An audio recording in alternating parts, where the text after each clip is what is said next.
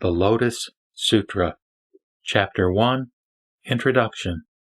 Translated into Chinese in the later Qin dynasty by the Tripitaka master Kumarajiva from Kucha. Translated from Chinese into English by Tsugunari Kubo and Akira Yuyama. Second Revised Edition. The unsurpassed, profound, and wonderful Dharma is difficult to encounter in hundreds of millions of eons. I now see and hear it, receive and uphold it, and I vow to fathom the Tathagata's true meaning. Thus have I heard. Once the Buddha was staying in the city of Rajagra on the mountain called Gradrakuta, together with a great assembly of 12,000 monks, all of whom were arhats whose corruption was at an end, who were free from the confusion of desire, who had achieved their own goals, shattered the bonds of existence, and attained complete mental discipline. Their names were Ajna Takaundinya, Maha Kasyapa, Uruvilvakyasapa, Gaya Kasyapa, Nadi Kasyapa, Sariputra, Mahamaugalyana, Mahakatyayana, Anriuda, Kafina, Gavampati, Revata, Pilandavasta, Bakula, Mahakaustila, Nanda, Sundaranda, Purnamatriani Putra, Subhuti, Ananda, and Raula. All of them were great arhats known to the assembly. There were, in addition, 2,000 others, both those who had more to learn and those who did not. The nun, Mahaprajapati, was there, together with her 6,000 attendants, and also the nun, Yashodhara, Raula's mother, together with her attendants. There were also 80,000 bodhisattva mahasattvas, all of whom were irreversible from highest complete enlightenment, Anuttara Samyak Sambodhi. They had attained the Dharinis, were established in eloquence, and had turned the irreversible wheel of the Dharma. Each had paid homage to countless hundreds of thousands of Buddhas, planted roots of merit in their presence, and had always been praised by those Buddhas. They had also cultivated compassion within themselves, skillfully caused others to enter the wisdom of a Buddha, obtained great wisdom, and reached the other shore. All of them were famous throughout countless worlds, and had saved innumerable hundreds of thousands of sentient beings. They were Manjusri, Avalokiteshvara, Mahastamaprapta, Nityodhyukta, Aniksiptadura, Ratnapani, Vaisayaraja, Pradhanasura, Ratnakandra, Kandraprabha, Purnakandra, Mahavikraman, Anantavikraman, Trailokyavikrama, Bhadrapala, Maitreya, Ratnakara, and Susa Thafaha. There were altogether 80,000 such bodhisattva mahasattvas. At that time, Sakra, king of the Devas, was also there, attended by 20,000 Devaputras. Kandra, Samantagada, and Ratnaprabha, and the great Devas of the four quarters were there, together with a retinue of 10,000 Devaputras. The Devaputras Isvara and Mahasvara were there, attended by 30,000 Devaputras. Brahma, the lord of the Saha world, as well as the great Brahma Sikhin and the great Brahma Jyotisprabha, were there, together with a retinue of 12,000 Devaputras. The 8 Naga kings, namely Nanda, Upanada, Sagara, Vasukin, Taksaka, Anavatapta, Manasvan, and Utpalaka, were also there, each of them surrounded by several hundreds of thousands of attendants. There were 4 kings of the Kimaras, whose names were Dharma, Sudharma, Mahadharma, and Dharmadhara, and each had several hundreds of thousands of attendants. The 4 kings of the Gandharvas were there. They were Manojna, Manojnavara, Madura, and Madurasvara, each of them also with several hundreds of thousands of attendants. There too were 4 kings of the Asuras, called Badin, Karaskanda, Bemasitra, and Rahu, each with several hundreds of thousands of attendants. Mahatejas, Mahakaya, Mahapurna, and Maharidiprata, the 4 kings of the Garudas, were there together with several hundreds of thousands of attendants. Finally, King Ajasatru, Vaidehi's son, was also there with several hundreds of thousands of his attendants. Each of them, after having bowed at the Buddha's feet, withdrew and sat to one side. At that time, the Bhagavat was respectfully surrounded by the fourfold assembly, i.e., monks, nuns, laymen, and laywomen, paid homage, honored, and praised. He then taught the Bodhisattvas the Mahayana Sutra called Immeasurable Meanings, the instruction for the Bodhisattvas, and the treasured lore of the Buddhas. After having taught this sutra, the Buddha sat cross-legged, entering the samadhi called the Abode of Immeasurable Meanings, and remained unmoving in both body and mind. Mandarava and Great Mandarava flowers, Manjusaka and Great Manjusaka flowers then fell like rain from the sky, scattering upon the Buddha and all of his attendants, and the whole Buddha world quaked in 6 ways. At that time, the whole assembly of such humans and non-humans as monks, nuns, laymen and laywomen, the devas, nagas, yaksas, Gandharvas, Asuras, Garudas, Kimnaras, Mahoragas, kings and noble empires, having experienced something unprecedented, were filled with joy, and with their palms pressed together, they gazed attentively at the Buddha. Then the Buddha emitted a ray of light from the tuft of white hair between his eyebrows. It illuminated all the 18,000 worlds in the east, known as far as the lowest hell, Avici, and up as high as the Akanistha heaven. All the sentient beings in those worlds, living in the 6 transmigratory states, became visible from this world. The Buddhas in those worlds were also seen, and the Dharma they were teaching could be heard.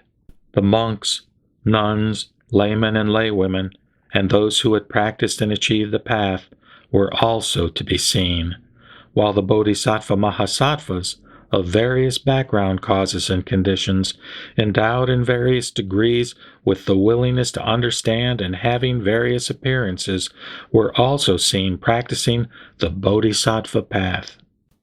All of the Buddhas who had achieved parinirvana were seen, as well as their relic stupas made of the 7 precious treasures. At that moment, it occurred to Bodhisattva Maitreya, quote, "The Bhagavat has now manifested the sign of great transcendent power. What could be the reason for this marvel? The Buddha, the Bhagavat, has now entered samadhi. Whom should I ask about this wonderful marvel? Who would be able to answer my question?" Then he thought further, quote, "This Manjushri, prince of the Dharma, has closely attended and paid homage to innumerable Buddhas of the past. He must certainly have seen such a marvelous sign before. I should ask him now." At the same time, it occurred to the monks, nuns, laymen and laywomen, devas, nagas, yaksas, and others, quote, "Now, whom should we ask about the illumination and marvelous sign of this Buddha?" Then Bodhisattva Maitreya, wanting to clear up his own confusion, and knowing the minds of the fourfold assembly of monks, nuns, laymen and laywomen, and of the nagas, yaksas, and other beings in that gathering, asked Manjushri, quote, "What is the reason for this marvelous sign? this great ray of light that illuminates the 18,000 worlds in the east and renders visible the adornments of all the Buddha worlds. Thereupon, Bodhisattva Maitreya, wanting to elaborate the meaning of this further, spoke to Manjushri in verse. O Manjushri, why has the leader emitted this great ray of light far and wide from the tuft of white hair between his eyebrows, raining down Mandarava and Manjusaka flowers, and gladdening the people with the fragrant winds of sandalwood? For this reason the earth is completely adorned, and this world quakes in 6 ways, and the fourfold assembly is completely enraptured, delighted in body and mind at the experience of such an unprecedented marvel. From the depths of the Avicii hell up to the summit of existence, the ray of light from between his eyebrows illuminates the 18,000 worlds, which shimmer like gold, and throughout all these worlds the births and deaths of the living beings of the 6 transmigratory states of existence, and the good and bad deeds through which they have received good and bad consequences, are all to be seen from here. The Buddhas, the sage lords who teach the subtle and supreme sutra, are also seen. Uttering soft sounds with their pure voices, they teach innumerable myriads of kotis of bodhisattvas.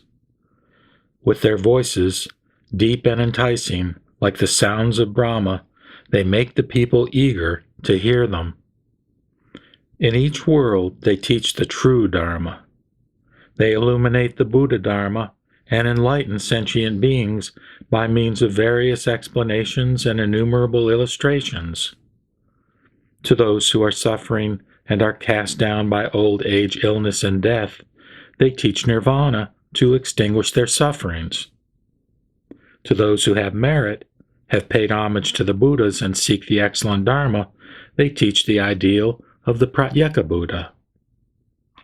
To those heirs of the Buddhas who have practiced in various ways and are seeking the utmost wisdom, they teach the pure path.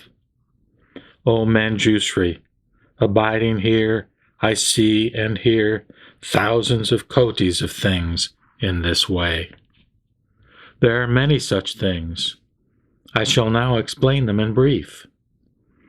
In these worlds I see bodhisattvas, equal in number to the sands of the Ganges River, seeking the path of the Buddhas according to their various situations. Some undertake the practice of giving gifts, joyfully giving gold, silver, coral, pearls, jewels, conch shells, agates, diamonds, servants, carts, and ornamented litters. They give these things joyfully, transferring the merit to the path of the Buddhas, wishing to obtain this vehicle, which is the highest in the 3 worlds and praised by all the Buddhas. Other bodhisattvas give gifts such as ornamented carts yoked with 4 horses and furnished with railings, canopies, and decorative eaves. Moreover, I see bodhisattvas who, seeking for the highest path, give gifts such as their bodies, flesh, hands, and feet, as well as their wives and children. Moreover, I see bodhisattvas who are joyfully giving their heads, eyes, and bodies, while searching for the wisdom of the Buddhas. O Manjushri, I see kings making pilgrimages to the Buddhas, asking about the highest path, abandoning their prosperous lands, palaces, subjects, and harems, shaving their heads and beards, and wearing the robes of the Dharma. I see some bodhisattvas becoming monks, dwelling apart in tranquility, reciting the sutras with contentment. I also see bodhisattvas persistent and courageous, going into remote mountains and contemplating the Buddha path. I see some abandoning worldly desires, dwelling always in lonely places, practicing profound meditations, and obtaining the 5 transcendent powers. I see bodhisattvas meditating with palms pressed together, praising the kings of the Dharma with thousands of myriads of verses. I also see bodhisattvas profound in wisdom and firm in resolution, asking the Buddha's questions, listening carefully, and retaining everything. Furthermore, I see heirs of the Buddhas, endowed with concentration and wisdom, teaching the Dharma by innumerable illustrations for the benefit of living beings, leading and inspiring the Bodhisattvas by joyously teaching the Dharma, destroying Mara and his minions, and beating the drums of the Dharma. I also see Bodhisattvas who are tranquil and silent in ease, and never exult, even in the homage paid by Devas and Nagas. I see Bodhisattvas dwelling in forests, radiating light, alleviating the suffering of beings in the hells, and causing them to enter the Buddha path. I also see heirs of the Buddha who have never fallen asleep, and are constantly wandering in forests in search of the Buddha path. I see some who are pure like jewels, endowed with integrity and faultless in behavior, in search of the Buddha path. Furthermore, I see heirs of the Buddha in search of the Buddha path who have the power of perseverance and patiently endure those of excessive pride who abuse them verbally and physically. I see bodhisattvas who have been searching for the Buddha path for thousands of myriads of kotis of years, and who have renounced idlers and foolish companions and approached the wise. Having single-mindedly rid themselves of inner confusion, they are meditating in mountain forests. I also see bodhisattvas seeking for the highest path who are giving food and drink and 100 kinds of medicine to the Buddha and the Sangha. They give superb garments and clothing worth thousands of myriads and priceless robes to the Buddha and the Sangha. They give thousands of myriads of kotis of treasured monasteries made of sandalwood and various kinds of excellent bedding to the Buddha and the Sangha. They give clean garden groves full of flowers and fruits, fountains and bathing pools to the Buddha and the Sangha. Thus they give such various excellent things with joy and vigor, seeking the supreme path. There are also bodhisattvas who are teaching innumerable sentient beings the Dharma of tranquility in various ways. Furthermore, I see bodhisattvas who have perceived the essential character of all dharmas or phenomena to be without duality, just like empty space. I also see heirs of the Buddha who are seeking the highest path through this subtle wisdom, their minds free of attachment. O Manjusri, there are bodhisattvas who pay homage to the relics of the Buddhas after their parinirvanas. I also see heirs of the Buddhas who have built stupas as numerous as the sands of the Ganges River, with which to decorate the Buddha worlds. These jeweled stupas are magnificent, 5,000 yojanas in height and 2,000 yojanas in both length and width. On each of these stupas are 1,000 banners, flags, and canopies, and jeweled bells ringing harmoniously. And devas, nagas, humans and non-humans constantly give offerings of perfume, flowers, and music to them. O Manjusri, the heirs of the Buddhas have decorated the stupas in order to pay homage to the relics. These worlds have been spontaneously made as extraordinarily beautiful as the king of the heavenly trees when his flowers bloom. Because the Buddha has emitted this ray of light, I and those with me in the assembly can see these worlds of marvelous and varied beauty. The wisdom and transcendent powers of all the Buddhas are extraordinary. By emitting a single ray of light, he has illuminated innumerable lands. Seeing this, we attain that which we have not met with before. O Manjusri, heir of the Buddhas, we entreat you to rid us of our confusion. The fourfold assembly is joyfully looking up at you and me. Why did the Bhagavad emit this ray of light? O heir of the Buddhas, now answer. Resolve our confusion and gladden us. Why is he emitting this ray of light?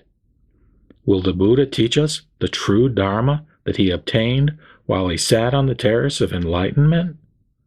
Will he predict enlightenment to us?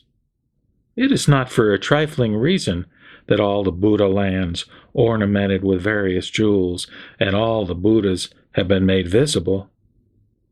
O Manjusri, you should know that the fourfold assembly, Nagas and Devas, look forward to hearing what you shall reveal. Close quote.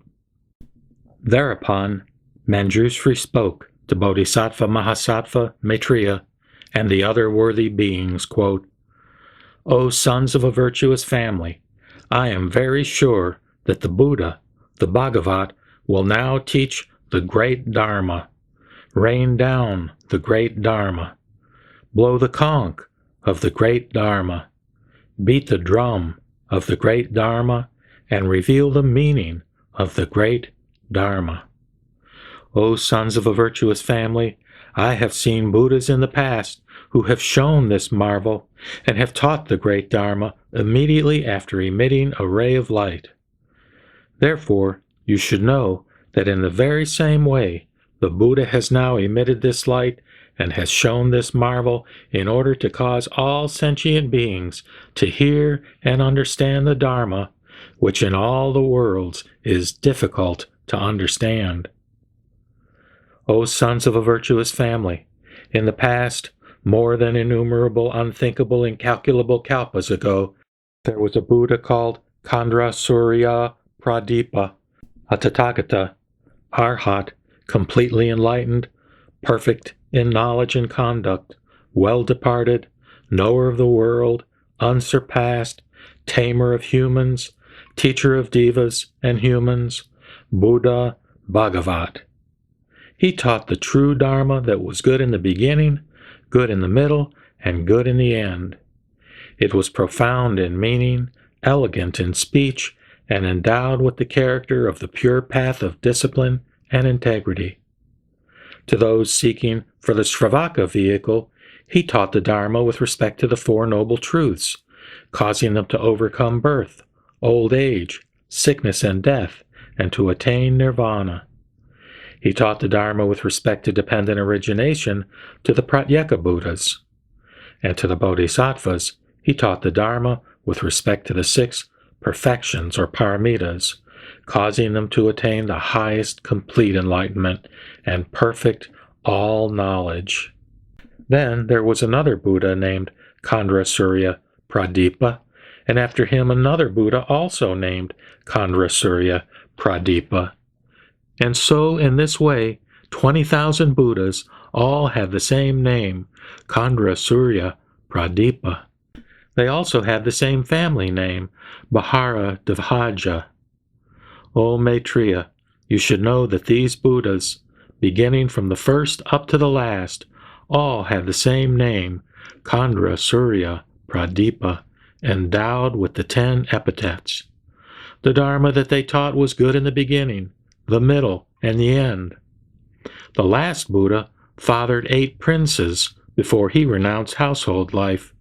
The first was called Mati, the second Sumati, the third Anatamati, the fourth Ratimati, the fifth was called Vishasamati, the sixth Vimati Samughatin, the seventh Gohoshamati, and the 8th was called Dharmamati.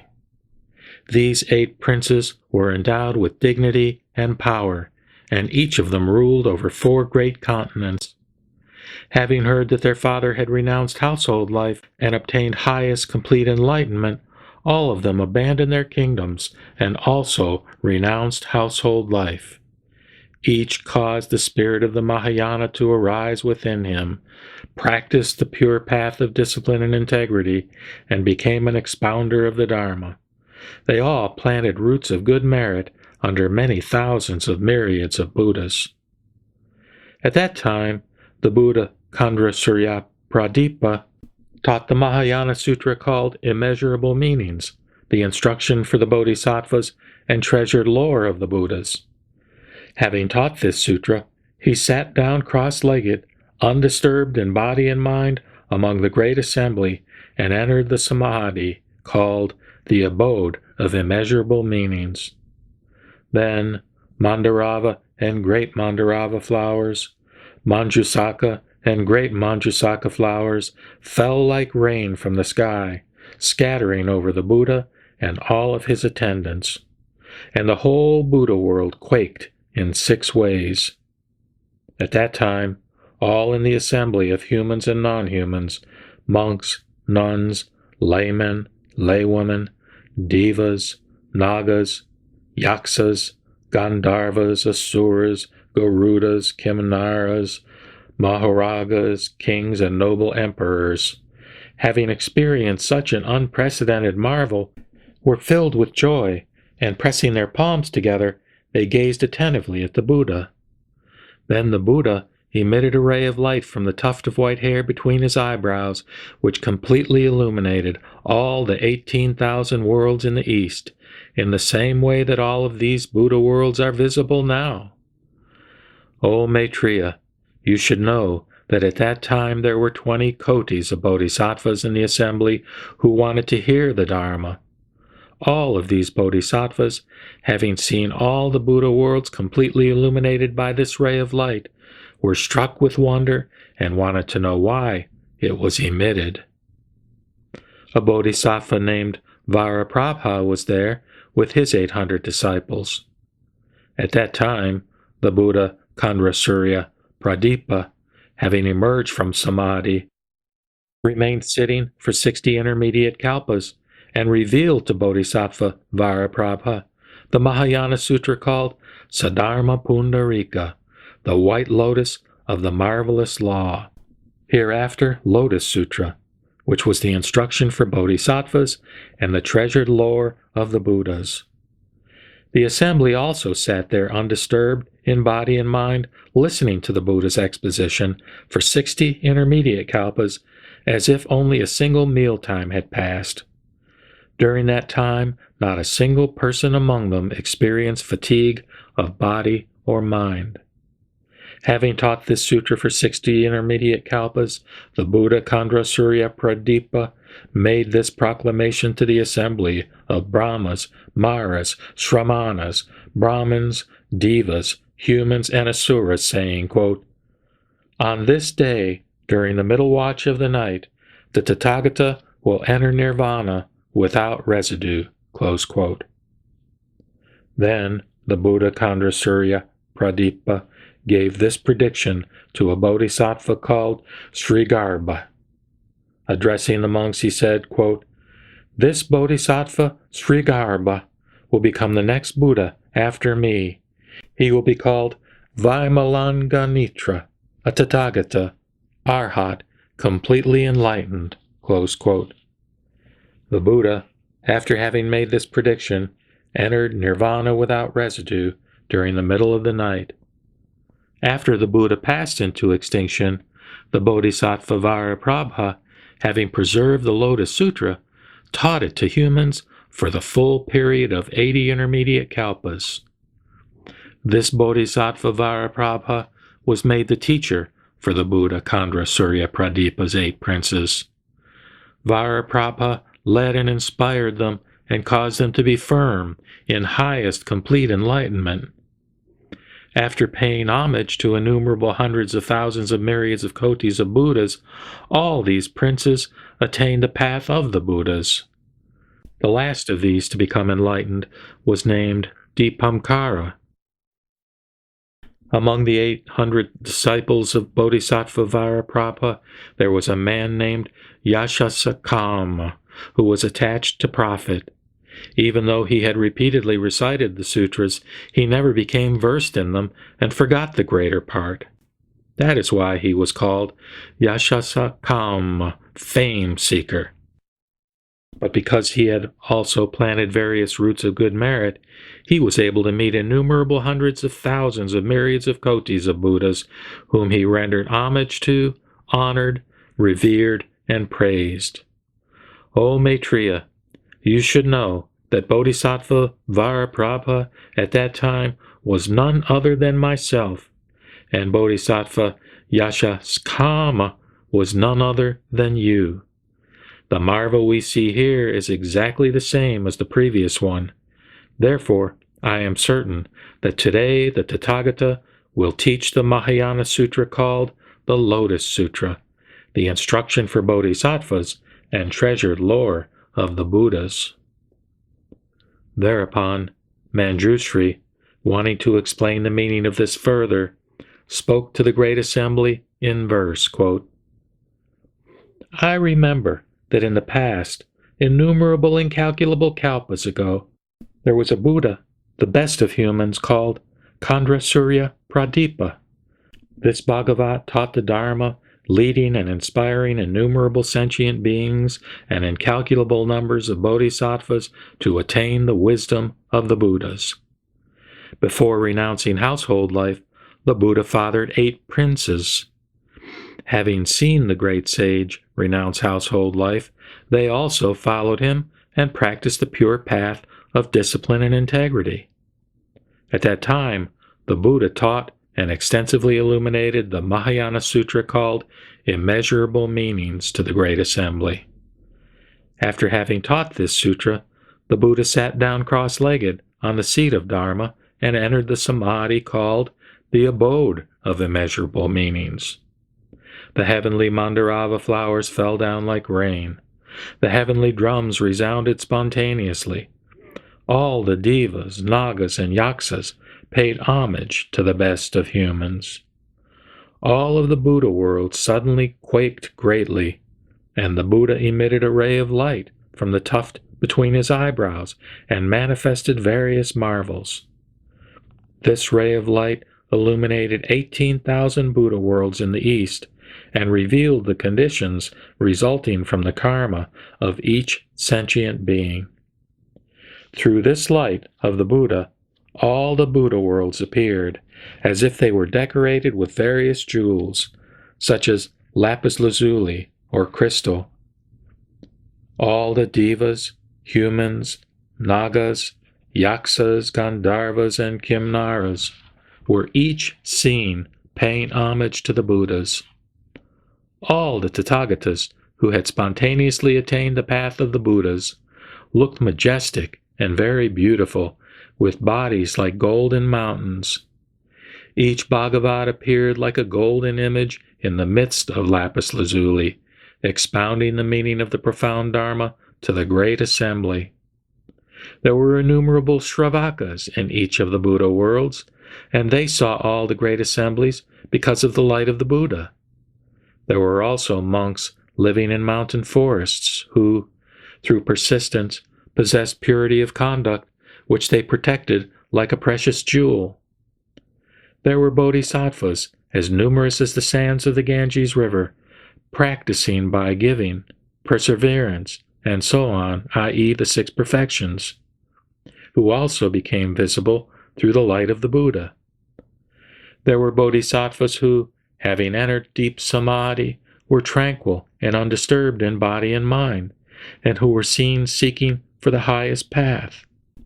There were also bodhisattvas who, knowing the tranquil character of the Dharma, were seen teaching the Dharma and seeking the path of the Buddhas in each of the Buddha worlds.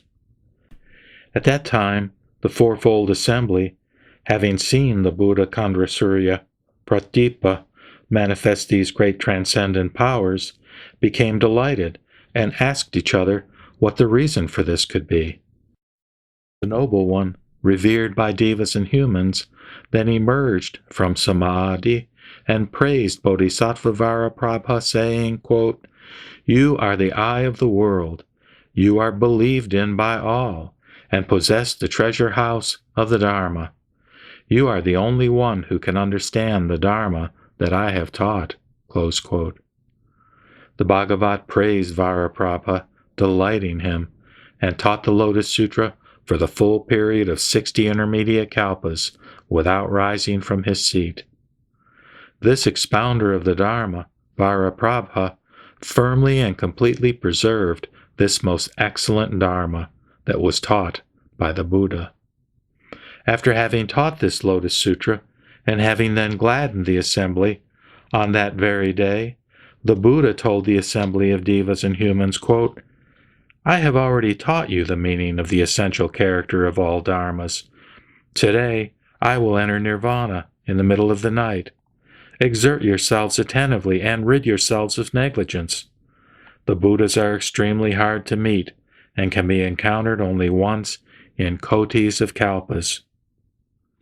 All the sons of the Bhagavat, on hearing that the Buddha was to enter nirvana, became sad, thinking, quote, "Why will the Buddha enter nirvana so soon?" The noble Lord, the king of the Dharma, consoled the innumerable beings, saying, quote, "Do not fear after I enter nirvana. This bodhisattva, Sri Garbha, has fully realized the true character of freedom from corruption.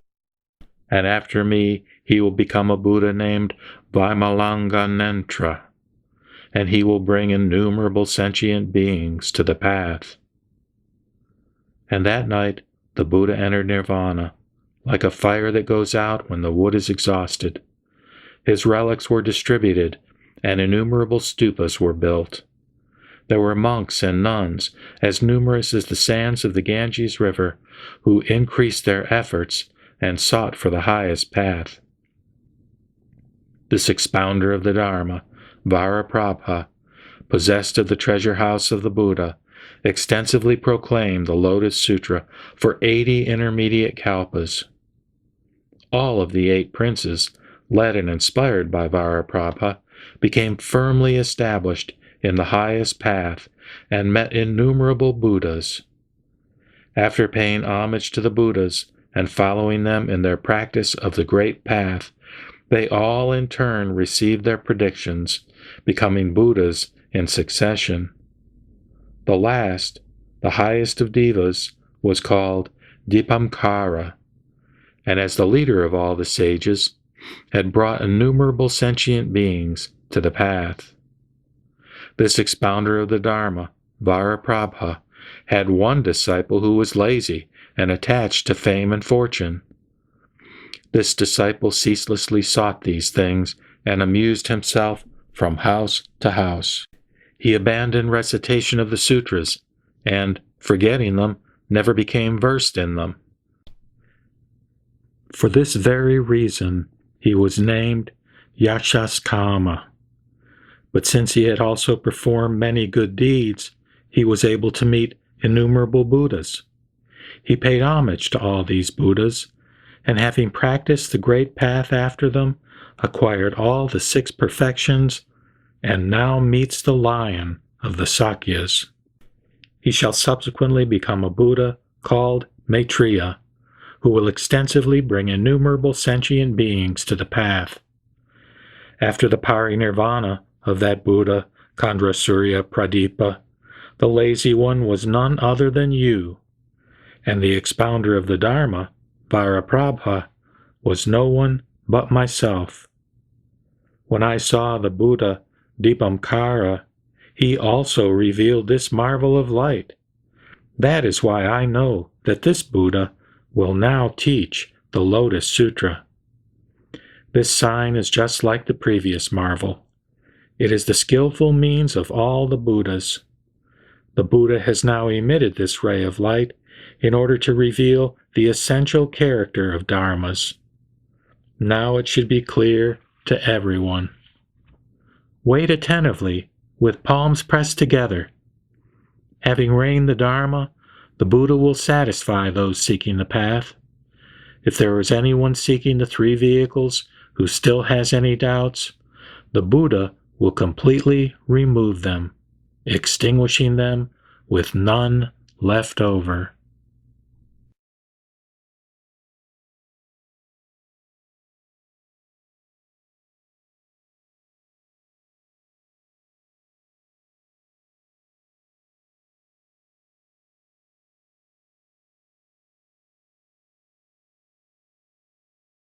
The Lotus Sutra, Chapter 2, Skillful Means. At that time, the Bhagavat arose tranquilly with insight out of samadhi and addressed Sariputra, quote, "Profound and immeasurable is the wisdom of the Buddhas. The gate to their wisdom is hard to enter and difficult to understand. None of the Shravakas and Pratyeka Buddhas may be capable of understanding it. Why is this? The Buddhas have closely attended innumerable hundreds of thousands of myriads of kotis of other Buddhas. They have exhaustively carried out practices with courage and persistence under uncountable numbers of Buddhas, their names becoming universally renowned. They have perfected this profound and unprecedented Dharma, and their intention in adapting their explanations to what is appropriate is difficult to understand. O Sariputra, after attaining Buddhahood, I expounded the teaching extensively, with various explanations and illustrations, and with skillful means led sentient beings to rid themselves of their attachments. Why is this? Because all the Tathagatas have attained perfect mastery of skillful means, wisdom, and insight. O Sariputra, the wisdom and insight of the Tathagatas is extensive, profound, immeasurable, and unhindered. They are possessed of power, fearlessness, meditation, liberation, and samadhi that is profound and endless.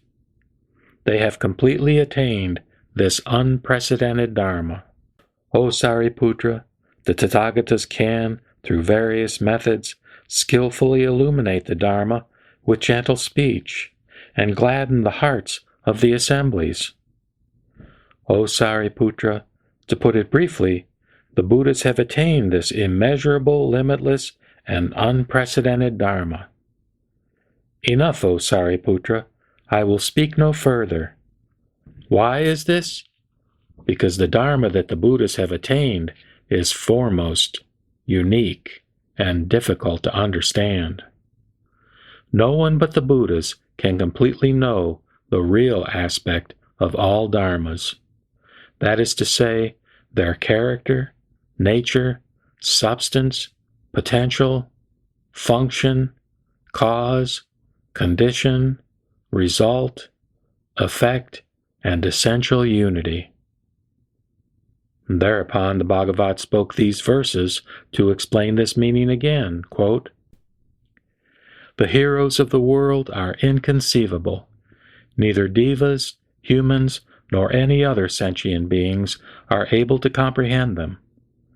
No one is able to discern the power, fearlessness, liberation, samadhi, and other attributes of the Buddhas. Formerly, under innumerable Buddhas, they have fully accomplished their practices and the Dharma, which is profound and excellent, hard to perceive, and difficult to understand. Having pursued these practices for innumerable kotis of kalpas, I attained the result on the terrace of enlightenment and understood completely. I and the Buddhas of the 10 directions know such matters, such as the great results and rewards, and the meaning of various aspects and characteristics. It is impossible to explain this Dharma. The powers of speech fail.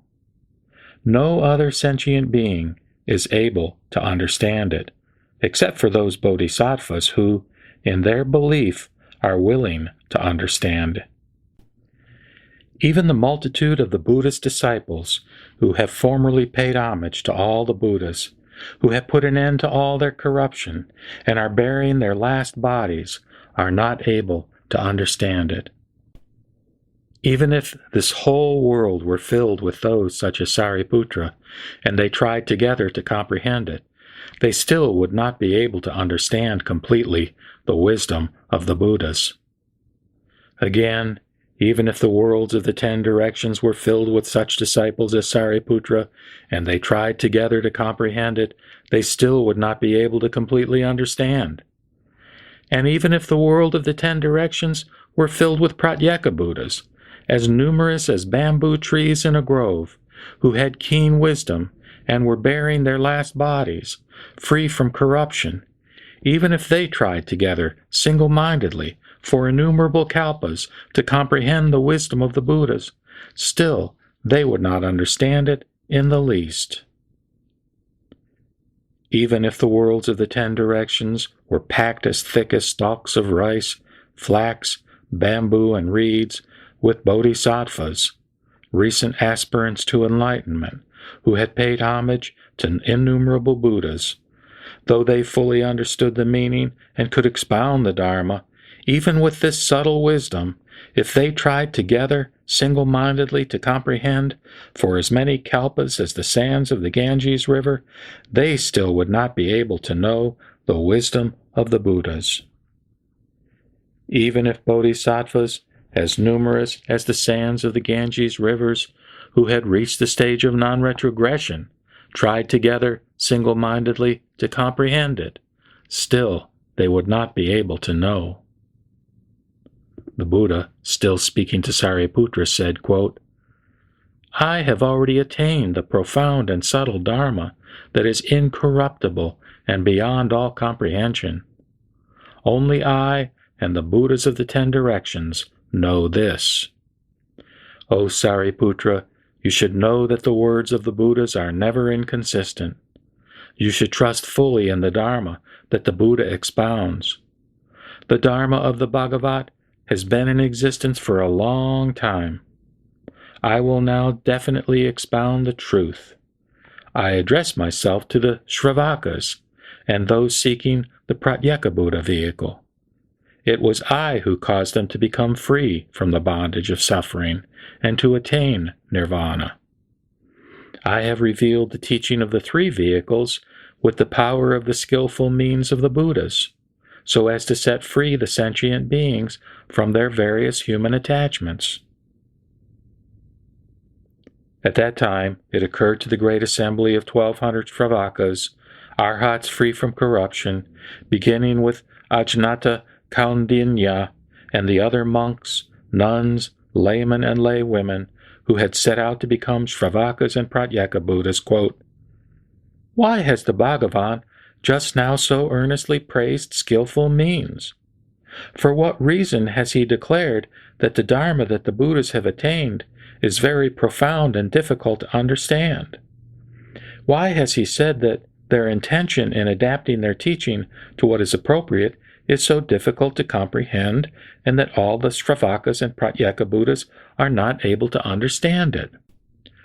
As long as the Buddha taught the meaning of the single liberation, we thought we had attained that Dharma and achieved nirvana, but now we do not understand what he means. At that time, Sariputra, aware of the confusion of the fourfold assemblies, and himself also feeling confused, addressed the Buddha, saying, quote, O Bhagavat, for what reason and on what grounds have you so earnestly praised the unique skillful means of the Buddhas and the profound and subtle Dharma that is difficult to understand? Never before have I heard such a thing from the Buddha. Now, Bhagavat, I entreat you to explain this, because the fourfold assemblies are confused. O Bhagavat, why have you so earnestly praised the Dharma that is profound, subtle, and difficult to understand? Thereupon, Sariputra, wanting to further explain what he meant, spoke these verses, quote, O great seer, son of wisdom, now, after a long time, you have taught this Dharma, saying, quote, I have attained the inconceivable Dharma, that is to say, power, fearlessness, samadhi, meditation, and liberation. No one has ever questioned the Dharma that I attained on the terrace of enlightenment. No one has ever questioned my intentions, so difficult to conceive. Close quote. Without being asked, you explained it by yourself and praised the path you have practiced, saying, quote, the wisdom of the Buddhas have attained is extremely subtle. Close quote. The arhats, free from corruption, and those seeking nirvana have fallen into confusion. Why has the Buddha said this? Those seeking to become pratyeka Buddhas, monks, nuns, devas, nagas, yaksas, Gandharvas, and the others glanced at each other in confusion, and, looking toward the best of humans, asked, quote, O Buddha, we entreat you to explain why this is so. Close quote. The Buddha has said that I am the foremost among the Shravakas, yet now I am confused about my own knowledge and unable to understand. Is it the ultimate Dharma? Is it a path to be practiced? The sons born from the mouths of the Buddhas stand waiting with palms pressed together, looking at the Buddha. I entreat you to proclaim the truth, speaking in the finest voice. The devas, nagas, and others, as numerous as the sands of the Ganges River, as many as 80,000 bodhisattvas who are seeking Buddhahood, and noble emperors who have come from myriads of kotis of countries, are all standing respectfully with palms pressed together, asking how to accomplish the path. Then the Buddha addressed Sariputra, saying, quote, Enough, enough, speak no more. If I explained this matter, the devas and humans in all the worlds would be astounded.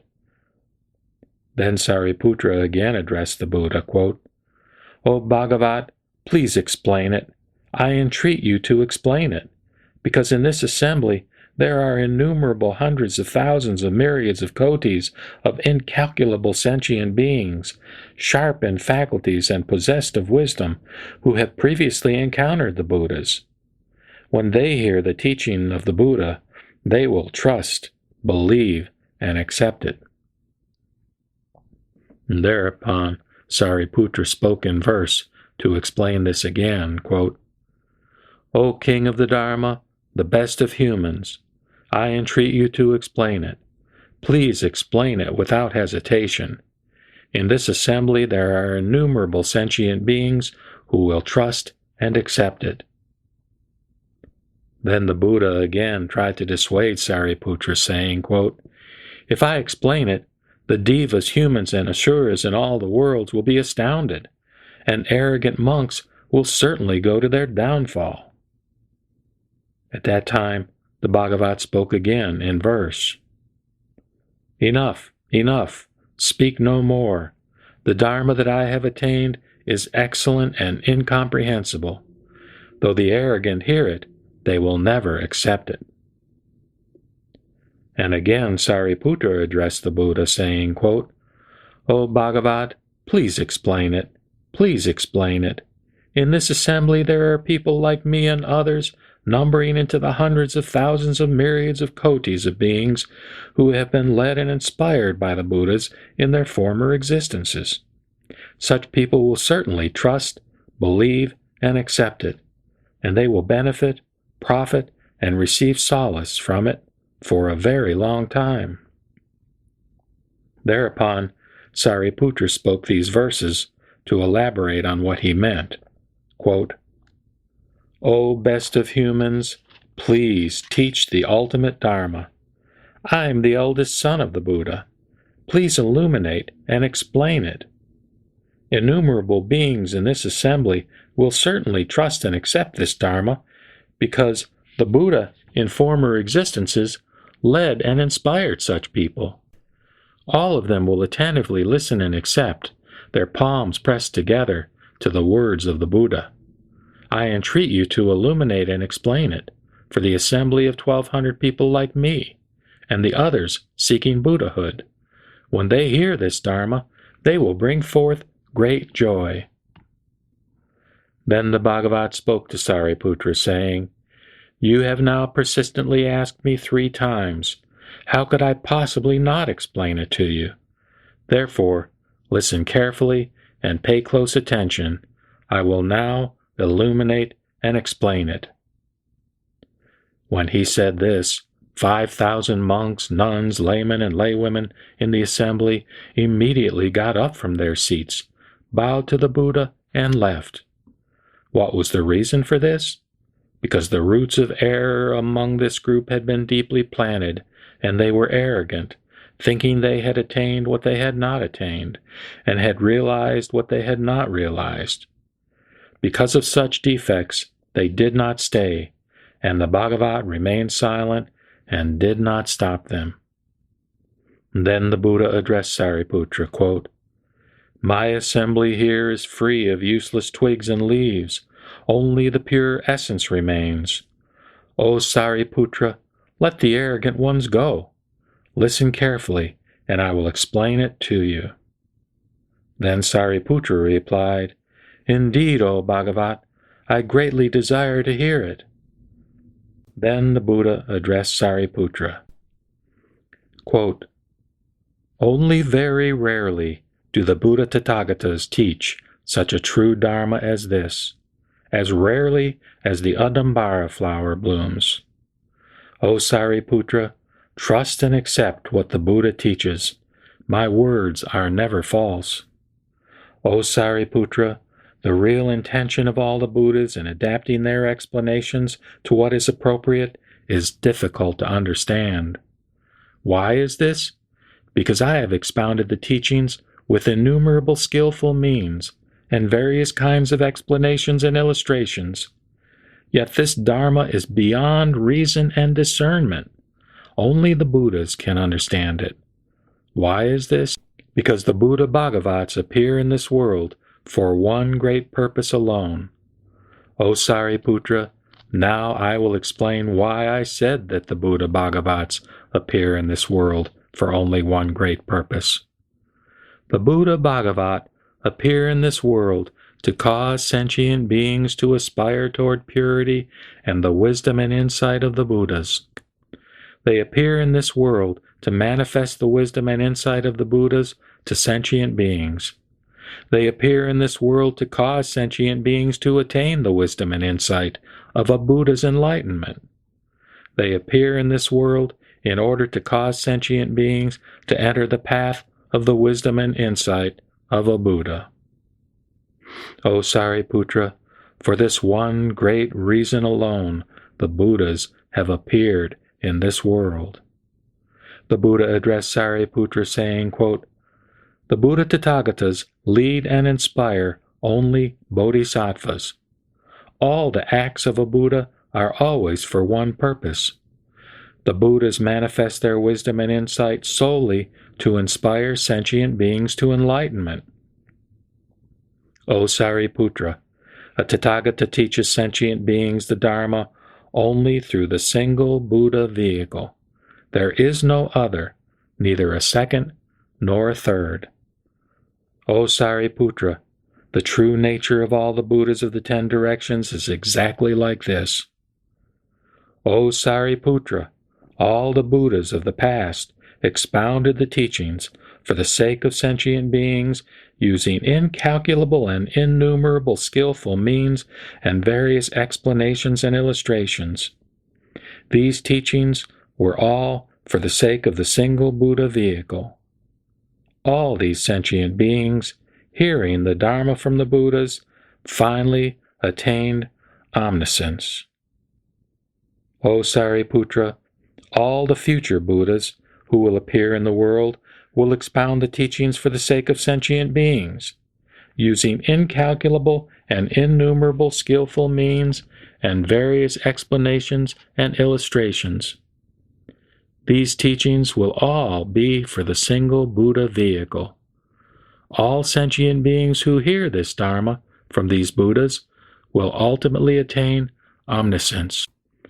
O Sariputra, all the Buddha Bhagavats of the present, in immeasurable hundreds of thousands of myriads of kotis of Buddha worlds of the 10 directions, teach the Dharma to sentient beings, using incalculable and innumerable skillful means with various explanations and illustrations to benefit many of them and cause them to feel at peace. These Dharmas are all of the single Buddha vehicle. all the sentient beings who hear the Dharma from these Buddhas will ultimately attain omniscience. O Sariputra, these Buddhas lead and inspire only bodhisattvas because they want to teach sentient beings with the wisdom and insight of the Buddha, to enlighten sentient beings with the wisdom and insight of the Buddha, and to cause sentient beings to enter the path of the wisdom and insight of the Buddha. O Sariputra, I too am now like this. Having understood the various desires and deep-rooted inclinations of sentient beings, I teach the Dharma according to their capacities through the power of skillful means, using various explanations and illustrations. O Sariputra, I do this in order to cause them to attain the omniscience of the single Buddha vehicle. O Sariputra, since there is no second vehicle in the worlds of the 10 directions, how could there be a third? O Sariputra, the Buddhas appear in the world of the 5 defilements, which are the defilement of the kalpa, the defilement through desire's confusion, the defilement of sentient beings, the defilement of views, and the defilement of lifespan. Therefore, O Sariputra, in the period of the decadent kalpa, because sentient beings are filthy, greedy, jealous, and develop roots of error, all the Buddhas illuminate the 3 vehicles with the power of skillful means in order to teach the single Buddha vehicle. O Sariputra, if any of my disciples declare that they are arhats or pratyeka Buddhas and do not listen or comprehend that all the Buddha Tathagatas teach only the bodhisattvas, they are not disciples of the Buddhas, nor are they arhats or pratyeka Buddhas. Again, O Sariputra, if there are any monks or nuns who would declare that they have attained arhatship, that they are bearing their last bodies and are destined for complete nirvana, and yet who have not sought highest complete enlightenment, they should be considered arrogant people, because there is no case in which a monk who has actually achieved arhatship does not believe in this Dharma, except after the Buddha has entered parinirvana and there is no Buddha present. What is the reason for this? Because after the parinirvana of the Buddha, it is hard to find people who preserve, recite, and understand the meaning of the sutras like this.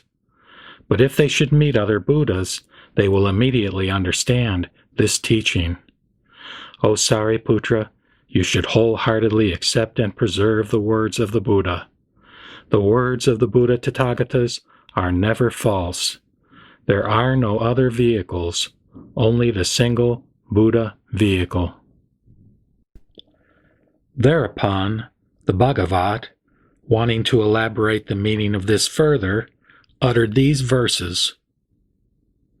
In the fourfold assembly, there were 5,000 monks and nuns who were excessively proud, laymen who were arrogant, and lay women who were unaccepting. They did not see their own defects, being faulty in self-discipline, and clung to their shortcomings. These of little wisdom have already left. Through the virtuous dignity of the Buddha, the dregs of the assembly have departed. Having little virtue, these people were incapable of accepting this Dharma. Free of useless twigs and leaves, only the pure essence of this assembly remains. O Sariputra, listen carefully. All the Buddhas teach the Dharma that they have attained through the immeasurable power of skillful means for the sake of sentient beings. Completely knowing their intentions, their various ways of practice, their wishes and capacities, and the good and bad karma of their previous lives, the Buddha gladdens all sentient beings with the power of words and skillful means, using examples and illustrations. The Buddha teaches by means of sutras, verses, stories of his past deeds and of past events, miraculous tales, explanatory tales, allegories, poems, and exegesis.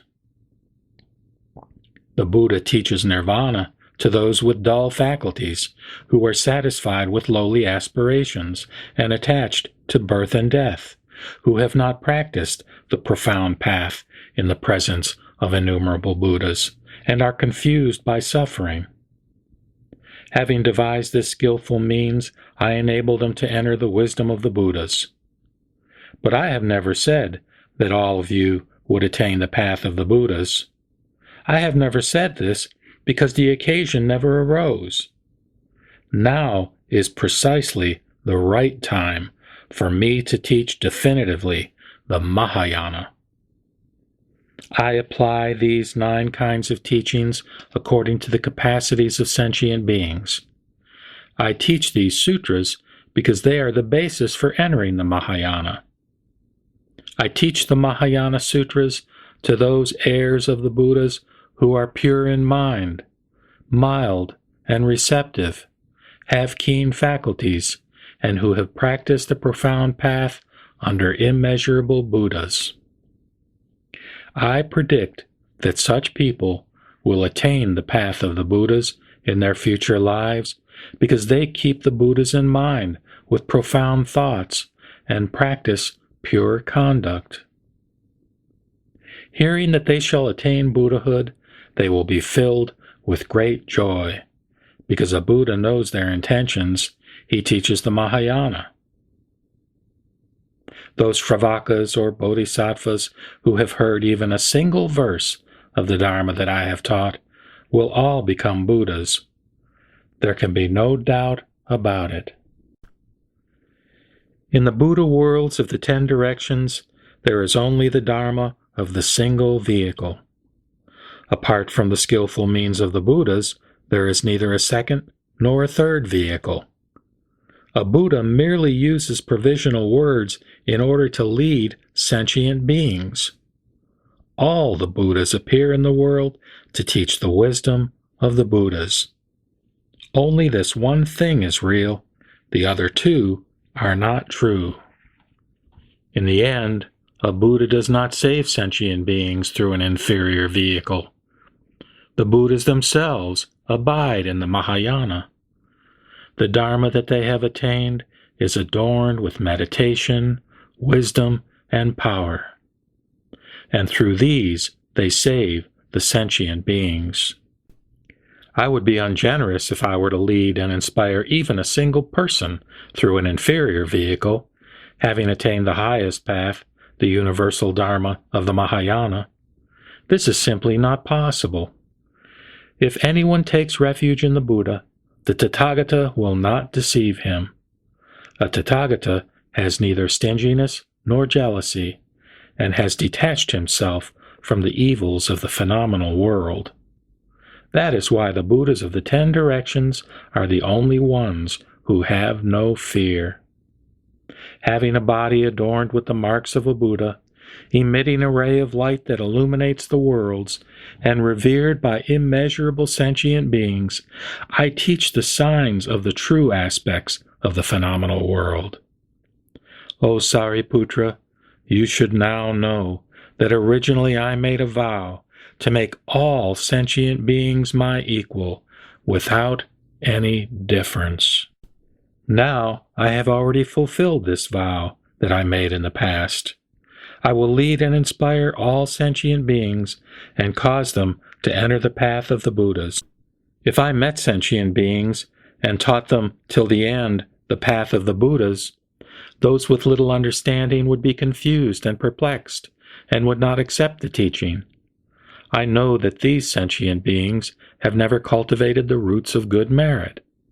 They are attached to the desires of the 5 senses, disordered by delusion and passion, and have fallen into the 3 troubled states of being because of these desires. They are wandering through the 6 transmigratory states, tormented by every kind of suffering. They are continually being born as tiny embryos in one world after another. These people of few qualities and little merit are afflicted by various sufferings. They enter into the jungle of 62 false views, such as, quote, this exists, or, quote, this does not exist.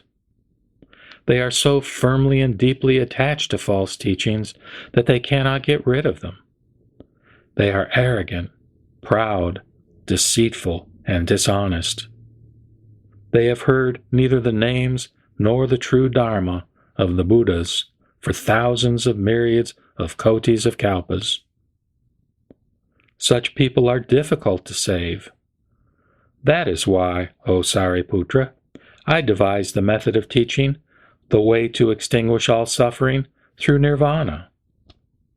Even though I taught nirvana, it is not the true extinction. Every existing thing from the very beginning has always had the mark of quiescence. The heirs of the Buddhas who practice this path will thereafter become Buddhas in the future. With the power of skillful means, I have presented the teachings of the three vehicles. Yet all of the Bhagavats teach the path of the single vehicle.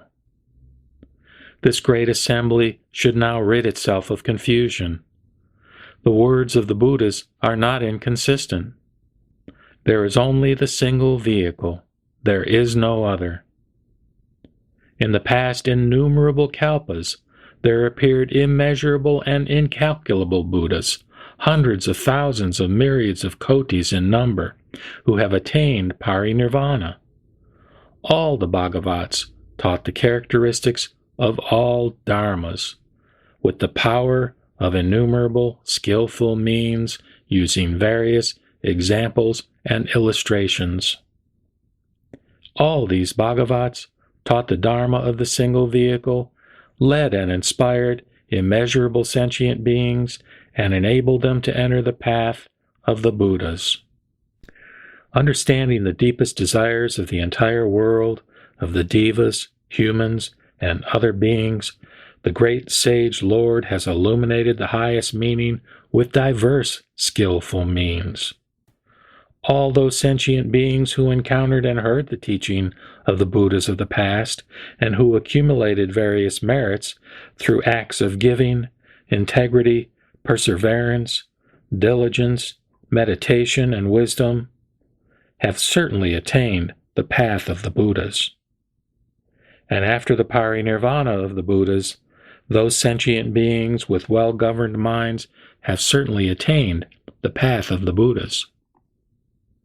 After the Buddhas attained parinirvana, all those who paid homage to the relics, who made myriads of kotis of stupas, extensively and beautifully adorned with gold, silver, crystal, mother of pearl, agate, ruby, lapis lazuli, and pearl. Those who made rock stupas, stupas out of sandal, aloe, deodar, and other woods, as well as brick, tile, mud, and other materials. All those who made Buddha stupas out of piles of earth in desolate places, and even children in play who made Buddha stupas out of heaps of sand. All such people have certainly attained the path of the Buddhas. And all those who made images of the Buddhas, carved with their extraordinary marks, have certainly attained the path of the Buddhas. All those who made Buddha images out of the 7 treasures, decorated with brass, copper, pewter, lead, tin, iron, wood, mud, glue, lacquer, and cloth, have certainly attained the path of the Buddhas. All those who made or had others make Buddha images painted with the 100 embellishing marks of merit have certainly attained the path of the Buddhas. This even includes children in play who have drawn a Buddha image with a blade of grass or a twig, brush, or fingernail. Such people, having gradually accumulated merit and perfected great compassion, have certainly attained the path of the Buddhas. Leading and inspiring the bodhisattvas, they save countless sentient beings. all those who paid homage to stupas, sculpted or painted images, honoring them with flowers, perfumes, banners, and canopies, those who paid homage with all kinds of sweet music, with drums, horns, conchs, pipes, flutes, lutes, harps, mandolins, gongs, and cymbals, those who joyfully praise the qualities of the Buddhas with various songs, or even with a single low-pitched sound, have certainly attained the path of the Buddhas. Those who, even with distracted minds, have offered a single flower to a painted image, will in time see innumerable Buddhas. Or those who have done obeisance to images, or merely pressed their palms together, or raised a single hand, or nodded their heads, will in due time see immeasurable Buddhas. They will attain the highest path and extensively save innumerable sentient beings. They will enter nirvana without residue, just as a fire goes out after its wood is exhausted. Those who, even with distracted minds, entered a stupa compound and chanted but once homage to the Buddha, have certainly attained the path of the Buddhas. Anyone who heard this teaching, either in the presence of a past Buddha or after their parinirvana, has certainly attained the path of the Buddhas. The future Bhagavats, Tathagatas, immeasurable in number, will teach the Dharma with skillful means. All the Tathagatas will save sentient beings with immeasurable skillful means, causing them to enter the wisdom of the Buddhas that is free from corruption. Of those hearing this Dharma, there will be no one who will not become a Buddha.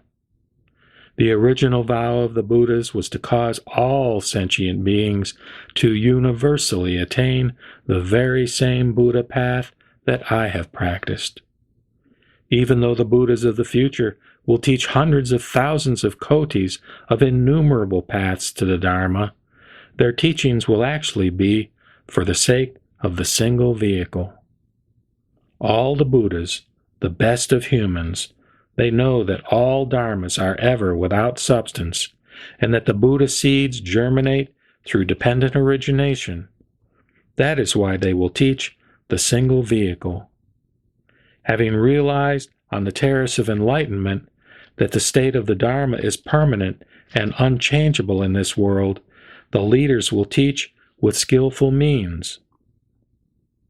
The present Buddhas of the 10 directions, as numerous as the sands of the Ganges River, revered by devas and humans, appear in the world and teach this Dharma to make sentient beings feel at peace. They know the utmost tranquility, and although they teach various paths with the power of skillful means, their teachings are actually for the Buddha vehicle.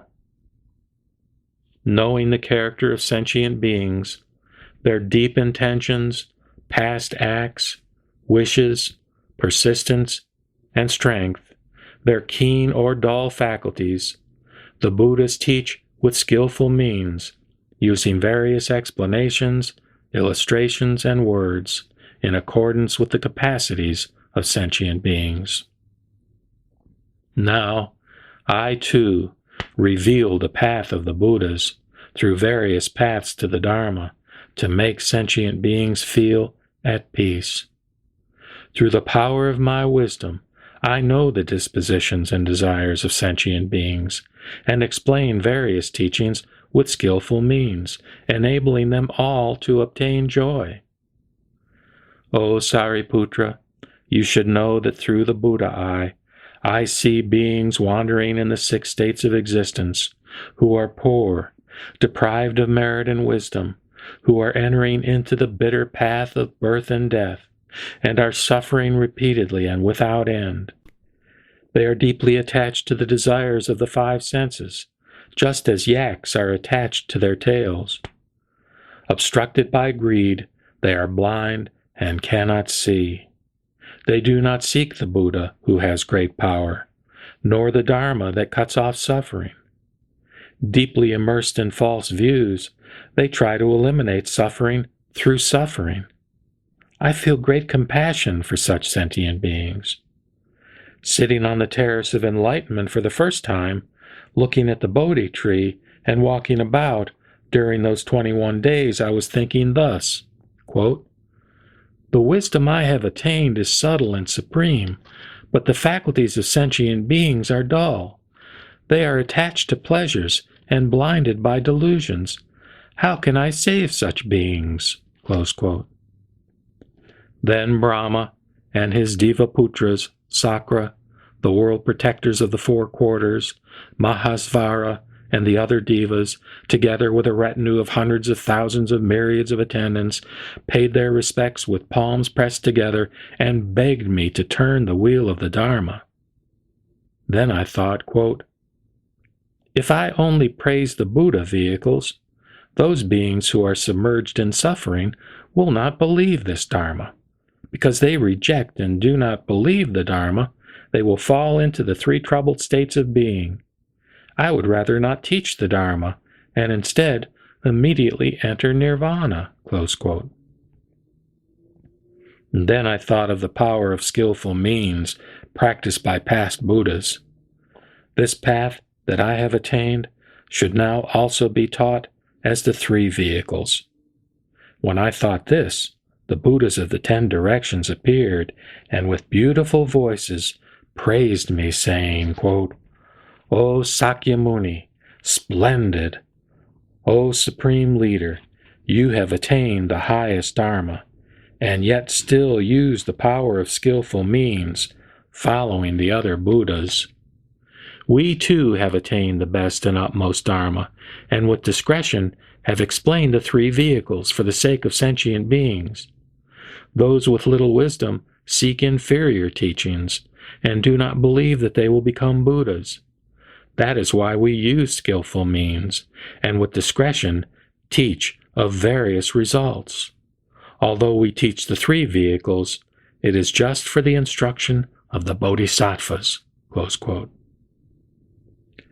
O Sariputra, you should know that when I heard this profound and beautiful roar of the noble lions, I chanted with joy, "Homage to the Buddhas." And I thought, since I have been born in this defiled world, I will follow the other Buddhas and expound what they have expounded. After contemplating this, I set out for Varanasi. All dharmas have the tranquil character of the Dharma. This could not be expressed in words, so I taught the 5 monks through the power of skillful means. This I named, quote, "Turning the Wheel of the Dharma," and immediately the word nirvana appeared in it, and the different designations for arhat, dharma, and sangha. From a great many kalpas ago, I have always taught like this. I have praised and illuminated the teaching of nirvana, saying that it ends the sufferings of birth and death. O Sariputra, you should know that I see the immeasurable thousands of myriads of kotis of the Buddha's heirs, who, having set out for the Buddha path, and heard the Dharma explained with skillful means, have respectfully come before the Buddha.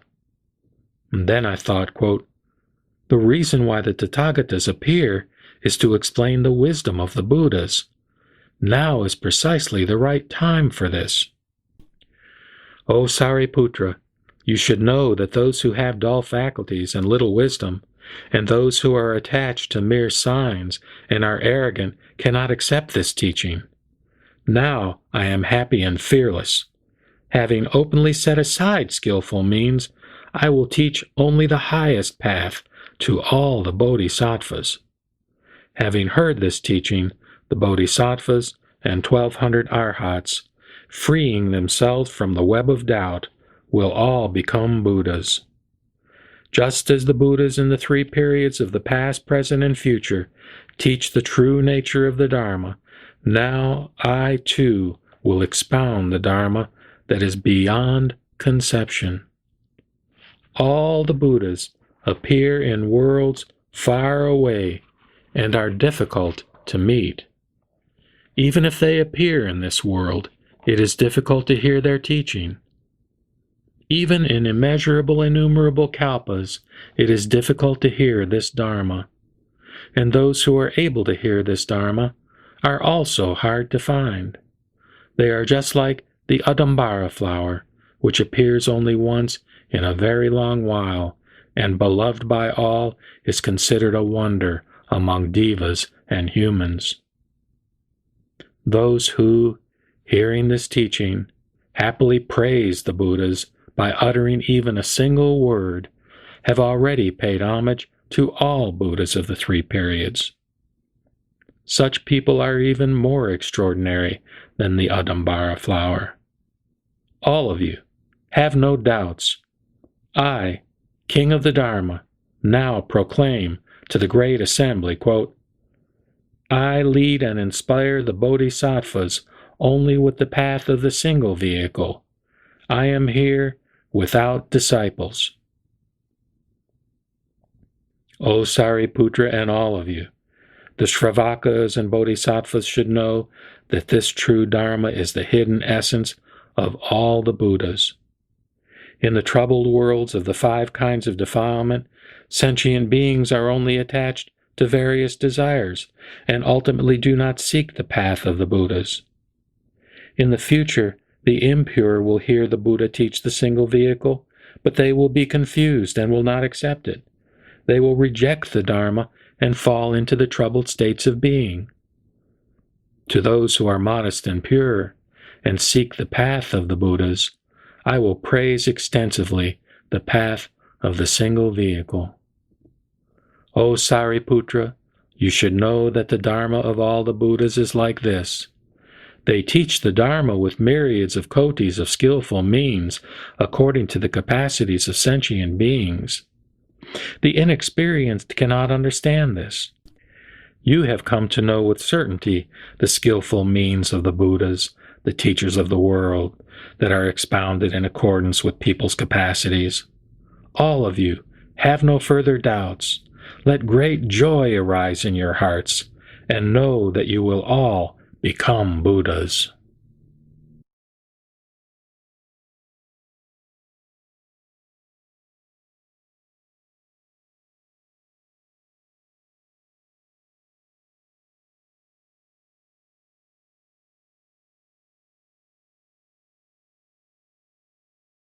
The Lotus Sutra, Chapter 3, A Parable.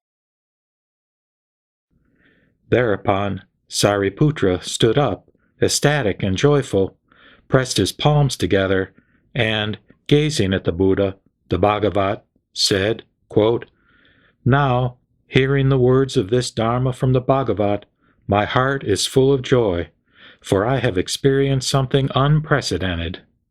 What is the reason for this? In the past, when I heard this Dharma from the Buddha and saw the Bodhisattvas receive their predictions, I was not included. I grieved because I thought I had been deprived of the immeasurable wisdom and insight of the Tathagata. O Bhagavat, while I was dwelling alone under forest trees, whether sitting or walking, I was constantly thinking this, quote, Since we have also realized the true nature of the Dharma, why has the Tathagata tried to save us with the teachings of the inferior vehicle?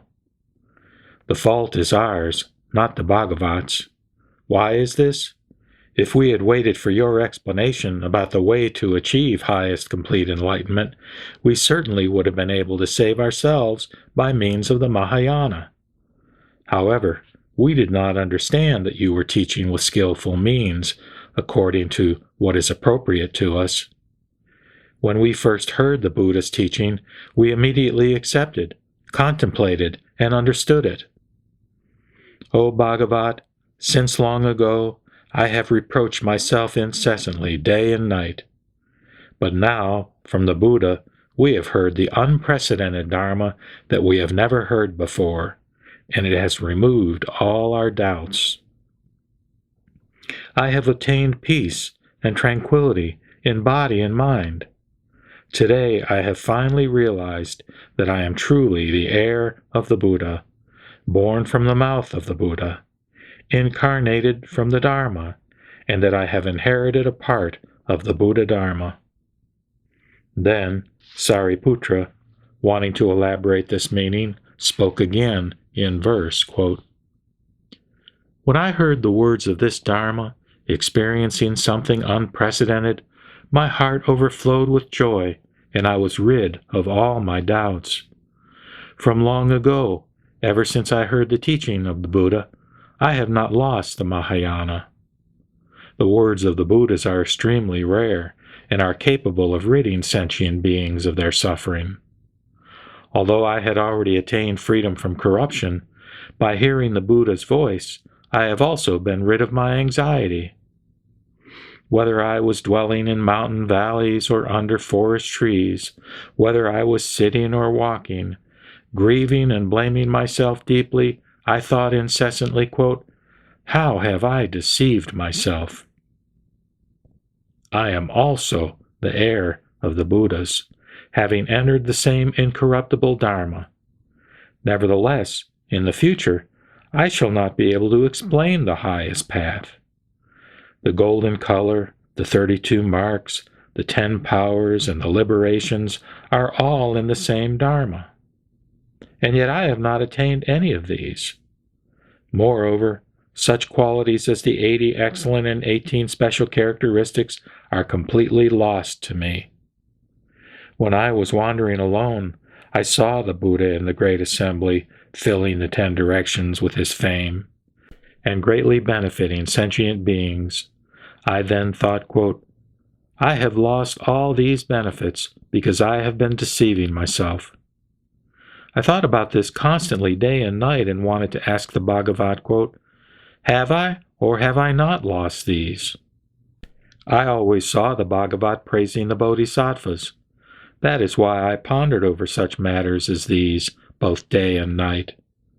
Now I have heard the words of the Buddha, explaining to sentient beings the incorruptible Dharma, which is difficult to comprehend, and making them enter the terrace of enlightenment. Formerly, I was attached to false views, and was a teacher of Brahmins.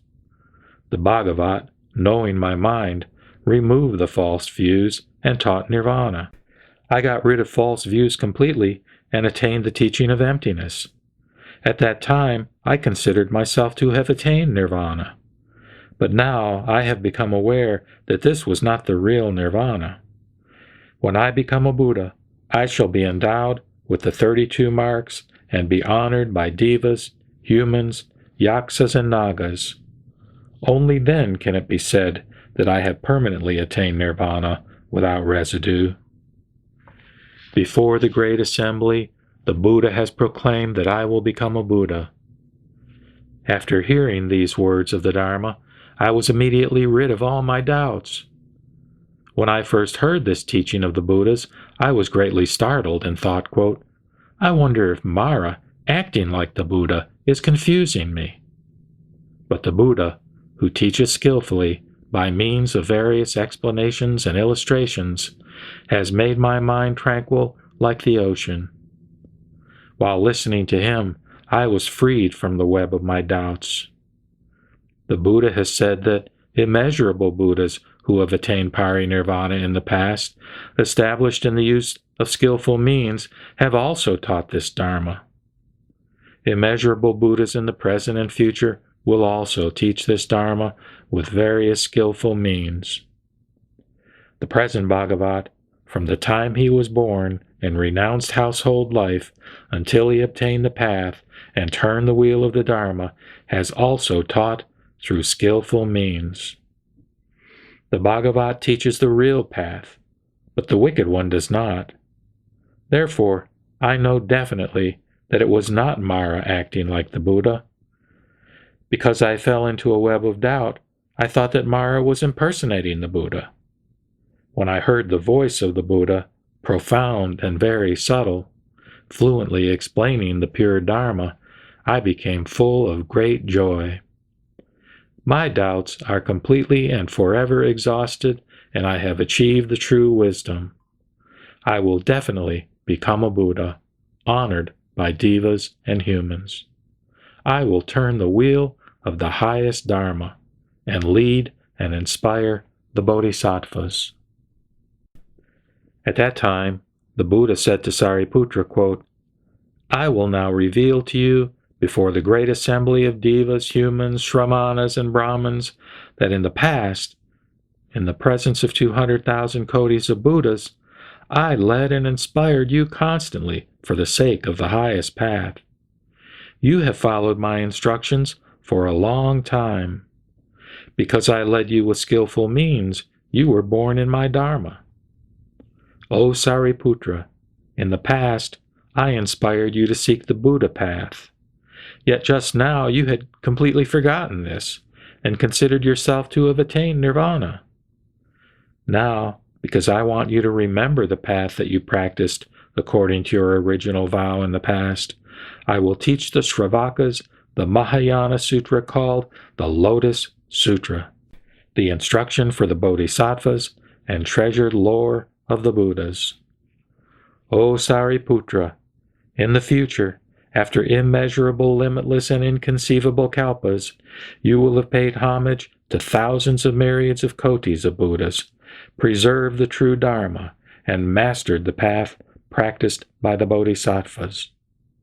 You will become a Buddha called Padmaprabha, a Tathagata, Arhat, completely enlightened, perfect in knowledge and conduct, well departed, knower of the world, unsurpassed, tamer of humans, teacher of devas and humans, Buddha, Bhagavat.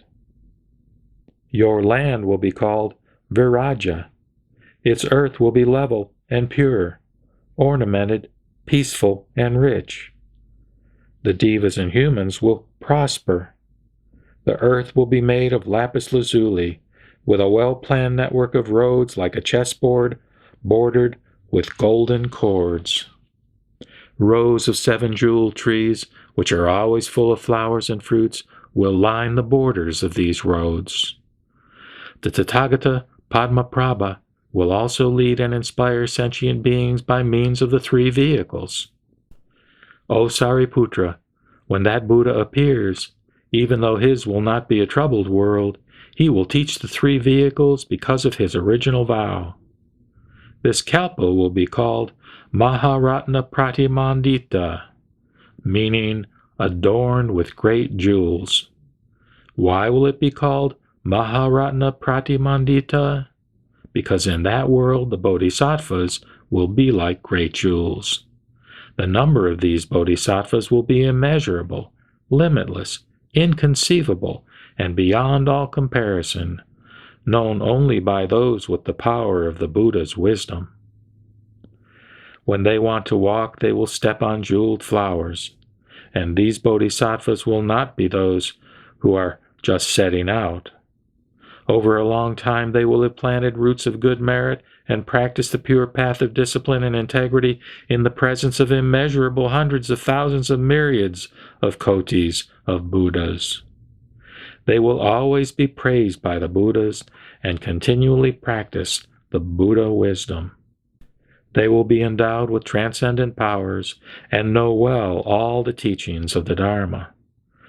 They will be honest, without falsity, and firm in recollection. That world will be filled with bodhisattvas like these. O Sariputra, the lifespan of this Buddha, Padmaprabha, will be 12 intermediate kalpas, not including the period after he becomes a prince and before he becomes a Buddha. And the lifespan of the people in that world will be 8 intermediate kalpas. After these 12 intermediate kalpas have passed, the Tathagata Padmaprabha will predict Bodhisattva Dhartiparipurna's attainment of highest complete enlightenment and will address the monks saying, quote, This Bodhisattva Dhartiparipurna will become the next Buddha after me. His name will be Padma Varsa Bhavikrama, a Tathagata, Arhat, completely enlightened. His Buddha world will also be like this one. O Sariputra, after the parivana of the Buddha Padmaprabha, the true Dharma will remain in the world for 32 intermediate kalpas, and the semblance Dharma will also remain in the world for 32 intermediate kalpas. Then the Bhagavat, wanting to elaborate on the meaning of this again, spoke these verses, quote, O Sariputra, in the future you will become a Buddha of universal wisdom named Padmaprabha, who will save innumerable sentient beings. Having paid homage to innumerable Buddhas, perfected the Bodhisattva practice and the qualities, including the 10 powers, you will attain the highest path. After immeasurable kalpas have passed, the kalpa will be called Prabhutaratna, and the world will be called Viraja, pure and without dirt. The earth will be made of lapis lazuli, and the roads, bordered with golden cords, will be lined with variegated trees of the 7 treasures, which are always full of flowers and fruits. The bodhisattvas in that world will always be firm in recollection. All of them will be completely endowed with transcendent powers and the perfections, and will have properly practiced the bodhisattva path in the presence of innumerable Buddhas. Such mahasattvas as these will be led and inspired by the Buddha Padmaprabha. When this Buddha becomes a prince, he will abdicate his kingship and give up his worldly fame. Bearing his last body, he will renounce household life and attain the path of the Buddha. This Buddha, Padmaprabha, will live in the world for 12 intermediate kalpas, and the lifespan of the people in this world will be 8 intermediate kalpas. After the parinirvana of this Buddha, the true Dharma will last in the world for 32 intermediate kalpas, during which time many sentient beings will be saved. After the extinction of the true Dharma, the semblance Dharma will last for 32 intermediate kalpas. The relics of the Buddha will be distributed widely, and devas and humans will pay them homage. All that the Buddha Padmaprabha does will be exactly like this. That very best of humans, who will be foremost and without comparison, is none other than you. You should be delighted to hear this. At that time, the fourfold assembly of monks, nuns, laymen and laywomen, and the great assembly of devas, nagas, yaksas, Gandharvas, Asuras, Garudas, Kimnaras, and Maharagas saw Sariputra receive this prediction of highest complete enlightenment in the presence of the Buddha. They rejoiced greatly and became immeasurably happy. All of them removed their outer garments and proffered them to the Buddha as offerings. Sakra, the Lord of Devas, and Brahma, together with innumerable Devaputras, also made offerings to the Buddha of their heavenly beautiful garments, heavenly Mandarava flowers, and great Mandarava flowers. Their heavenly garments floated and fluttered in the air, while in the sky the Devas played hundreds of thousands of myriads of kinds of music together at one time. They rained down various heavenly flowers and said, quote, In the past, the Buddha turned the wheel of the Dharma for the first time in Varanasi. Now he has turned the wheel of the utmost and greatest Dharma again. Thereupon, the Devaputras spoke these verses in order to explain this again.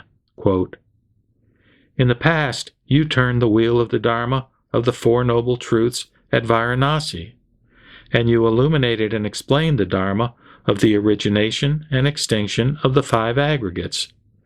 You have now again turned the wheel of the subtlest, utmost, and great Dharma. This Dharma is extremely profound. Only a few will be able to believe it. Since long ago, we have frequently heard the teaching of the Bhagavat, yet we have never heard before such a profound and supreme teaching. When the Bhagavat taught this Dharma, we were all delighted. And now Sariputra, possessed of great wisdom, has received his prediction from the Bhagavat. In the same way, we too shall certainly become Buddhas. We shall become peerless, unrivaled in all the world. The path of the Buddha, which is difficult to understand, is taught with skillful means according to what is appropriate for sentient beings. May the merits of our beneficial acts, whether of the past or the present, and those acquired in meeting the Buddha, be completely transferred to the Buddha path. At that time, Sariputra said this to the Buddha, quote, "O Bhagavat, I now have no further doubts. I have received the prediction of the highest supreme enlightenment in the presence of the Buddha. When all those 1,200 who have attained complete mental discipline were still under training in the past, the Buddha constantly led and inspired them, saying, quote, 'My teaching overcomes birth, old age, illness, and death, and it leads to nirvana.'" Close quote. Both those who were still in training and those who were not thought that they were free from false views about the self, existence, and non-existence, and declared that they had attained nirvana. Yet now, in the presence of the Bhagavat, they have heard what they have never heard before and have fallen into doubt. Splendid, O Bhagavat, I entreat you to explain to the fourfold assembly the reason why, and free them from their doubts. Then the Buddha said to Sariputra, quote, "Did I not previously tell you that all the Buddha Bhagavats explain the Dharma with various explanations and illustrations, using skillful means, all for the sake of highest complete enlightenment? All of these teachings are for leading and inspiring the Bodhisattvas. Moreover, Sariputra, I will now clarify what I mean with illustrations. Those with wisdom will be able to understand through these illustrations. O Sariputra, suppose there were an aged and extremely affluent man, either in a town, city, or country, who has immeasurable wealth, abundant estates, mansions, and servants. He has a spacious house, yet it only has a single entrance. Suppose many people live there, as many as 1, 2, or even 500 people. The buildings are in poor repair. The fences and walls are crumbling. The pillar bases are rotten, and the beams and framework are dangerously tilted. Suddenly and unexpectedly, fires break out everywhere, setting the house swiftly aflame. The children of this man, 10, 20, or 30 in number, are in the house. The affluent man, seeing the fire breaking out everywhere, becomes alarmed and terrified. He thinks, quote, "I am capable of escaping through the burning entrance in safety, but my children are absorbed in play within the burning house and are not aware of the fire, do not know, are not alarmed or terrified, and the fire is approaching them. They are not troubled about their suffering, nor do they intend to leave the house." Close quote. O Sariputra, this affluent man thought, quote, "Since I am still physically strong, I could take the children out of the house in the folds of my garment or on top of a desk." He further thought, "There is only one entrance to this house, and it is very narrow. The children, who are immature and still unaware, are attached to their place of play. They may fall into danger and be burned by the fire. I should now tell them of the danger. This house is already burning. They must escape as quickly as they can to avoid being burned by the fire." After considering this, he urged the children according to his thought. "Children, run out immediately." Although their father in his concern has given them the proper advice, the children are immersed in their play and do not accept it. They are neither alarmed nor afraid, and have no intention of leaving the burning house. Moreover, they do not even know what a fire is, the condition of the house, or what they may lose. They merely run about, back and forth, looking at their father. Thereupon the affluent man thought, quote, "This house is already engulfed in flames. If my children and I do not get out, we shall perish in the fire. I will now use skillful means to help my children escape from this disaster." Since the father already knew that his children were attached to various rare toys and unusual things that each of them liked, he said to them, quote, "The toys you are fond of are rare and hard to obtain. If you do not take them, you will certainly regret it later. Right now, outside the house, there are 3 kinds of carts. One is yoked to a sheep, one to a deer, and one to an ox. Go play with them. Children, run out of this burning house immediately, and I will give you whatever you want." The children, hearing what their father had said about the rare toys, became excited, and, in their eagerness to get to them, they pushed each other out of the way in a mad rush out of the burning house. Then the affluent man saw that his children had got out safely and were sitting unharmed in an open area at a crossroad. He was relieved, happy, and joyful. The children said to their father, quote, "Father, please give us the toys you promised, those 3 carts, one yoked to a sheep, one to a deer, and one to an ox." O Sariputra, the affluent man then gave each child the same kind of large cart. These carts were tall and spacious, adorned with various jewels, and encircled with railings full of hanging bells. On the tops of the carts were canopies, also decorated with various kinds of jewels. These carts were draped with jeweled cords and hung with flower garlands. They were thickly piled with fabrics, and red pillows had been placed about. These carts were each yoked to an ox with a spotlessly white hide. These oxen had beautiful bodies, with powerful muscles, even gaits, and were as swift as the wind. And there were many attendants guarding them. Why did the affluent man give these carts? Because the man had great and immeasurable wealth, and his abundant storehouses were full. He thus thought further, quote, "Since my treasure has no limit, I should not give my children inferior carts. These are my children, and I love them all equally. I have an immeasurable number of large carts, such as these, decorated with the 7 treasures. I should equally distribute them to each child without discrimination. Why is this? Even if I gave carts like these to everyone in the country, their number would not be exhausted. Why should I not give them to my own children?" At that time, the children each climbed into a great cart and had an unprecedented experience, one beyond their original expectations. "O Sariputra, what do you think about this? This affluent man gave to his children equally a large cart decorated with precious treasures. Has he deceived them or not?" Sariputra replied, "No, Bhagavat, the affluent man only tried to help his children escape from the disastrous fire. He saved their lives and did not deceive them. This is by no means a deception. Why? Because by saving their lives they obtained marvelous toys. Moreover, they were saved from the burning house by skillful means. O Bhagavat, if this affluent man had not given them even the smallest cart, it still would not have been a deception. Why is this?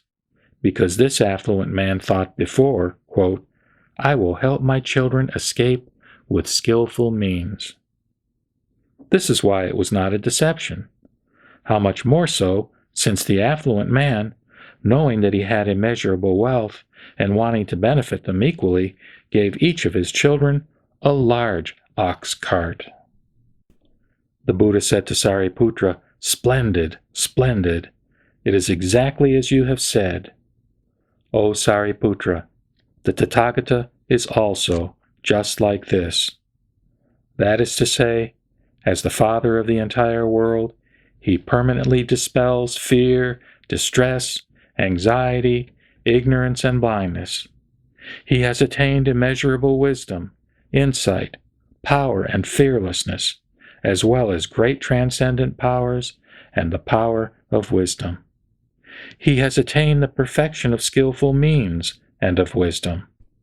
With his great mercy and compassion, he incessantly and indefatigably seeks the welfare of all beings and benefits them all. The Tathagata appears in the triple world, which is like a decaying old house on fire, to rescue sentient beings from the fire of birth, old age, illness and death, anxiety, sorrow, suffering, distress, delusion, blindness, and the three poisons of greed, hatred, and ignorance. Thus, he leads and inspires sentient beings and causes them to attain the highest complete enlightenment. The Tathagata see all sentient beings burning in the fire of birth, old age, illness and death, anxiety, sorrow, suffering, and distress. Because of the desires of the five senses and the desire for monetary profit, they also experience various kinds of suffering. Because of their attachment and pursuits, they experience various kinds of suffering in the present, and in the future they will suffer in the states of existence of hell, animals, and hungry ghosts. If they are born in the heavens or in the human world, they will experience a variety of sorrows, such as suffering from poverty and destitution, separation from loved ones, or suffering from encounters with those they dislike. Although sentient beings are immersed in such sorrows, they rejoice and play. They are not aware, shocked, or startled, or disgusted, nor do they seek release. Running about in the burning house of the triple world, they experience great suffering, and yet they do not realize it. O Sariputra, seeing these things, the Buddha thought, quote, "Since I am the father of sentient beings, I must rid them of their immeasurable suffering and distress. I will cause them to rejoice through the immeasurable and limitless pleasure of the Buddha wisdom." O Sariputra, the Tathagata further thought, quote, "If I proclaim the Tathagata's wisdom, insight, power, and fearlessness to sentient beings with my transcendent powers and the power of my wisdom alone, without using skillful means, it will be impossible to save them. Why is this? Because these sentient beings have not escaped from birth, old age, illness and death, anxiety, sorrow, suffering, and distress, and are being burned in the blazing house of the triple world. How would they be able to understand the Buddha's wisdom?" O Sariputra, although that affluent man had physical strength, he did not use it. He only earnestly employed skillful means to save his children from the disaster of the burning house, and later he gave each of them a large cart decorated with precious treasures. The Tathagata is exactly like this. Although the Tathagata has power and fearlessness, he does not use them, but rescues sentient beings from the burning house of the triple world only through wisdom and skillful means, teaching the three vehicles to the Sravakas, Pratyeka Buddhas, and Buddhas, saying, quote, "Do not take pleasure in living in this burning house of the triple world, and do not thirst after inferior objects, sounds, smells, flavors, and tangibles. If you are attached to these objects and have desires, then you will be burned.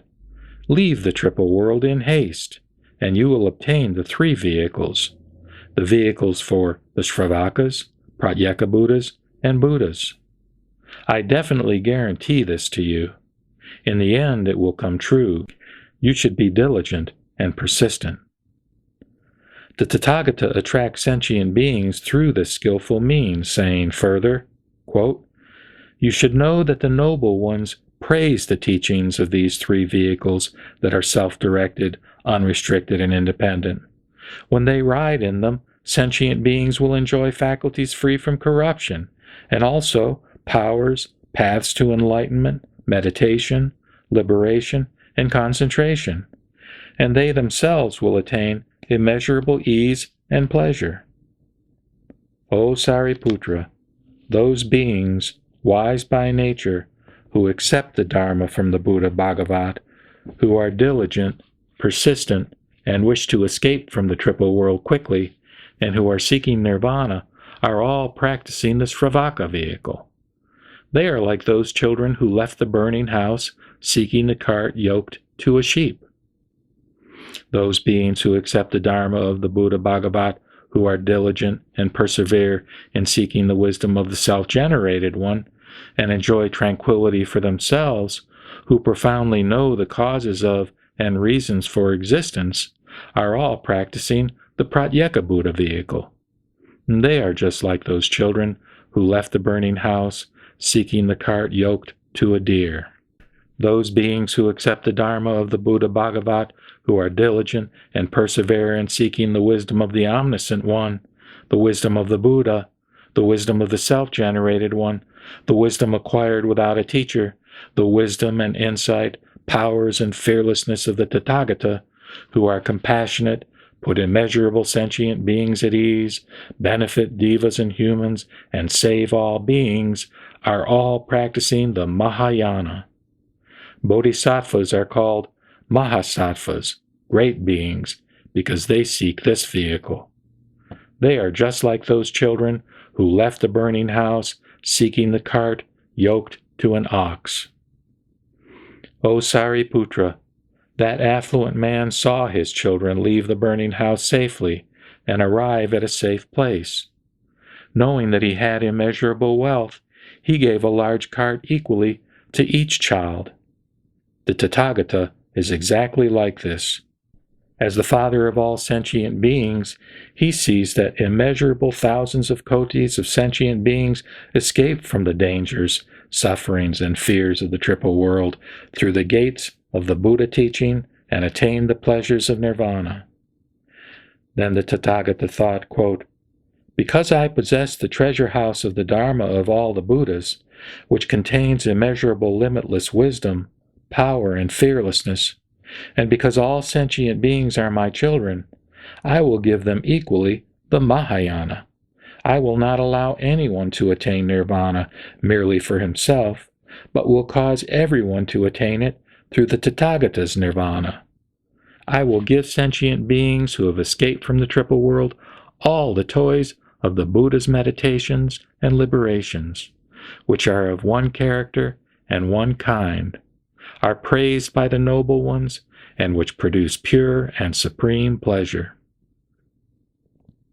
O Sariputra, at first that affluent man attracted his children with 3 kinds of carts, then later gave them only the safest and best large ox cart adorned with jewels. Moreover, that affluent man was never accused of telling a lie. The Tathagata is exactly like this. He tells no lies. In the beginning, the Tathagata teaches the 3 vehicles in order to lead sentient beings, and later he saves them through only the Mahayana. Why is this? Because the Tathagata possesses the treasure house of the Dharma, which contains immeasurable wisdom, power, and fearlessness. And although he is able to give the teaching of the Mahayana to all sentient beings, not all of them can accept it. O Sariputra, you should know that the Buddhas, with the power of skillful means, teach the single Buddha vehicle, dividing and teaching it as 3. Then the Buddha, wanting to elaborate on the meaning of this again, spoke these verses. Suppose there were an affluent man who had a large house, and this house was very old, on the verge of collapsing. The halls were extremely dangerous, the pillar bases rotten and disintegrating, the beams and framework dangerously tilted, and the stairways were falling apart. The fences and walls were cracked, the plaster was peeling off, the thatched roof was falling down, the rafters and eaves were coming apart, the partitions were everywhere askew, and the whole place was covered with filth. 500 people lived there, and moving around helter-skelter were kites, owls, hawks, eagles, crows, magpies, doves, pigeons, lizards, snakes, vipers, scorpions, centipedes, millipedes, newts, myriapods, ferrets, badgers, mice, rats, and other harmful creatures. It was filled with stench, and there were places overflowing with excrement. All kinds of bugs had gathered there. There were foxes, wolves, and vermin, devouring, trampling, and gnawing on corpses, scattering bones and flesh about. And a pack of dogs, forcing each other out of the way, rushed to the spot. Frightened and exhausted from hunger, they were searching everywhere for food, fighting among themselves, snatching at food, biting, snarling, and barking at each other. This house was terrifying, corrupted to this grotesque condition. Ogres of the mountains and valleys, yaksas and demons were everywhere devouring human flesh. There were various poisonous insects, all kinds of harmful birds of prey, and beasts who were producing, rearing, and protecting their offspring. Yaksas were scrambling and fighting to devour them. And after sating themselves, evil thoughts would arise in them. The sound of their fighting was terrifying. The Kumbanda demons were crouching on the ground, sometimes rising up a foot or two. Roaming about, pleasing themselves as they liked, they would catch 2 legs of a dog, beat it until it could not bark, and, grabbing the dog's neck with their legs, terrify it for their own amusement. There were also other demons living there, with large bodies, naked, dark, and gaunt. They were screaming horrifying howls, crying out while searching for food. Other demons were there, some with needle-like throats, while others had necks like a cow's head. Some had those of human flesh-eaters or dog devourers. Their hair was disheveled like rank weeds, and they were destructive and malicious. Driven by hunger and thirst, they were crying and scurrying about. Yaksas, hungry ghosts, and various malicious birds and beasts were peering out of the windows and running frantically in all directions, driven by hunger. In this house, with its immeasurable terrors, there were many such horrendous things as these. Now, suppose this old and decaying house belonged to a man, and this man came out from it a short distance. Soon after, the house suddenly burst into flames behind him. The fire instantly spread in all directions. The frame, beams, rafters, and pillars exploded, and shaking, split and crashed, while fences and walls collapsed. All the demons screamed out loudly. The hawks, eagles, and other birds, and Kumbanda demons, panicked and terrified, could not get out. Malicious beasts and poisonous insects concealed themselves in holes. There were also Pisaka demons dwelling there, who, because of little merit, were chased by the flames. They were tearing at each other, drinking blood and eating flesh. A horde of vermin had already died off, and the large malicious beasts raced to devour them, while the smoke of the stench flowed and filled everywhere. As the centipedes, millipedes, and poisonous snakes rushed, burning out of their holes, the Kumbanda demons devoured them, one after another. The hungry ghosts, with their hair on fire, ravenous, thirsty, and suffering from the heat, frantically scurried about.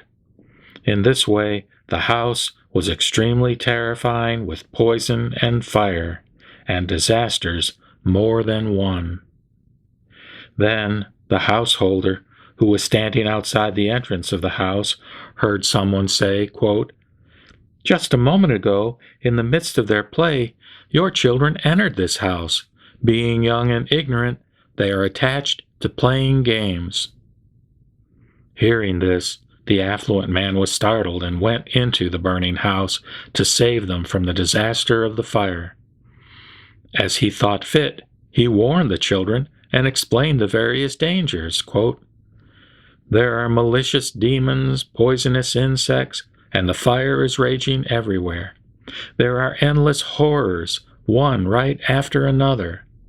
There are poisonous snakes, lizards, vipers, yaksas, kumbhanda demons, vermin, foxes, dogs, hawks, eagles, kites, owls, and centipedes, all acutely suffering from hunger and thirst, and all extremely terrifying.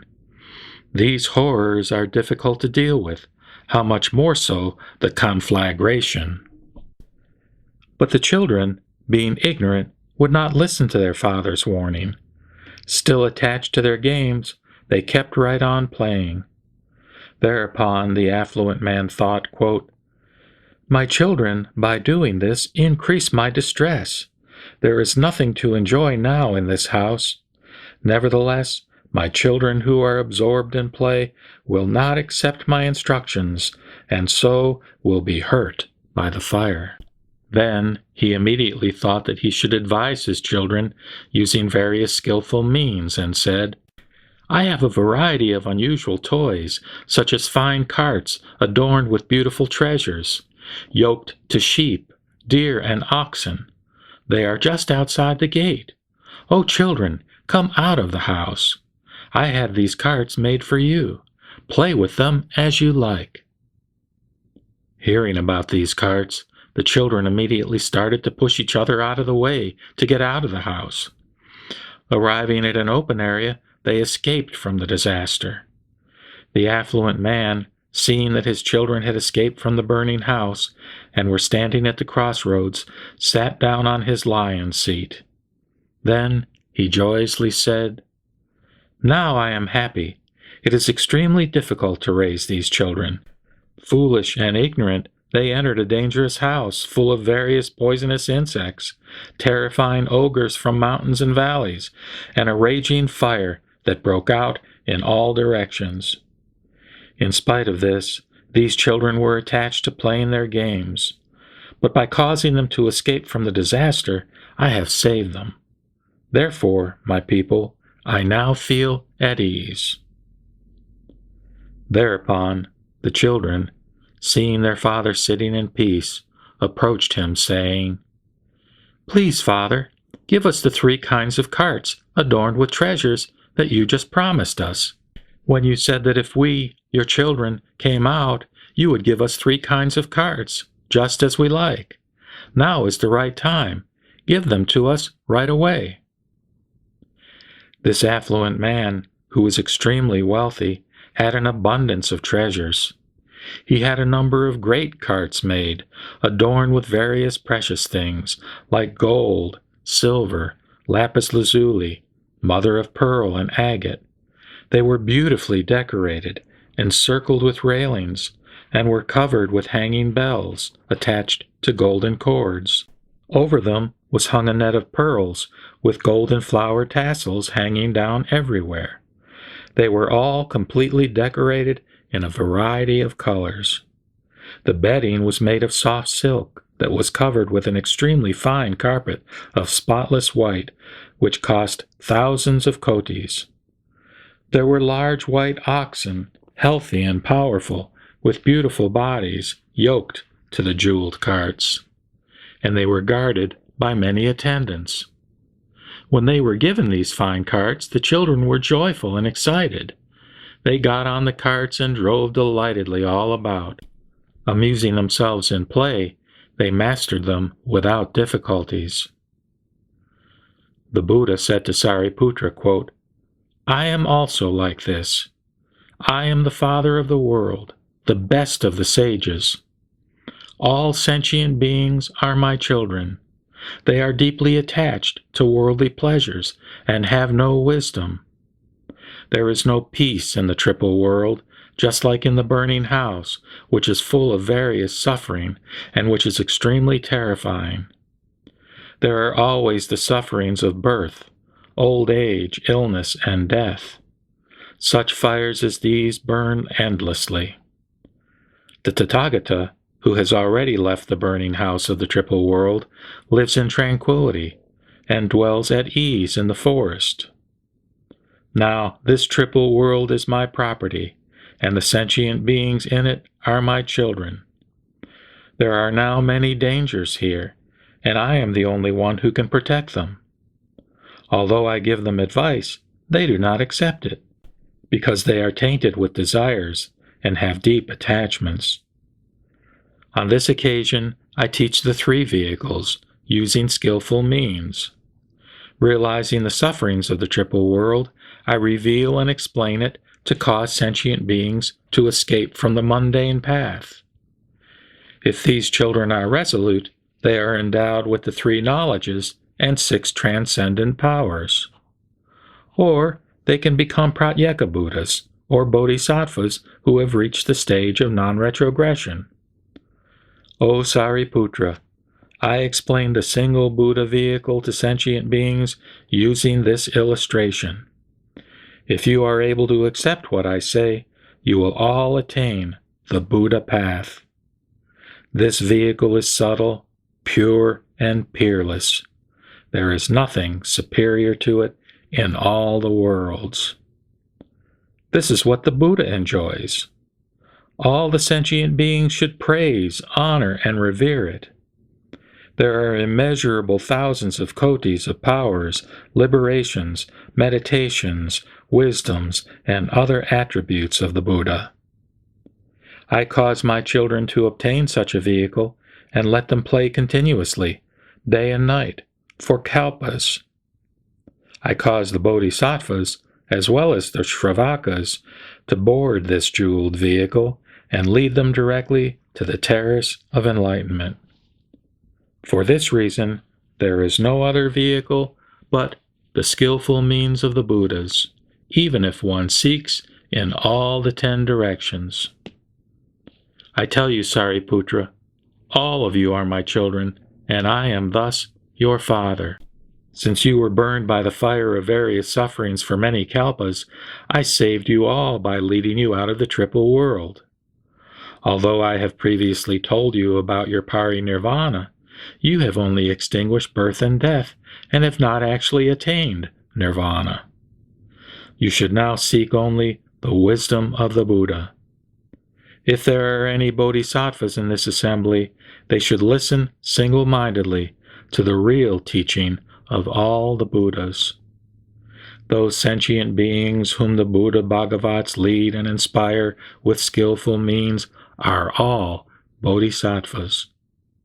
Because people have little knowledge and are deeply attached to pleasures, I teach them the truth of suffering, i.e., the first noble truth.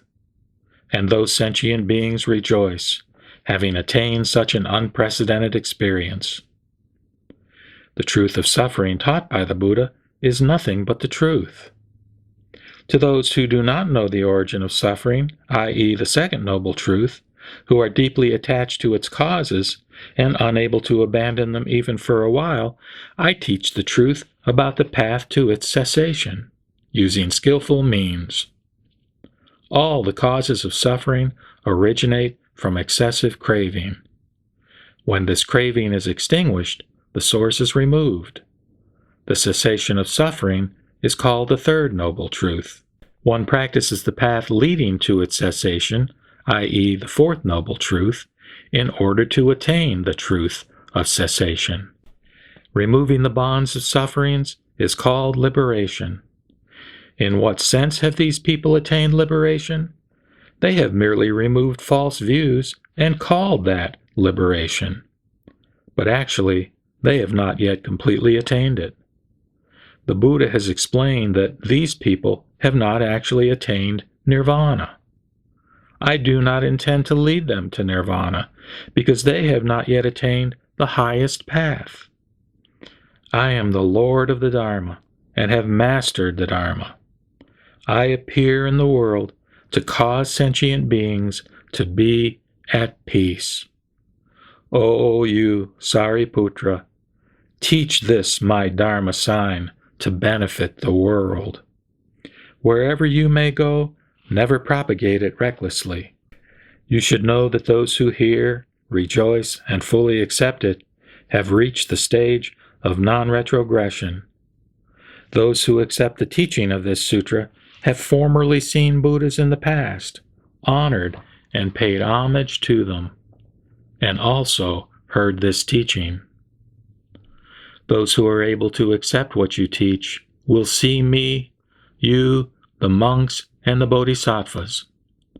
This very Lotus Sutra shall be taught only to the profoundly wise. Those of superficial awareness who hear it will become confused and will not comprehend it. This sutra is beyond the comprehension of all the Sravakas and Pratyeka Buddhas. O you, Sariputra, even you understood this sutra only through faith. It is no wonder that the other disciples cannot. They accept this sutra because they believe the Buddha's teaching, but it is beyond their intellectual comprehension.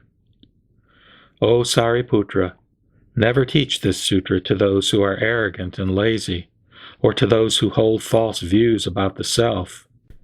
Never teach it to those people of superficial awareness who are deeply attached to the desires of the five senses, since, even if they heard it, they would not understand. Those people who will not accept and who disparage this sutra will consequently destroy the seed of the Buddha in the entire world. Now listen to what I teach about the results of the errors of those people who frown upon and have doubts about this sutra. Listen also to what I teach concerning the results of the errors of those people who, whether at the time of the Buddha's presence in this world or after his parinirvana, disparage this sutra and despise, hate, and hold grudges against the people who recite, copy, and preserve it.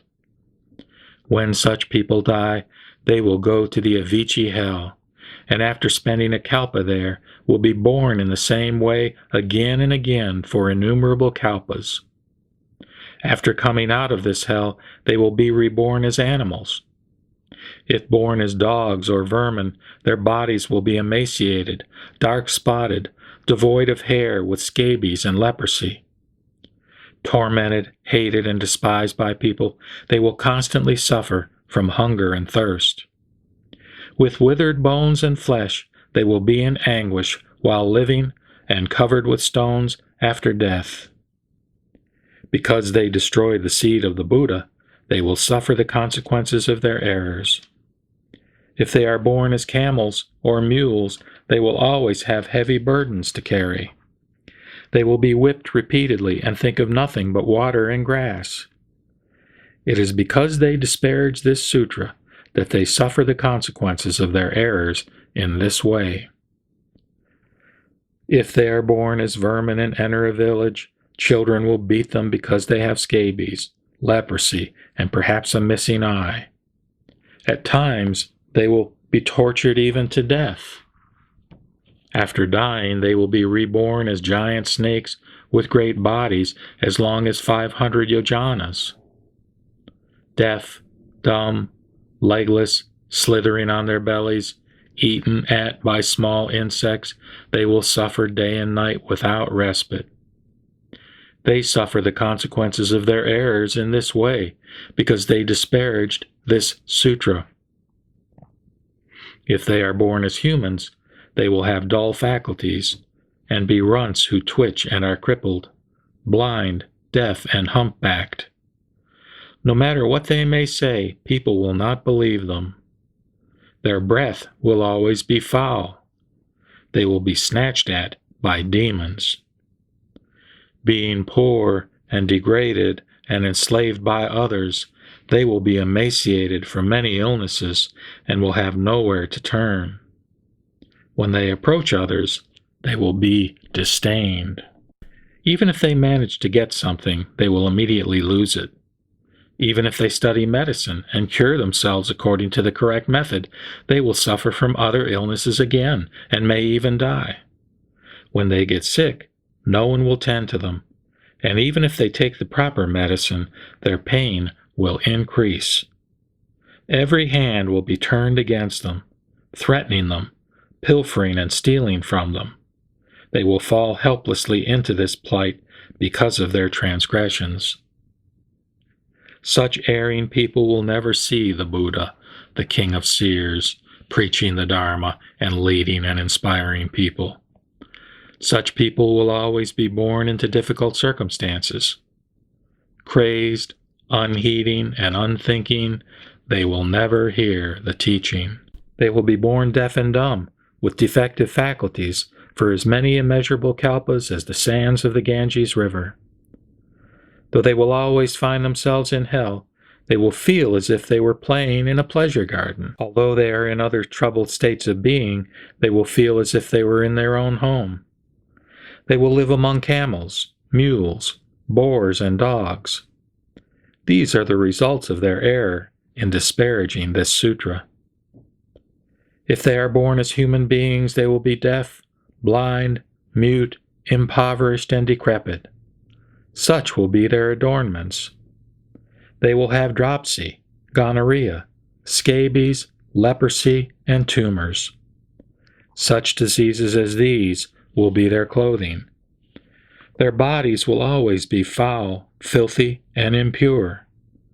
Their deep attachment to false views about the self will cause their anger and passion to increase. Their sexual desires will be insatiable, with either birds or beasts as their objects. These are the results of their errors in disparaging this sutra. The Buddha said to Sariputra, quote, "If one were to explain the consequences of the errors of those who disparage this sutra, it would take more than a kalpa. For that reason, I am now telling you never to expound this sutra to those who have little wisdom.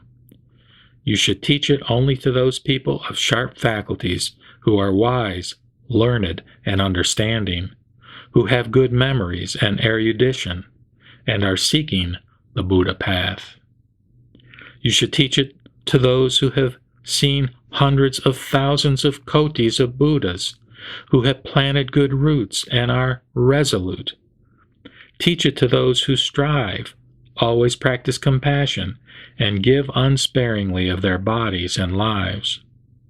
You should teach it to those who are respectful and devoid of hypocrisy, who are living alone in mountains and valleys away from fools. O Sariputra, you should teach it to those who have left their bad companions and made friends with virtuous people. Teach it to the heirs of the Buddha who have good conduct, are as pure as jewels, and who are seeking the Mahayana Sutras. You should teach it to those who are free of anger, honest, flexible, always sympathetic to everyone, and who honor all the Buddhas.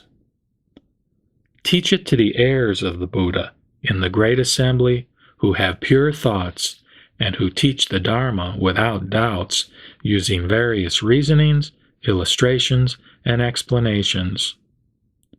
You should teach it to those monks who, always and everywhere in search of the Dharma, seek the Omniscient One, to whom they joyfully press their palms together, touch their heads, and preserve only the Mahayana Sutras with pleasure, who never preserve even a single verse of any other sutra. Teach it to those who seek this sutra as intently as they seek for the relics of the Buddha, who, after obtaining it, will accept it respectfully with bowed heads, and will not seek any other sutra, and will never think about heretical scriptures. O Sariputra, I say to you, I have described the characteristics of those who seek the Buddha path, though a kalpa would not suffice to do so in full.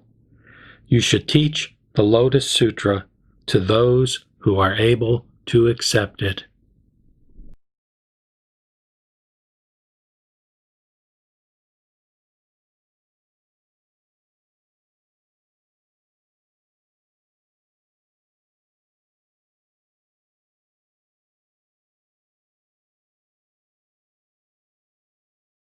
The Lotus Sutra, Chapter 4, Willing Acceptance.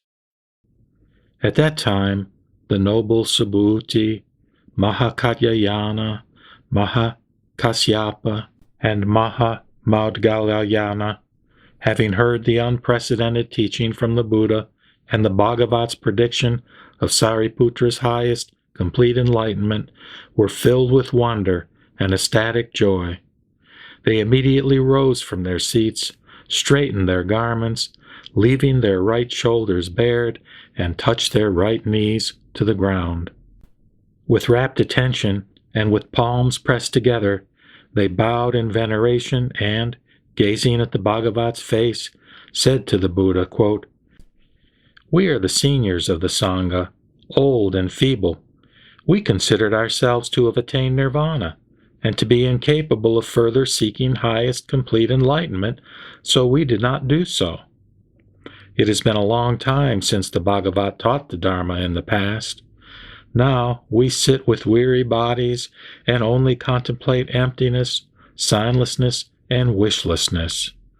Neither the Bodhisattva teaching, nor the carefree sporting with transcendent powers, nor the pure Buddha worlds, nor helping sentient beings attain enlightenment produced any eager desire in us. Why is this? Because the Bhagavat caused us to leave the triple world and to attain nirvana. But now we are old and feeble. We did not take even a single thought of pleasure in the Buddha's inspiration of the Bodhisattvas to highest complete enlightenment. And now, in the presence of the Buddha, we have heard the Shravakas receive their prediction of highest complete enlightenment, and we are very joyful to have obtained such an unprecedented experience. We never considered that we would suddenly be able to hear this marvelous teaching, and we are overjoyed that we have attained such great benefits, an immeasurable treasure which we have attained, though unsought and unawaited. O Bhagavat, we now wish to give an illustration to clarify what we mean. Suppose there were a man who, when he was still a child, left his father and ran away. Living in another region for a long time, he passed the age of 10, 20, even 50 years. The older he got, the more impoverished he became. He went searching everywhere for food and clothing, and while he was wandering about, he started back by chance in the direction of his native country. From the first, the father had looked for his son, but in vain. In the meantime, he had stayed in the city and became extremely wealthy, and now possessed uncountable treasures. The father's storehouses were all filled to overflowing with gold, silver, lapis lazuli, coral, amber, crystal, and other such things. He had many servants, subordinates, and clerks, as well as innumerable elephants, horses, carriages, cows, and sheep. He profited through lending, and his trade with other countries was also great. Then the impoverished son, after wandering through many villages, from one country and city to another, finally reached the city where his father lived. Although the father had constantly thought about the son from whom he had been separated for over 50 years, he nevertheless had spoken to no one about it. He brooded and grieved in his heart, thinking to himself, quote, "I have become old and feeble, and although I have many treasures and storehouses filled with gold, silver, and precious jewels, I have no son.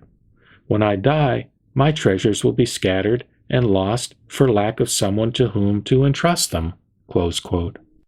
It was for this reason that he was always thinking anxiously about his son. He also thought, quote, "If I could get my son back and leave my fortune to him, I would be relieved and happy and without further worry." Close quote. O Bhagavat, at that time the impoverished son who had been wandering about, taking odd jobs, by chance finally reached his father's house. Standing at the side of the gate, he saw his father in the distance, sitting on the lion's seat with his feet propped up on a jeweled stool, respectfully surrounded by many Brahmins, Kshatriyas, and householders. His body was adorned with pearl necklaces worth thousands of myriads.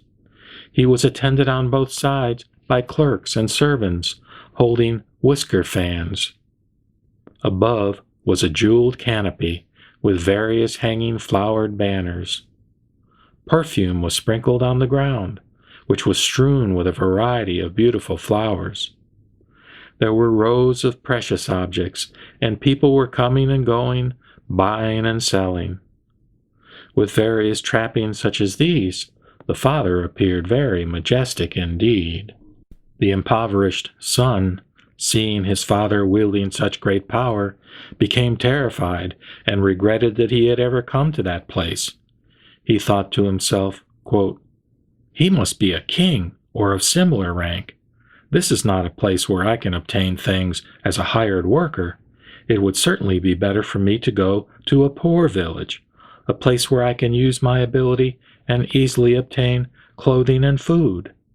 If I stay here for very long, I will be seized and put to forced labor."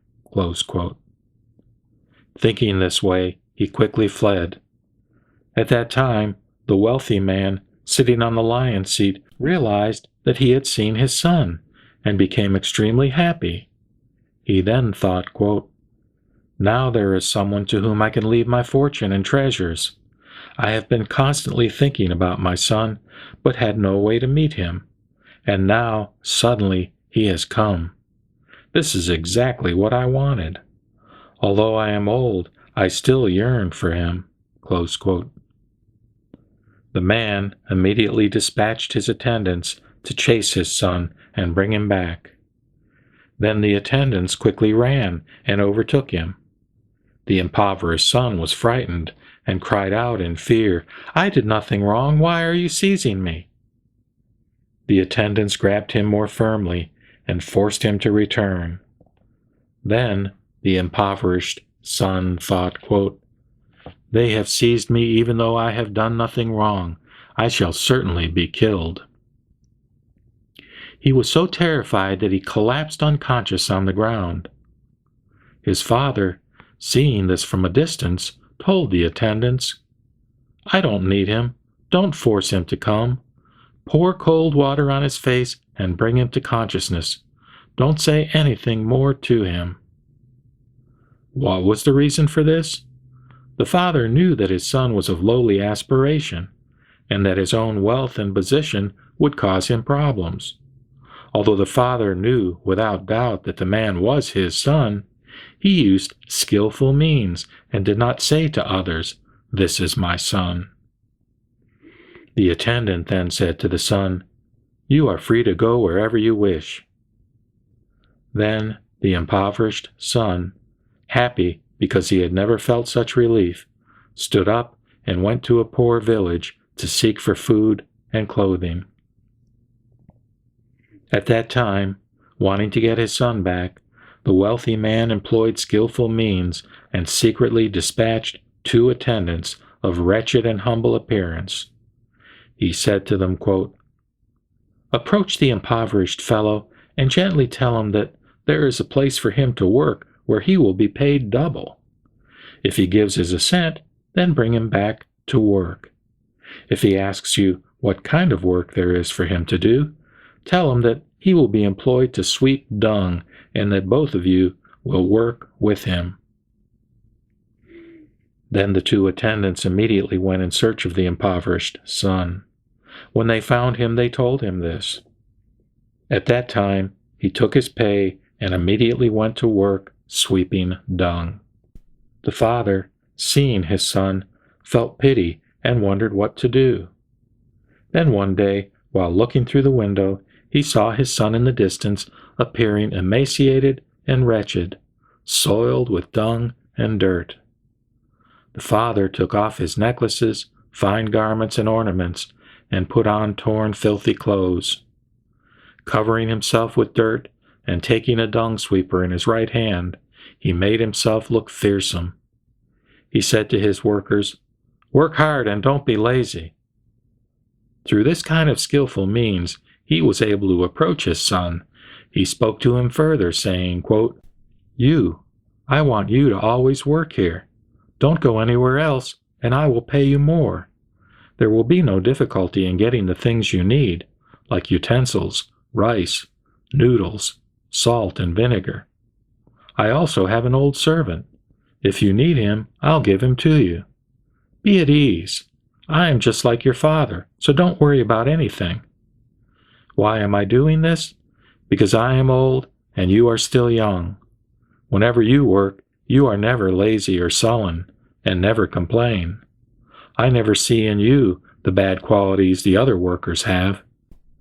From now on, you will be just like my own son." Then the wealthy man immediately addressed him as his child. At that time, even though the impoverished son rejoiced at being treated this way, he nevertheless still considered himself a humble employee. For this reason, his father let him continue to sweep dung for 20 years. At the end of this period of time, each had come to trust the other.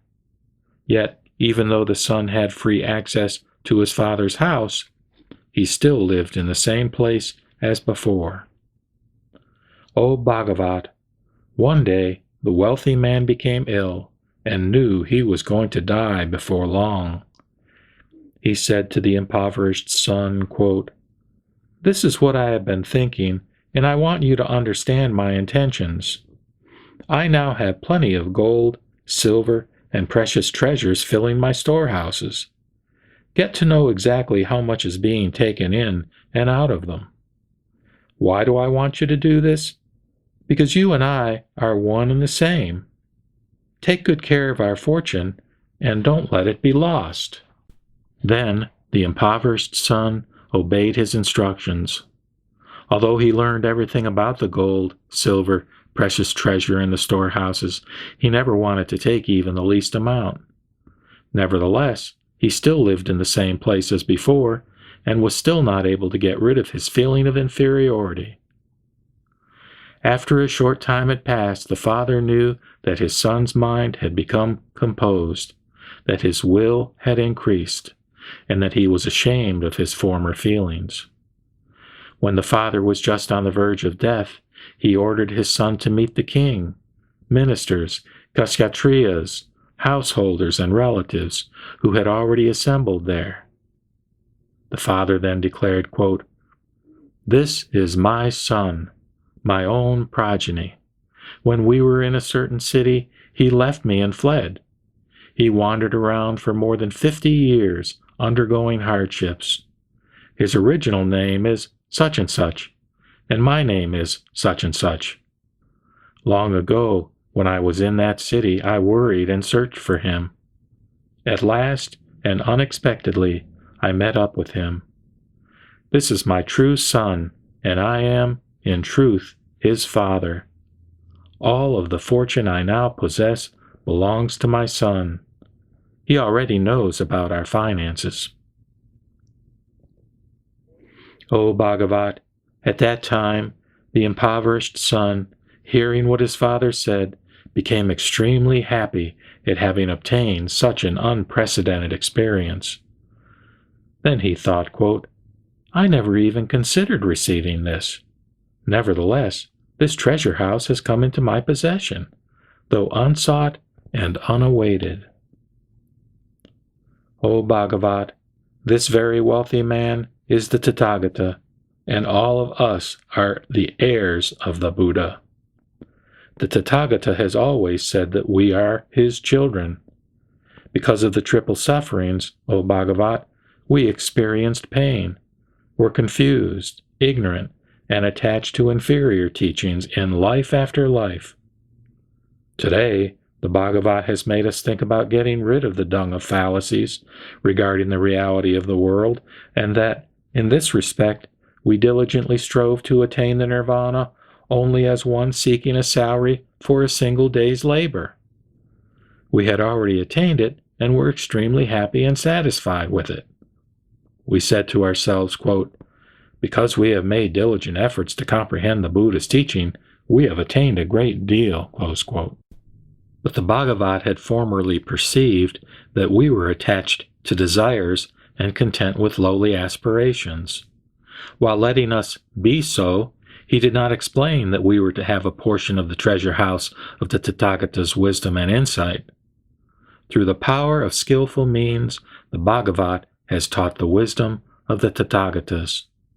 Although we had attained nirvana from the Buddha as our salary for one day's labor, we thought we had attained much and did not seek the Mahayana. Furthermore, we have manifested and explained the wisdom of the Tathagata for the Bodhisattvas, but we ourselves had no aspirations regarding it. Why is this? The Buddha, knowing that we were content with lowly aspirations, taught us according to what is appropriate through the power of skillful means. But we did not know that we really were the heirs of the Buddha. Now we fully know that the Bhagavat is unstinting in regard to the wisdom of the Buddhas. What is the reason for this? We have actually been the heirs of the Buddha from long ago, even though we only yearned for the inferior teaching. If we had yearned for the superior teaching, then the Buddha would have taught the teachings of the Mahayana to us. Yet, in this sutra, he has taught only the single vehicle. Now, in the past, the Buddha reviled the Sravakas, those who yearned for the inferior teaching, in the presence of the Bodhisattvas.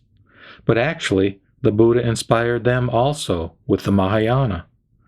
That is why we say that though we originally had no desire to seek the great treasure of the King of the Dharma, it has now come to us unsought and unawaited. We have all attained what we should attain as the heirs of the Buddha. Thereupon, Mahakasyapa, wanting to elaborate on the meaning of this further, spoke these verses. Today we have heard the Buddha's words, and we are joyful and ecstatic at having attained such an unprecedented experience.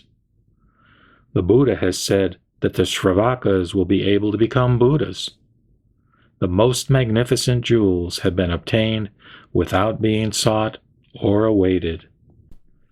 Suppose there were a young and inexperienced child who left his father and ran away to a distant country. He wandered around for more than 50 years, and his worried father looked for him everywhere. The father, exhausted from searching for him, remained in a city where he had a house built and enjoyed the desires of the 5 senses. His family built up a vast wealth of much gold, silver, mother of pearl, agate, pearls, lapis lazuli, elephants, horses, cows, sheep, floats, carriages, peasants, servants, and other employees. He earned interest through loans and deposits and had buyers and sellers throughout all the other regions. He was surrounded by thousands of myriads of kotis of people who held him in awe, always loved by the king and deeply respected by the subjects and powerful families. There were many people coming and going on different business. He was thus extremely wealthy and very powerful. And yet, as he grew older, he increasingly worried about his son. Day and night he thought, quote, "Soon I will die. My foolish son has abandoned me for over 50 years. What should I do with the various goods in my treasure houses?" At that time, the impoverished son was going from town to town, from one country to another, seeking food and clothing. Sometimes he obtained them, and sometimes he did not. He was emaciated from hunger, and his body was covered with scabies. Through his wanderings, he gradually reached the city where his father lived, and, after having been employed at one place after another, finally ended up at his father's home. At that time, the wealthy man was sitting within the gate on a lion's seat, sheltered by a huge jewel-covered canopy. He was surrounded by his attendants and guarded by his men. Some were counting gold, silver, and jewels, and some were settling the finances, while others were keeping the accounts. The impoverished son saw his father, who was extremely wealthy and dignified. He wondered if this man were a king, or someone of equal rank. He became intimidated and wondered why he had gone there. He thought to himself, If I stay here for long, I will be harassed and coerced into working." Thinking this, he ran away in search of a poor village where he could find employment. At that time, the wealthy man who was sitting on the lion's seat saw his son in the distance. Though he recognized him, he told no one, but sent his attendants to pursue him and bring him back. The impoverished son was terrified, cried out, and collapsed on the ground in confusion, thinking, quote, "Since this man has seized me, I shall certainly be killed. In vain did I come here in search of food and clothing." The wealthy man knew that his son's thoughts were humble and foolish, and that he would not believe what he said, nor believe that he was his father. Then, using skillful means, he dispatched other men with squint eyes, of small stature and little dignity, saying to them, quote, "Tell him we will employ you to sweep dung at double your wages." When he heard this, the impoverished son was overjoyed and returned to sweep dung and clean houses. The wealthy man constantly watched his son through the window and thought that his son was foolish and willingly did menial things. Then the wealthy man put on torn and filthy clothes and, holding a dung sweeper, went out to his son. He approached his son through this skillful means and said to him, quote, "Work hard. I have already increased your wages and given you more balm for your feet, given you sufficient food and warm, thick mats." He further advised him, saying sternly, "You should work diligently." Then he gently added, "I will treat you like my son." The wealthy man, being wise, gradually gave him freedom of the house, and, after 20 years had passed, let him become involved in the family business. He showed him the gold, silver, pearls, and crystal, and made him learn about all aspects of the finances. Yet the impoverished son still lived in a thatched hut outside the gate, and considered himself poor, thinking that these things were not his own. The father knew that his son was gradually becoming more noble, and, wanting to give him his fortune, he assembled the king, ministers, kshatriyas, householders, and relatives. He informed this great assembly, saying, quote, "This is my son. He left me and stayed away for 50 years. 20 years have already passed since I saw my son return here. Long ago, I lost my son in a certain city, and, after wandering around in search of him, I ended up staying here. I entrust to him all the houses and men that I possess. They are all at his disposal." The son thought, "Long ago I was poor and of lowly aspiration. Now at my father's place I have obtained an immense fortune of such things as precious jewels and houses. I am overjoyed at having obtained such an unprecedented experience." The Buddha is also like this. He knew that we yearned for the inferior teaching, so he never taught us that we should become Buddhas. Yet he did tell us that we had attained the stage of non-corruption, that we had achieved the inferior vehicle, and that we were the disciples of the Sravaka vehicle. The Buddha told us to teach that those who practice the highest path would be able to become Buddhas. Accepting the Buddha's teaching, we explained the highest path for the great bodhisattvas, using various explanations and illustrations and many figures of speech. The heirs of the Buddha heard the teachings from us, contemplated day and night, and practiced diligently. The Buddhas instantly made their predictions, saying, quote, "You will all be able to become Buddhas in the future." We have explained the essence of the treasured teaching of the Buddhas only for the sake of the bodhisattvas, but did not expound it for ourselves. Just as the impoverished son, who, after approaching his father, learned of various things, yet did not want them, So, although we explained the treasure house of the teaching of the Buddhas, we never aspired to it. We thought that we ourselves had attained nirvana and considered this enough. We understood only this and did not think there was anything else. Even if we heard about the pure Buddha lands and leading and inspiring sentient beings, we never rejoiced in it. Why is this? Because although we thought thus, quote, every existence is quiescent, neither produced nor extinguished, neither large nor small, incorrupted and unconditioned, close quote, we felt no eagerness.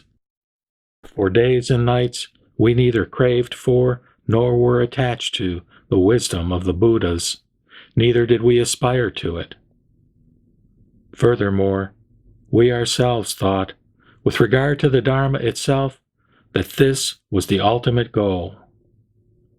After practicing the teaching of emptiness day and night, we were able to shake off the suffering of the triple world and, bearing our last bodies, abided in the nirvana with residue. We were led and inspired by the Buddhas, so that our attainment of the path was not in vain, and we have already been able to pass on the benefits we received from the Buddha. Although we have expounded the teaching of the Bodhisattvas to the heirs of the Buddha to seek the Buddha path, we never longed for this teaching. Because he knew our minds, the leader turned away from us. At first, he did not arouse our zeal with the explanation that there exists real profit in the teaching. Just as the wealthy man, who, knowing that his son was of lowly aspiration, broadened his son's mind using the power of skillful means, and only then entrusted his entire fortune to him, the Buddha is also exactly like this. He has manifested marvelous things, but perceiving that we were content with lowly aspirations, he brought control to our minds using the power of skillful means, and only then taught us the great wisdom. Thus, today, we have obtained an unprecedented experience. The fact that we have now spontaneously obtained what we had not longed for is just like the impoverished son who obtained innumerable jewels. O Bhagavat, we have now obtained the path and its fruit, and have obtained pure sight into the incorruptible Dharma. For a long while we have maintained the pure conduct of the Buddha. Today, for the first time, we have obtained the results. For a long time we have practiced the pure path of discipline and integrity based on the teaching of the Dharma King. And now we have attained the supreme fruit of non-corruption. We are now real Shravakas and cause everyone to hear the words, quote, Buddha path. We are now real Arhats and shall be revered among the Devas, humans, Maras, and Brahmas in all the worlds.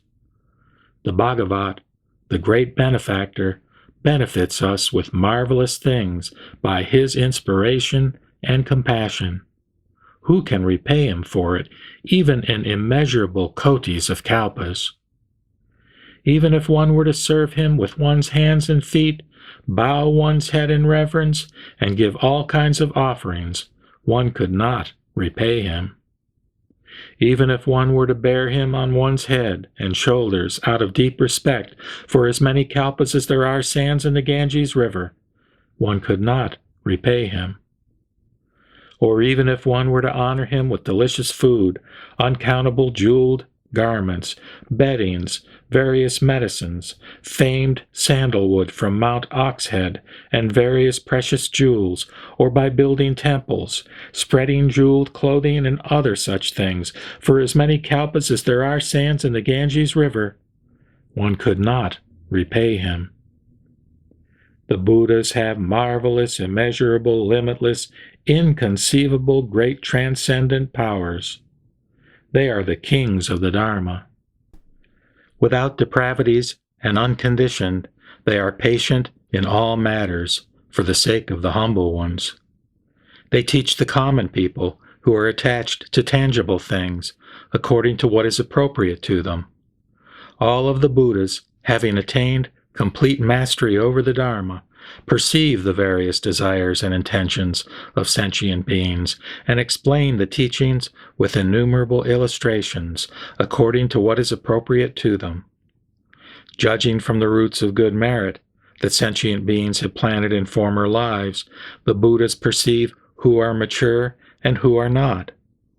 Considering this in various ways and understanding the distinctions completely, the Buddhas teach the single path, explaining it as three in accordance with what is appropriate.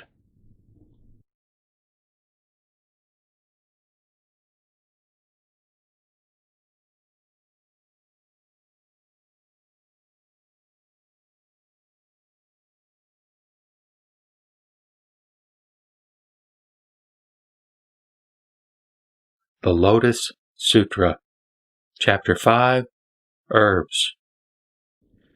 Thereupon, the Bhagavad addressed Mahakasyapa and other great disciples, saying, quote, "Splendid, splendid, O Kasyapa! You have skillfully explained the real merit of the Tathagata. It is exactly as you have said. The Tathagata has immeasurable, unlimited, and incalculable merits. Thus, even in a period of immeasurable kotis of kalpas, you will never fully be able to explain all of his merits. O Kasyapa, you should know that the Tathagata is the king of all the teaching. What he teaches is never false. He explains all the teaching using his wisdom and skillful means, and what he teaches leads everyone to the stage of omniscience. The Tathagata perceives the goal of all teachings and knows the underlying mental disposition of all sentient beings, perceiving all with no obstructions. He completely understands all teachings and displays omniscience to all sentient beings. O Kasyapa, suppose in the great manifold cosmos there are mountains, rivers, valleys, and plains, where many kinds of grasses, trees, shrubs, and herbs of different names and colors grow. Dense clouds thoroughly cover this great manifold cosmos, and rain falls at the same time everywhere, moistening the small, medium, and large roots, stems, branches, and leaves of all the grasses, trees, shrubs, and herbs. The sizes of all the trees depends on whether their capacities are superior, mediocre, or inferior, and the rain falling from the same cloud makes them grow according to the nature of their various seeds. Flowers blossom in the same place, and fruit ripens in the same place, moistened by the same rain, yet there are differences among these grasses and trees. O Kasyapa, you should know that the Tathagata is exactly like this. He appears in this world like a great, overspreading cloud. His great voice resounds over the devas, humans, and asuras in the world, just as the great cloud thoroughly covers the great manifold cosmos. He declares to the assembly, quote, I am the Tathagata, Arhat, completely enlightened, perfect in knowledge and conduct, well departed, knower of the world, unsurpassed, tamer of humans, teacher of devas and humans, Buddha, Bhagavat. I set free those who have not been freed. I enlighten those who have not been enlightened, and bring calm to those who have not been calmed. I cause those to obtain nirvana who have not yet obtained it. I am the one who knows the present and future worlds exactly as they are. I am the all-knower, the all-seer, the knower of the path, the one who discloses the path and explains it. All of you devas, humans, and asuras, come and listen to my teachings. At that time, Innumerable thousands of myriads of kotis of sentient beings approached the Buddha and listened to his teaching. Then the Tathagata, perceiving the faculties of sentient beings, whether they are sharp or dull, diligent or idle, explains the teachings according to their capacities in a variety of immeasurable ways, gladdening and benefiting them all.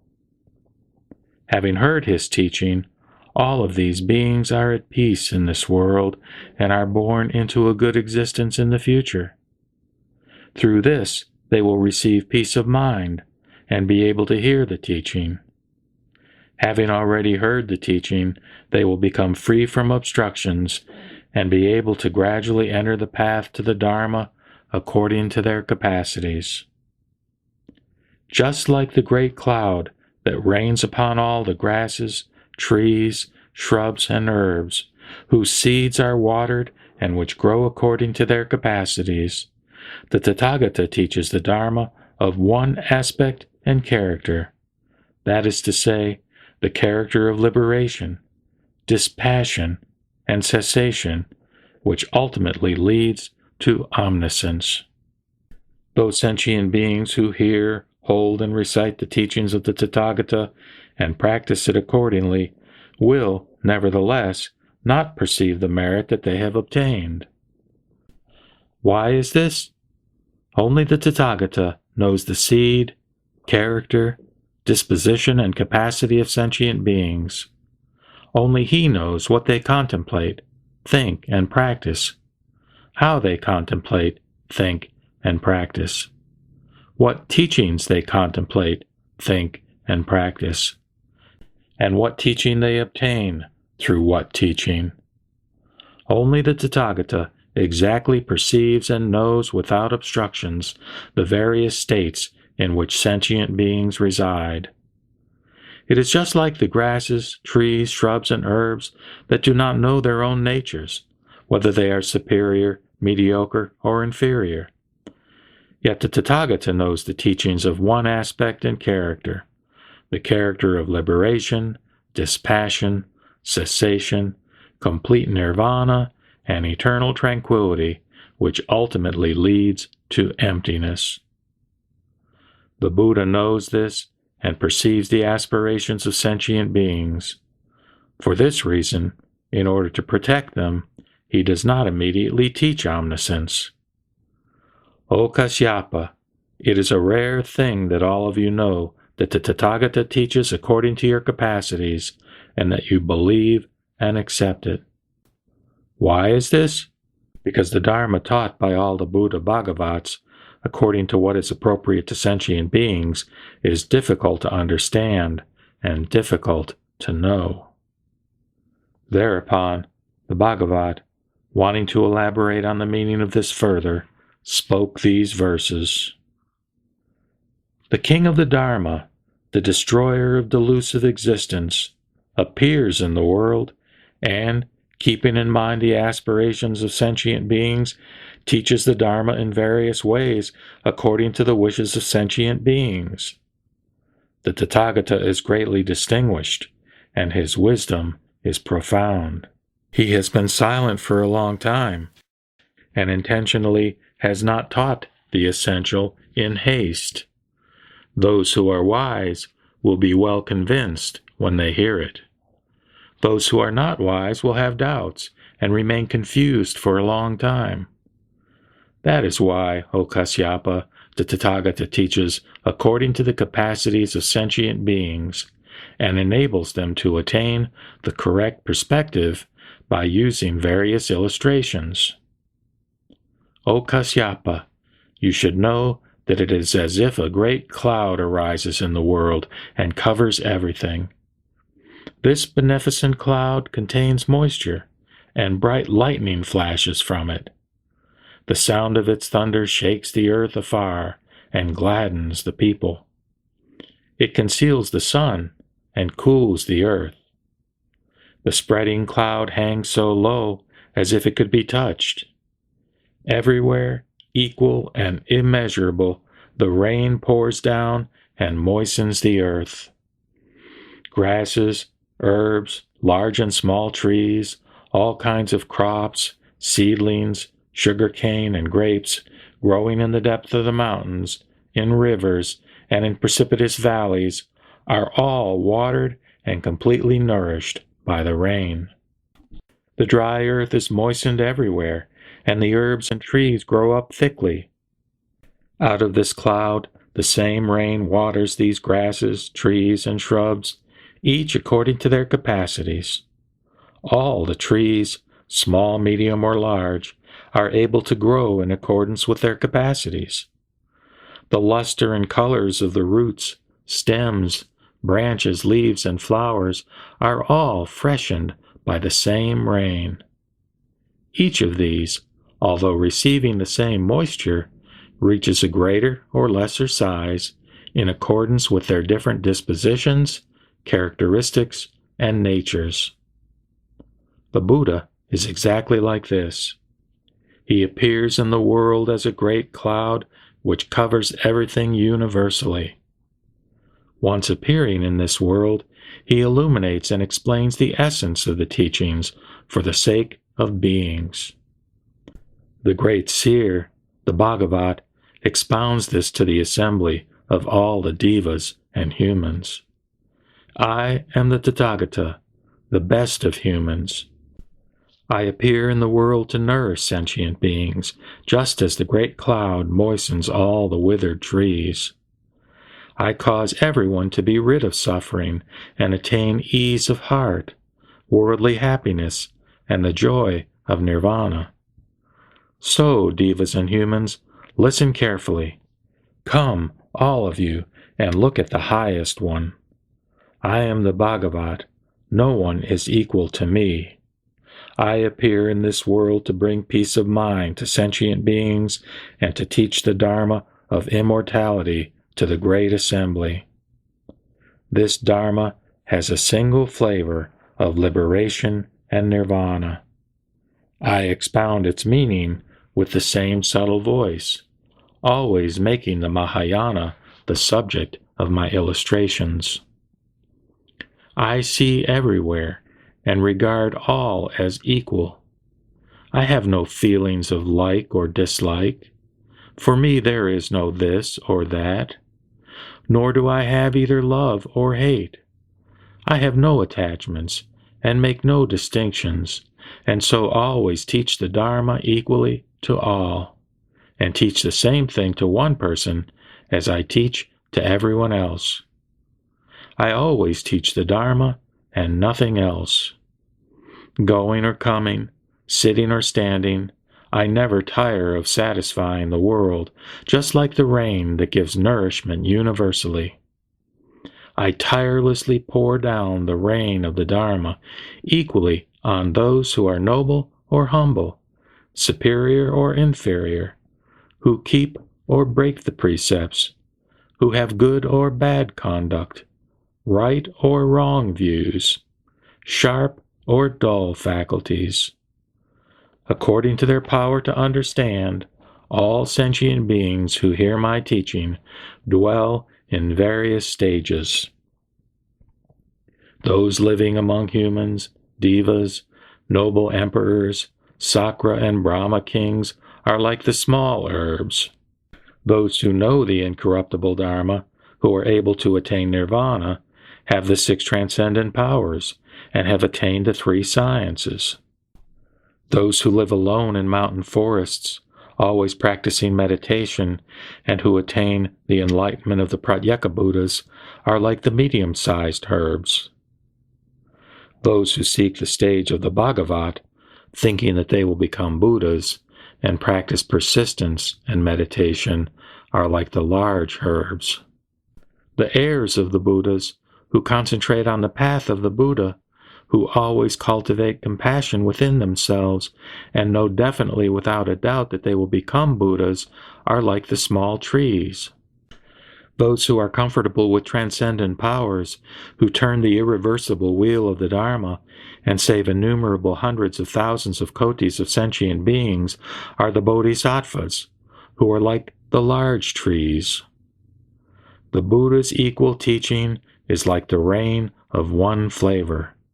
The sentient beings accept it according to their different capacities, just as the grasses and trees each differently absorb the rain.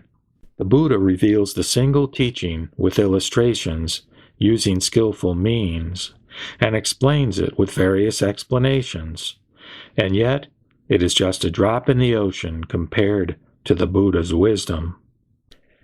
I pour down the rain of the Dharma, fulfilling the world, and the sentient beings practice the Dharma of one flavor according to their capacities, just as the shrubs, herbs, and trees flourish in accordance with their capacities, reaching either a greater or lesser size. The teaching of the Buddhas is always of one flavor and fulfills the entire world. Anyone who practices it, little by little, obtains the fruit of the path. The Sravakas and Pratyeka Buddhas, living in mountain forests, who, in their last bodies, hear the Dharma and attain its fruit, are just like the flourishing herbs. The Bodhisattvas, who are firm in wisdom, who completely understand the triple world and seek the highest vehicle, are just like the flourishing small trees. Those who abide in meditation, attain transcendent powers, listen to the teaching regarding the emptiness of every existence with great joy, and save sentient beings by emitting innumerable rays of light, are just like the flourishing large trees. In this way, O Kasyapa, the Dharma that the Buddha teaches is just like the great cloud that enriches human flowers with the rain of one flavor, so that each attains its fruits. O Kasyapa, you should know that I reveal the Buddha path using various explanations and illustrations, and that this is my skillful means. All of the Buddhas are just like this. I will now teach the highest truth for your sake. Quote, there are no Sravakas who attain nirvana. What you practice is the Bodhisattva path, and if you practice step by step, you will all become Buddhas.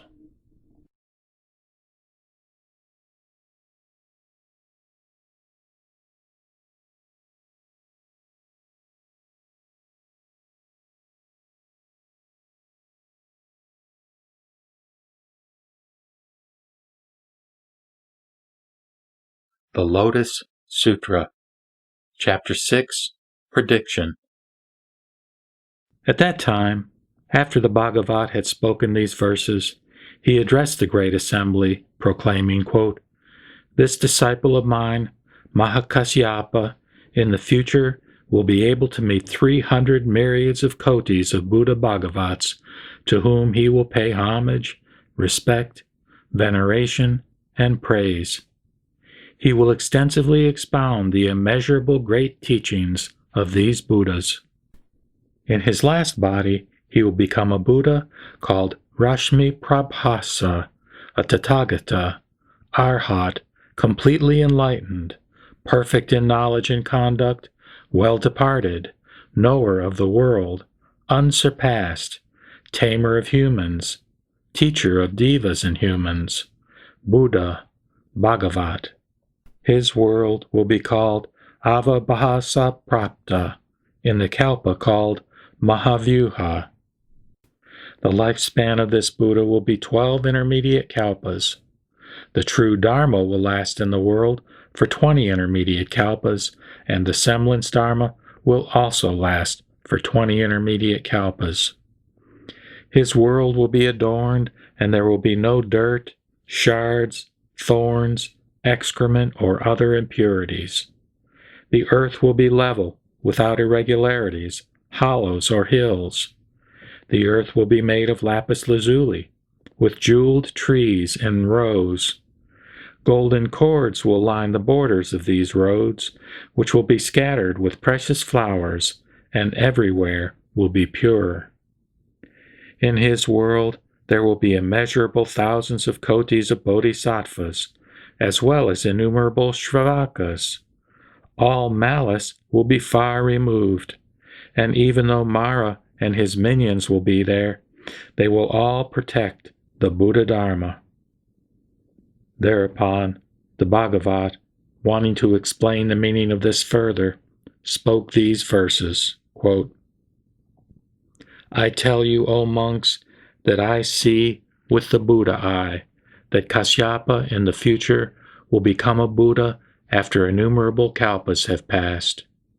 In the future, he will meet and pay homage to 300 myriads of kotis of Buddha Bhagavats and practice the pure path of discipline and integrity, seeking for the wisdom of the Buddhas. Having offered respect to the highest and best of humans, and having completely grasped the ultimate wisdom, he will become a Buddha while in his last body. His land will be pure. The earth will be made of lapis lazuli, and many jeweled trees will be in rows along roads bordered with golden cords, and those who see it will be gladdened. The air will always be filled with a pleasant fragrance, and many beautiful flowers will be strewn about. Various wonderful things will adorn this earth, which will be level, without hills or hollows. There will be an incalculable number of bodhisattvas there, who will have the power of self-control, be versed in transcendent powers, and who will preserve the sutras of the Mahayana taught by the Buddhas. The multitude of Sravakas, bearing their last bodies, free from corruption, heirs of the Dharma King, will also be unreckonable. Their numbers will be impossible to calculate even with the divine eye. The lifespan of this Buddha will be 12 intermediate kalpas. The true Dharma will last in the world for 20 intermediate kalpas, and the semblance Dharma will also last for 20 intermediate kalpas. Thus will things be with the Bhagavat Rashmi Prabhasa. At that time, Mahamaugalyayana, Subhuti, and Mahakatyayana were all charged with excitement, and with palms pressed together, they attentively gazed at the Bhagavat, never turning their eyes from him. They immediately spoke these verses in unison, quote, O Bhagavat, great hero, O king of the Dharma of the Sakyas, bestow the Buddha's words upon us out of your compassion for us. If, knowing the depths of our hearts, you give us your predictions, it will be like cooling our fevers by sprinkling us with the Dharma of immortality. It is as though someone coming from a country suffering from famine were suddenly to find a great king's feast spread before him, yet is stricken with doubt and does not venture to eat until, being instructed by the king, he dares at last to do so. We are exactly like this. We have been constantly thinking about the faults of the inferior vehicle, and so we had no knowledge of the way to obtain the highest wisdom of the Buddha. Although we hear the Buddha's voice saying that we will become Buddhas, we still have doubts in our minds as if we dare not eat the meal. If we receive the Buddha's prediction, it will immediately put us at ease. The Bhagavat, the great hero, always wants to put the world at ease. And so we entreat you to bestow upon us your predictions, as though to starving people waiting for permission to eat. Then the Bhagavat, knowing what lay in the thoughts of the great disciples, addressed the monks, saying, quote, This Subhuti in the future will meet, respect, venerate, praise, and pay homage to 300 myriads of kotis of nayutas of Buddhas, and he will always practice the pure path of discipline and integrity, and complete the bodhisattva path. In his last body, he will become a Buddha called Yashasketu, a Tathagata, Arhat, completely enlightened, perfect in knowledge and conduct, well-departed, knower of the world, unsurpassed, tamer of humans, teacher of devas and humans, Buddha, Bhagavat. His land will be called Ratnasambhava, in the Kalpa called Ratnavapasa. The land will be even, and the earth will be made of crystal and adorned with jeweled trees. It will be without pits, pebbles, thorns, or the filth of excrement. The earth will be covered with precious flowers and will be everywhere pure. The people in this world will all live in wonderful towers with jeweled terraces. The Sravakas, the disciples there, will be innumerable and limitless, beyond calculation and metaphor, and there will also be innumerable thousands of myriads of kotis of nayutas of bodhisattvas. The lifespan of this Buddha will be 12 intermediate kalpas. The true Dharma will last in the world for 20 intermediate kalpas, and the semblance Dharma will also last for 20 intermediate kalpas. This Buddha will always dwell in the air, teaching the Dharma for the multitude, and he will save incalculable bodhisattvas and sravakas. Thereupon, the Bhagavat, wanting to explain the meaning of this further, spoke these verses. O monks, I shall now make something known to you. You should attentively listen to what I have to say. My great disciple, Subhuti, will become a Buddha called Yashasketu. He will pay homage to innumerable myriads of kotis of Buddhas, and, following the Buddha's practice, he will gradually come to complete the great path. He will attain the 32 marks in his last body, and his form will be fine and beautiful, just like a jeweled mountain. His Buddha world will be ultimately pure. Of the sentient beings who see it, there will be none who do not rejoice. There the Buddha will bring incalculable sentient beings to enlightenment. In the midst of his Dharma, there will be many bodhisattvas with keen faculties who turn the irreversible wheel of the Dharma. This world will always be graced with bodhisattvas. There will also be incalculable numbers of sravakas. All of them will have perfected the 3 sciences and the 6 transcendent powers, will abide in the 8 liberations, and have great dignity and virtue. The Buddha will expound the Dharma and reveal immeasurable, unthinkable, transcendent powers. All the devas and humans, as numerous as the sands of the Ganges River, will listen to the Buddha's words with palms pressed together. The lifespan of this Buddha will be 12 intermediate kalpas.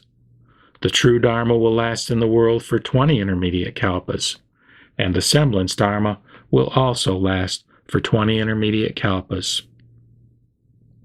Thereupon, the Bhagavat addressed the monks, saying, quote, I will now tell you that this Mahakatyayana in the future will honor, respect, and pay homage to 8,000 kotis of Buddhas with offerings.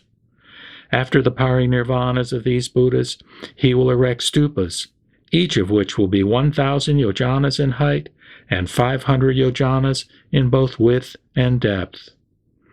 These stupas will all be constructed of the 7 precious treasures: gold, silver, lapis lazuli, mother of pearl, agate, pearls, and rubies.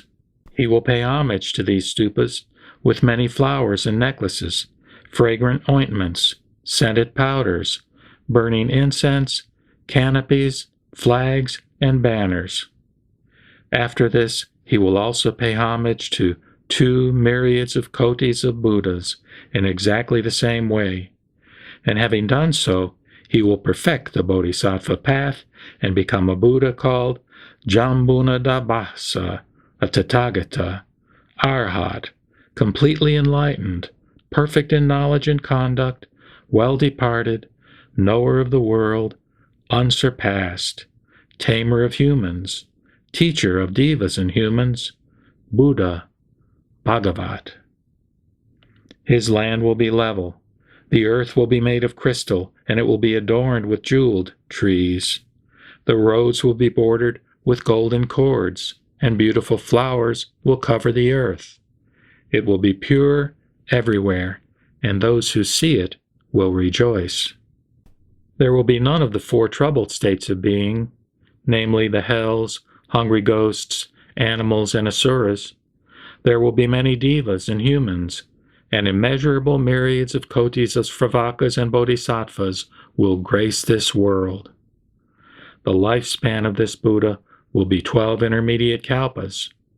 The true Dharma will last in the world for 20 intermediate kalpas, and the semblance Dharma will also last for 20 intermediate kalpas.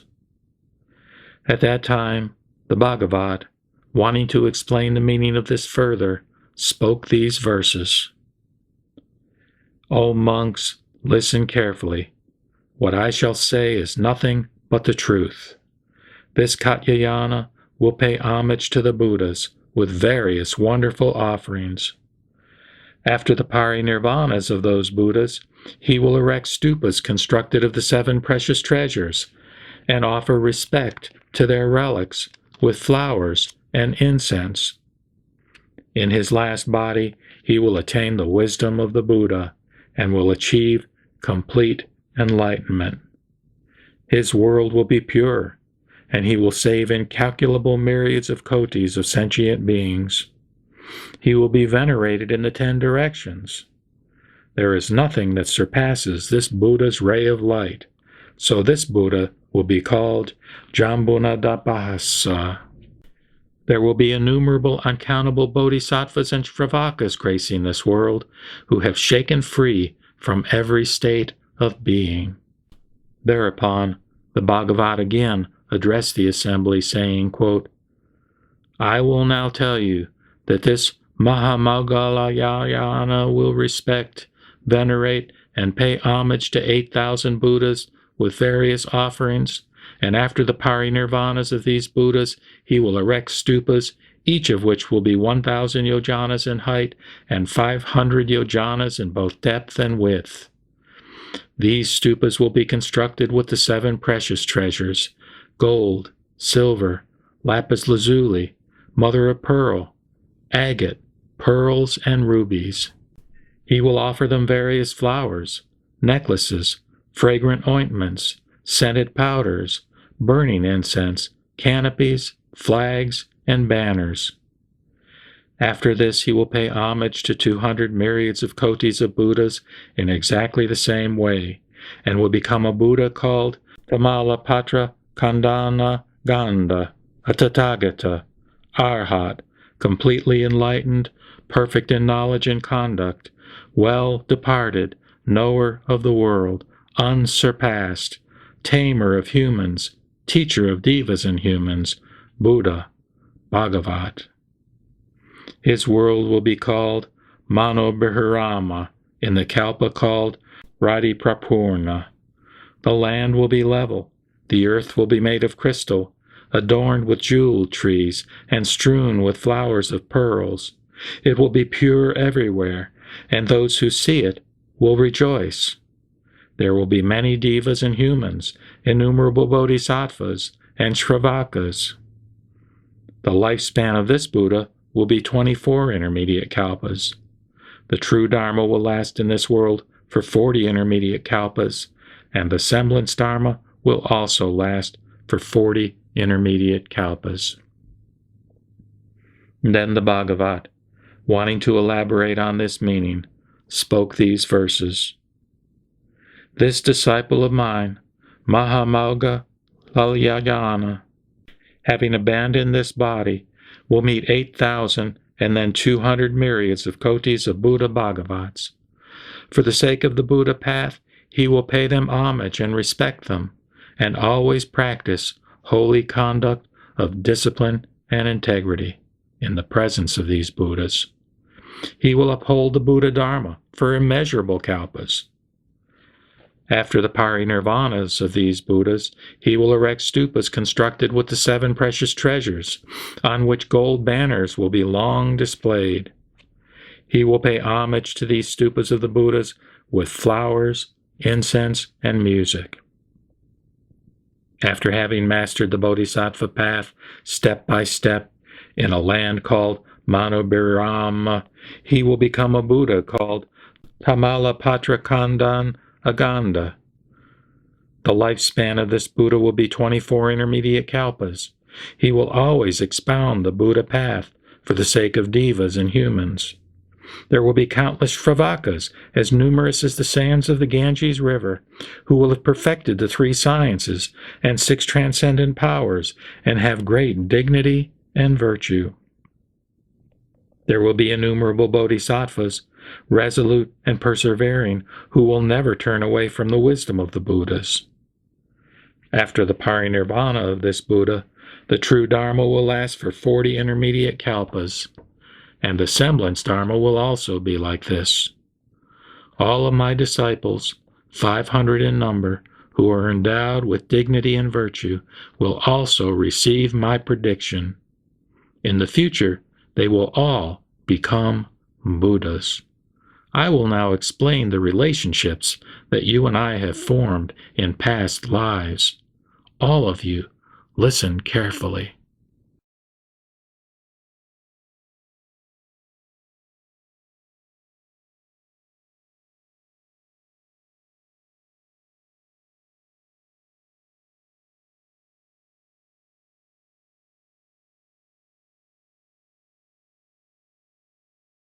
The Lotus Sutra, Chapter 7, The Apparitional City.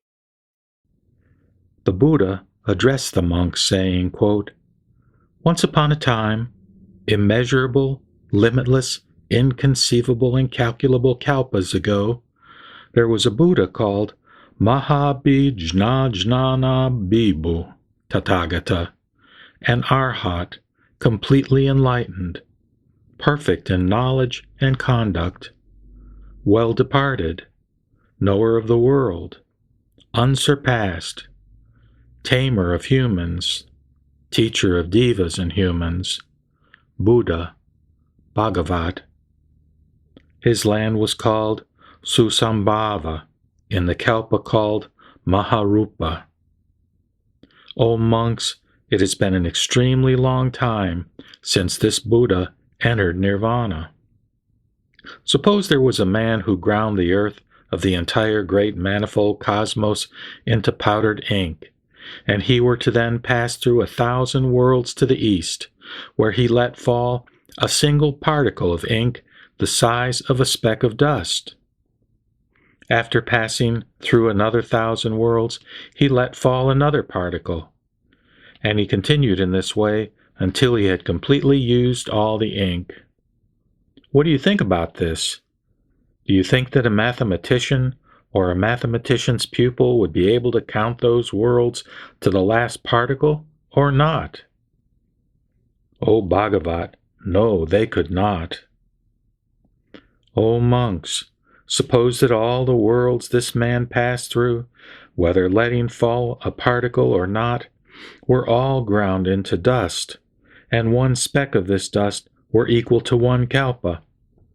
The time since the parinirvana of this Buddha surpasses this number by immeasurable, limitless, incalculable hundreds of thousands of myriads of kotis of kalpas.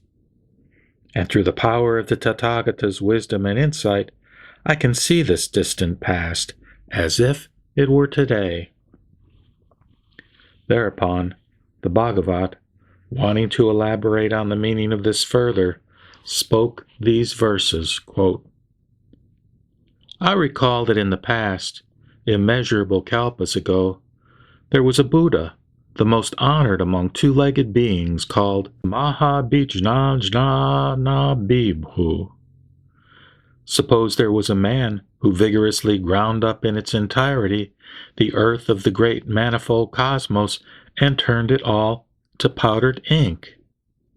After passing through 1,000 worlds, he let fall 1 particle of ink, and in this way he continued to let fall particles until he had used up all the ink. If all these worlds, those where he let fall a particle, and those where he did not, were to be ground into specks of dust, and 1 speck of dust were equal to a single kalpa, their number would be surpassed by the number of kalpas that have passed since that Buddha's parinirvana. So incalculable has this number of kalpas been.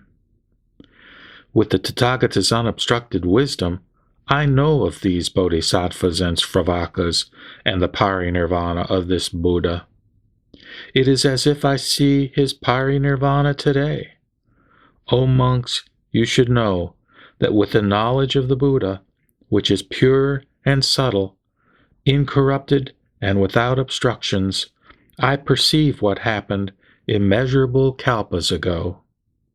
The Buddha addressed the monks, saying, quote, "The lifespan of this Buddha, Mahabhijnana Bibhu, was 540 myriads of kotis of nayutas of kalpas. When that Buddha was seated on the terrace of enlightenment after having defeated Mara's army, he tried to obtain highest complete enlightenment, yet the Dharma of the Buddhas did not appear to him. In this way, even after having sat cross-legged for 1 to 10 intermediate kalpas, undisturbed in body and mind, the Dharma of the Buddhas still did not appear to him. At that time, a group of 33 devas first prepared for that Buddha a lion seat 1 yojana in height under the Bodhi tree, for this Buddha was to attain highest complete enlightenment on that seat. As soon as the Buddha sat on this seat, all the Brahmas rained down various heavenly flowers for 100 yojanas around. Periodically a fragrant breeze would blow away the withered flowers, and they would rain down fresh ones. In this way, they unceasingly paid homage to the Buddha for a full 10 intermediate kalpas, raining down these flowers continuously until his parinirvana. The devas of the 4 quarters constantly struck heavenly drums to honor the Buddha, and in the same way, all the other devas made divine music for a full 10 intermediate kalpas until his parinirvana. O monks, the Dharma of the Buddhas appeared to the Buddha Mahabhijnana Bibhu after 10 intermediate kalpas had passed, and he attained highest complete enlightenment. This Buddha had 16 children before he renounced household life. The eldest child was called Jnanakara. Each child had various kinds of rare toys. After hearing about their father's attainment of highest complete enlightenment, they all put aside their toys and set out for where the Buddha was. Weeping sad tears, their mothers saw them off. Their grandfather, the wheel-turning sage king, went with them, along with 100 ministers and hundreds of thousands of myriads of kotis of people. When they arrived at the terrace of enlightenment, they all wanted to approach the Tathagata Mahabhijnana Bibhu and pay homage and respect, honor and praise him. They came up to him and bowed until their foreheads touched his feet, and then circled around him. Attentively, with palms pressed together, they gazed at the Bhagavat and spoke these verses. The Bhagavat of great virtuous dignity, in order to bring sentient beings to the path, after immeasurable kotis of kalpas and perfecting all the vows, finally became a Buddha. How wonderful! There is nothing more auspicious. The Bhagavat is truly extraordinary. He sat tranquil for 10 intermediate kalpas, with his body and limbs immobile. His mind was always calm and never distracted. He has attained ultimate eternal tranquility and is firmly established in the incorruptible Dharma. Now, seeing the Bhagavat, who has serenely attained the Buddha path, we receive benefit and celebrate with great joy. Sentient beings, ever suffering, are blind and without a teacher. They are unaware of the path that leads to the extinction of suffering, ignorant of the way to seek liberation. From one blind state to the next, those in the troubled states of being daily increase, while the devas decrease. They never hear the Buddha's name, Now the Buddha has attained the highest, serene, and incorruptible Dharma. Thus, we and the devas and humans shall obtain the greatest benefit. Therefore, we all bow and pay homage to the highest Lord. At that time, the 16 princes, having praised the Buddha in verse, requested that the Bhagavat turn the wheel of the Dharma, saying, quote, "O Bhagavat, teach the Dharma. Put all the devas and people at ease and benefit them through your compassion." They spoke further in verse, saying, "O hero of the world, the one who has no equal, who is adorned with 100 merits and has attained the highest wisdom, we entreat you to teach for the sake of the world and bring us and all the other sentient beings to the path. Illuminate and reveal this wisdom so that we may attain it. If we can become Buddhas, so can the other sentient beings." The Bhagavat knows the deep-seated intentions of sentient beings and the paths they practice, as well as the power of their wisdom. May the Bhagavat, being wholly aware of their positive intentions, accumulated merits, and past deeds, turn the highest wheel of the Dharma. The Buddha addressed the monks, saying, quote, "When the Buddha Mahabhijnana attained highest, complete enlightenment, 500 myriads of kotis of Buddha worlds in each of the 10 directions quaked in 6 ways. The dark places between the worlds, where the rays of the sun and moon had been unable to penetrate, were brightly illuminated. The sentient beings there were able to see each other and said, quote, 'How is it possible that sentient beings have suddenly appeared here?' Moreover, those worlds from the heavenly palaces up to the palaces of the Brahmas also quaked in 6 ways. The great ray of light shone everywhere, filling the worlds with a radiance that surpassed the light of the devas. At that time, the palaces of Brahmas in the 500 myriads of kotis of worlds in the east were illuminated twice as brightly as usual. The great Brahmas each thought, quote, 'The palaces are illuminated now as never before. What has caused this phenomenon?' At that time, all of the great Brahmas approached each other to discuss this matter. In that assembly, there was a great Brahma called Sarvasattvatratar, who spoke to the assembly of Brahmas in verse, saying, quote, 'This illumination of our palaces has never occurred before. Let us find out the reason for this. This great ray of light has illuminated the 10 directions. Has a diva of great merit been born, or has a Buddha appeared in the world?' Then the great Brahmas of the 100 myriads of kotis of worlds went toward the west with their palaces to inquire about this phenomenon, carrying heavenly flowers in their robes. They saw the Tathagata Mahabhijnana Bibhu on the terrace of enlightenment, sitting on the lion's seat under the Bodhi tree. He was respectfully surrounded by humans and such non-humans as devas, Naga kings, Gandharvas, Kimnaras, and Maharagas. They also saw the 16 princes requesting the Buddha to turn the wheel of the Dharma. Then the great Brahmas bowed until their foreheads touched the Buddha's feet, and then circled around him 100,000 times. They scattered heavenly flowers on the Buddha, and the flowers they scattered were piled high as Mount Sumeru. They also paid homage to the Buddha's Bodhi tree, which was 10 yojanas in height. Having reverently offered him flowers, they presented their palaces to the Buddha, saying, quote, "Please accept the palaces we now offer you and benefit us through your compassion." Then the great Brahma spoke these verses wholeheartedly and in unison before the Buddha, quote, "The Bhagavat, who is truly extraordinary, is extremely difficult to meet. He is endowed with immeasurable qualities and seeks to protect all.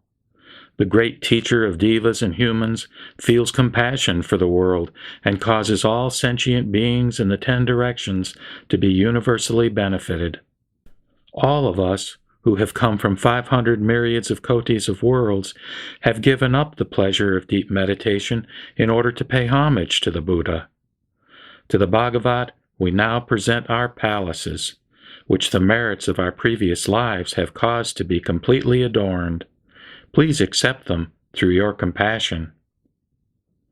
Thereupon, having praised the Buddha in verse, the great Brahmas each said this, quote, O Bhagavat, we entreat you to turn the wheel of the Dharma, open the path to nirvana, and guide sentient beings to it. Then the great Brahmas attentively spoke these verses in unison. O hero of the world, the most honored among two-legged beings, we entreat you to expound the Dharma and bring the suffering beings to the path through the power of your great compassion. Then the Tathagata Mahabhijna Jnana Bibhu silently consented. Furthermore, O monks, the great Brahmas in the 500 myriads of kotis of worlds in the southeast saw their palaces illuminated with a ray of light that had never occurred before. Joyful and ecstatic, they were struck with wonder. They assembled to discuss the matter. At that time, there was a great Brahma called Adhimatrakarunaka. He spoke to the assembly of Brahmas in verse, saying, quote, What is the reason that this phenomenon has appeared?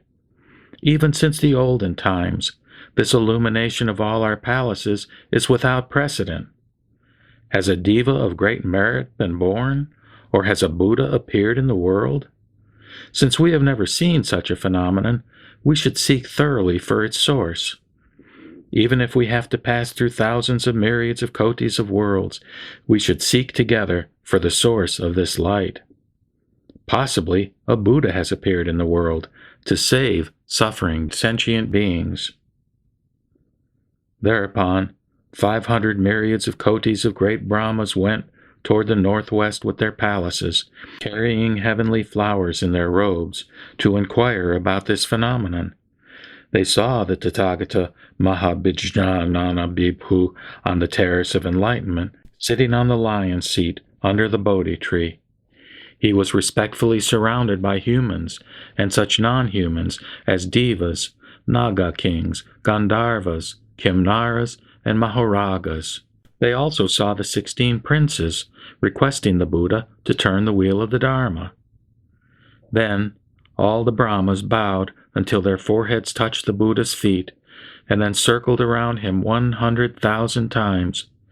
They scattered heavenly flowers on the Buddha, and the flowers they scattered were piled up high as Mount Sumeru. They also paid homage to the Buddha's Bodhi tree. Having reverently offered the Buddha flowers, they presented their palaces to him, saying, quote, Please accept the palaces we now offer you, and benefit us through your compassion. Then the great Brahmas spoke these verses wholeheartedly and in unison before the Buddha, quote, O great sage, diva of divas, we now bow to the one whose voice is as beautiful as the Kalavinka birds, and who has compassion for sentient beings.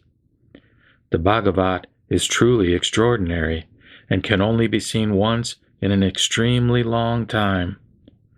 180 kalpas have passed away fruitlessly, and no Buddhas have appeared during this time. The worlds have been filled with people in the 3 troubled states of being, and the devas have decreased. The Buddha has now appeared in the world to be the eyes of sentient beings. He will be the refuge of the world and will seek to protect all. As the Father of sentient beings, he is the compassionate benefactor. Because of our past merits, we now have the good fortune to be able to meet the Bhagavat. Thereupon, having praised the Buddha in verse, the great Brahmas said this, quote, O Bhagavat, we entreat you to turn the wheel of the Dharma out of your compassion for all and save sentient beings. Then the great Brahmas spoke these verses wholeheartedly and in unison, quote, O great sage, make us very happy. Turn the wheel of the Dharma. Reveal the character of all Dharmas. Save the suffering beings. If sentient beings hear this Dharma, they will attain the path and be born as devas. The beings in the troubled states of being will decrease, while those who persevere in the good will increase. Then the Tathagata Mahabhijnana Bibhu silently consented. Furthermore, O monks, the great Brahmas in the 500s of thousands of kotis of lands in the south, each saw their palaces illuminated as they had never been before. Joyful and ecstatic, they were struck with wonder. They immediately assembled to discuss this matter together, asking, Why have our palaces been illuminated? At that time, there was a great Brahma called Sudharma. He spoke to the assembly of Brahmas in verse, saying, quote, Our palaces are illuminated with brilliant light. There must be a reason for this, and we should seek its source. We have not seen such a phenomenon during the past hundreds of thousands of kalpas. Has a diva of great merit been born? Or has a Buddha appeared in the world? Thereupon, 500 myriads of kotis of great Brahmas went toward the north with their palaces to inquire about this phenomenon, carrying heavenly flowers in their robes. They saw the Tathagata Mahabhijnana Bibhu on the terrace of enlightenment, sitting on the lion seat under the Bodhi tree. He was respectfully surrounded by humans and such non-humans as devas, Naga kings, Gandharvas, Kimnaras, and Maharagas. They also saw the 16 princes requesting the Buddha to turn the wheel of the Dharma. Then all the great Brahmas bowed until their foreheads touched the Buddha's feet, and then circled around him 100,000 times. They scattered heavenly flowers on the Buddha, and the flowers they scattered piled up as high as Mount Sumeru. They also paid homage to the Buddha's Bodhi tree. Having revered the Buddha with flowers, they offered their palaces to him, saying, quote, Please accept the palaces we now offer you and benefit us through your compassion. Then the great Brahmas spoke these verses wholeheartedly and in unison before the Buddha. O destroyer of afflictions, it is extremely difficult to meet a Bhagavat. We are now meeting the Buddha for the first time since 130 kalpas have passed away. Please satisfy sentient beings who are suffering from hunger and thirst by pouring down the rain of the Dharma. O one possessed of immeasurable wisdom, whom we have never met before, today we have encountered the one who appears as rarely as the Adambara flower blooms. Our palaces are beautifully adorned by this ray of light. We entreat you to accept them out of your great compassion. Thereupon, having praised the Buddha in verse, the great Brahma said this, quote, O Bhagavat, we request that you turn the wheel of the Dharma, thus causing the Devamaras, Brahmas, Shramanas, and Brahmins to be at ease and saving them all.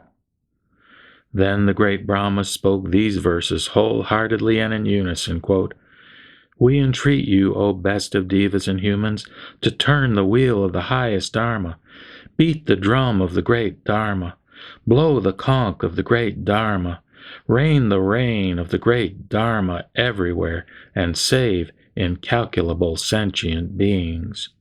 We have all come to request that you expound it with your profound voice.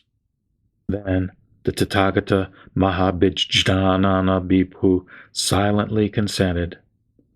The very same thing happened in the worlds from the southwestern to the lower regions, as well as those in other directions. Then all the great Brahmas in the 500 myriads of kotis of lands in the upper region saw their palaces illuminated with a light that had never existed before. Joyful and ecstatic, they were struck with wonder. They immediately assembled to discuss this matter together, asking, quote, "Why have our palaces been illuminated?"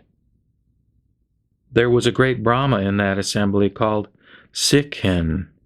He spoke to the assembly of Brahmas in verse, saying, quote, "Why have all our palaces been brilliantly illuminated with this light of virtuous dignity and adorned in this unprecedented way? We have never seen such a wonderful phenomenon.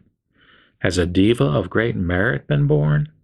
Or has a Buddha appeared in the world?" And thereupon 500 myriads of kotis of great Brahmas went into the lower regions with their palaces to inquire about this phenomenon, carrying heavenly flowers in their robes. They saw the Tathagata Mahabhijnana Bibhu on the terrace of enlightenment, sitting on the lion's seat under the Bodhi tree. He was respectfully surrounded by humans and such non-humans as Devas, Naga kings, Gandharvas, Kimnaras, and Mahoragas. They also saw the 16 princes requesting the Buddha to turn the wheel of the Dharma. Then all the great Brahmas bowed until their foreheads touched the Buddha's feet, and then circumambulated him 100,000 times. They scattered heavenly flowers on the Buddha, and the flowers they scattered were piled up as high as Mount Sumeru. They also paid homage to the Buddha's Bodhi tree. Having reverently offered him flowers, they presented their palaces to the Buddha, saying, quote, "Please accept the palaces we now offer you and benefit us through your compassion." Then all the great Brahmas spoke these verses wholeheartedly and in unison before the Buddha. How splendid it is to meet the Buddhas, the great sages who deliver the world, who diligently work to get sentient beings out of the hell of the triple world. The best of devas and humans, who has universal wisdom, out of compassion for everyone, opens the gate to immortality and extensively saves all. Since olden times, immeasurable kalpas have passed away in vain without the presence of the Buddha. In the time before the Bhagavad appears, the 10 directions are in constant darkness. Those in the 3 troubled states of being increase, and the asuras also flourish. The devas decrease all the more, and when they die, many of them fall into those troubled states. Having never heard the teaching from the Buddha, all of them always behave badly, and their physical power and wisdom decreases. Because of their erring deeds, they lose happiness or any notion of it. Abiding in the teaching of false views, they know nothing of good conduct. Deprived of the Buddha's inspiration, they always fall into the troubled states of being. After a very long time, the Buddha has now appeared as the eye of the world. It is out of compassion for sentient beings that the Buddha appears in the world. Transcending everything, the Buddha has attained complete enlightenment. We are all extremely happy, and all the other beings joyfully acclaim this unprecedented experience. All our palaces are beautifully adorned by this ray of light. We now offer them to the Bhagavat. Please accept them out of your compassion. By the universal transference of this merit, may we and all other beings together attain the Buddha path. Thereupon, the 500 myriads of kotis of great Brahmas, having praised the Buddha in verse, each spoke to him, saying, quote, "O Bhagavat, we strongly entreat you to turn the wheel of the Dharma, give ease to many, and enable them to attain the path." Then all the great Brahmas spoke these verses, quote, "O Bhagavat, turn the wheel of the Dharma, beat the drum of the Dharma of immortality, Save the suffering sentient beings and reveal the path to nirvana. We strongly entreat you to accept our request, and out of your compassion and with your wonderful voice, expound the Dharma that you have perfected over immeasurable kalpas. And then the Tathagata Mahabhijna Jnana Bibhu acceded to the request made by all the great Brahmas from the 10 directions and the 16 princes. He then immediately turned 3 times the Dharma wheel of 12 spokes that no Shramanas, Brahmins, Devamaras, Brahmas, or any other being in the world could turn. He taught, quote, "This is suffering. This is the origination of suffering. This is the cessation of suffering. This is the path that leads to the cessation of suffering, i.e., the 4 Noble Truths." He also extensively taught the Dharma of the 12-linked chain of dependent origination, saying, quote, "Conditioned states are dependent on ignorance. Consciousness is dependent on conditioned states. Name and form are dependent on consciousness. The 6 sense fields are dependent on name and form. Contact is dependent on the 6 sense fields. Feelings are dependent on contact.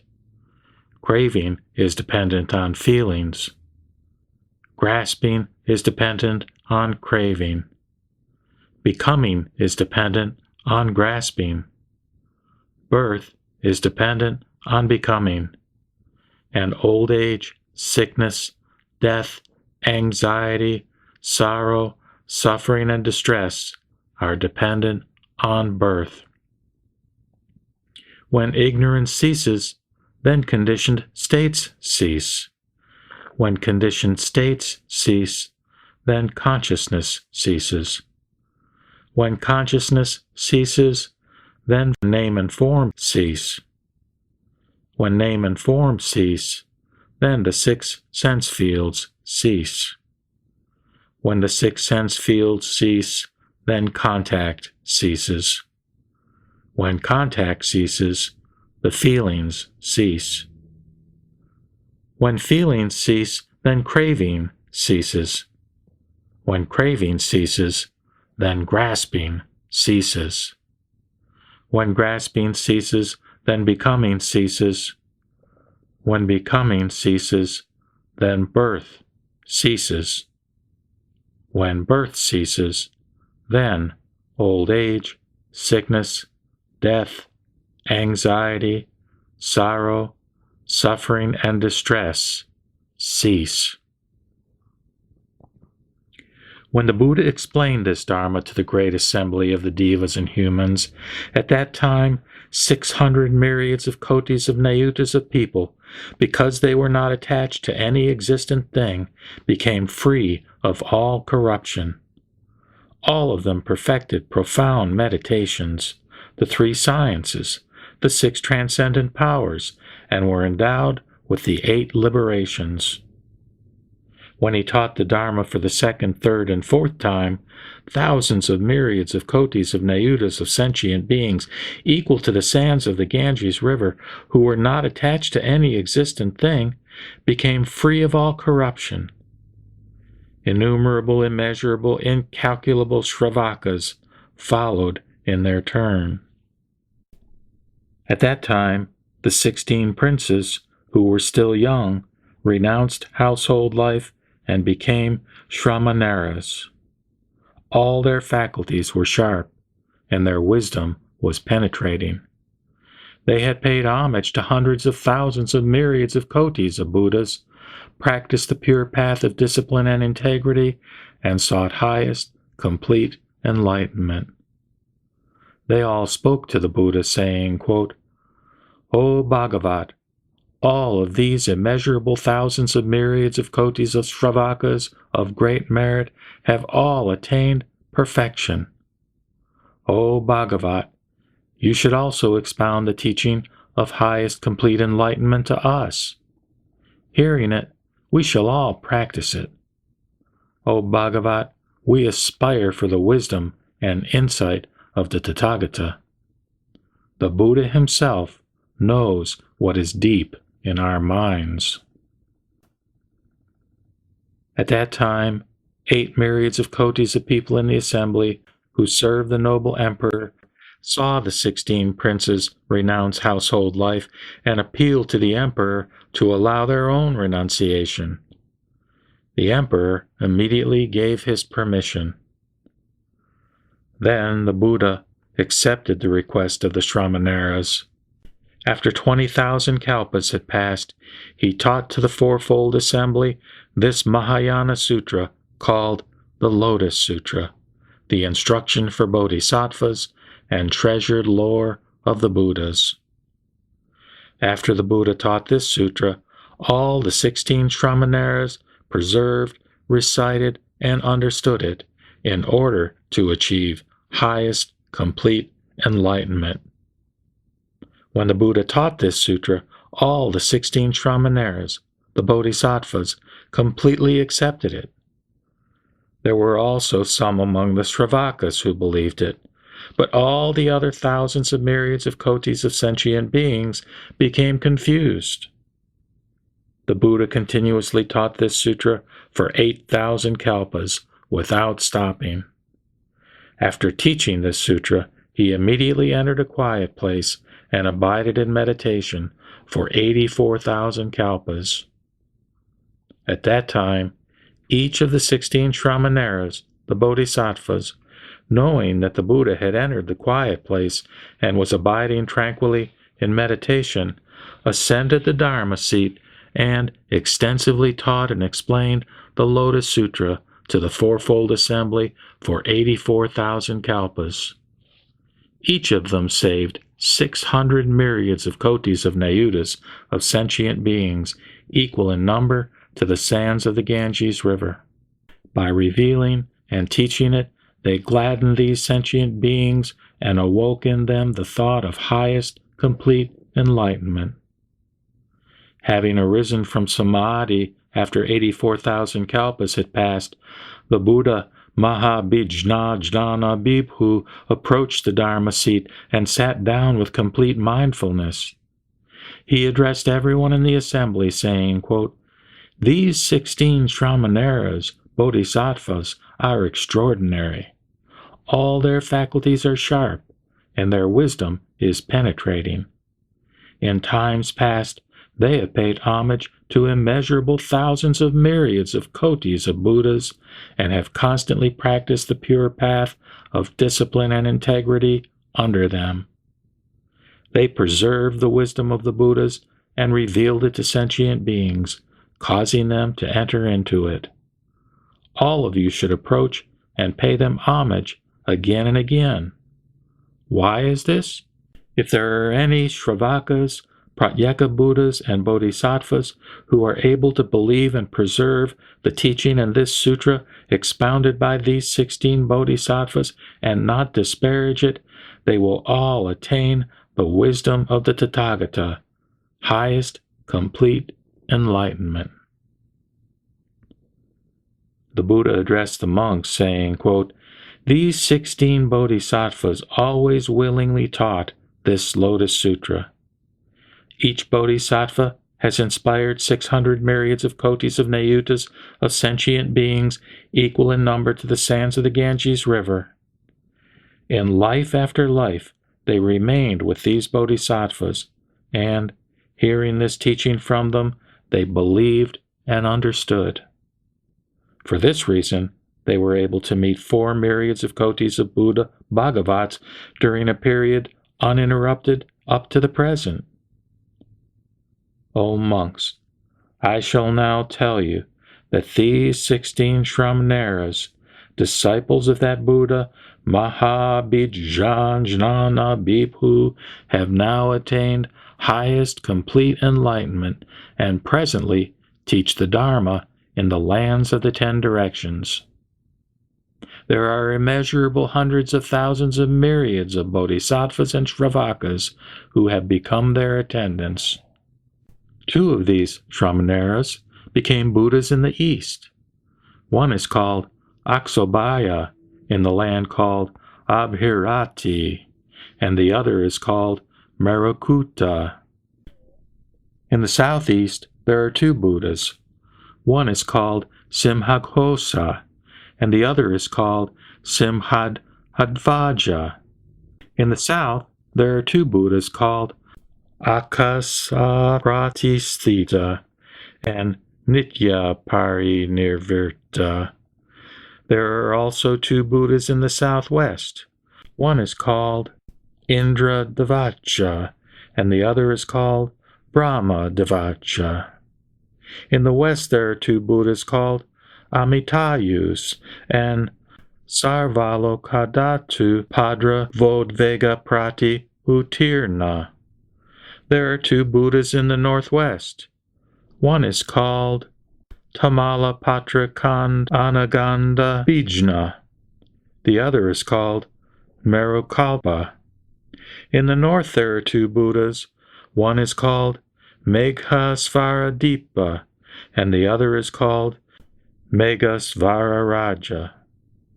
In the northeast there is a Buddha called Sarvaloka Bhaya Achambitat Vavid Vama Sanakara.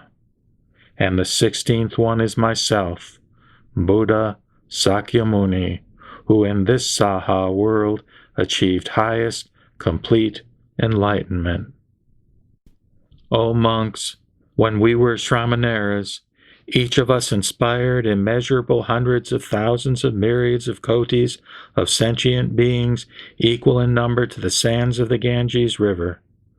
Those sentient beings who heard the teaching from me attained highest complete enlightenment. There are sentient beings who still abide in the stage of Sravaka and whom I will inspire to attain highest complete enlightenment. By means of this teaching, they will gradually enter the Buddha path. Why is this? The wisdom of the Tathagatas is hard to believe and hard to understand.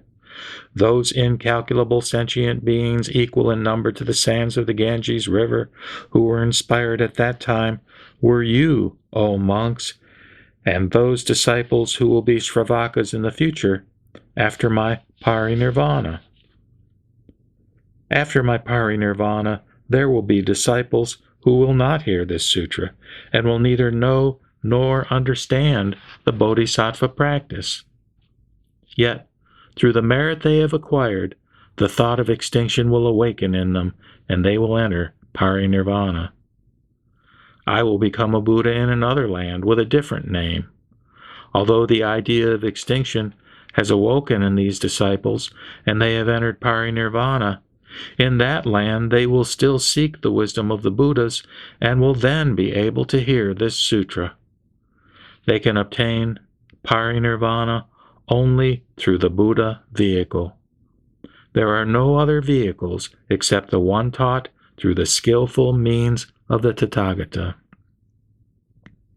O monks, when the Tathagata realizes that the time of his parinirvana is approaching, knowing that the assembly is pure, firm in belief and understanding, has penetrated the teaching of emptiness, and has deeply entered meditation, he will then gather the assembly of bodhisattvas and sravakas together and teach this sutra to them.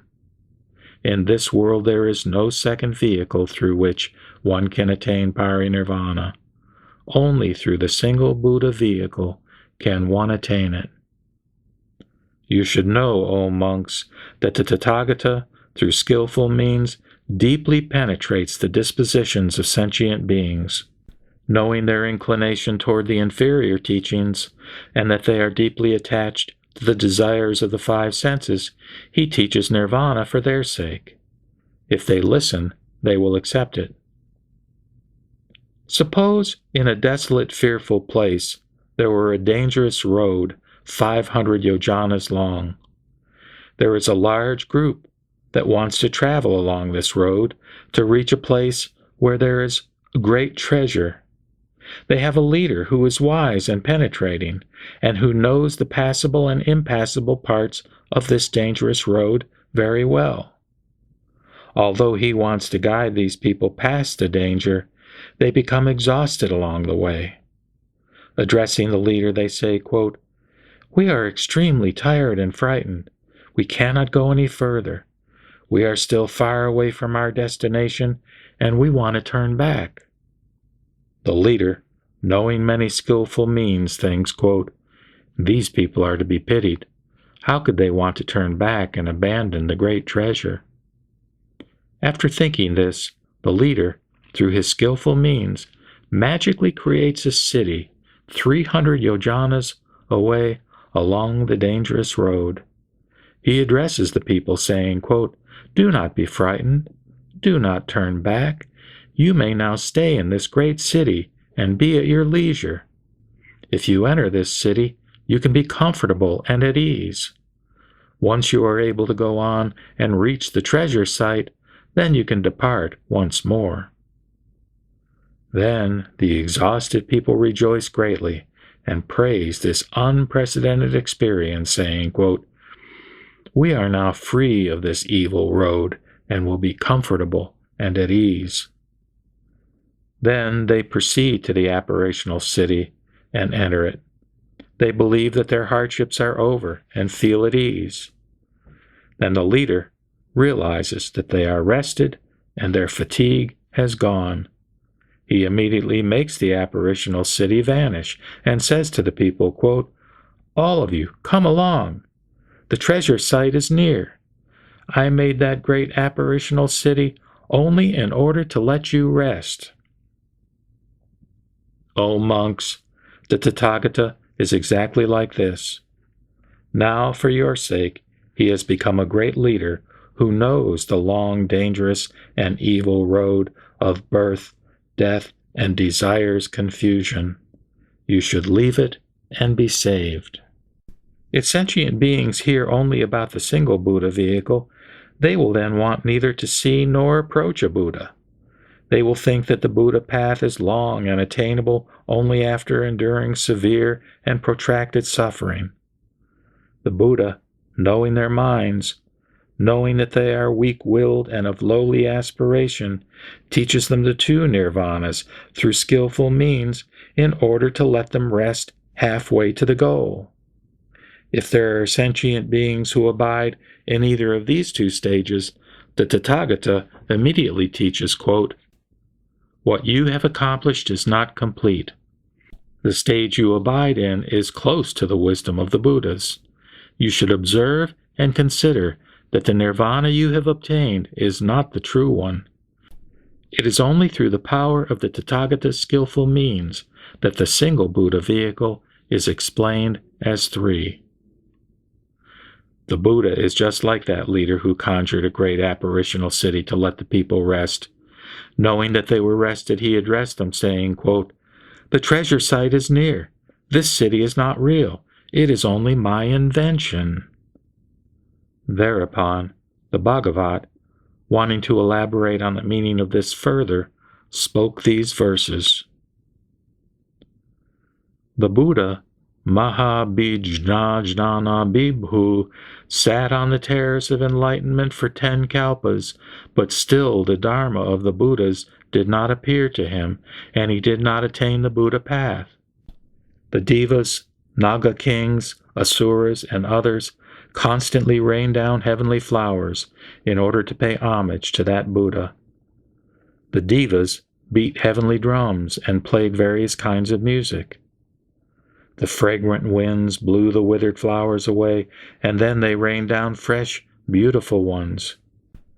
After 10 intermediate kalpas had passed, he then attained the Buddha path, and all the devas and humans became joyful and ecstatic.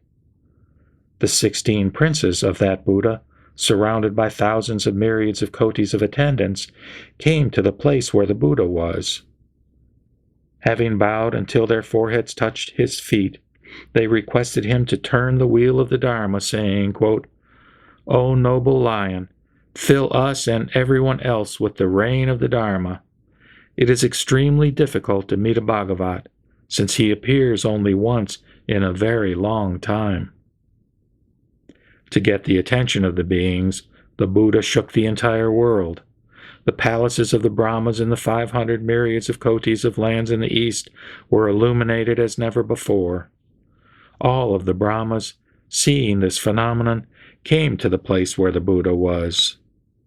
They reverently scattered flowers and offered him their palaces. Requesting the Buddha turn the wheel of the Dharma, they praised him in verse. The Buddha knew that the right time had not yet arrived, and although he had been asked, he sat in silence. The other three directions, the four remaining quarters, and the upper and lower regions were all like this. All the Brahmas scattered flowers, offered their palaces, and requested the Buddha to turn the wheel of the Dharma, saying, quote, "It is extremely difficult to meet a Bhagavat.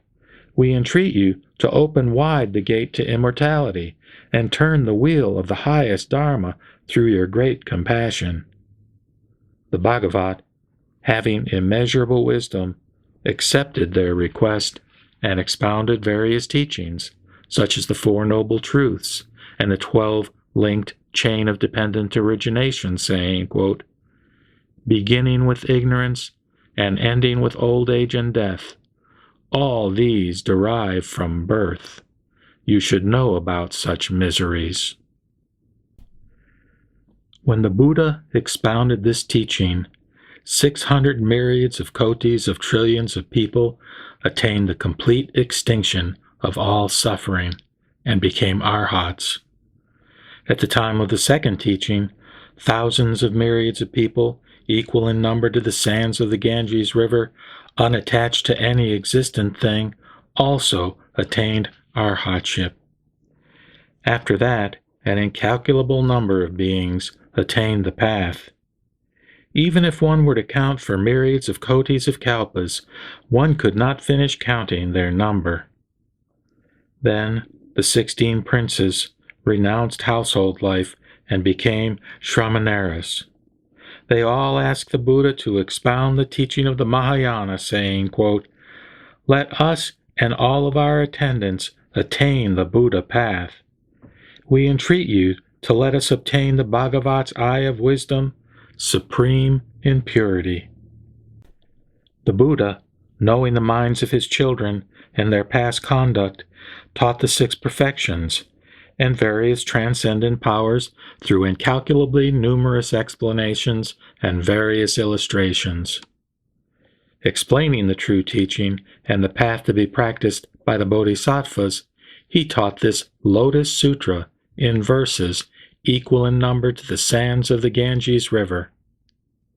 After the Buddha taught this sutra, he entered meditation in a quiet place and sat with complete concentration in the same spot for 84,000 kalpas.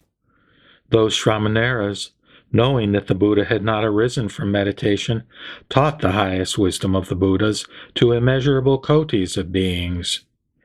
Each sat on the Dharma seat and explained this Mahayana Sutra. After the great parinirvana of that Buddha, they propagated the Dharma and inspired others. Each Shramanara saved 600 myriads of kotis of sentient beings, equal in number to the sands of the Ganges River. Those who heard the teaching after the Buddha's parinirvana were always born together with their teachers in various other Buddha lands. These 16 Shramanaras completely cultivated the Buddha path, and now, in the 10 directions, they have attained highest complete enlightenment. Then those who heard the Dharma in the presence of each of these Buddhas, and those who are in the Shravaka stage, will gradually be taught the Buddha path. I am one of the 16. I have also taught you in the past. Therefore, through skillful means, I will now also lead you to the goal, which is the wisdom of the Buddhas. Through these former causes and conditions, I will now teach the Lotus Sutra in order to let you enter the Buddha path. Do not be worried or frightened. Suppose there were a dangerous road in a deserted wasteland far away, where there are many harmful beasts. There is neither water nor grass. It is a fearful place for human beings. Innumerable thousands of myriads of beings wish to pass along this dangerous way. But that road is very long, some 500 yojanas. Then there is a leader, endowed with deep wisdom and knowledge, discerning and resolute, who saves the people from various calamities when they meet with danger. The people all get tired and address the leader, saying, quote, "We are now totally exhausted. We want to turn back from here." The leader thinks, quote, "These people are really to be pitied. How could they possibly want to return and lose the great treasure?" He immediately thinks of skillful means and how he should now use his transcendent powers. And he makes a great apparitional city, with houses adorned and surrounded with gardens, moats, and ponds. There are fortified gates and tall towers, and it is full of men and women. When the apparition is complete, he immediately consoles the people, saying, quote, "Do not be afraid. When you enter the city, you can each do as you please." All the people enter the city. They are very happy and feel at ease, thinking they have been saved. When the leader knows they are arrested, he gathers them together and addresses them, saying, quote, "You should now proceed, for this is just an apparitional city. Seeing that you were extremely fatigued and that you wanted to turn back after coming halfway, I made this apparitional city through skillful means. You should now strive to reach the treasure site together. I am exactly like this. I am the leader of all. Perceiving that those seeking the way have become timid, have stopped halfway, and are unable to walk to the end of the dangerous road of birth, death, and desire's confusion, I use skillful means and teach nirvana so that they may rest, saying, quote, "You have extinguished suffering, and you have completed what must be done." Knowing that they have reached nirvana and attained arhatship, the Buddha immediately gathers the great assembly together and teaches the true Dharma. All the Buddhas explain and teach the three vehicles through skillful means. Although there is only the single Buddha vehicle, they teach two in order to provide a place of rest. For your benefit, I now teach the truth. Quote, "What you have attained is not the ultimate goal. You must call forth great efforts in order to obtain the omniscience of a Buddha. If you attain omniscience and the qualities of the Buddha, such things as the 10 powers, and become endowed with the 32 marks, then you will have attained the ultimate goal." The Buddhas, the leaders, teach nirvana in order to let beings rest in comfort. When they know that they have rested, they lead them to the wisdom of the Buddhas.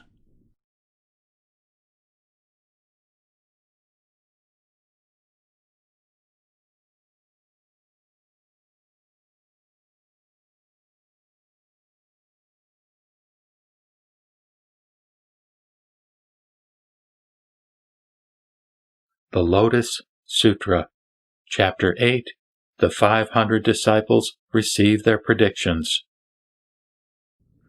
At that time, Purna, the son of Maitrayani, after hearing the Buddha teach the Dharma according to what is appropriate to sentient beings through the wisdom of skillful means, and bestow the prediction of highest complete enlightenment on all the great disciples, and then hearing stories about past causes and conditions, and that all the Buddhas have obtained perfect mastery of transcendent powers, obtained an unprecedented experience, and became pure in mind and joyful. He immediately rose from his seat, went into the presence of the Buddha, bowed until his forehead touched the Buddha's feet, and then stood to one side, gazing unwaveringly at the Buddha, and thought this, quote, "The Bhagavat is truly marvelous. His actions are rare. He teaches the Dharma according to the natural capacities of the beings in the world through skillful means, wisdom, and insight. He leads sentient beings away from their various attachments. We have no words to describe the Buddha's qualities. Only the Buddha, the Bhagavat, is able to know our deep intentions and original vow. Then the Buddha addressed the monks, saying, quote, "Do you see Purna, the son of Maitrayani? I always praise him as the foremost among the teachers of the Dharma. I also always praise his various qualities. He diligently maintains and propagates my teachings and is able to gladden and benefit the fourfold assembly. He interprets the true Dharma of the Buddhas perfectly and greatly benefits those who practice the pure path of discipline and integrity together with him. With the exception of the Tathagata, no one else explains the doctrine more eloquently. You must not think that Purna is only now able to protect and propagate my teaching. He also protected and propagated the true Dharma of the Buddhas in the presence of 90 kotis of Buddhas in the past, when he was always the foremost among the teachers of the Dharma. Moreover, he was completely versed in the teaching of emptiness that the Buddhas taught, and attained the fourfold unobstructed wisdom. He has always been able to teach the Dharma clearly and purely. He never had any doubts, and was endowed with the transcendent powers of the Bodhisattvas. Throughout each life, he always practiced the pure path of discipline and integrity. The people who lived in the same Buddha world all thought he really was a Shravaka, yet Purna benefited immeasurable hundreds of thousands of sentient beings through this skillful means, and also led and inspired immeasurable, incalculable numbers of beings and caused them to attain highest complete enlightenment. In order to purify the Buddha land, he always did what the Buddhas have done, and led and inspired sentient beings. O monks, Purna also was able to become the foremost among the teachers of the Dharma under the past 7 Buddhas, and he is also the foremost of those who preach the Dharma under me. He will also be the foremost among the teachers of the Dharma under the future Buddhas in this auspicious Kalpa. He will protect and propagate the Buddha Dharma, and also in the future he will protect and propagate the Dharma of incalculable limitless Buddhas. He will lead, inspire, and benefit incalculable sentient beings and cause them to attain highest, complete enlightenment. In order to purify the Buddha lands, he will always be diligent and persevering, leading and inspiring sentient beings. He will gradually perfect the Bodhisattva path, and, after immeasurable, incalculable kalpas, he will attain highest complete enlightenment in this land. He will be called Dharmaprabhasa, a Tathagata, Arhat, completely enlightened, perfect in knowledge and conduct, well-departed, knower of the world, unsurpassed, tamer of humans, teacher of devas and humans, Buddha, Bhagavat. That Buddha's land will consist of all the worlds in the great manifold cosmos, equal in number to the sands of the Ganges River. The earth will be made of the 7 treasures, and it will be level, just like the palm of one's hand. There will be no mountains, valleys, or hollow places. This land will be filled with towers of the 7 treasures. The heavenly palaces will be in the sky, close at hand, and the humans and devas will come and go between them, so that they will be able to see each other. There will be no troubled states of being, nor any women. All the sentient beings will be born there spontaneously, without any sexual desires. They will attain great transcendent powers, emit rays of light from their bodies, and fly freely through the air. These beings will be firm in recollection, persevering, and wise. They will all be of golden hue and adorned with the 32 marks. The sentient beings in that land will always eat 2 meals, one being the meal of delight in the Dharma, and the other the meal of pleasure in meditation. There will be immeasurable, incalculable thousands of myriads of kotis of nayutas of bodhisattvas who have attained great transcendent powers and the fourfold unobstructed wisdom. They will be able skillfully to lead and inspire sentient beings. The number of Shravakas there will be impossible to calculate. They will all perfect the 6 transcendent powers, the 3 sciences, and the 8 liberations. Such will be the immeasurable merits of this Buddha's land, being perfect in adornment. The Kalpa will be called Ratnavabhasa, and his land will be called Suvisuddha. This Buddha's lifespan will last for immeasurable, incalculable kalpas, and the Dharma will abide for a very long time.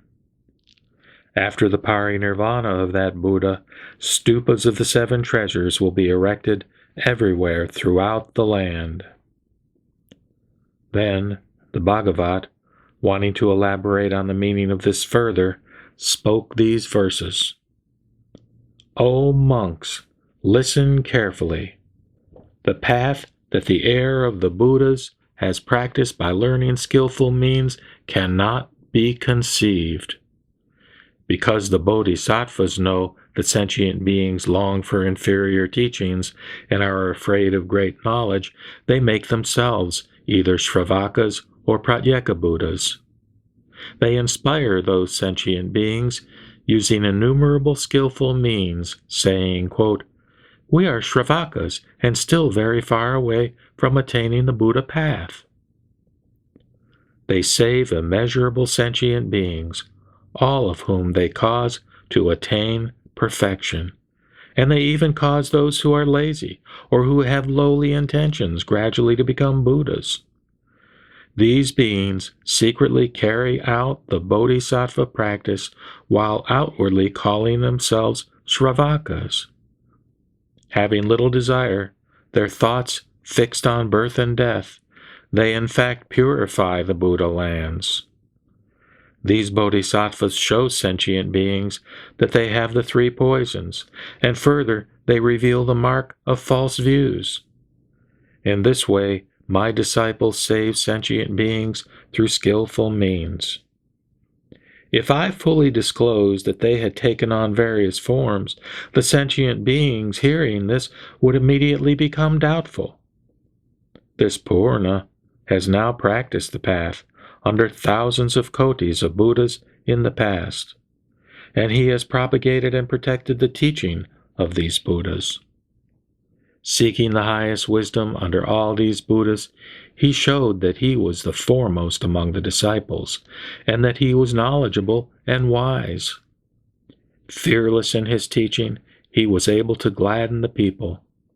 He never tired in performing the actions of a Buddha. He has already attained the great transcendent powers and is endowed with the fourfold unobstructed wisdom. Knowing whether the faculties of sentient beings are sharp or dull, he always teaches the pure Dharma. Expounding such doctrines as these, he has taught thousands of kotis of beings, and, by making them abide in the Mahayana teaching, he himself has purified his Buddha land. In the future, he will also pay homage to incalculable innumerable Buddhas, protect and propagate the true Dharma, and also purify his Buddha land. He will always fearlessly teach the Dharma, using his skillful means, save incalculable sentient beings, and enable them to achieve omniscience. Paying homage to all the Tathagatas and preserving the treasure house of the Dharma, he will eventually become the Buddha called Dharmaprabhasa. His land will be called Suvisuddha, which will consist of the 7 treasures. His kalpa will be called Ratnavabhasa. There will be a large number of bodhisattvas there, numbering immeasurable kotis. His Buddha land will be filled with bodhisattvas who have attained great transcendent powers and are endowed with dignity. There will also be innumerable Shravakas who have perfected the 3 sciences, the 8 liberations, and the 4-fold unobstructed wisdom. Such beings as these will form the Sangha. The sentient beings in his land will have already cut themselves off from sexual desires. Everyone there will thus be pure and born spontaneously with bodies adorned with the 32 marks. They will feast on delight in the Dharma and pleasure in meditation, never thinking of eating anything else. There will neither be women nor troubled states of existence. The qualities of the monk Purna will be completely perfected, and there will be many wise people in this pure land. I am now only briefly explaining these immeasurable things. Thereupon, there were 1,200 arhats who had attained complete mental discipline, who thought this, quote, "We have joyfully attained an unprecedented experience. If the Bhagavat would give each of us a prediction like those he has given the other great disciples, we would be overjoyed." The Buddha, knowing their minds, addressed Mahakasyapa, saying, quote, "I shall now bestow the prediction of highest complete enlightenment one by one on these 1,200 arhats who are in my presence. My great disciple, the monk Ajnatakaudinya, who is in this assembly, will pay homage to 62,000 of kotis of Buddhas.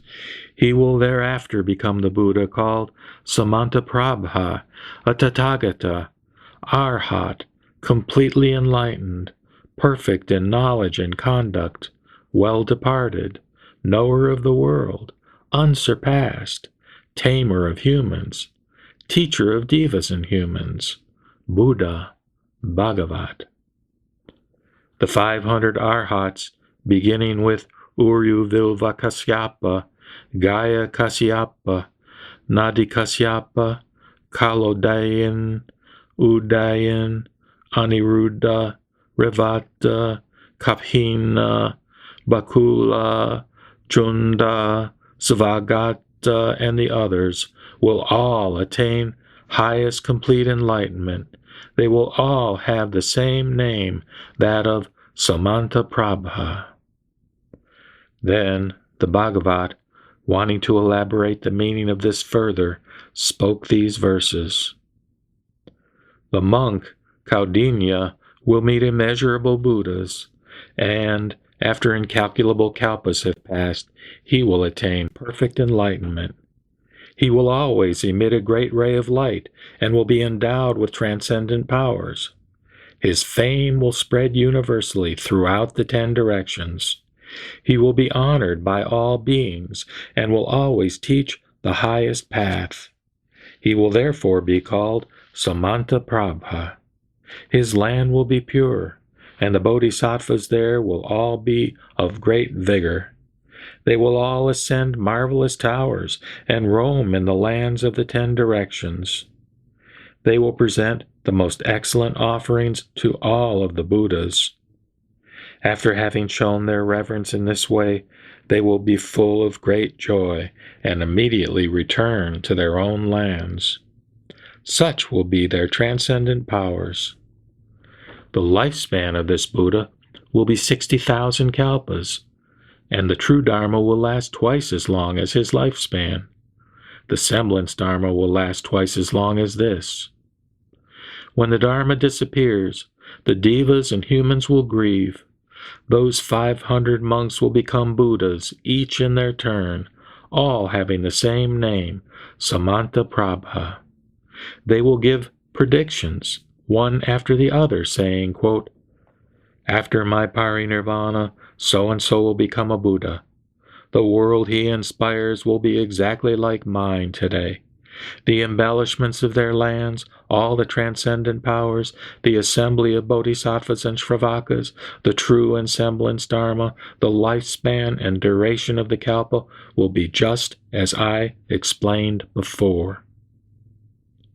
O Kasyapa, you now know that the 500 arhats whose minds are free, and the remaining shravakas will also be exactly like this.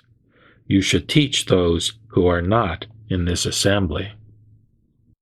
Thereupon, the 500 arhats, having obtained their predictions from the Buddha, were joyful and ecstatic.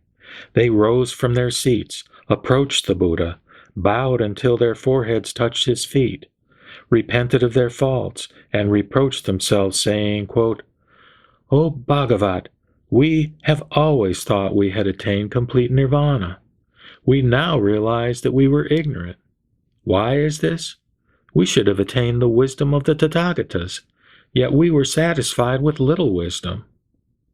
O Bhagavat, suppose there were a man who came to the house of a close friend and went to sleep after becoming intoxicated with wine. The intimate friend, having to go out on official business, sews a priceless jewel into the inside of his friend's garment and, giving it to him, leaves. But the man, who was drunk and asleep, is totally unaware of this. After getting up, he leaves and roams around until he arrives in another country. Although he diligently seeks for food and clothing, they are very difficult to obtain. He is satisfied if he just obtains a very meager amount. Later on, the intimate friend happens to meet this man. Seeing him, he says, quote, O poor fellow, how have you come to this state through lack of food and clothing? Once, on such and such a day, in such and such a month and year, I sewed a priceless jewel into the inside of your garment, wanting to make things easier for you and to let you enjoy the desires of the 5 senses as much as you wished. It is still there, although you aren't aware of it, and you seek your livelihood with great effort and hardship. You have been very foolish. Sell this jewel and use it to buy what you need.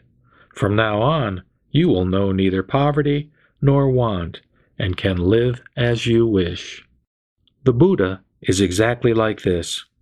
When he was a bodhisattva, he aroused in us the aspiration for omniscience. Nevertheless, we forgot. We did not know or understand. We attained the path of the arhats and considered that we had attained nirvana. It was very hard for us to support ourselves, and we were satisfied with little. But we never fully lost our wish for all knowledge. Now, the Bhagavat, perceiving our minds, has said this, quote, O monks, what you have attained is not the complete nirvana. For a long time, I have made you plant the various roots of good merit of a Buddha, and shown you the marks of nirvana through skillful means. That is why you consider yourselves to have actually attained nirvana. O Bhagavat, we now know that we are actually bodhisattvas, and will obtain a prediction of highest, complete enlightenment. For this reason, we are extremely happy at having obtained such an unprecedented experience. At that time, Ajnatakaudinya and the others, wanting to elaborate on the meaning of this further, spoke these verses, quote, We have heard his voice, giving the prediction of utmost ease. Rejoicing in this unprecedented experience, we bow to the Buddha, whose wisdom is immeasurable. We now repent of our faults in the presence of the Bhagavat. Although we had attained only a small measure of nirvana out of the immeasurable treasures of the Buddha, we were self-satisfied, just like ignorant fools. Suppose there were a poor man who went to the house of a close friend whose family was very wealthy. He was entertained with a feast and had a priceless jewel sewn to the inside of his garment. The wealthy friend made him this gift without saying anything and went away. The poor man had fallen asleep and did not know of this. Shortly afterward, this man gets up, and after wandering around, arrives in another country. He manages to seek out enough food and clothing to live, but has great difficulty in supporting himself. Yet he is satisfied to obtain a little and does not desire any better. He is still unaware of the priceless jewel sewn inside his garment. The intimate friend who gave him the jewel meets this poor man later and bitterly reproaches him, showing him the jewel that had been sewn into his garment. The poor man, seeing this jewel, rejoices greatly, and with this rich treasure he enjoys to his satisfaction the desires of the five senses. We are exactly like this.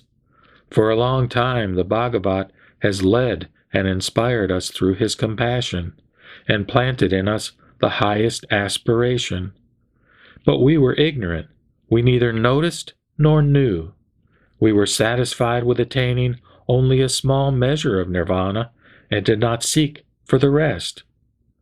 Now the Buddha has enlightened us, saying, quote, "This is not the real nirvana. Attaining the highest wisdom of the Buddhas is indeed the only real nirvana." Now, having heard the predictions from the Buddha, and of the adorned lands, and the subsequent predictions, we universally rejoice in body and mind.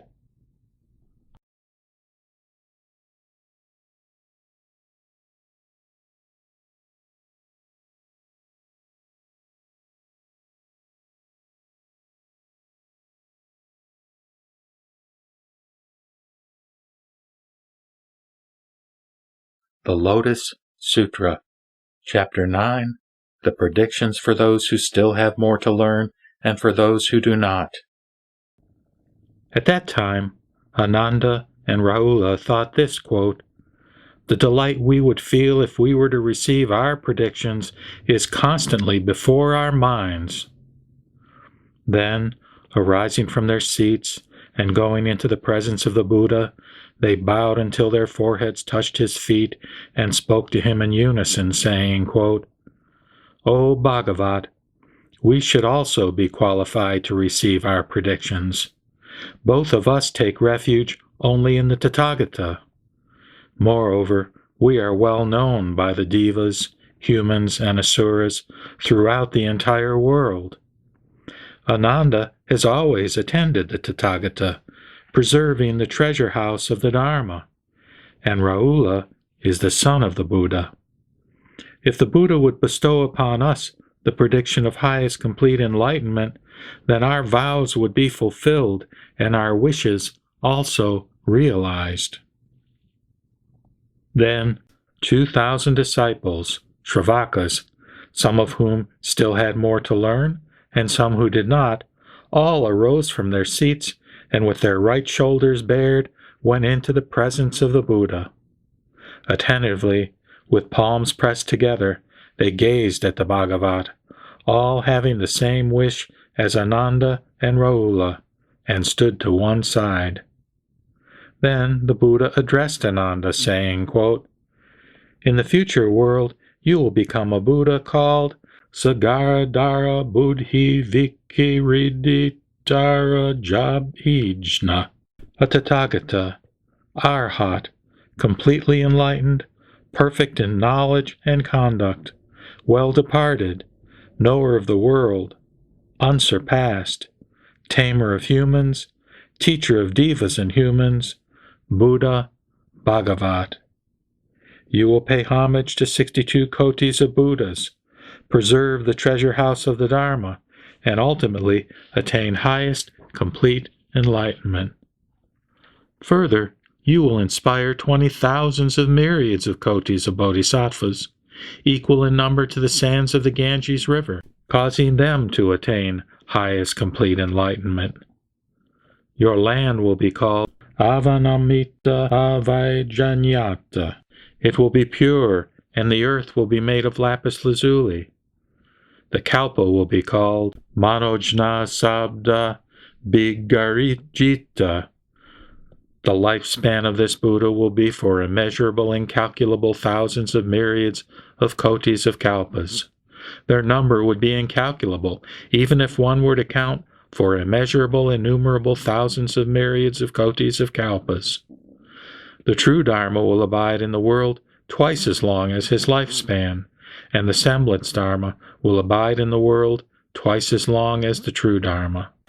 O Ananda, the virtues of this Buddha, Sagaradhara Buddhi Vikiriditara Jabhijna, will be praised by immeasurable thousands of myriads of kotis of Buddha Tathagatas in the 10 directions, equal in number to the sands of the Ganges River. Thereupon, the Tathagata, wanting to elaborate on the meaning of this further, spoke these verses. I now tell the assembly that Ananda, the preserver of the Dharma, will pay homage to the Buddhas and ultimately attain complete enlightenment. He will be called the Buddha Sagaradhara Buddhi Vikiriditara Jabhijna. His land will be pure and called Avanamita Avijanyata. He will lead and inspire bodhisattvas in numbers equal to the sands of the Ganges River. This Buddha will be endowed with great virtue and dignity, and his fame will fill the 10 directions. His lifespan will be immeasurable due to his compassion for sentient beings. The true Dharma will abide twice as long as his lifespan, and the semblance Dharma will abide twice as long as the true Dharma. Countless sentient beings within the Dharma of this Buddha, equal in number to the sands of the Ganges River, will plant the seed of the Buddha path. At that time, the 8,000 bodhisattvas in the assembly, in whom the thought of enlightenment had recently awakened, all thought this, quote, Since we have never heard the great bodhisattvas receive predictions like this, why should the Shravakas now obtain it? Then the Bhagavat, knowing what the bodhisattvas were thinking, spoke to them, saying, quote, O sons of a virtuous family, the thought of highest complete enlightenment once awoke simultaneously in Ananda and myself in the presence of the Buddha Dharmagagaya Bayu Gataraja. Ananda always wanted to hear a great deal about the Dharma, and I always made diligent efforts. For this reason, I was shortly able to attain highest complete enlightenment, whereas Ananda preserves my teaching and in the future will uphold the treasure house of the Dharma of all the Buddhas. He will lead, inspire, and perfect the bodhisattvas. Since this was his original vow, he has obtained this prediction. Ananda, while facing the Buddha in the audience, heard his own prediction and about the adornments of his land. His vow fulfilled, he rejoiced greatly at attaining such an unprecedented experience. With his unobstructed penetration, he immediately remembered the treasure house of the Dharma of the past immeasurable thousands of myriads of kotis of Buddhas as if he had just heard of it today. And he also became aware of his original vow. Thereupon, Ananda spoke these verses, quote, The Bhagavat is truly extraordinary. He has enabled me to recollect the Dharma of incalculable numbers of Buddhas of the past, just as if I had first heard of the matter today. I now have no further doubts. I am established in the Buddha path. I have become an attendant of the Tathagata, and, as an attendant, I will preserve the Dharma of all the Buddhas using skillful means. Then the Buddha addressed Rahula, saying, quote, In the future, you will become a Buddha called Saptaratna Padma Vikrama, a Tathagata, Arhat, completely enlightened, perfect in knowledge and conduct, well-departed, knower of the world, unsurpassed, tamer of humans, teacher of devas and humans, Buddha, Bhagavat. You will pay homage to the Buddha Tathagatas, whose number is equal to that of the grains of dust in the 10 worlds, and you will always become the eldest son of all the Buddhas, just as you are my eldest son now. The adornments of the land, the number of disciples led and inspired, the duration of the true and semblance Dharma of this Buddha, Saptaratna Padma Vikrama, will be just like those of the Buddha, Sagaradhara Buddhi Vikiriditara Jabhijna, without the slightest difference. You will also become the eldest son of this Buddha, and after that attain highest complete enlightenment. At that time, the Bhagavat, wanting to elaborate on the meaning of this further, spoke these verses, quote, "When I was a prince, Rahula was my eldest son, and now that I have perfected the Buddha path, he accepts my teaching as the heir of the Dharma. In the future, he will meet immeasurable kotis of Buddhas. Becoming the eldest son of all these Buddhas, he will wholeheartedly seek the Buddha path. Only I am able to discern Rahula's unseen practice. But now that he has become my eldest son, he reveals it to the sentient beings. His thousands of myriads of kotis of merits are uncountable and incalculable. He will become established in the Buddha Dharma and seek the highest path." Then the Bhagavat perceived that the minds of those 2,000 people, some of whom had more to learn and some of whom did not, were sincere, mild, and receptive. They were all attentively gazing at the Buddha. The Buddha said to Ananda, quote, "Do you not see these 2,000 people, some of whom have more to learn and some of whom do not?" Ananda replied, "Yes, I see them." The Buddha said, quote, "O Ananda, all of these people will pay homage to the Buddha Tathagatas, whose number is equal to that of the grains of dust in 50 worlds. They will respect, honor, and preserve the treasure house of the Dharma, and will later all become Buddhas simultaneously in the worlds in the 10 directions. They will all have the same name, Ratnaketuraja, a Tathagata, Arhat, completely enlightened, perfect in knowledge and conduct, well departed, knower of the world, unsurpassed, tamer of humans, teacher of devas and humans, Buddha, Bhagavat. Their lifespans will last 1 kalpa. The adornments of their lands, the number of Sravakas and Bodhisattvas, and the duration of the true and semblance Dharma will be the same for all." Thereupon, the Bhagavat, wanting to elaborate on the meaning of this further, spoke these verses, quote, "Now in my presence, these 2,000 Sravakas have all received their predictions. In the future, they will all become Buddhas. The Buddhas they will revere will be equal to the number of grains of dust, just as mentioned above. Preserving this treasure house of the Dharma, they will later attain complete enlightenment. They will all have the same name and dwell in the lands of the 10 directions, all sitting at the exact same time on the terrace of enlightenment. They will attain the highest wisdom. All of them will be called Ratnaketuraja. Their lands, the number of disciples, duration of the true and semblance Dharma, will all be the same without any difference.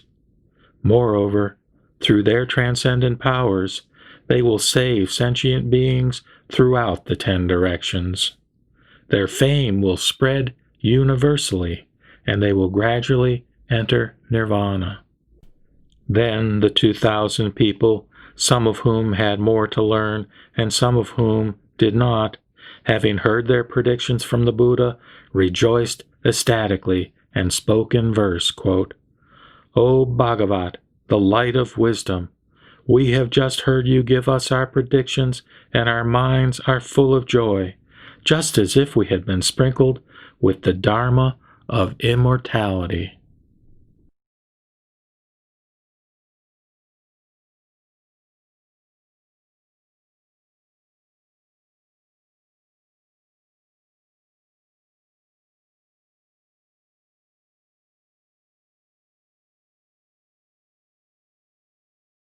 The Lotus Sutra, Chapter 10, The Expounder of the Dharma.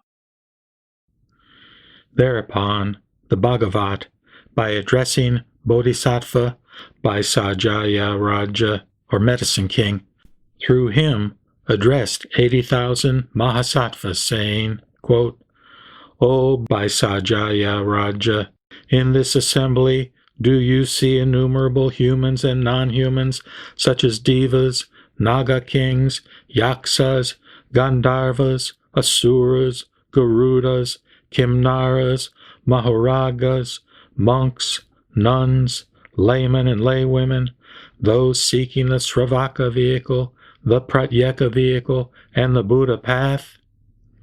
If, in the presence of the Buddha, any beings such as these hear a single verse or line of the Lotus Sutra, and thereupon have even one thought of rejoicing in it, I will bestow upon them my prediction that they will attain highest complete enlightenment. The Buddha addressed Vaisajaya Raja, saying, quote, If, after the parinirvana of the Tathagata, any being hears even a single verse or line of the Lotus Sutra, and thereupon has even one thought of rejoicing in it, I will bestow upon them the prediction that they will attain highest, complete enlightenment.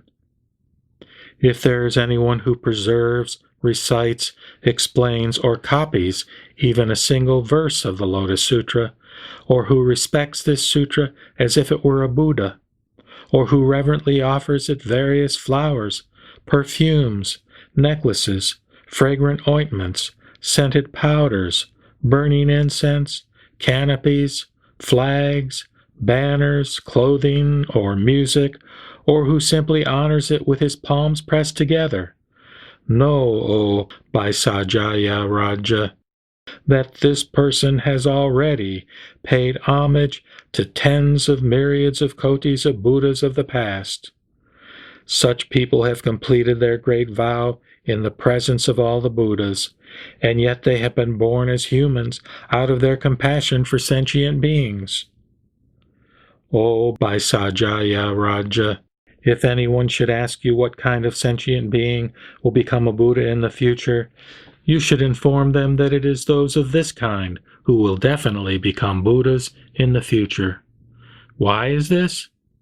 If there are any sons or daughters of a virtuous family who preserve, recite, explain, and copy even a single line of the Lotus Sutra, or who pay homage to this sutra with various offerings of flowers, perfumes, necklaces, scented powders and ointments, burning incense, canopies, flags, banners, clothing, or music, or who honor it with their palms pressed together, such people should be respected by the entire world.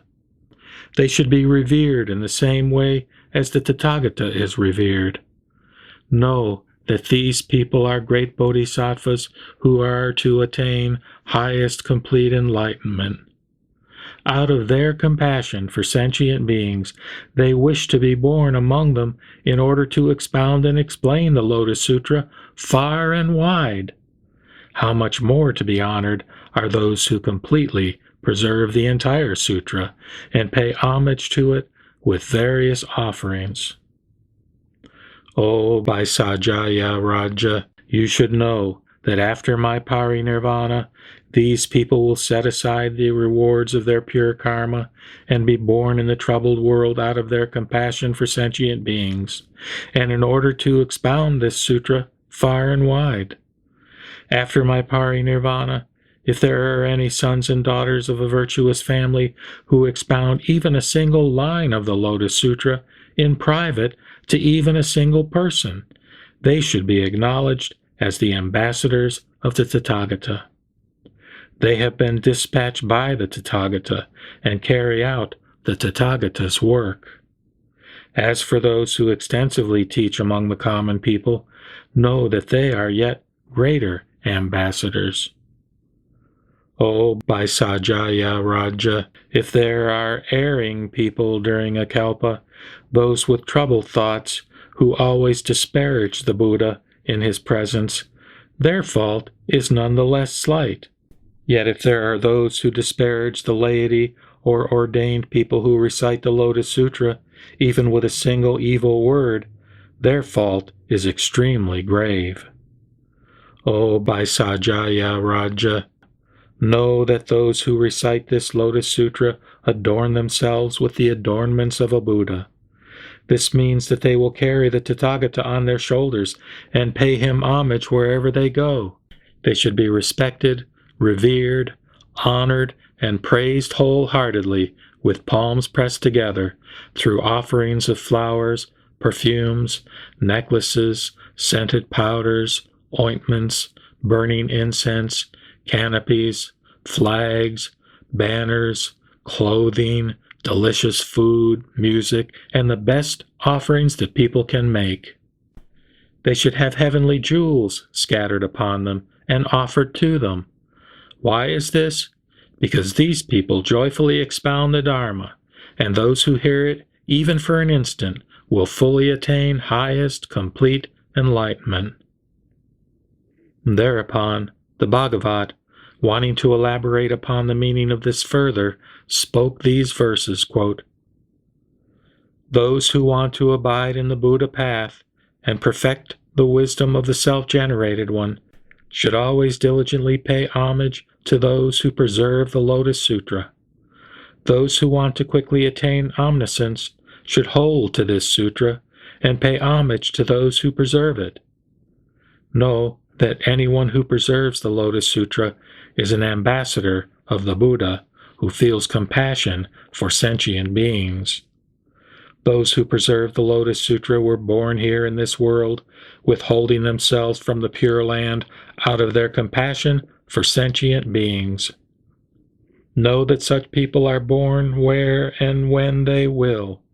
They are born in this troubled world to extensively expound the highest Dharma.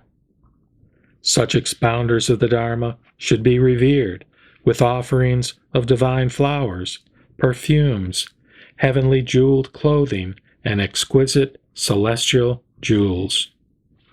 Those who preserve this sutra in the troubled world after my parinirvana should be paid homage with palms pressed together, just as one pays homage to the Bhagavat. These heirs of the Buddhas should be revered with delicious food, various delicacies, and a variety of clothing, in the hope of hearing the teaching even for an instant. If in the future there is anyone who preserves this sutra, I will dispatch him to the world of humans to carry out the Tathagata's task. If throughout one entire kalpa there is anyone with erring thoughts who always disparages the Buddha with an angry countenance, the consequences of his grave errors will be incalculable. If there is anyone who speaks a hostile word even for an instant about those who recite and preserve this Lotus Sutra, his fault will be even greater. If, throughout one entire kalpa, there are people seeking for the Buddha path who praise the Buddha in my presence with incalculable numbers of verses and with palms pressed together, the merits they attain will be immeasurable because of praising this Buddha. If there are people who praise those who preserve the sutra, their merit will be even greater. You must pay tribute to those who preserve this sutra throughout 80 kotis of kalpas with the best objects, sounds, fragrances, flavors, and materials. If you are able to hear the teaching for even a moment, after having paid tribute in this way, you will then become delighted, thinking, quote, I have now attained great benefits. O Vaisajaya Raja, I now tell you that I have taught many sutras. Among these sutras, however, the Lotus Sutra is the utmost and best. Then the Buddha spoke further to Bodhisattva Mahasattva Vaisajaya Raja, saying, quote, "There are innumerable thousands of myriads of kotis of sutras I have taught in the past, which I teach now, and which I will teach in the future. Among them, however, this Lotus Sutra is the most difficult to accept and to understand. O Vaisajaya Raja, this sutra is the treasure house of the hidden essence of all the Buddhas. It must not be distributed or heedlessly bestowed upon the people. Since times long past, all the Buddha Bhagavats have protected it and have never openly taught it. Moreover, people show great hostility to this sutra, even in the presence of the Tathagata. How much more so after the parinirvana of the Tathagata? O Vaisajaya Raja, you should know that after the parinirvana of the Tathagata, those who copy, preserve, recite, and revere this sutra and expound it for the sake of others will be clothed with the Tathagata's garments and treasured by the present Buddhas of the other directions. Such people will have the power of great faith, the power of aspiration, as well as the power of the roots of good merit. You should know that these people have dwelled together with the Tathagata, and his hand has caressed their heads. O Vaisajaya Raja, wherever this sutra is taught, read, recited, copied, or wherever it is to be found, one should build a 7-jeweled stupa of great height and width and richly ornamented. There is no need to put a relic inside. Why is this? Because the Tathagata is already in it. This stupa should be respected, honored, praised, and rendered homage with offerings of all kinds of flowers, perfumes, necklaces, canopies, flags, banners, music, and songs. If there is anyone able to see this stupa and to pay it homage and honor it, know that such a one is nearing highest complete enlightenment. O Vaisajaya Raja, among the many people, either among the laity or the ordained, who practice the Bodhisattva path, if they are unable to see, hear, recite, copy, preserve, and pay homage to this Lotus Sutra, know that they are people who are not yet properly practicing the Bodhisattva path. If anyone is able to hear this sutra, such a one is skillfully practicing the Bodhisattva path. Among sentient beings seeking the Buddha path, if there are those who see or hear this Lotus Sutra, and, after hearing it, are drawn to it and preserve it, know that they are those who are approaching highest complete enlightenment. O Vaisajaya Raja, suppose there were a thirsty man seeking water.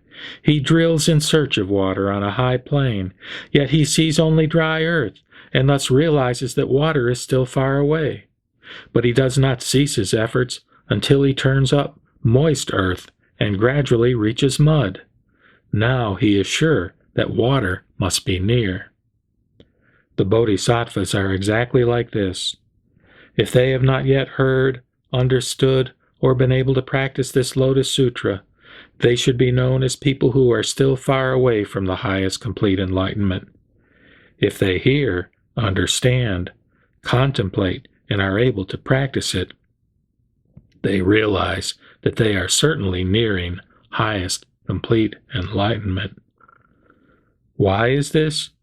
Because the highest complete enlightenment of all the Bodhisattvas is within this sutra. This sutra opens the gate of skillful means and reveals the marks of the truth.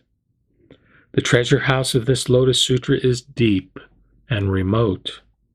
No one is able to discover its depths. That is why the Buddha now reveals it, inspiring and perfecting the Bodhisattvas. O Vaisajaya Raja, If there are bodhisattvas who hear this Lotus Sutra and are confused and frightened, know that they are bodhisattvas in whom the thought of enlightenment has only recently awakened. If there are Shravakas who hear this sutra and are confused and frightened, know that they are people who have excessive pride. O Vaisajaya Raja, if there are any sons and daughters of a virtuous family who, after the parinirvana of the Tathagata, want to teach this Lotus Sutra to the fourfold assembly, how should they teach it? These sons and daughters of a virtuous family, after entering the abode of the Tathagata, wearing the Tathagata's garments, and sitting on his seat, should then extensively teach this sutra to the fourfold assembly. The Tathagata's chamber is nothing but the great compassion toward all sentient beings. The Tathagata's garments are the thoughts of gentleness and perseverance, and the Tathagata's seat is the very emptiness of all existing things. After settling among them, one should tirelessly and extensively expound this Lotus Sutra for the sake of the Bodhisattvas and the fourfold assembly. O Vaisajaya Raja, I will dispatch transformed beings to other worlds who will gather the people together to hear the teaching. I will also dispatch transformed monks, nuns, laymen, and laywomen to hear this teaching. All these transformed beings will hear the Dharma, believe and accept it, and not reject it. If an expounder of the Dharma resides in a secluded place, I will then dispatch many devas, nagas, yaksas, gandharvas, and asuras to hear this teaching. Although I will be in a different land, I will periodically let the expounders of the Dharma see me. If they forget a line of this sutra, I will explain it again, enabling them to master it. Thereupon, the Bhagavat, wanting to elaborate on the meaning of this further, spoke these verses. If you wish to rid yourself of idleness, you should listen to this sutra. This sutra is rarely heard, and it is also difficult to accept. Suppose there were a thirsty man seeking for water by drilling into the earth on a high plain. He sees only dry earth and knows that water is still far away. He gradually sees the moist earth turn into mud and knows with certainty that water is near. O Vaisajaya Raja, you should know that those people who do not hear the Lotus Sutra are very far away from the Buddha's wisdom. If they hear this profound sutra, which brings resolution to the Sravakas, and if they hear this king of sutras and attentively contemplate it, know that these people are close to the Buddha's wisdom. If people want to expound this sutra, they should enter the Tathagata's chamber, put on the Tathagata's garments, and sit on the Tathagata's seat. They then should face the people without fear, so that they may extensively illuminate and explain it to the assembly. The Tathagata's chamber is great compassion. His garments are gentleness and perseverance, and his seat is the emptiness of all existent things. After settling among them, they should expound the Dharma, even if when they expound this sutra people disparage them with evil words or attack them with swords, sticks, tiles, or stones. Being mindful of the Buddha, they should persevere. I will manifest my pure and solid form in thousands of myriads of kotis of lands and teach the Dharma to sentient beings for immeasurable kotis of kalpas. If, after my parinirvana, there is someone who is able to teach this sutra, I will dispatch a transformed fourfold assembly of monks, nuns, laymen, and laywomen to pay homage to this expounder of the Dharma. I will leave the sentient beings and gather them together to let them hear the teaching. If anyone wishes to do ill to them with swords, sticks, tiles, or stones, then I will dispatch those transformed ones in order to guard them. If there is any expounder of the Dharma who recites this sutra in a secluded, tranquil place where there is no sound of human beings, I will then manifest my body of pure light. If they forget a chapter or verse, I will teach it to them, enabling them to master it. If anyone perfects these qualities, if he teaches the fourfold assembly, or in a solitary place recites this sutra, such a person will be able to see me. If anyone abides in a secluded place, I will dispatch devas, naga kings, yaksas, and rakshasas to be an audience to their teaching. Such people will teach the Dharma willingly and explain it without obstruction. Because all the Buddhas protect them, they gladden the great community of people. Anyone who closely attends an expounder of the Dharma will immediately attain the Bodhisattva path.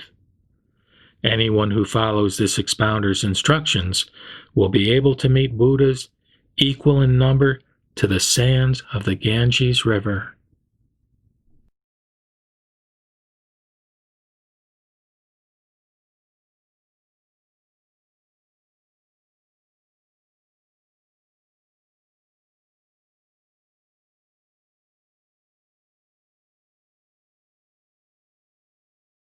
The Lotus Sutra, Chapter 11, The Appearance of a Jeweled Stupa. At that time, there appeared before the Buddha a 7-jeweled stupa, 500 yojanas in height, and 250 yojanas both in length and width, which emerged from the ground and hovered in the air. It was adorned with various jewels, had 5,000 railings, and thousands of myriads of chambers. It was decorated with innumerable flags and banners and hanging jeweled necklaces, and myriads of kotis of jeweled bells hung from the top. The fragrance of tamala leaves and sandalwood trees exuded from all sides of the stupa, covering the world. The banners and umbrellas were composed of the 7 jewels, such as gold, silver, lapis lazuli, mother of pearl, agate, pearl, and ruby, and they rose as high as the palaces of the world protectors of the 4 quarters. The 33 devas rained down heavenly mandarava flowers in homage to the jeweled stupa. The other thousands of myriads of kotis of humans and such non-humans as devas, nagas, yaksas, Gandharvas, Asuras, Garudas, Kimnaras, and Maharagas also respected, honored, revered, and praised the precious stupa by offering all kinds of flowers, perfumes, necklaces, flags, banners, and music. Then a tremendous voice issued forth in praise from the jeweled stupa, saying, "Splendid, splendid, O Sakyamuni! The Bhagavat teaches the Lotus Sutra to the great assembly, the instruction for bodhisattvas and treasured lore of the Buddhas, which is the wisdom attainable by every sentient being. Just so, O Sakyamuni Bhagavat, what you teach is true." Thereupon, the fourfold assembly saw the great jeweled stupa hovering in the air, and also heard the voice that issued forth from the stupa. They were all pleased with the teaching, and marveled at this unprecedented experience. They stood up from their seats, honored Sakyamuni with their palms pressed together, and withdrew to one side. At that time, there was a bodhisattva mahasattva called Mahapratipana, who, realizing that the devas, humans, and asuras of the entire world were puzzled, addressed the Buddha saying, "O Bhagavat, why has this jeweled stupa emerged from the earth, and why has this voice come forth from it?" Then the Buddha told Bodhisattva Mahapratipana, "The Tathagata is in this jeweled stupa. In the remote past, immeasurable, incalculable thousands of myriads of kotis of worlds away in the east, there was a land called Ratna Visuddha. In that land, there was a Buddha called Prabhutaratna. When this Buddha was practicing the Bodhisattva path in his previous lives, he made a great vow, saying, quote, "If I become a Buddha, after my parinirvana, if the Lotus Sutra is being taught anywhere in all the lands of the 10 directions, my stupa shall appear there, so that this sutra may be heard, and in order that I might bear testimony to it and praise it with the word splendid."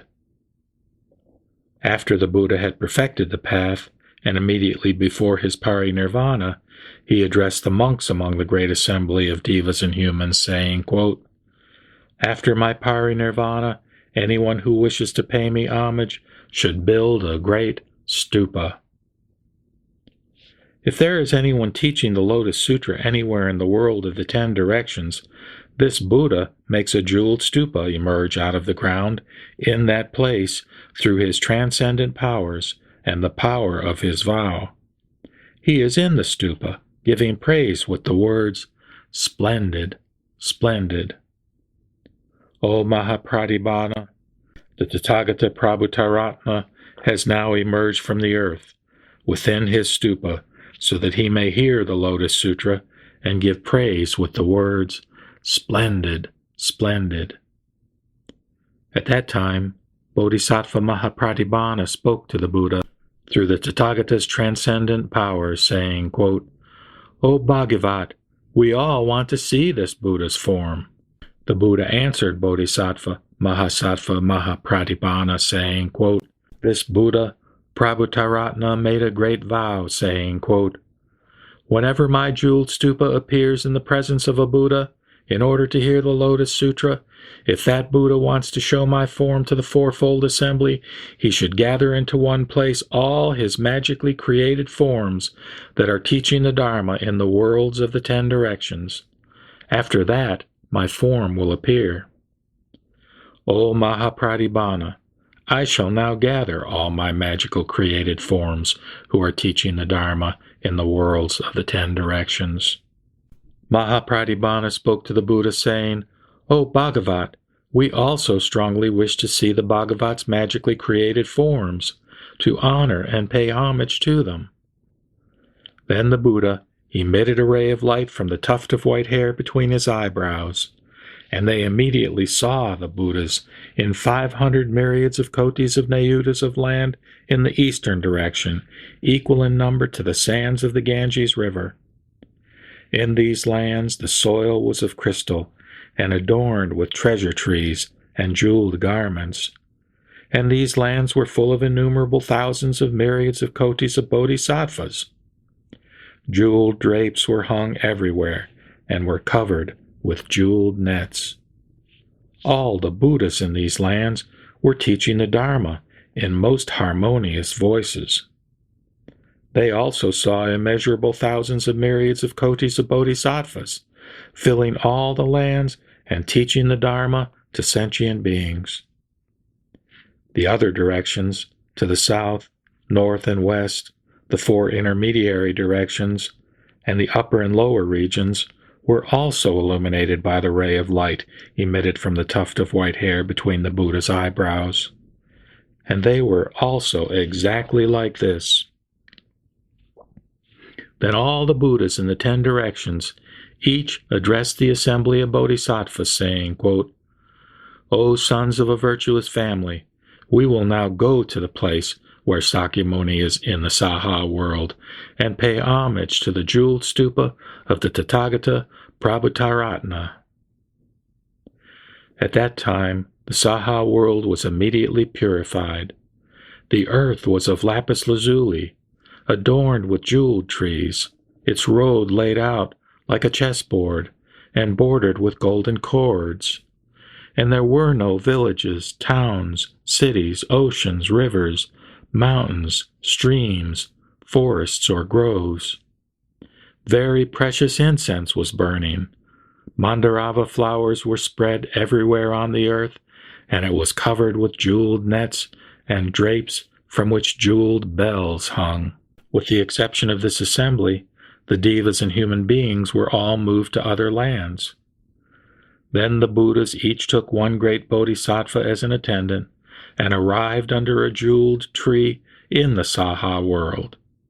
Each jeweled tree was 500 yojanas in height and adorned with branches, leaves, blossoms, and fruits in their proper turn.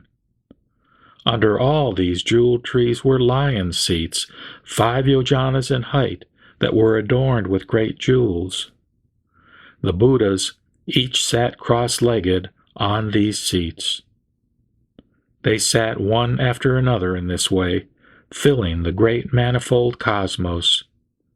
Yet the separate forms of Sakyamuni Buddha of even one direction had not all arrived yet. At that time, Sakyamuni Buddha, wanting to be able to receive all of his magically created forms, transformed and purified 200 myriads of kotis of nayutas of lands in each of the world systems in the 8 directions. There were no hells, hungry ghosts, animals, or asuras, and all the devas and humans were moved to other lands. In these transformed lands the earth was made of lapis lazuli and adorned with jeweled trees. These trees were 500 yojanas in height and were adorned with branches, leaves, blossoms, and fruits in their proper turn. Under every tree was a jeweled lion seat, 5 yojanas in height, which was adorned with various jewels. There were no oceans, rivers, or great mountain kings, such as Mount Musalinda, Mount Mahamusalinda, Mount Kakravada, Mount Mahakakravada, or Mount Sumeru. The lands were all made into one Buddha world throughout. The jeweled earth was level and covered everywhere with jewel-studded drapes. Banners and umbrellas were set up. Precious incense was burning, and heavenly jeweled flowers covered the ground everywhere. Then Sakyamuni Buddha, again transformed and purified 200 myriads of kotis of nayutas of lands in each of the 8 directions, so that the Buddhas could come and sit. There were no hells, hungry ghosts, animals, or asuras, and the devas and humans were moved to other lands. In the transformed lands, the earth was of lapis lazuli and adorned with jeweled trees. The trees were 500 yojanas in height and were adorned with branches, leaves, blossoms, and fruits in their proper turn. Under these trees were jeweled lion seats that were 5 yojanas in height and decorated with great jewels.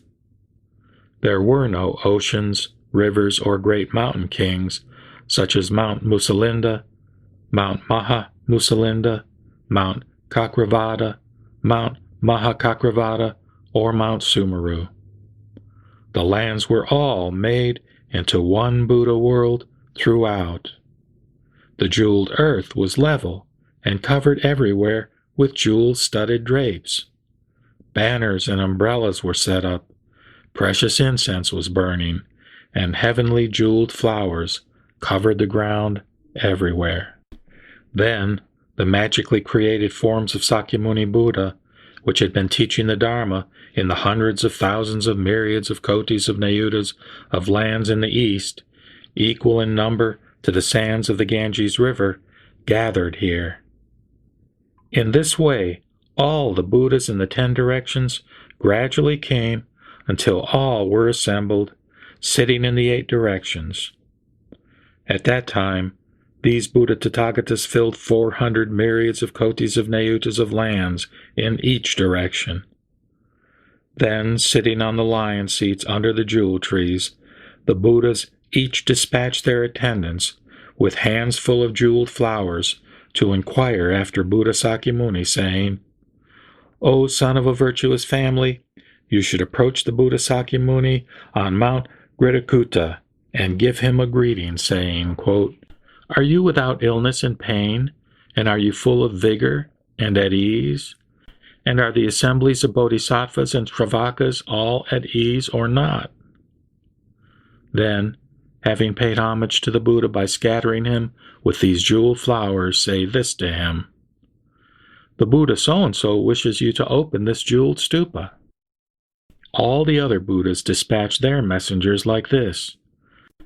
Then the Buddha Sakyamuni saw that his magically created forms had already gathered and were each sitting on a lion's seat. And he heard that all the Buddhas also wanted him to open the treasured stupa. Immediately rising, he hovered in the air, and the entire fourfold assembly rose and gazed attentively at the Buddha with their palms pressed together. Thereupon, Sakyamuni Buddha opened the entrance to the seven-jeweled stupa with his right finger. There was a tremendous sound, as if the bar and lock to the gateway of a large city were being pushed aside. Then immediately the entire gathering saw the Tathagata Prabhutaratna in the jeweled stupa, sitting on a lion's seat as if he were in meditation, his body whole and undecomposed. They heard him say, "Splendid, splendid. The Buddha Sakyamuni is teaching the Lotus Sutra, and I have come in order to hear it." At that time, the fourfold assembly saw the Buddha, who had entered parinirvana immeasurable thousands of myriads of kotis of kalpas ago, speaking those words. They praised this unprecedented experience and scattered heavenly jeweled flowers upon the Buddhas Prabhutaratna and Sakyamuni. Then, from within the stupa, the Buddha Prabhutaratna offered half of his seat to the Buddha Sakyamuni, saying, "O Sakyamuni Buddha, please take a seat here." The Buddha Sakyamuni immediately entered the stupa and sat cross-legged on half of the seat. Thereupon, the great assembly saw the two Tathagatas sitting cross-legged on the lion's seat in the seven-jeweled stupa, and they each thought thus, quote, "The Buddhas are seated far away. O Tathagata, we entreat you to use your transcendent powers so that we may be in the air together with you."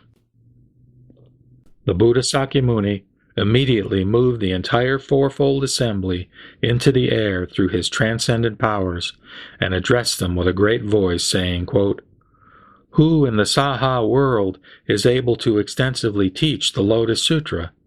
It is now the right time. The Tathagata will enter parinirvana before long, and the Buddha wants to transmit this Lotus Sutra to you." Thereupon, the Buddha, wanting to further elaborate upon the meaning of this, spoke these verses. Although the great sage, the Bhagavat, entered parinirvana long ago, he has been abiding in a jeweled stupa, and he has now come for the sake of the Dharma. Why is it that people do not strive for the Dharma? Although this Buddha entered parinirvana incalculable kalpas ago, because it is difficult to encounter, he listens to the Dharma wherever it is taught. The original vow of this Buddha was, quote, "After my parinirvana, I will always listen to the Dharma, wherever it may be." My magically created forms, incalculable as the sands of the Ganges River, have come to hear the Dharma and see the Tathagata Prabhutaratna who has entered nirvana. Each Buddha form, having abandoned his beautiful land, disciples, devas, humans, nagas, and ritual tributes, has come here so that the Dharma may abide forever. In order to seat all these Buddhas, I transferred immeasurable beings and purified the lands through my transcendent powers. And each of these Buddhas settled under a jewel tree, as lotus blossoms adorn a limpid, cool pond. Under every jewel tree was a lion's seat on which the Buddhas sat, radiating light, as a great bonfire blazes in the dark of the night. They emitted a subtle fragrance from their bodies, which filled the lands of the 10 directions. Sentient beings who smelled this fragrance were overcome with unsurpassed joy, like branches of a small tree being blown by a great wind. Through this skillful means, I enable the Dharma to abide forever. I tell the great assembly that after my nirvana, whoever can preserve and recite this sutra should now individually make a declaration in the presence of the Buddhas. Although the Buddha Prabhutaratna entered parinirvana long ago, through his great vow he has roared the lion's roar. The Tathagata Prabhutaratna, I myself, and all the magically created forms who have gathered here should know this intention. O heirs of the Buddhas, whoever is able to preserve the Dharma should make a great vow so that it may abide forever. Whoever is able to preserve the teaching of this sutra will thus honor me and Prabhutaratna. The Buddha Prabhutaratna always roams the 10 directions in a jeweled stupa in order to hear this sutra. He also honors all the transformed Buddhas who have come here and who adorn all the worlds with light. Whoever teaches this sutra will see me, the Tathagata Prabhutaratna, and the transformed Buddhas. O sons of a virtuous family, each of you must carefully consider this. This is indeed a difficult matter. Make a great vow accordingly. It is not really difficult to teach all of the other sutras, the number of which is equal to the sands of the Ganges River. It is not difficult to take Mount Sumeru and throw it to another quarter, over innumerable Buddha worlds. It is also not difficult to shake free the manifold cosmos with one toe and throw it far into another distant world. It is not difficult to stand on the highest summit of the world and teach the other innumerable sutras for the sake of sentient beings. However, it will indeed be difficult to teach this sutra in the troubled world after the Buddha's nirvana. It is not difficult for anyone to grasp empty space and wander around with it, but it will certainly be difficult to copy and preserve this sutra and cause others to copy it after my nirvana. It is not really difficult to put the great earth on a toenail and ascend with it to the world of the Brahmas. However, it will indeed be difficult to recite this sutra, even for a moment in the troubled world, after the Buddha's nirvana. It is not really difficult to enter into the conflagration at the time of the close of a kalpa, carrying hay on your back and yet not be burned. It certainly will be difficult to preserve this sutra and teach it to even a single person after my nirvana. It is indeed not really difficult for anyone to preserve the 84,000 treasure houses of the Dharma and the 12-fold scriptures and teach them so that the listeners can attain the 6 transcendent powers. It will indeed be difficult for anyone to hear and accept this sutra and to ask about its meaning after my nirvana. It is not really difficult for people to do such beneficial things as teaching the Dharma and making thousands of myriads of kotis of immeasurable, incalculable sentient beings, numbering as many as the sands of the Ganges River, attain arhatship and perfect the 6 transcendent powers. It will certainly be difficult to preserve such a sutra as this after my nirvana. I have extensively taught many sutras in incalculable lands, from the beginning until now, for the sake of the Buddha path. And yet among them, this sutra is the best. If anyone preserves it, he preserves the form of the Buddha. O sons of a virtuous family, those who preserve and recite this Lotus Sutra after my nirvana must now individually make a declaration in the presence of the Buddhas. It is hard to preserve this sutra. If anyone preserves it, even for a single moment, I shall truly rejoice. All of the other Buddhas will do so also. Such people as these are praised by the Buddhas. They are courageous. They are persevering. They are known as those who follow the rules of good conduct and carry out ascetic practices. Subsequently, they quickly attain the highest Buddha path. Those in the future who recite and preserve this sutra are the true heirs of the Buddha and abide in the stage of purity. Those who can understand its meaning after the Buddha's nirvana will become the eyes of the world for devas and humans. Those who teach it, even for a moment, in the fearful world, will be revered by all the devas and humans.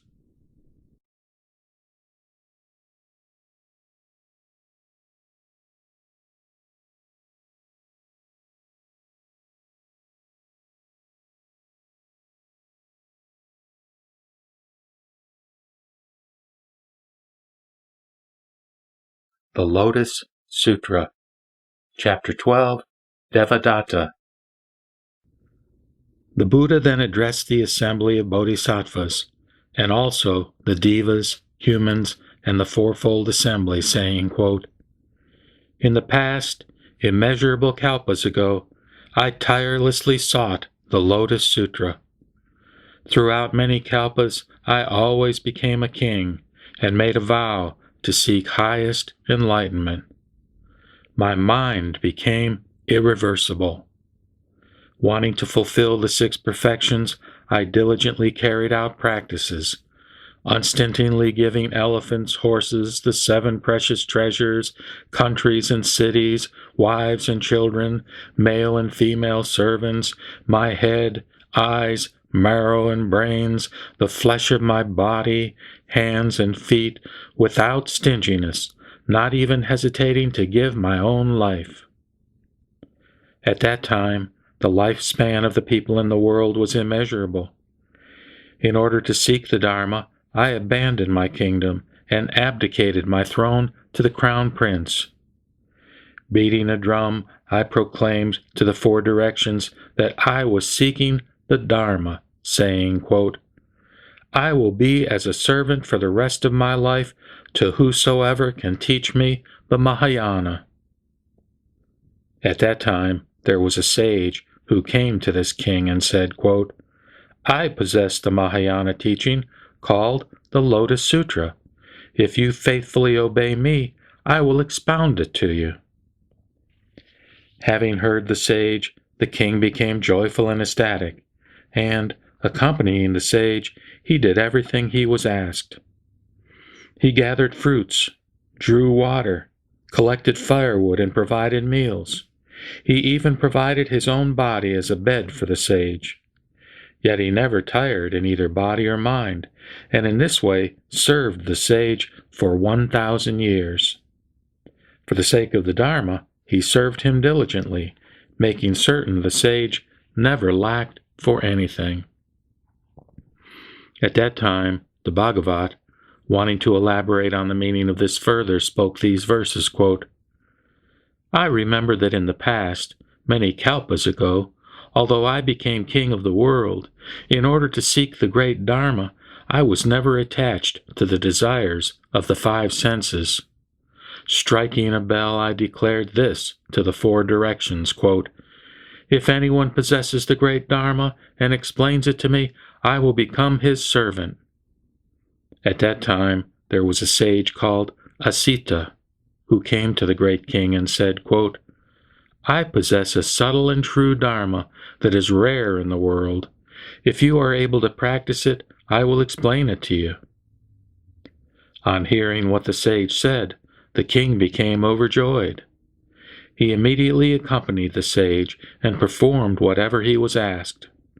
He gathered firewood and various fruits, and respectfully offered them whenever requested.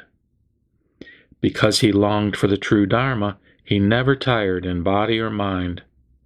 For the sake of sentient beings, he diligently sought everywhere the great Dharma. He never sought it for his own sake, nor for the desires of the 5 senses.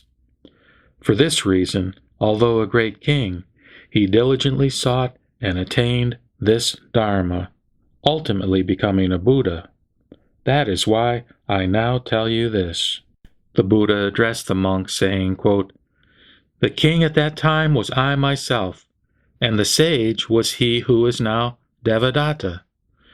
Through the virtuous friendship of Devadatta, I was able to become endowed with the 6 perfections: benevolence, compassion, sympathetic joy, generosity, the 32 marks, the 80 excellent characteristics, reddish gold skin, the 10 powers, the 4 kinds of fearlessness, the 4 methods of gaining trust, the 18 excellent qualities, the transcendent powers, and the power of the path. It is all due to the good and virtuous friendship of Devadatta that I attained complete enlightenment and extensively saved innumerable sentient beings. The Buddha addressed the fourfold assembly, saying, quote, "After immeasurable kalpas have passed, Devadatta will then become a Buddha called Devaraja, a Tathagata, Arhat, completely enlightened, perfect in knowledge and conduct, well departed, knower of the world, unsurpassed, tamer of humans, teacher of devas and humans, Buddha, Bhagavat. His world will be called Devasopahana. At that time, the Buddha Devaraja will abide in the world for 20 intermediate kalpas and extensively teach the true Dharma to sentient beings. Sentient beings equal in number to the sands of the Ganges River will attain arhatship. The thought of a Pratyeka Buddha has awakened in incalculable numbers of sentient beings. The thought of the highest path will awaken in sentient beings equal in number to the sands of the Ganges River, and they will become convinced of the non-arising of all dharmas and reside in the stage of non-retrogression. Then, after the parinirvana of the Buddha Devaraja, the true Dharma will abide in the world for 20 intermediate kalpas.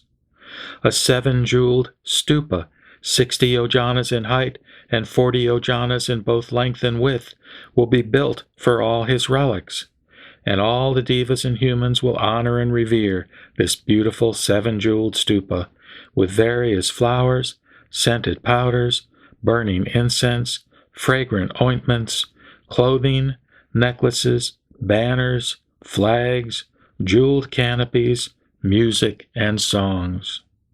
Incalculable sentient beings will attain arhatship. Innumerable sentient beings will be enlightened as Pratyeka Buddhas, and the thought of enlightenment will awaken in an inconceivable number of sentient beings, and they will reach the stage of non-retrogression. The Buddha addressed the monks, saying, quote, "If, in the future, there are sons and daughters of a virtuous family who, upon hearing the Devadatta chapter of the Lotus Sutra, accept it with pure minds and without doubt, they shall not fall into the realms of hell, or to the states of hungry ghosts, or of animals, but will be born in the presence of the Buddhas in the 10 directions. Wherever they may be, they will always hear this sutra. If they are born among humans or devas, they will enjoy a supreme and delightful contentment. And if in the presence of a Buddha, they will be born spontaneously in a lotus flower." At that time, in the lower region, there was a bodhisattva called Prajnakuta, who was accompanying the Bhagavat Prabhutaratna. He urged the Buddha Prabhutaratna to return to their original land. The Buddha Sakyamuni addressed Prajnakuta, saying, quote, "O son of a virtuous family, wait for a moment. There is a bodhisattva called Manjusri. Let us meet him together and discuss the true Dharma. After that you can return to your original land." At that time, Manjusri, sitting on a 1,000-petaled lotus flower as large as a carriage wheel, together with attendant bodhisattvas also seated on jeweled lotus flowers, emerged spontaneously out of the ocean from the palace of the Naga king Sagara and floated in mid-air. Arriving at Mount Gridhrakuta, they descended from the lotus flowers and went into the presence of the Buddhas, where they bowed until their foreheads touched the feet of both Bhagavats. Having honored them, Manjushri approached Prajnakuta. They greeted each other and withdrew to sit at one side. Then Bodhisattva Prajnakuta asked Manjushri, saying, "Your Eminence, how many sentient beings did you lead and inspire at the palace of the Naga king?" Manjushri answered, "The number is immeasurable and incalculable. It is not possible to express it in words, nor is it possible to calculate it with one's mind. Wait a moment, and you will have proof." Before he had finished speaking, innumerable bodhisattvas emerged from the ocean, seated on jeweled lotus flowers. Arriving at Mount Gridhakuta, they floated in mid-air. All of these were bodhisattvas who had been led and inspired by Manjushri. Those who had perfected the bodhisattva practices discussed the six perfections together.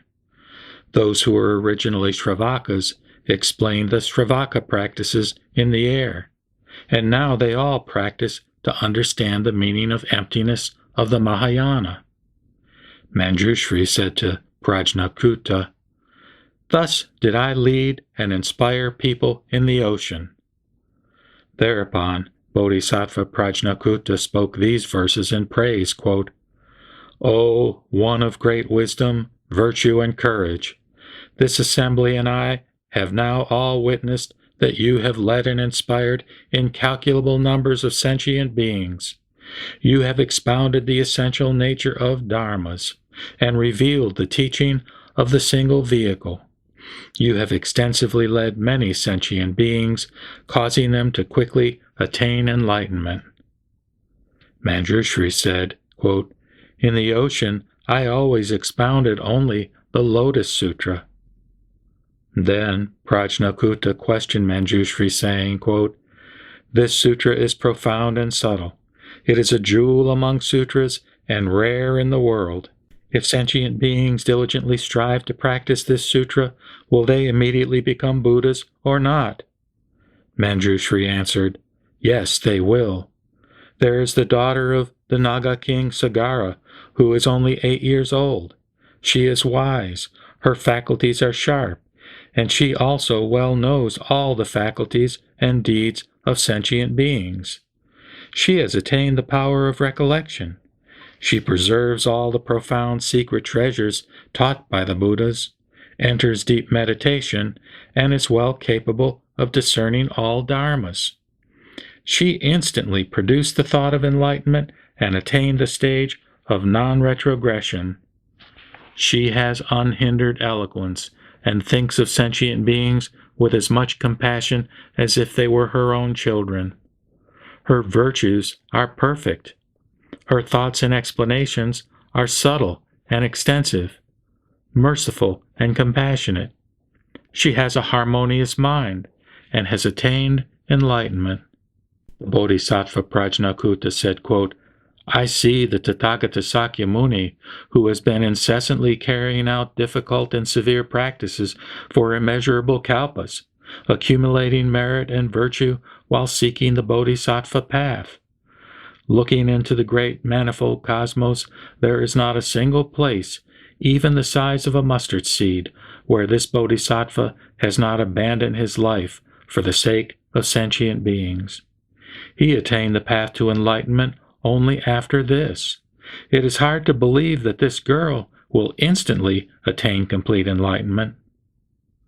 Before he had finished speaking, the daughter of the Naga king suddenly appeared in their presence.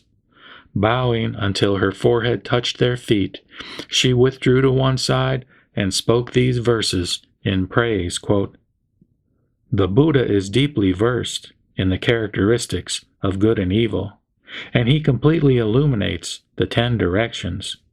His subtle and pure Dharma body is endowed with the 32 marks. With the 80 good characteristics is his Dharma body adorned. He is adored by devas and humans, and honored by nagas. There is no sentient being who does not pay him homage.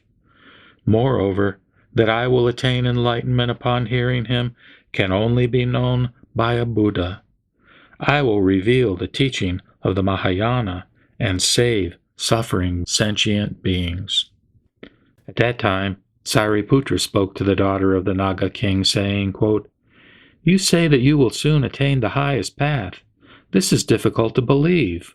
Why is this? The female body is polluted. It is not a vessel for the Dharma. How can you attain highest enlightenment? The Buddha path is long.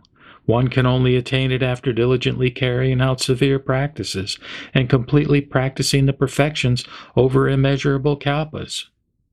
Moreover, the female body has 5 obstructions. The first is the inability to become a great Brahma. The second is the inability to become Sakra. The third is the inability to become Mara. And the fourth is the inability to become a universal monarch. The fifth is the inability to become a Buddha. How can you, with your female body, quickly become a Buddha?" Then the daughter of the Naga king presented to the Buddha a jewel worth the great manifold cosmos, and the Buddha accepted it. The daughter of the Naga king spoke to Bodhisattva Prajnakuta and the noble Sariputra, saying, quote, "I offered a jewel and the Bhagavat accepted it. Was that done quickly or not?" They answered, saying, quote, "It was done extremely quickly." The daughter said, "Through your transcendent powers, watch me become a Buddha even more quickly than that." Then the assembly there all saw the daughter of the Naga king instantly transform into a man, perfect the bodhisattva practices, go to the Vimala world in the south, sit on a jeweled lotus flower, and attain highest, complete enlightenment, become endowed with the 32 marks and 80 excellent characteristics, and expound the true Dharma universally for the sake of all sentient beings in the 10 directions. Then the bodhisattvas, shravakas, 8 kinds of devas, nagas, and so on, humans and non-humans of the Saha world, all saw in the distance that the daughter of the Naga king had become a Buddha and was universally teaching the Dharma for the sake of the humans and devas in that assembly. They rejoiced greatly and honored her from afar.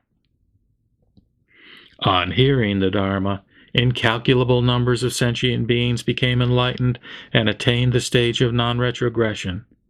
Incalculable numbers of sentient beings received their predictions to the path, and the Vimala world quaked in 6 ways. In the Saha world, 3,000 sentient beings attained the stage of non-retrogression, and 3,000 sentient beings in whom the thought of enlightenment had awakened received their predictions. The Bodhisattva Prajnakuta, Sariputra, and the entire assembly accepted and believed in silence.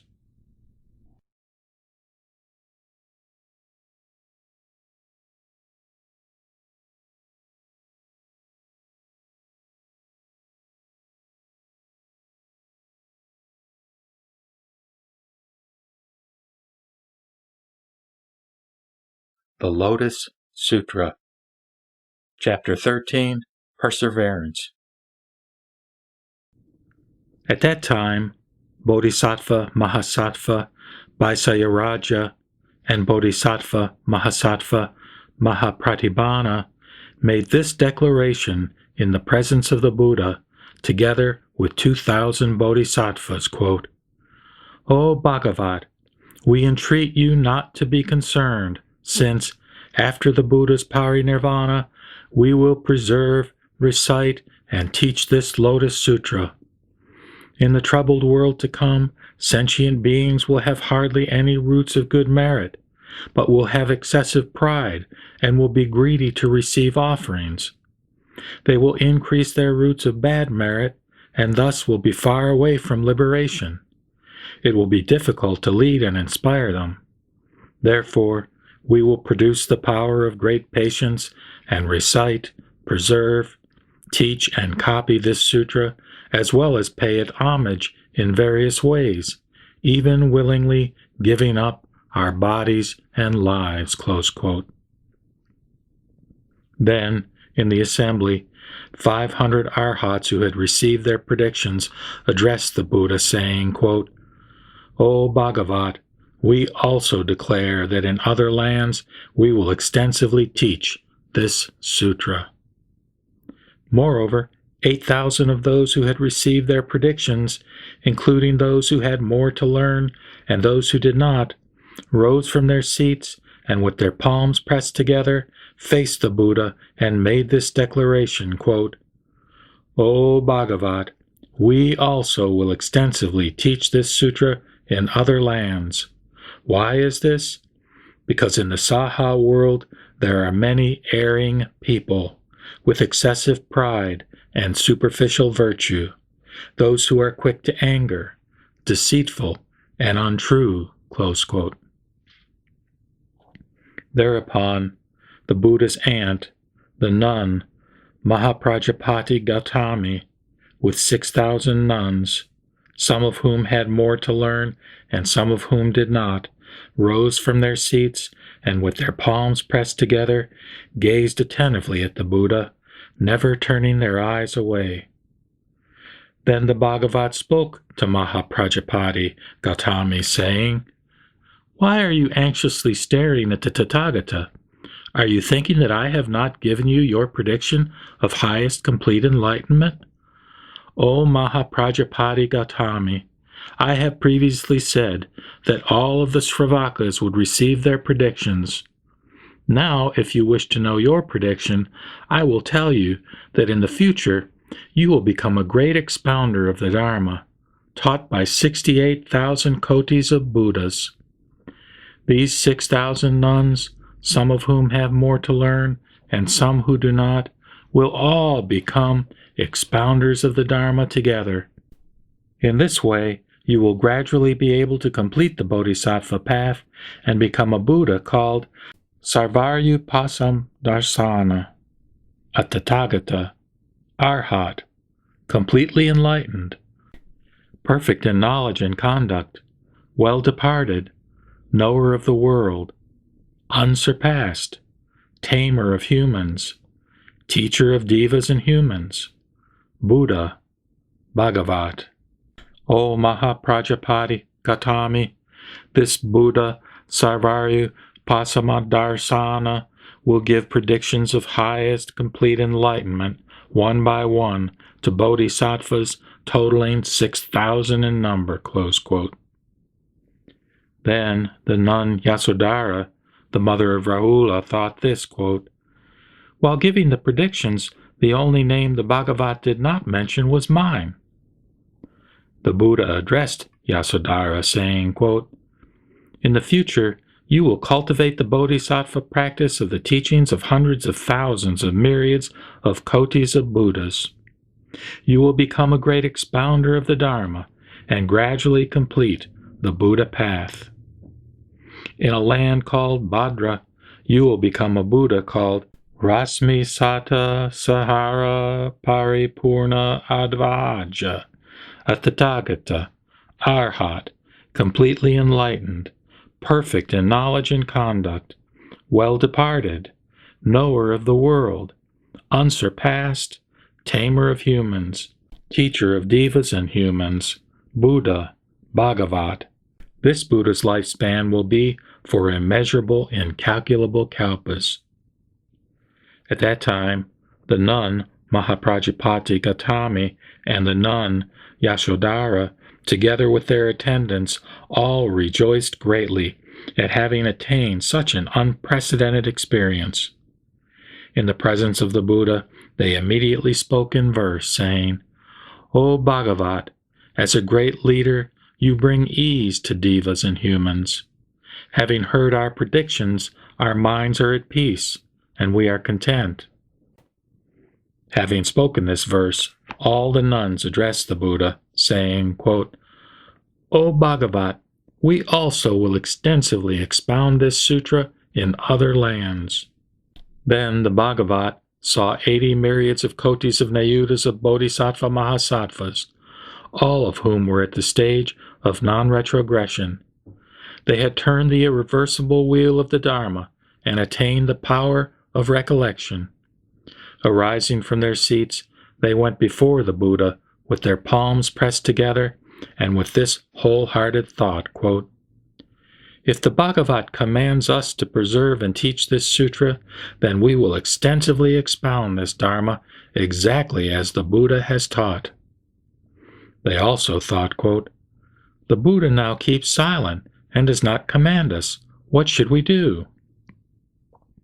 Then all of the bodhisattvas, respecting the Buddha's intention and also wanting to fulfill their original vow, uttered a lion's roar in the presence of the Buddha and declared, quote, "O Bhagavat, after the Tathagata's parinirvana, we will roam throughout the world of the 10 directions, enabling sentient beings to copy, preserve, and recite this Lotus Sutra, and to explain its meaning, practice it according to the Dharma, and remember it correctly.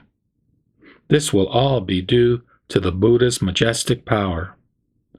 O Bhagavat, we entreat you to protect us from afar, while we are in other quarters." Immediately after that, all of the bodhisattvas spoke these verses in unison. "We entreat you not to be concerned, because we will extensively teach in the fearful, troubled world after the Buddha's parinirvana. We will be patient with those who are ignorant, those who disparage others with evil words, or who attack us with sticks and swords. Monks in this troubled world will have false wisdom and be deceitful. They will think that they have attained what they have not, and their minds will be full of conceit. Then there will be those who dwell in tranquil forests wearing rags, with the thought that they alone practice the true path, and who look down on those who lead worldly lives. There will be those who teach the Dharma to lay people only out of greed for offerings, yet they will be respected in the world as if they were arhats endowed with the 6 transcendent powers. The minds of such people are in error. They are always thinking about worldly matters, and they enjoy pointing out our faults, playing the role of the forest dwellers. Thus they will say things such as, quote, "All of these monks here teach heretical doctrines because they are greedy for profit. They have fabricated this sutra to deceive the people of the world, and they explain this sutra out of desire for fame," close quote. They always want to slander us in the great assembly. They slander us to the kings, ministers, Brahmins, householders, and to other monks, saying that we are evil. They say, quote, "These are people of false views who teach heretical doctrines," close quote. Since we revere the Buddha, we will be patient with their wickedness. They will mockingly address us, saying, quote, "All you Buddhas," close quote. We will be patient with these scornful words. In the troubled world of the age of the decadent Dharma, there are many fearful things. People possessed by evil spirits will scorn and slander us, but we shall wear the armor of patience because we trust and revere the Buddha. And we will persevere under these difficulties in order to teach this sutra. We will not be attached to our bodies or lives. We only desire the highest path. In the future, we will preserve what the Buddha has entrusted us with. The Bhagavat himself must know that the erring monks in the troubled world will not understand the Dharma taught by the Buddha through skillful means, according to what is appropriate to sentient beings. They will utter evil words with angry countenances, and they will repeatedly expel us and keep us away from the monasteries and stupas. There will be many evils such as this. We will all endure in these matters because we remember the Buddha's decree. If there are any people seeking this Dharma in villages or cities, we will all go there and teach the Dharma entrusted to us by the Buddha. Because we are the Bhagavat's ambassadors, wherever we go we have nothing to fear. We will skillfully teach the Dharma. We entreat you, O Buddha, to be at ease. In the presence of the Bhagavat and all of the Buddhas who have come from the 10 directions, we make this declaration. O Buddha, you know our intentions.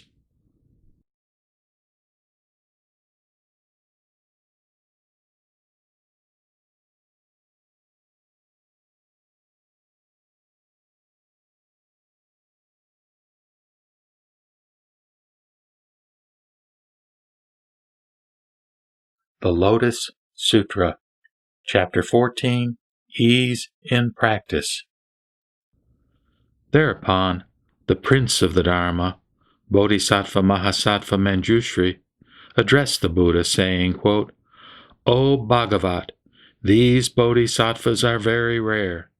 In respectful obedience to the Buddha, they have made this great vow, quote, in the troubled world to come, we will preserve, recite, and teach this Lotus Sutra. O Bhagavat, how can these bodhisattva mahasattvas teach this sutra in the troubled world to come?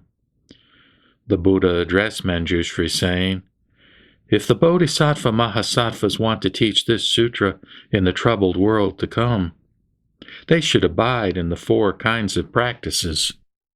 The first is to establish the sphere of their bodhisattva practice and the sphere of their relationships, and thereupon expound this sutra for the sake of sentient beings. O Manjushri, what is the sphere of the practice of the bodhisattva mahasattva? If a bodhisattva mahasattva abides in the stage of perseverance, is gentle, tranquil, non-violent, and unafraid, and furthermore, if he remains unmoved with regard to existent things, and perceives them in their true aspect, and neither acts nor discriminates, this is called the sphere of the practice of the Bodhisattva Mahasattva.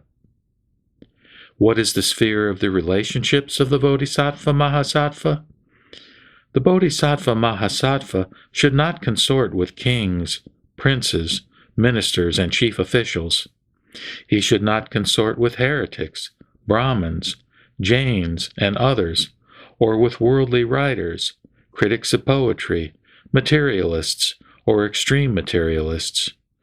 Nor should he become acquainted with pranksters, boxers, wrestlers, clowns, and various jugglers, nor with outcasts, and people who raise boars, sheep, chickens, and dogs, nor with hunters, fishermen, and those with evil conduct. A bodhisattva should teach such people the Dharma if they come to him, but expect nothing. Nor should a bodhisattva consort with monks, nuns, laymen, and laywomen who seek the Sravaka vehicle. Nor should he greet them. The bodhisattva should avoid their company in chambers, on roads, or while in lecture halls, and not remain with them. If they come, teach them the Dharma according to their capacities, but expect nothing. Moreover, O Manjushri, the Bodhisattva Mahasattva should expound the teaching without any thought of desire for or wish to see a woman's body. If a bodhisattva enters someone else's home, he should not talk to young girls, maidens, and widows. A bodhisattva should also not approach the 5 kinds of impotent men, nor be intimate with them. He should not enter someone else's home alone, and if for any reason he should enter it alone, a bodhisattva should do nothing but single-mindedly contemplate the Buddha. If he should teach the Dharma to women, he should not show his teeth when smiling, nor reveal his chest. A bodhisattva should not be intimate with them, even for the sake of the Dharma, how much less so for other things. A bodhisattva should take no pleasure in keeping young disciples, shramaneras, or young boys, nor should he take pleasure in having the same teacher as them. He should always take pleasure in meditation, and, in a quiet place, practice to control his mind. O Manjushri, this is what is known as the first sphere of relationships. Furthermore, the Bodhisattva Mahasattvas perceive the emptiness of all dharmas in their true aspect. All things are unerring, unmoving, non-returning, irreversible, and like empty space which lacks substance. They are beyond all language. They are not produced, nor do they emerge, nor do they arise. They do not have any name or mark. In reality, they have no substance. They are immeasurable, limitless, without obstacles or obstructions. They exist only through dependent origination, arising through error. That is why I teach the permanent joy of perceiving the aspects of all existent things in this way. This is what is known as the second sphere of relationships of a Bodhisattva Mahasattva. At that time, the Bhagavat, wanting to elaborate upon the meaning of this further, spoke these verses. If, in the troubled world to come, a Bodhisattva with a fearless mind wants to teach this sutra, he should enter the sphere of the Bodhisattva practice and the sphere of relationships. He should always stay away from kings, princes, ministers, chief officials, dangerous pranksters, outcasts, heretics, and Brahmins. He should not consort with excessively proud scholars who are attached to scriptures of the inferior vehicle contained in the 3 baskets, or Tripitaka, nor with monks who violate the precepts, with those who call themselves arhats, or with nuns who like to joke and laugh. He should not become acquainted with laywomen who are attached to the desires of the 5 senses and seek nirvana in their present lives. If these people come to the Bodhisattva with good intentions in order to hear about the Buddha path, the Bodhisattva should then fearlessly teach them the Dharma without any expectations. A Bodhisattva should not become intimately acquainted with widows, maidens, or impotent men, nor should he consort with slaughterers, butchers, hunters, or fishermen who kill for profit. He should not consort with people such as those who make a living from selling meat or from pandering prostitutes. He should never become acquainted with dangerous wrestlers or the varieties of jugglers or courtesans. He should not teach the Dharma to a woman alone in a quiet place. When he teaches the Dharma, he should not joke or laugh. If he enters a village to beg for food, he should be accompanied by a monk. If there is no monk, he should single-mindedly contemplate the Buddha. This is what is known as the sphere of bodhisattva practice and the sphere of relationships. Within these 2 spheres, he can teach at ease. He should not practice the superior, mediocre, or inferior teachings, the conditioned and the unconditioned, or the teaching of the real and the unreal. Nor should he discriminate between men and women. He should not acquire, comprehend, or perceive any phenomenon. This is what is known as the sphere of the bodhisattva practice. All dharmas are empty and without substance, impermanent, without origination or cessation. This is known as the sphere of the relationships of the wise. Through the error of discrimination, one sees all existent things as existing or non-existing, real or unreal, produced or unproduced. Being in a quiet place, the bodhisattva carries out practices to control his mind and remains as firm and unmoved as Mount Sumeru. He should regard all dharmas as being without substance, like empty space which has no firmness. All dharmas are neither produced, nor do they emerge. They are immovable, non-returning, and always remain in their single character. This is known as the sphere of relationships. Any monk, after my parinirvana, who enters the sphere of practice and the sphere of relationships will not be disheartened when he teaches this sutra. A bodhisattva, at proper times, should enter a quiet chamber and contemplate all dharmas with correct thoughts, according to the meaning. Arising from meditation, he should reveal and expound this sutra to kings, princes, ministers, and Brahmins. Then his mind will be at ease and unafraid. O Manjushri, this is the Bodhisattva who firmly abides in the Dharma from the beginning, and in the world to come will be able to teach the Lotus Sutra.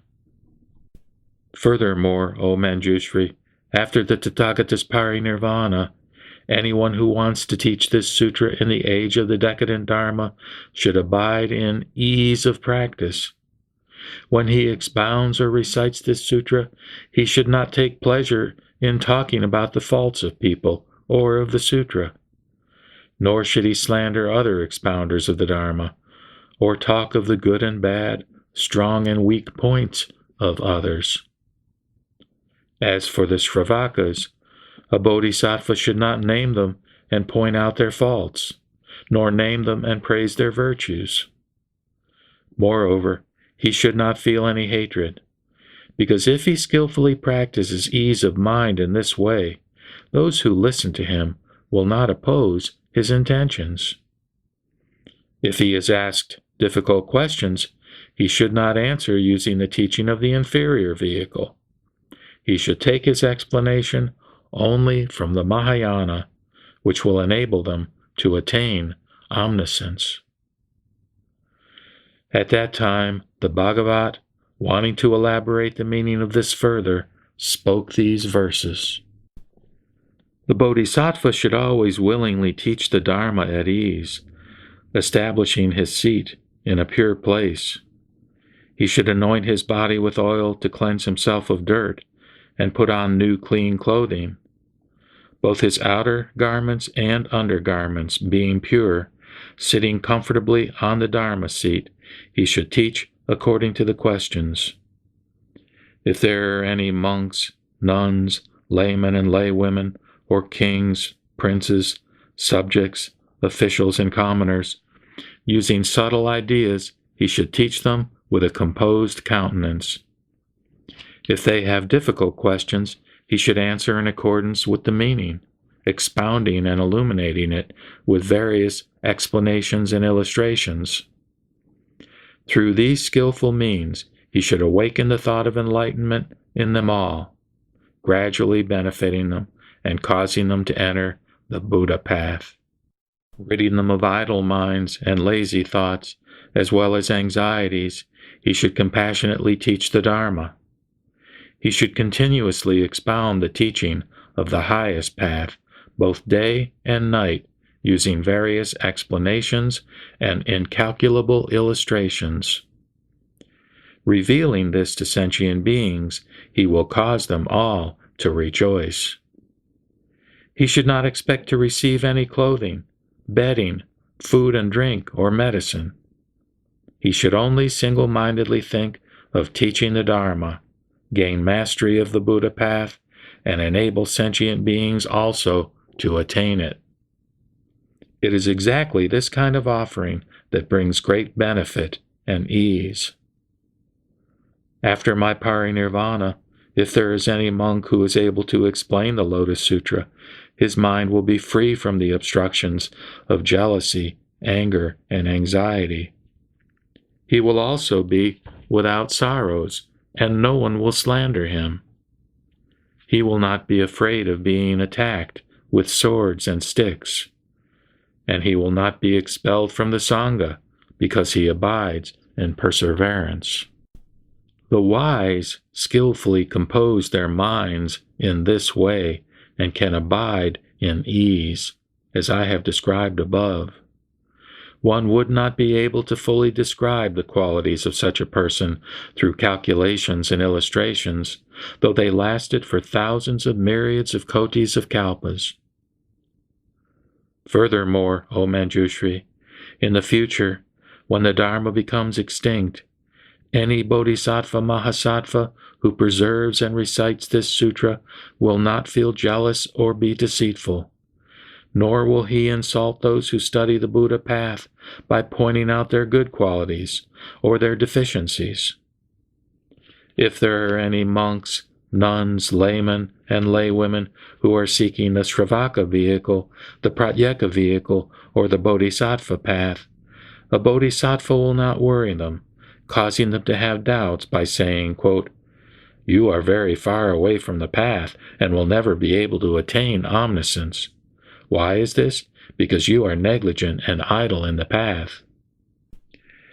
Moreover, a bodhisattva also should not devise hollow sophistries concerning the teachings and argue about them. In him, the thought of great compassion for all sentient beings should awaken, together with the thought that all Tathagatas are compassionate fathers and that all bodhisattvas are great teachers. He should always deeply respect and pay homage to all of the great bodhisattvas in the 10 directions. He should teach the Dharma equally to all sentient beings in accordance with the Dharma, explaining neither too much nor too little. Nor should he teach too much even to those who are deeply enthusiastic about hearing the Dharma.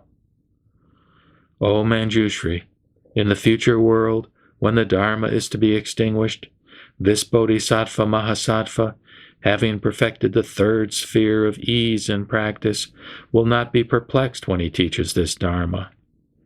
He will become acquainted with good fellow students who will recite this sutra together. He will also acquire a great following who come to hear his teaching, preserve it after hearing it, recite it after preserving it, teach it after reciting it, copy it after teaching it, and enable others to copy, respect, honor, praise, and pay homage to the Lotus Sutra. Thereupon, the Bhagavat, wanting to elaborate on the meaning of this further, spoke these verses, quote, "If anyone wants to teach this sutra, he should get rid of jealousy, anger, pride, flattery, deceitfulness, and falsity. He should always practice honest conduct. He should not slander others or make up fallacies about the Dharma. Nor should he cause others to be doubtful by saying, quote, 'You will not become a Buddha,' close quote. This heir of the Buddha who teaches the Dharma should always be gentle, patient, and compassionate to all. He should never have lazy thoughts. He should respect the great bodhisattvas in the 10 directions who practice the path out of their compassion for sentient beings and think that they are his great teachers. He should think that all the Buddha Bhagavats are the most excellent fathers. Destroying arrogance, he should teach the Dharma without obstructions. The 3rd sphere of the teaching of ease and practice is like this. The wise should preserve it. Those who practice wholeheartedly and at ease will be honored by innumerable sentient beings. Furthermore, O Manjushri, in the future world, when the Dharma is to be extinguished, any Bodhisattva Mahasattva who preserves this Lotus Sutra will awaken the thought of great kindness toward lay Buddhists and renunciants, and also awaken the thought of great compassion toward non-Bodhisattvas. He should think, quote, "People like these have really missed the Tathagata's teaching of the Dharma according to their capacities through skillful means. They do not hear, know, or realize it. They do not ask, believe, or understand. Those people do not even ask questions about this sutra, believe it, or understand it. When I attain highest complete enlightenment, wherever I am, I will lead them and enable them to abide in this teaching through my transcendent powers and power of wisdom." O Manjushri, after the Tathagata's parinirvana, this Bodhisattva Mahasattva, who has perfected the 4th sphere of the teaching of ease and practice, will be faultless when he teaches this Dharma. He will always be paid homage to, respected, honored, and praised by monks, nuns, laymen, laywomen, kings, princes, ministers, commoners, Brahmins, and householders. The devas in the sky will always accompany him in order to hear the Dharma. If he is in a village, city, secluded spot, or forest, and the people want to come and ask difficult questions, the devas will protect him both day and night, always for the sake of the Dharma, and he will cause all of those who listen to him to rejoice. Why is this? Because this sutra is preserved through the transcendent powers of all the Buddhas of the past, present, and future. O Manjushri, even the title of this Lotus Sutra cannot be heard in incalculable lands. How much more is it unable to be seen, accepted, preserved, and recited? O Manjushri, suppose a very powerful noble emperor wanted to subdue other countries with his might, but the lesser kings would not obey his command.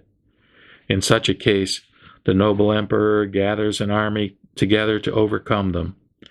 He recognizes the soldiers who have committed brave deeds in war, and, greatly rejoicing, he bestows boons according to their merit, such as estates, villages, cities, garments, ornaments, various treasures, gold, silver, lapis lazuli, mother of pearl, agate, coral, amber, elephants, horses, chariots, servants, and subjects, but he never gives them the precious jewel in his top knot. Why is this? Because only the noble emperor has this precious jewel in his top knot. If the emperor gives it away, his attendants would certainly be very surprised and mistrustful. O Manjushri, the Tathagata is exactly like this. He has attained the land of the Dharma through his powers of concentration and wisdom. Thus, he has become the king of the triple world. Since the Mara kings will not obey him, the wise and noble generals of the Tathagata come to do battle with them.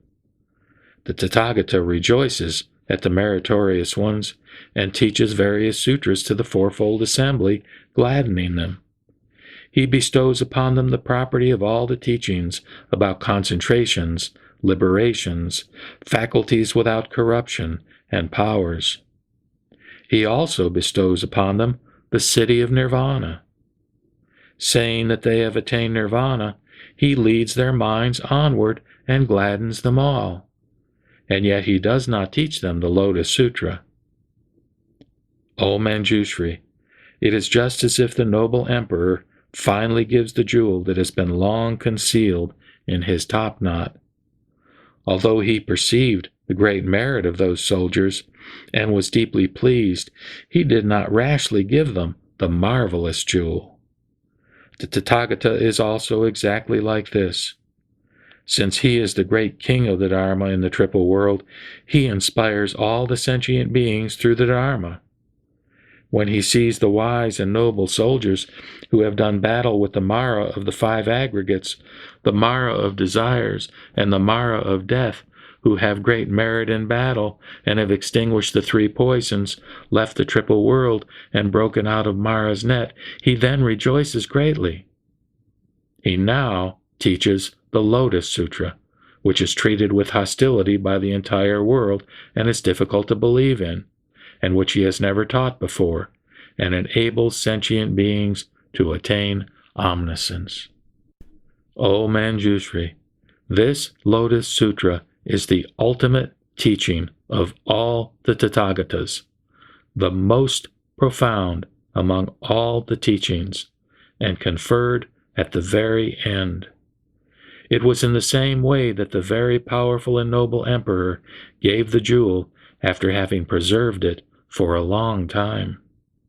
O Manjushri, this Lotus Sutra is the secret treasure house of all the Buddha Tathagatas and the foremost among all the sutras.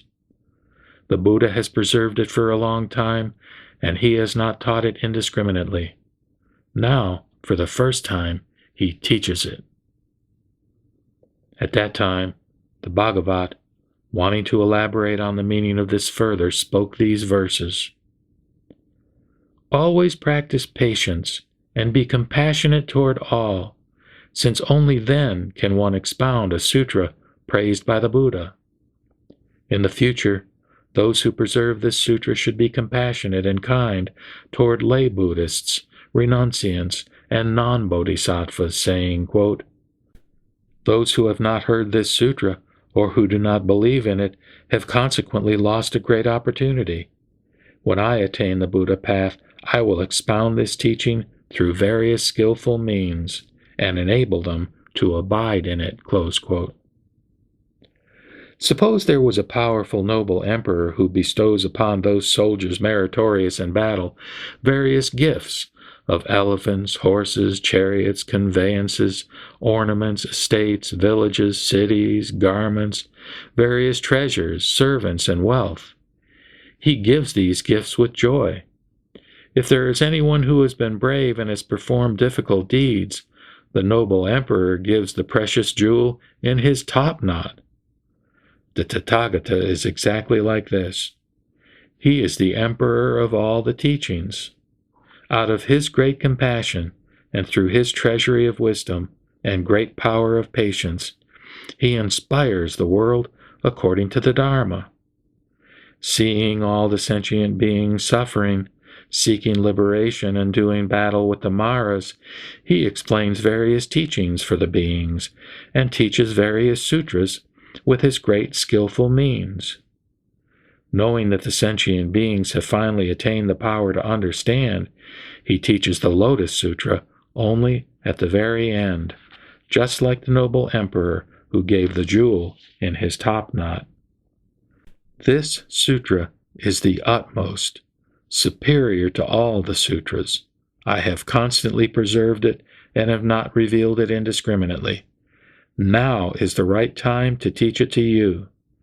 After my parinirvana, those seeking the Buddha path who want to attain ease and expound this sutra should become familiar with these 4 spheres of the teaching concerning ease in practice. Those who recite this sutra will always be free from anxiety and illness, and will have a noble countenance. They will not be born into poverty, lowliness, or ugliness. Sentient beings will want to meet them, just as they long to meet a wise seer, and all of the Devaputras will serve them. Sticks and swords cannot hurt them, and poison cannot harm them. If people slander them, those slanderers' mouths will be sealed up. They will travel fearlessly like a lion king, and the light of their wisdom will illuminate just like the sun. If they dream, they see only subtle things. They see the Tathagatas seated on lion seats, teaching the Dharma to the assembly of monks surrounding them. They see Nagas and Asuras, as numerous as the sands of the Ganges River, honoring the Tathagatas with their palms pressed together. Revealing themselves, they teach the Dharma to these beings. They also see the Buddhas with golden bodies, emitting immeasurable rays of light, which illuminate universally, and expounding various teachings with beautiful voices like Brahmas. To the fourfold assembly, the Buddha teaches the highest Dharma. Revealing themselves among them, they praise the Buddha with palms pressed together. Hearing the Dharma, they rejoice and pay homage to the Buddha. They attain the power of recollection and achieve the wisdom of non-retrogression. The Buddha, knowing their minds, and that they have deeply entered the Buddha path, gives them a prediction of the highest, complete enlightenment, saying, quote, "O son of a virtuous family, in the future you will attain immeasurable wisdom and the great path of the Buddha. Your land will be pure and vast beyond all comparison. The fourfold assembly will also be there, listening to the Dharma with their palms pressed together." Close quote. They who recite this sutra also see themselves in mountain forests, practicing excellent teachings, experiencing the real aspect, deeply entering into concentration, and looking at the Buddhas in the 10 directions, all of whom have golden bodies adorned with 100 auspicious marks. They will always have such pleasant dreams, and Hearing the Dharma taught, they will teach it to others. They will also dream about becoming the king of a realm who abandons his palace and retinue and the highly pleasing desires of the five senses, approaches the terrace of enlightenment, sits on the lion's seat under the Bodhi tree, attains the wisdom of all the Buddhas after seeking the path for 7 days, and who, arising, turns the wheel of the Dharma after having attained the highest path. They will teach the Dharma to the fourfold assembly for thousands of myriads of kotis of kalpas. Explaining the true and incorruptible Dharma, they will save innumerable sentient beings. Later, they will enter nirvana, just as smoke dies away, when the flame of a candle is extinguished. If anyone in the troubled world to come teaches this highest Dharma, they will attain great benefits, like the merits mentioned above.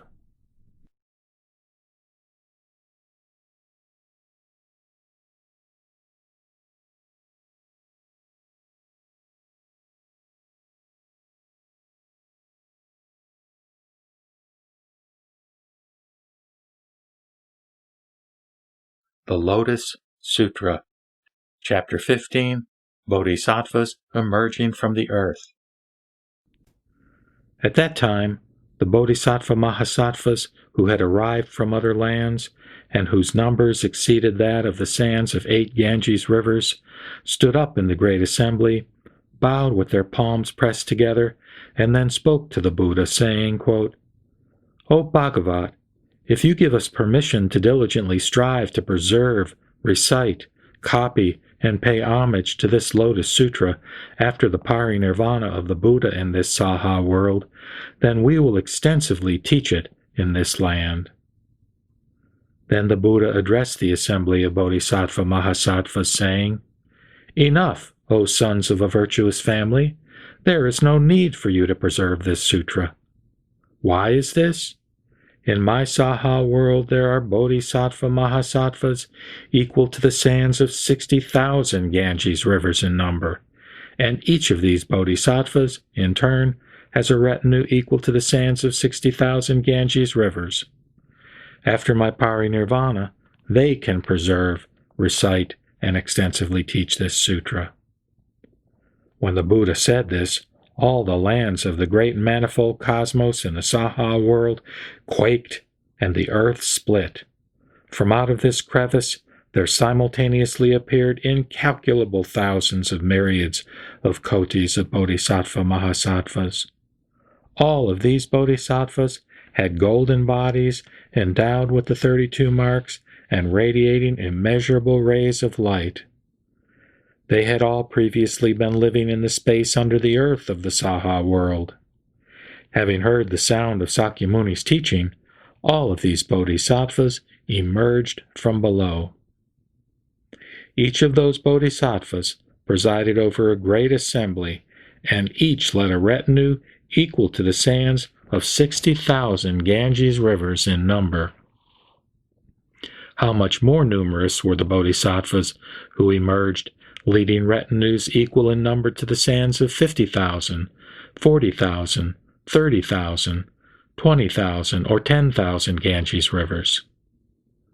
How much more numerous were the Bodhisattvas who emerged, leading retinues even equal to the sands of 1 Ganges river, half a Ganges river, a quarter of a Ganges river, or even just 1,000th of a myriad of a koti of a nyota of the sands of a Ganges river. How many more retinues were there numbering thousands of myriads of kotis of nyotas? How many more retinues were there numbering myriads of kotis? How many more were there numbering 10 million, 1 million, or even 10,000? How many more were there numbering 1,000, 100, or even 10? How much more numerous were Bodhisattvas leading disciples numbering 5, 4, 3, 2, or even 1? And how many more Bodhisattvas were there who had eagerly practiced alone and far from the worldly life, The number of such bodhisattvas as these is incalculable and limitless, beyond all calculation and metaphor. Having emerged from the earth, each of these bodhisattvas approached the Tathagatas, Prabhutaratma, and Sakyamuni, still seated in the beautiful seven-jeweled stupa in the air. Going up to them, they bowed until their foreheads touched the feet of both Bhagavats. Then, having bowed to the other Buddhas, each sitting on a lion's seat under the jewel trees, they circumambulated them to the right 3 times, honoring them with their palms pressed together. Having praised them with various bodhisattva eulogies, they withdrew to one side and joyfully gazed at the 2 Bhagavats. All these bodhisattva mahasattvas, having emerged from the earth, praised the Buddhas with various bodhisattva eulogies. While they did, 50 intermediate kalpas passed. During this time, the Buddha Sakyamuni sat in silence, and the fourfold assemblies were also silent while the 50 intermediate kalpas passed. Because of the Buddha's transcendent powers, the great assemblies believed that the time that had passed was only half a day. Then, through the transcendent powers of the Buddha, the fourfold assemblies also saw the bodhisattvas filling the air throughout the immeasurable hundreds of thousands of myriads of kotis of lands. There were 4 leaders among these bodhisattvas gathered there. They were called Visistakarita, Anantakarita, Visuddhakarita, and Supratistita Karitra. These 4 bodhisattvas were the foremost leaders in the assembly. At the head of the great assembly, they each pressed their palms together, gazed at Sakyamuni Buddha, and inquired of him, saying, "O Bhagavat, are you without illness or pain? Are you at ease in practice or not? Do those who should be saved accept your teaching easily or not? Do they not make you weary, O Bhagavat?" Thereupon, the 4 great bodhisattvas spoke these verses, quote, "O Bhagavat, are you at ease? Are you without illness or pain? Are you fatigued with leading and inspiring sentient beings? Do the sentient beings accept your guidance easily or not? Do they not tire the Bhagavat?" At that time, the Bhagavat spoke to the great assembly of bodhisattvas, saying, quote, "It is exactly like this, O sons of a virtuous family. It is exactly so. The Tathagata is at ease and without illness or pain. It is easy to save sentient beings, and I am not fatigued. Why is this? Because sentient beings have continually received my guidance throughout many lives, and they have also planted roots of good merit by revering and honoring the Buddhas of the past. When these sentient beings first saw me and heard my teaching, all, except for those who had previously practiced and studied the inferior vehicle, immediately believed and accepted it, and entered the Tathagata's wisdom. Now I enable even such people as these to listen to this sutra and enter the Buddha's wisdom." Then the great bodhisattvas spoke these verses, quote, "Splendid, splendid, O Bhagavat, great hero! All the sentient beings can easily be brought to the path. They can ask about the profound wisdom of the Buddhas. Hearing about it, they trust and accept it. We rejoice about this." At that time, the Bhagavat praised the foremost of the great bodhisattvas, saying, quote, "Splendid, splendid, O sons of virtuous families, thoughts of joy regarding the Tathagata have awakened in you." Then, the Bodhisattva Maitreya and the assembly of bodhisattvas equal in number to the sands of 8,000 Ganges rivers thought this, quote, "Looking far into the past, We have never seen or heard of such an assembly of great Bodhisattva Mahasattvas who have now emerged from the earth and are standing before the Bhagavat with their palms pressed together in reverence, asking the Tathagata questions. Then, Bodhisattva Mahasattva Maitreya, knowing the minds of the Bodhisattvas, whose number was equal to the sands of 8,000 Ganges rivers, and wanting to clear up their confusion, faced the Buddha with the palms of his hands pressed together and addressed him in verse, saying, quote, "We have never seen such a great assembly of incalculable thousands of myriads of kotis of bodhisattvas before. We entreat you, O best of humans, to explain it to us. Where have they come from? For what reason have they gathered here? They look magnificent and have great transcendent powers. Their wisdom is beyond our comprehension. They are firm in their resolve, have the power of great perseverance, and an appearance that sentient beings desire to see. Where have they come from? Each of these bodhisattvas is leading a retinue whose number is incalculable, like the sands of the Ganges River. Some great bodhisattvas are leading retinues equal in number to the sands of 60,000 Ganges rivers. Great are the assemblies, single-mindedly seeking the Buddha path. These great leaders, equal in number to the sands of 60,000 Ganges rivers, have come all together to pay homage to the Buddha and preserve this sutra. The number of bodhisattvas leading retinues equal in number to the sands of 50,000 Ganges rivers is even greater.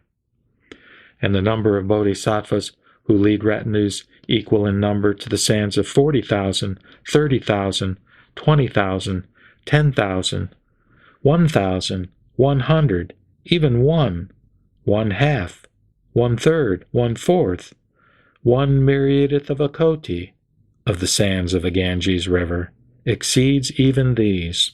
There are disciples who number thousands of myriads of nayutas, myriads of kotis, or even half a koti. Their numbers also exceed that mentioned above. There are also disciples in retinues of 1,000,000, 10,000, 1,000, 100, 50, 10, even 3, 2, or 1 in number. There are also great bodhisattvas who have come without retinues, desiring to be in solitude. The number of those who have come before the Buddha is far beyond any calculation. If anyone counted the number of such a great assembly with bamboo counting sticks, he would not finish even after exhausting kalpas greater in number than the sands of the Ganges River. Who has taught the Dharma to this assembly of bodhisattvas, endowed with great dignity and perseverance? Who has inspired and perfected them? Under whom did the thought of enlightenment first awaken in them? Which Buddha Dharma do they praise? Whose sutra have they preserved and practiced? And which Buddha path have they followed? Such bodhisattvas as these, endowed with transcendent powers and the power of great wisdom, have all emerged out of the earth, which quaked in the 4 directions and split asunder. O Bhagavat, we have never seen such a thing before. We entreat you to tell us the name of the land from where they have come. We have been constantly traveling in various regions. Nevertheless, we have never seen such a thing before. We do not know even a single person in this assembly. All of a sudden, they have emerged from the earth. We entreat you to explain the reason why. All of the immeasurable hundreds of thousands of kotis of bodhisattvas in this great assembly now wish to know about this matter. There must be underlying causes for this to explain all of these bodhisattvas. O Bhagavat, he of immeasurable qualities, we entreat you to clear up the confusion of the assembly. Thereupon the Buddhas, who were the magically created forms of Sakyamuni Buddha, arrived from other incalculable thousands of myriads of kotis of lands, and sat cross-legged on lion seats under the jewel trees in the 8 directions. Each attendant of these Buddhas had seen the great assembly of bodhisattvas as they emerged from out of the earth and floated in midair in the 4 directions of the great manifold cosmos.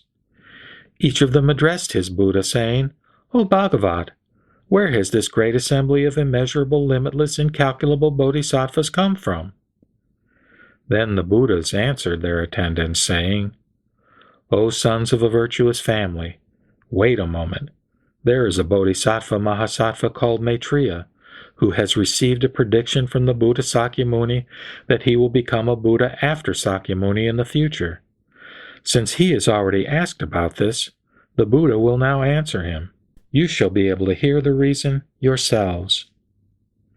Then the Buddha Sakyamuni addressed Bodhisattva Maitreya, saying, "Splendid, splendid, O Ajita! You have asked the Buddha an important question. You should all single-mindedly don the armor of perseverance and be of firm will. The Tathagata now wants to reveal the wisdom of the Buddhas, the inherent transcendent powers of the Buddhas, the lion-like dignified power of the Buddhas, the majestic and mighty power of the Buddhas." Thereupon, the Bhagavat, wanting to elaborate on the meaning of this further, spoke these verses, quote, "You should be persistent and wholeheartedly attentive, for I want to explain it to you. Do not have any doubts, for the wisdom of the Buddha is difficult to comprehend. You should now awaken to the power of faith, and with perseverance abide in the good. Now you will all be able to hear what you have never heard before.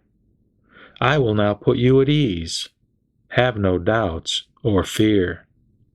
The Buddha never speaks false words. His wisdom is immeasurable. The foremost Dharma that he has attained is profound and difficult to explain. I will now expound this difficult teaching, so you should listen wholeheartedly." Then the Bhagavat, after speaking these verses, addressed Bodhisattva Maitreya, saying, quote, "I will now proclaim it to all of you in this assembly. O Ajita, all of you have never seen these immeasurable, innumerable, incalculable great Bodhisattva Mahasattvas who have emerged from out of the earth. Having attained highest complete enlightenment in this Saha world, I led, inspired, and instructed these bodhisattvas, restrained their thoughts, and caused the thought of the path to awaken in them. When these bodhisattvas lived in the space under the earth of this Saha world, they recited various sutras, became well versed in them, and contemplated, analyzed, and correctly remembered them. O Ajita, all these sons of a virtuous family did not wish to be among the multitude where there is always much discussion. They always wanted to be in quiet places. They diligently strove without resting or relying upon devas or humans. They always desired the profound wisdom without obstructions. They always wanted the Dharma of the Buddhas. They strove wholeheartedly in seeking the highest wisdom.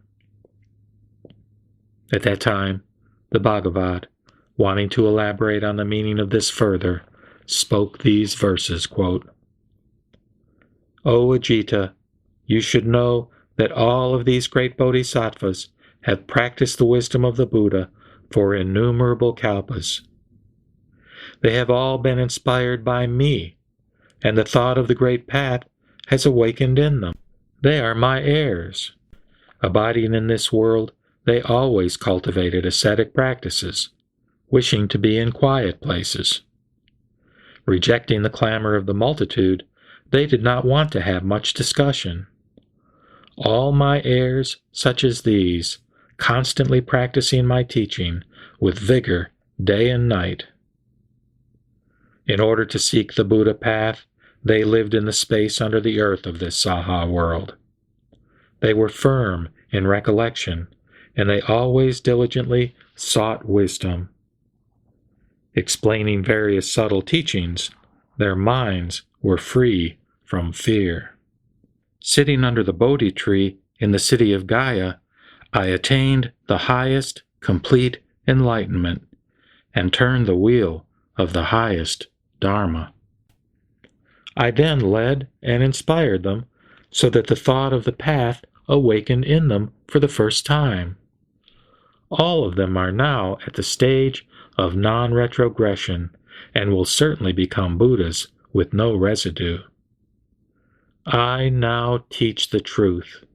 You should wholeheartedly believe that from long, long ago I have been leading and inspiring all these bodhisattvas. Then Bodhisattva Maitreya and the innumerable other bodhisattvas became doubtful and confused concerning this unprecedented experience. They thought this, quote, "How is it possible in such a short time for the Bhagavat to have inspired such an immeasurable, limitless, incalculable number of great bodhisattvas, enabling them to abide in highest complete enlightenment?" Immediately, they addressed the Buddha, saying, quote, "O Bhagavat, when the Tathagata was a prince, he left the palace of the Sakyas, sat on the terrace of enlightenment, which is not far from the city of Gaya, and attained highest complete enlightenment. Since then, more than 40 years have passed. How is it possible, O Bhagavat, for you to have done such great Buddha acts in such a short period of time? Is it through the might of the Buddha and through the Buddha's qualities that you have inspired such an assembly of incalculable great bodhisattvas to achieve highest complete enlightenment? O Bhagavat, even if someone counted the number of the great bodhisattvas for thousands of myriads of kotis of kalpas, they would not be able to finish. There would be no end. From long ago, these bodhisattvas have been planting roots of good merit in the presence of immeasurable, limitless Buddhas. They have perfected the bodhisattva path and have always practiced the pure path of discipline and integrity. It is, O Bhagavat, difficult to believe such things in this world. Suppose a handsome man with dark hair, 25 years of age, were to point to a 100-year-old man and say, quote, "He is my son." And the 100-year-old man points to the young fellow and says, quote, "He is my father, and he raised me."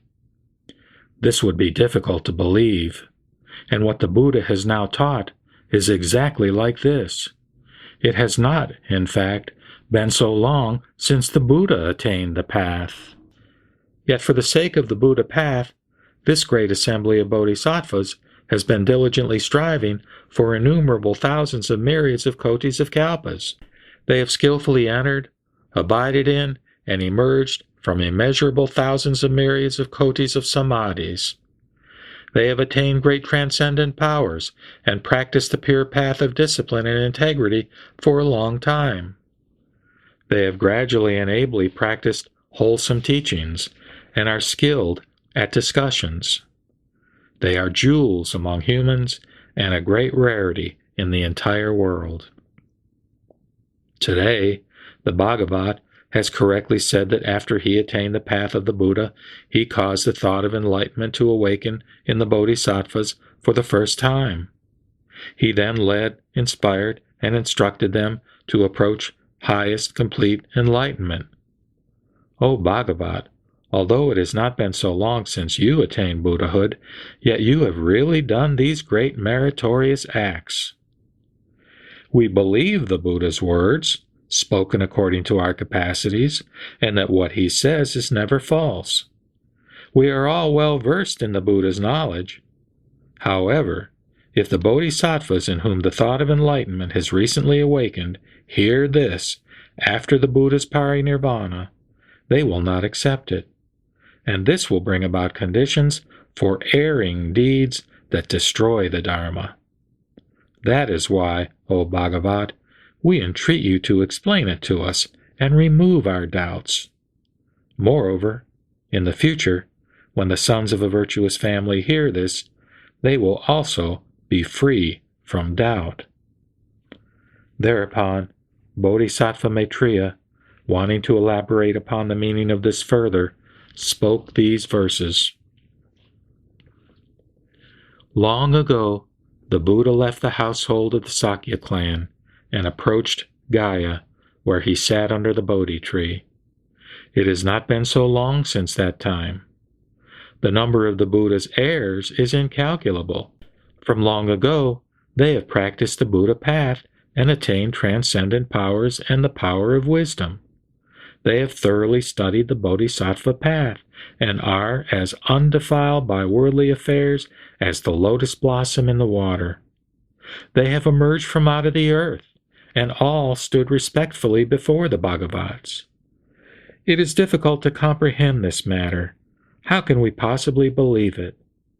The Buddha attained the path only a short time ago, yet he has accomplished so much. We entreat you to remove our doubts and give a detailed explanation according to the truth. Suppose there were a young man just 25 years of age who pointed to a 100-year-old man who was wrinkled and had white hair, saying, "This is my offspring." The old man also says, "This is my father." The father is young and the son is old. No one in the world would believe it. The Bhagavat's teaching is exactly like this. He attained the path only a very short time ago, yet these bodhisattvas are firm in resolution and without weak will. They have been practicing the bodhisattva path for immeasurable kalpas. They are skilled at difficult discussions, and their minds are free from fear. They are resolute and persevering. They are handsome and dignified, praised by the Buddhas in the 10 directions. They are good at detailed explanations. They did not want to be among the multitudes, for they always liked being in meditation, and so they lived in the space under the earth in order to seek the Buddha path. Since we heard about this from the Buddha, we have no doubts about it. But we still entreat you, O Buddha, to expound it and make it clear for the future. Anyone in whom doubts awaken and who does not believe in this sutra will certainly fall into the troubled states of being. That is why we now entreat you to explain how, in such a short time, you have led and inspired these innumerable bodhisattvas so that the thought of enlightenment has awakened in them, and they abide in the stage of non-retrogression.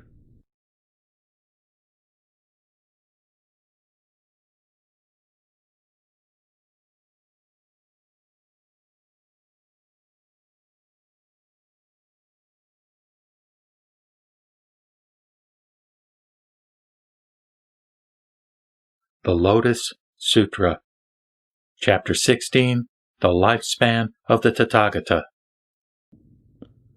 Thereupon, the Buddha addressed the bodhisattvas and the entire great assembly, saying, quote, "O sons of a virtuous family, you should believe the true words of the Tathagata." He addressed the great assembly again, saying, quote, "You should believe in the Tathagata's true words."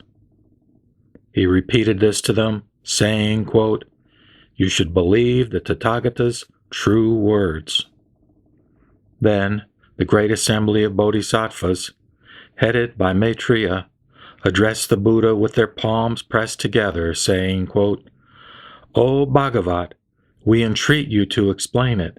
We will accept the Buddha's words." After they had spoken in this way 3 times, they again said, quote, "We entreat you to explain it. We will accept the Buddha's words." Then the Bhagavat, realizing that the bodhisattvas continued to entreat him after those 3 times, addressed them, saying, "Listen carefully to the Tathagata's secret and transcendent powers. The devas, humans, and asuras in all the worlds all think that the present Buddha, Sakyamuni, left the palace of the Sakyas, sat on the terrace of enlightenment not far from the city of Gaya, and attained the highest complete enlightenment. However, O sons of a virtuous family, immeasurable, limitless hundreds of thousands of myriads of kotis, of nayutas, of kalpas have passed since I actually attained Buddhahood. Suppose there were a man who ground 500s of thousands, myriads of kotis, of nayutas, of incalculable great manifold cosmos into particles. While passing through 500,000s of myriads of kotis, of nayutas, of incalculable lands to the east, he dropped just a single particle, and in this way he continued to drop the particles as he went toward the east until they were all gone. O sons of a virtuous family, what do you think about this? Can all of these worlds be calculated or not? Can one imagine all of these worlds, calculate, and know their number or not? Bodhisattva Maitreya and the others together addressed the Buddha, saying, O Bhagavat, these worlds are immeasurable, limitless, incalculable, and beyond our powers of conception. Even all the Sravakas and Pratyeka Buddhas, with their knowledge free from corruption, are not able to comprehend them, or know their number. Although we abide in the stage of non-retrogression, we cannot understand it. O Bhagavat, such worlds as these are incalculable and limitless. Then the Buddha addressed the assembly of the great bodhisattvas, saying, quote, O sons of a virtuous family, I will now explain it clearly to you. Suppose all these worlds, whether or not a particle was left in them, were reduced to particles, and each particle represented a kalpa. The period of time since I became a Buddha would exceed this by hundreds of thousands of myriads of kotis, of nayutas, of incalculable kalpas.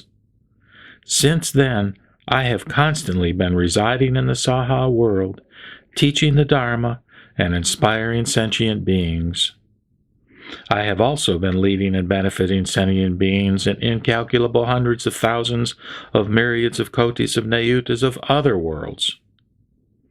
O sons of a virtuous family, during this interim I explained about the Buddha Dipamkara and others. Furthermore, I also said that they had entered parinirvana. I have explained such things through skillful means. O sons of a virtuous family, if any sentient being comes to me, I perceive the dullness or sharpness of his faith and other faculties with my Buddha eye. According to the way I should bring them to the path, I, myself, proclaim different names and lifespans in various places. In each case, I have also clearly stated that I would enter parinirvana. Through various skillful means, I have explained subtle teachings and have made the sentient beings rejoice. O sons of a virtuous family, to those beings whom the Tathagata perceives as taking pleasure in the inferior teachings, who have few qualities and grave defilements, he teaches that the Buddha attained highest complete enlightenment after he renounced household life in his young age. However, it has been a very long time indeed since I attained Buddhahood. I give such an explanation only to lead and inspire the sentient beings to enter the Buddha path through skillful means. O sons of a virtuous family, the sutras that the Tathagata has expounded are all to save the sentient beings. Whether the Tathagata teaches about himself or others, whether he reveals his form or that of others, whether he shows his acts or those of others, everything he says is true, never false.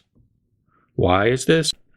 Because the Tathagata perceives all the marks of the triple world as they really are, that there is no birth and death, coming or going, that there is also no existence or extinction in the world, truth or falsehood, sameness or difference. The Tathagata does not view the triple world as sentient beings in the triple world see it. The Tathagata perceives such things clearly and without mistakes. Since sentient beings have various natures, desires, behaviors, thoughts, and distinctions, the Tathagata, wanting to cause them to plant roots of good merit, has explained various teachings through a variety of examples, explanations, and illustrations. He has not desisted from doing Buddha acts even for a single moment, and in this way it has been an extremely long time since I attained Buddhahood. My lifetime is immeasurable and incalculable. I abide forever without entering parinirvana. O sons of a virtuous family, the lifespan that I first attained through practicing the Bodhisattva path has not yet expired. It is twice as great as the number previously mentioned. Although I do not actually enter parinirvana, I proclaim that I do. It is through this skillful means that the Tathagata leads and inspires sentient beings. Why is this?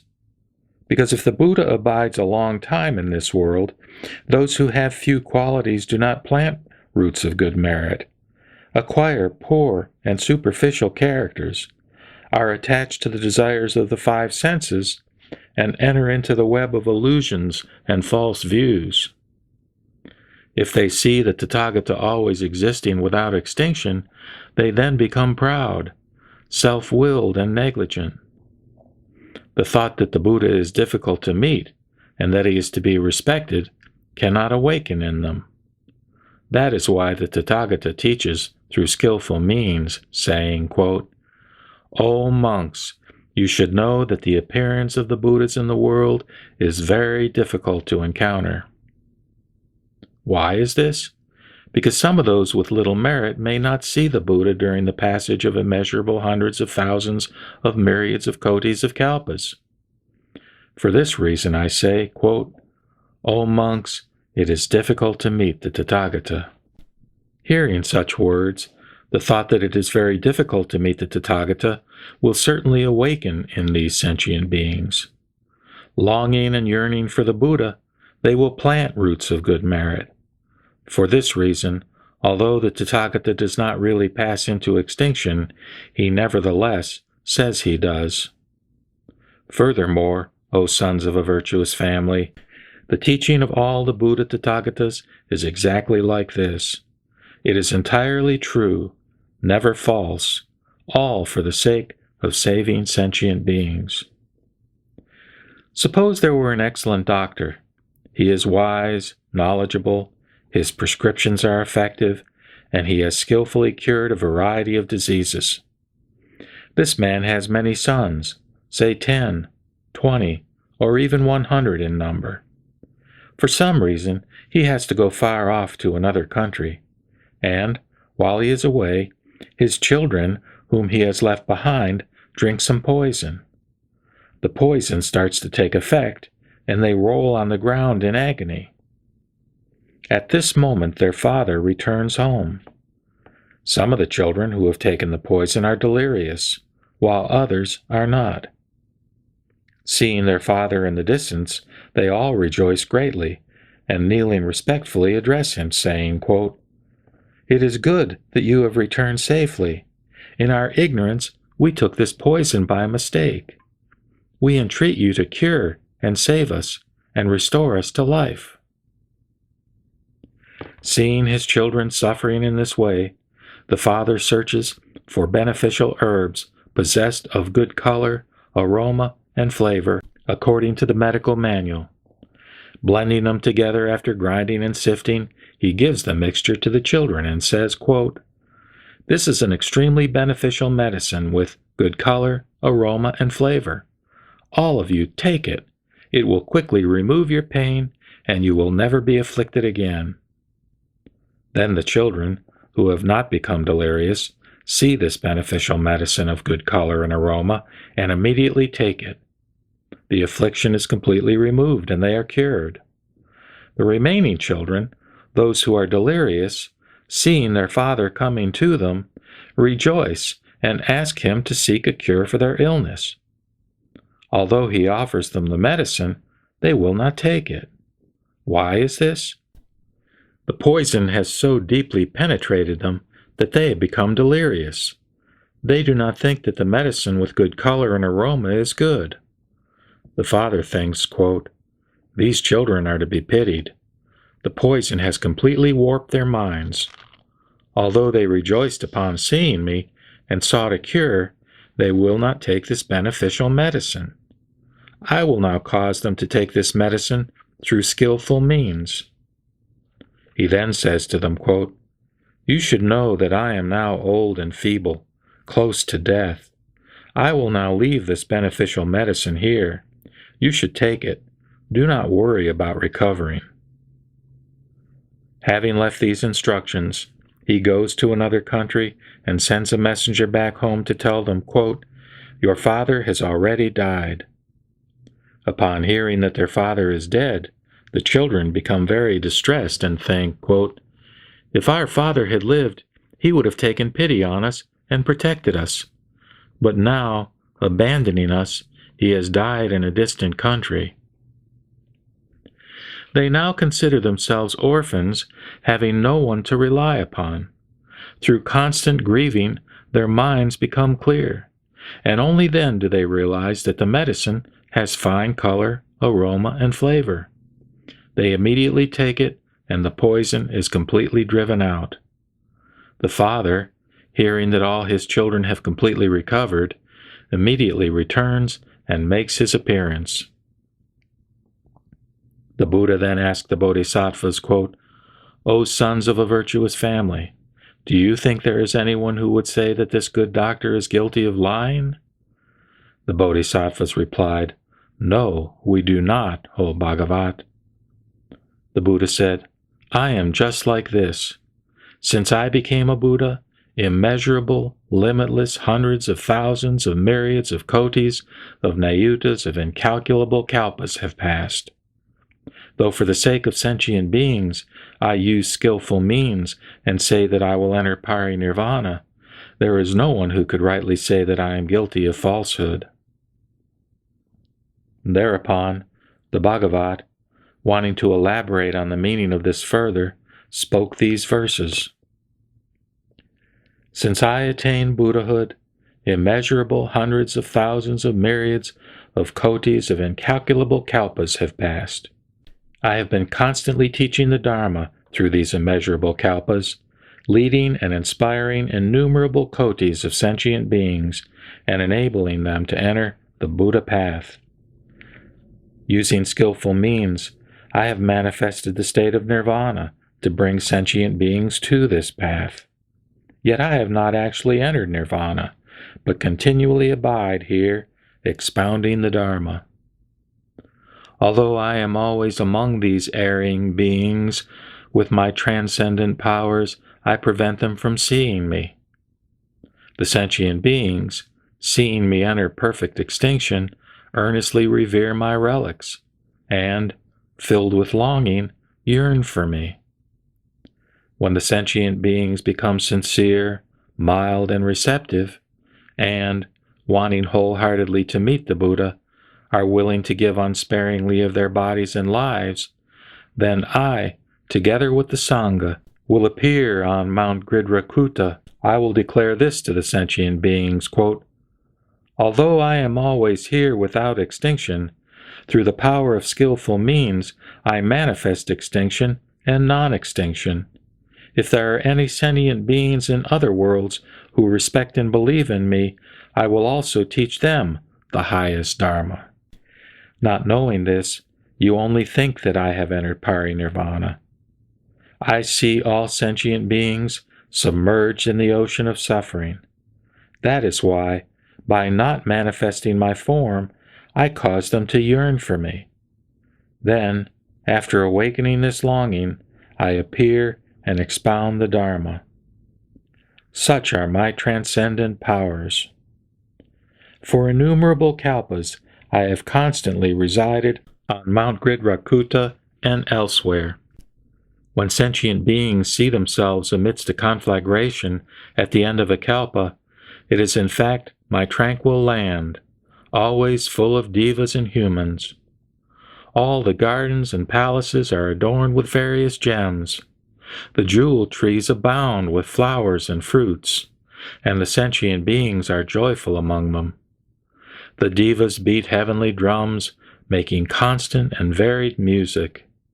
They rain down mandarava flowers upon the Buddha and the Great Assembly. Although my Pure Land never decays, the sentient beings see it as ravaged by fire and torn with anxiety and distress. They believe it is filled with these things. Because of their misdeeds, these erring sentient beings do not hear the name of the three treasures for incalculable kalpas. But all who cultivate merit and are receptive and honest will see me residing here, expounding the Dharma. For the sake of these sentient beings, I teach that the lifespan of the Buddha is immeasurable. To those who, after a long time, finally see the Buddha, I teach that it is difficult to meet him. Such is the power of my wisdom. The light of my wisdom illuminates immeasurably, and my lifespan is of innumerable kalpas. This has been achieved through long practice. You wise ones, do not give in to doubt. Banish all doubt forever. The Buddha's words are true, never false. It is like the physician who proclaimed his own death, although it was untrue. He did this to cure his delirious sons through excellent skillful means, so no one could say he really spoke falsehood. I, also, being the Father of the world, cure those who suffer. To the deluded and unenlightened, I say that I have entered nirvana, although in fact I am really here. For if they were to see me, they would become lazy and arrogant. Attached to the desires of the five senses, they would fall into the troubled states of being. Always aware of which sentient beings practice the path and which do not, I teach the Dharma in various ways, according to their ability to be saved. I am always thinking, quote, by what means can I cause sentient beings to be able to enter the highest path and quickly attain the Dharma?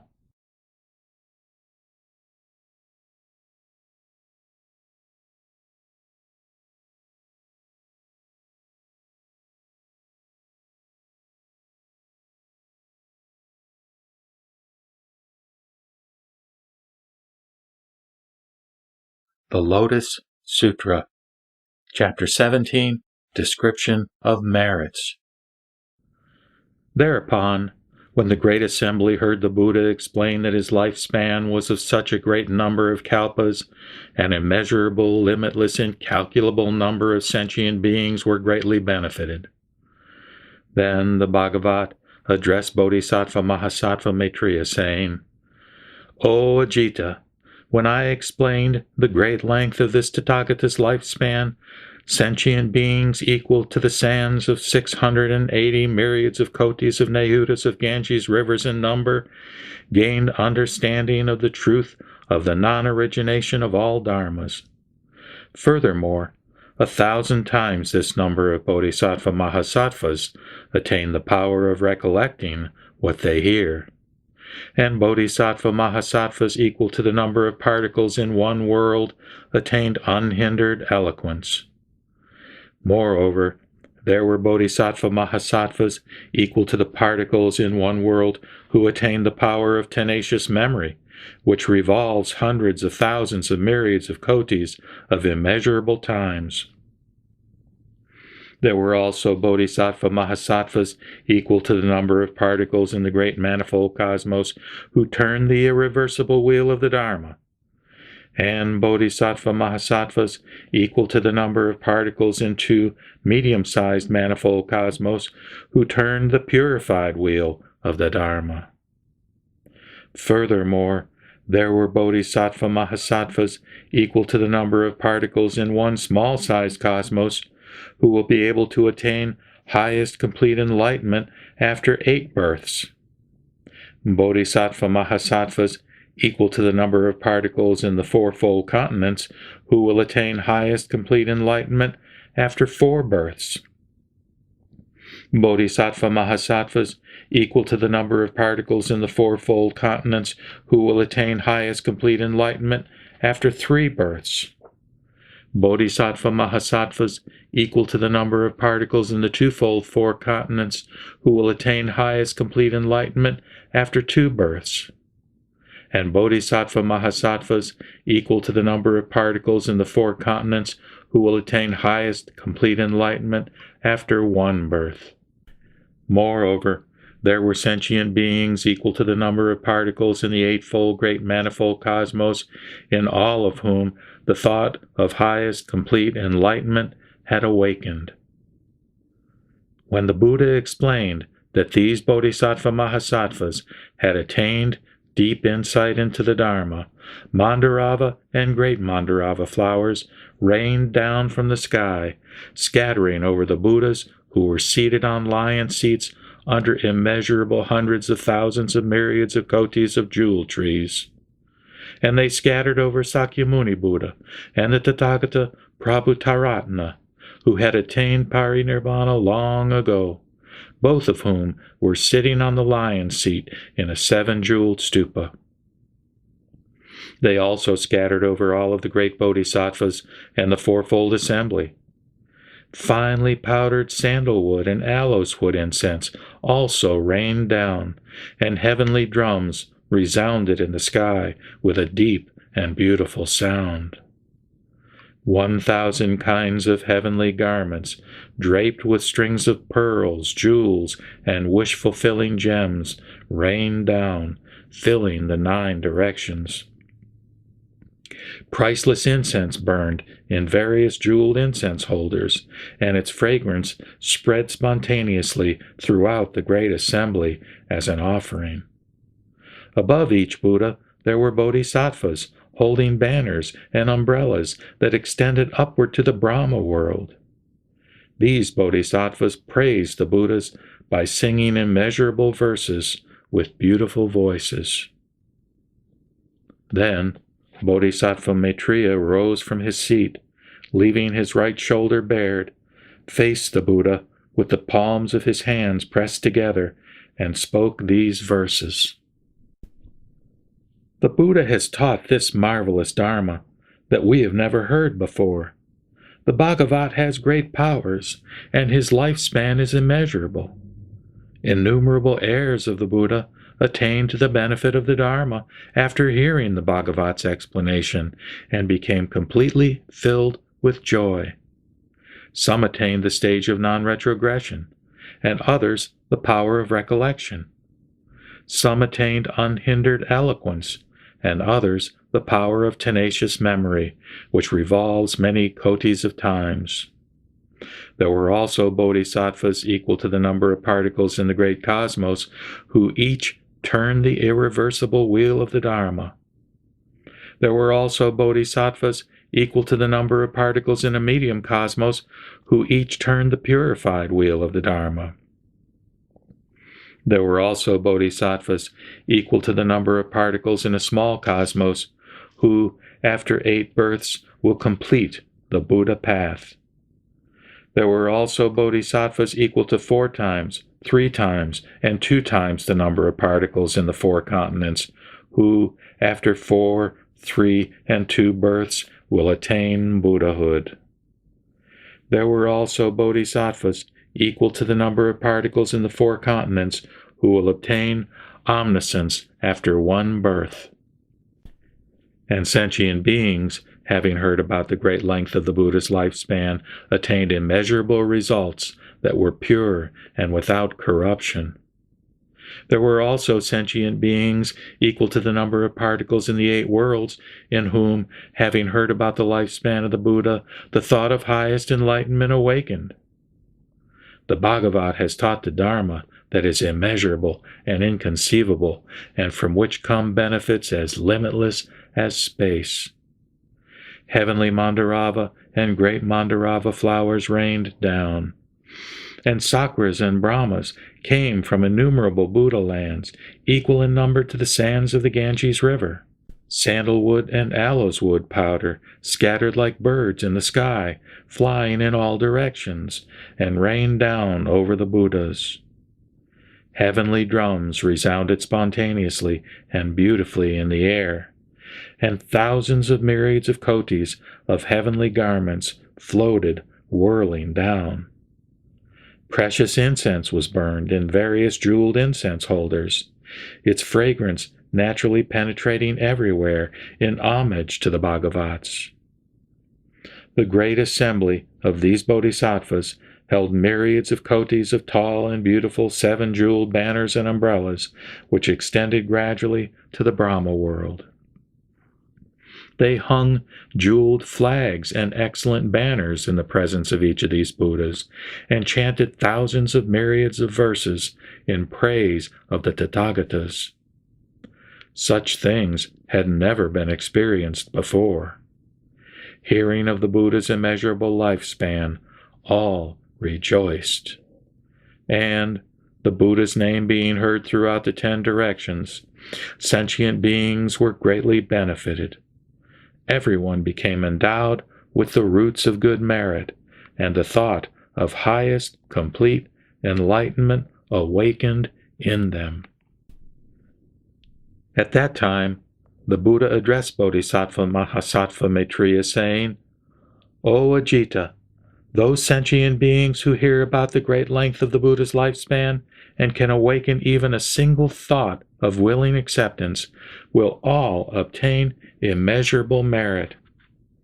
If there are sons and daughters of a good family who, for the sake of highest complete enlightenment, practice the 5 perfections of giving, good conduct, perseverance, effort, and meditation, with the exception of the perfection of wisdom, for 80 myriads of kotis of nayutas of kalpas, their merit is not even 100th, 1,000th, 100,000th of a myriad of a koti of the former person's merit.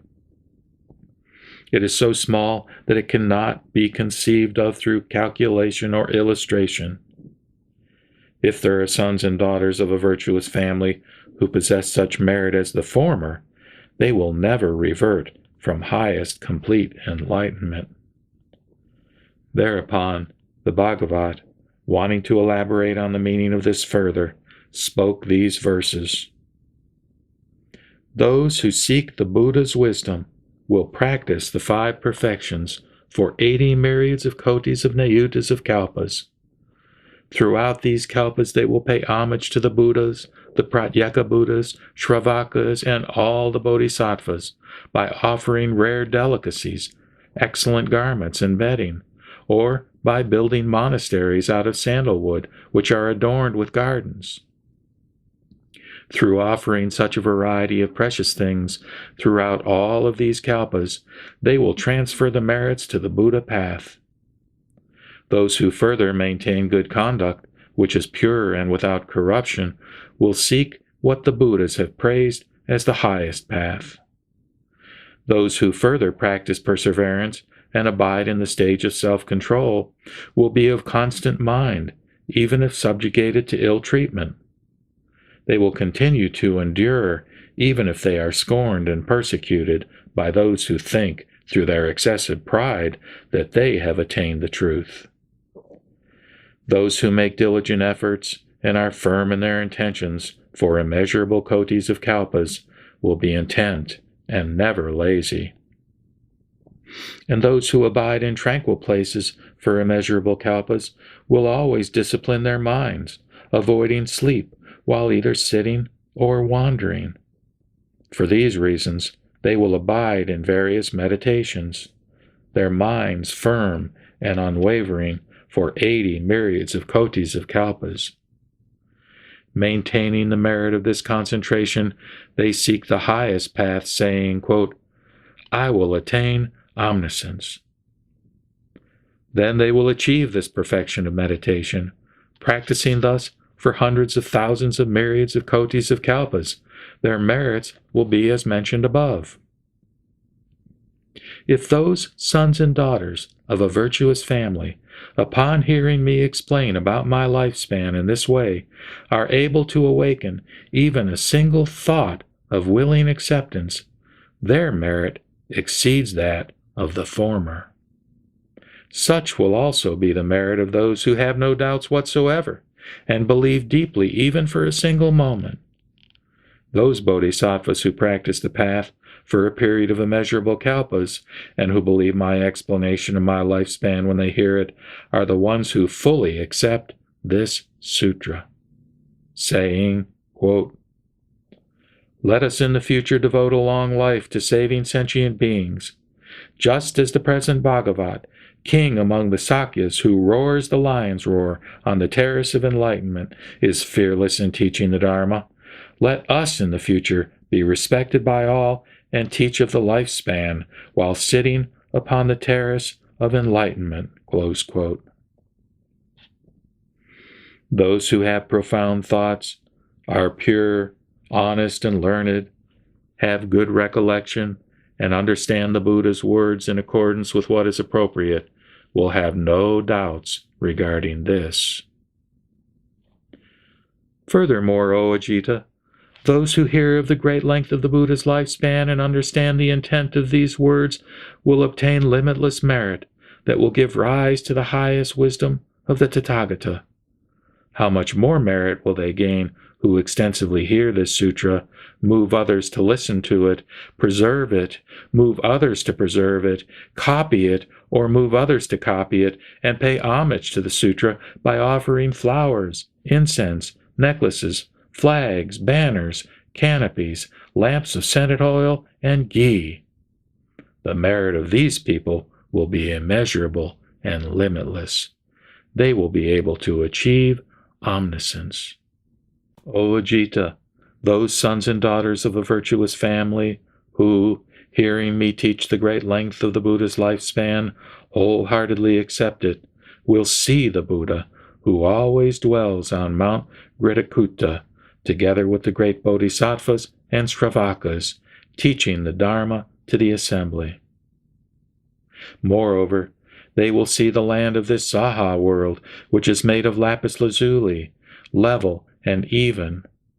The network of roads is laid out like a chessboard, paved with jambunada gold and bordered with jeweled trees.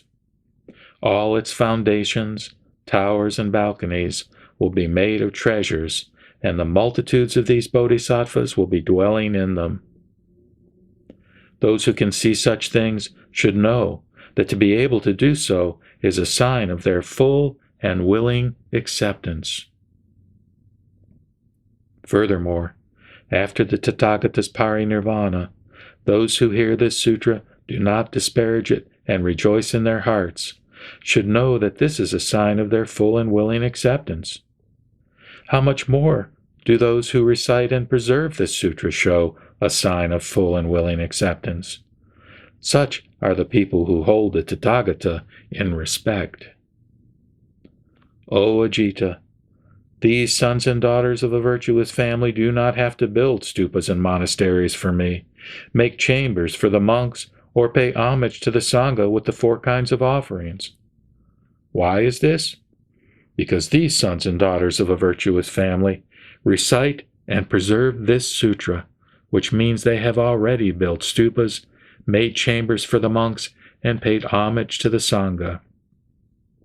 They have already erected 7 jeweled stupas for the Buddha's relics, which are tall and wide, gradually narrowing to a pinnacle that reaches to the Brahma world.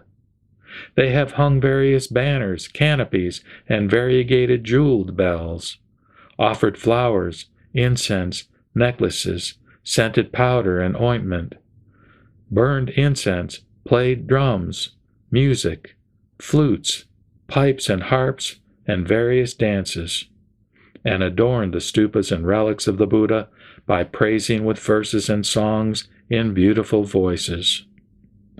In this way, they have already paid homage for immeasurable thousands of myriads of kotis of kalpas. O Ajita, after my parinirvana, those who hear this sutra and who can preserve it, copy it, and move others to copy it, have already built chambers for monks, as well as 32 red sandalwood monasteries of the height of 8 tala trees, wide and fine, housing hundreds of thousands of monks. The monasteries they have built have gardens, ponds, paths for wandering, meditation caves, garments, food and drink, bedding, medicine, and are replete with all other necessities. Such hundreds of thousands of myriads of kotis of monks' chambers and towers will be incalculable. With these they pay homage to me and to the assembly of monks. I have explained that, for this reason, after the Tathagata's parinirvana, those who preserve and recite this sutra and explain it to others, who copy it or move others to copy it, and who pay it homage, no longer have to build stupas, monasteries, or erect chambers for the monks, or revere the Sangha. How much less to those who preserve this sutra and practice the perfections of giving, good conduct, perseverance, effort, meditation, and wisdom need to do so. Their merit is the highest, immeasurable, and limitless. It is immeasurable and limitless in the same way that space is immeasurable and limitless in the 10 directions: east, west, south, north, the 4 intermediate directions, and the zenith and nadir, and they will thus quickly obtain omniscience. Those who recite and preserve this sutra, who explain it for others, who copy it or move others to copy it, build monuments and make chambers for monks, revere and praise the Sangha of Shravakas, and praise the merits of the Bodhisattvas in hundreds of thousands of myriads of kotis of ways. Those who explain this Lotus Sutra for the sake of others in accordance with its meaning through various illustrations, who preserve pure conduct and dwell together with gentle people, who are patient and have no anger, are firm in their intentions, and always hold meditation in high regard, who attain profound samadhi and make vigorous efforts, persevere in all good practices, whose wisdom is keen, and who answer difficult questions skillfully, O Ajita! Those sons and daughters of a virtuous family who preserve and recite this sutra after my parinirvana will attain good qualities like those mentioned above. You should know that such people have already set out for the terrace of enlightenment, are near to highest complete enlightenment, and are seated under the Bodhi tree. O Ajita, wherever these sons and daughters of a virtuous family sit, stand, or walk, there a monument should be built, and all of the devas and humans should pay homage to these monuments as they would do to those of the Buddha. Thereupon, the Bhagavat, wanting to elaborate on the meaning of this further, spoke these verses. If, after my parinirvana, there are people who preserve this sutra, they will have immeasurable merits as described above. Such people have already given various kinds of offerings. They have built stupas for the relics, adorned with the 7 treasures, with a pole on the top which is very tall and thick, gradually tapering upward until it reaches the Brahma world. These stupas have been adorned with thousands of myriads of kotis of jeweled bells that ring with beautiful sounds as the wind blows. For immeasurable kalpas, such people have revered these stupas by offering flowers, incense, necklaces, heavenly garments, and various kinds of music, while burning scented ointments and butter oil lamps which illuminate them on all sides. In the troubled world of the decadent Dharma, those who preserve this sutra will have already finished paying homage in the way just described.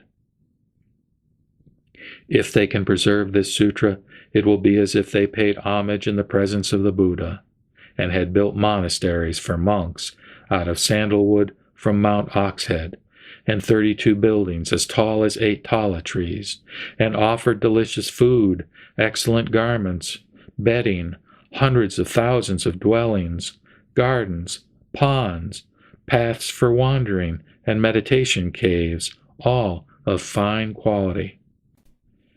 Those who have the thought of willing acceptance, who preserve, recite, copy, or move others to copy this sutra, and who pay it homage by scattering flowers, incense, and scented powders on it, and by constantly lighting lamps of fragrant oil made from sumanas flowers, kampaka wood, and atimukta grass, Those who pay it homage in this way will attain immeasurable merit. Their merit will be as limitless as empty space. How much more is the merit of those who preserve this sutra, who carry out the practice of giving, good conduct, perseverance, and meditation, who never get angry or slander others, who honor monuments and are humble before monks, and who are free from pride, always contemplate wisdom, never get angry at difficult questions, and teach in accordance with the questioner's capacity. If there is anyone who can carry out these practices, their merit will be immeasurable. If one were to see such an expounder of the Dharma who has perfected merits like these, one should scatter heavenly flowers over him and provide him with heavenly garments, bow until one's forehead touches his feet, and think of him as if he were a Buddha. Furthermore, one should think that before long the expounder of the Dharma will approach the terrace of enlightenment, attain the unconditioned state of non-corruption, and extensively benefit devas and humans.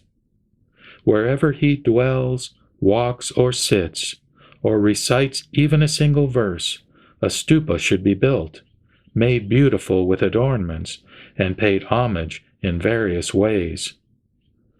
Wherever the heirs of the Buddha may reside, there the Buddha himself will take pleasure in its use, and will always be dwelling, walking, and sitting within.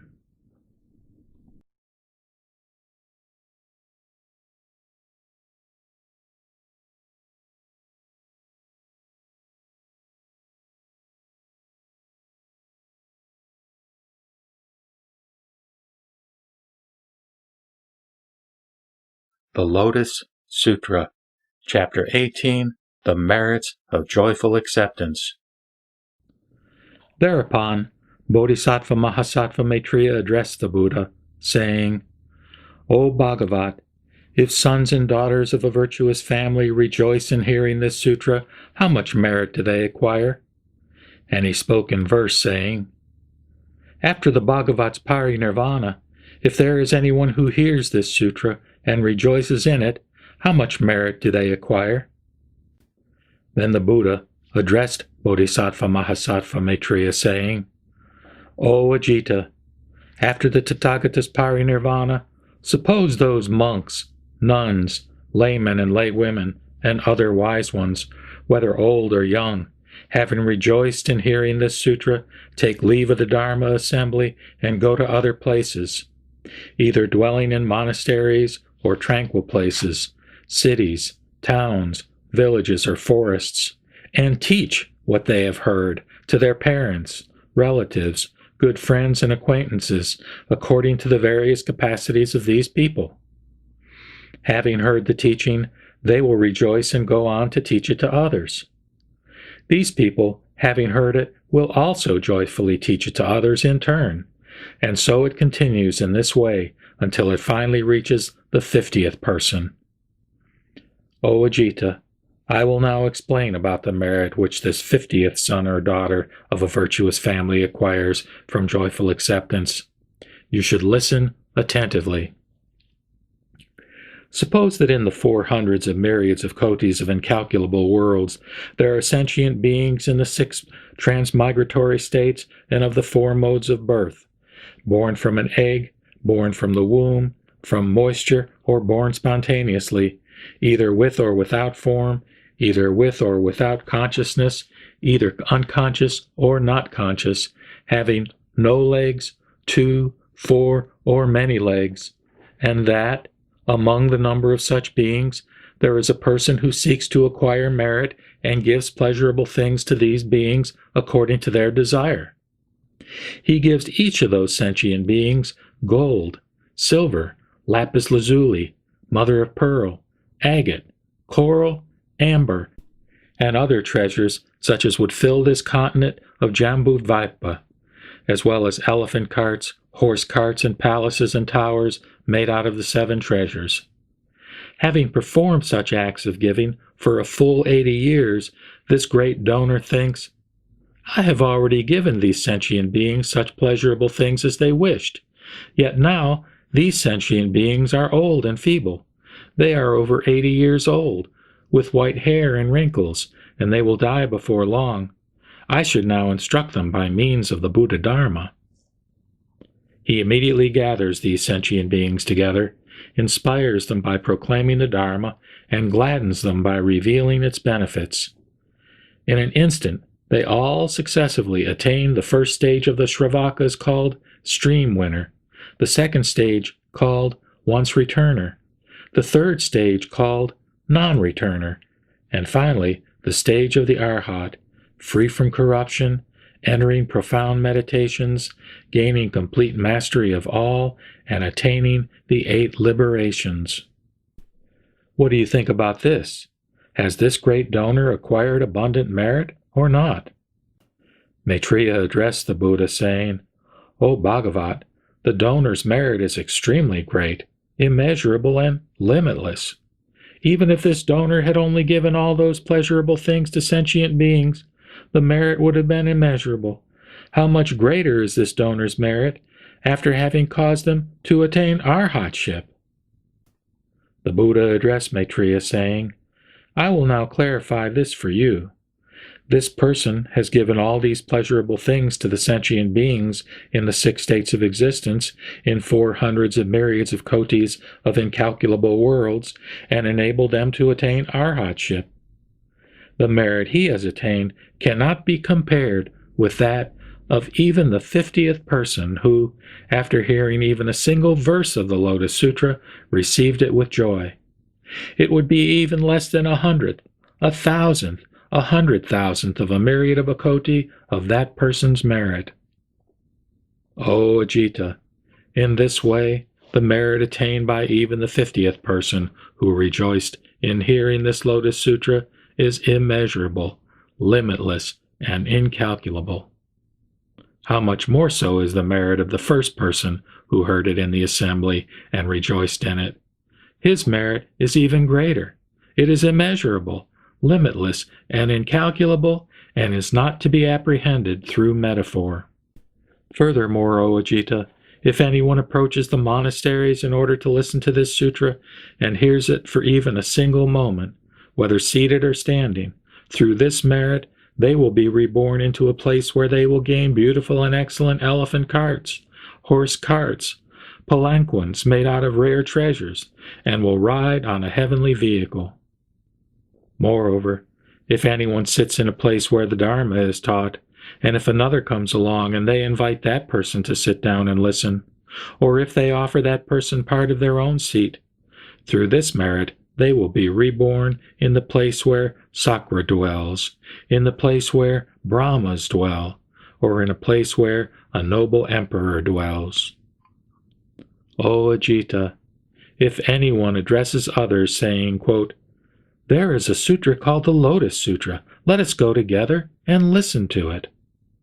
And if their instruction is accepted, and the other person listens to it for even a single moment, then, through this merit, the former person will be reborn in the same place as the Bodhisattva who has acquired the Dharinis.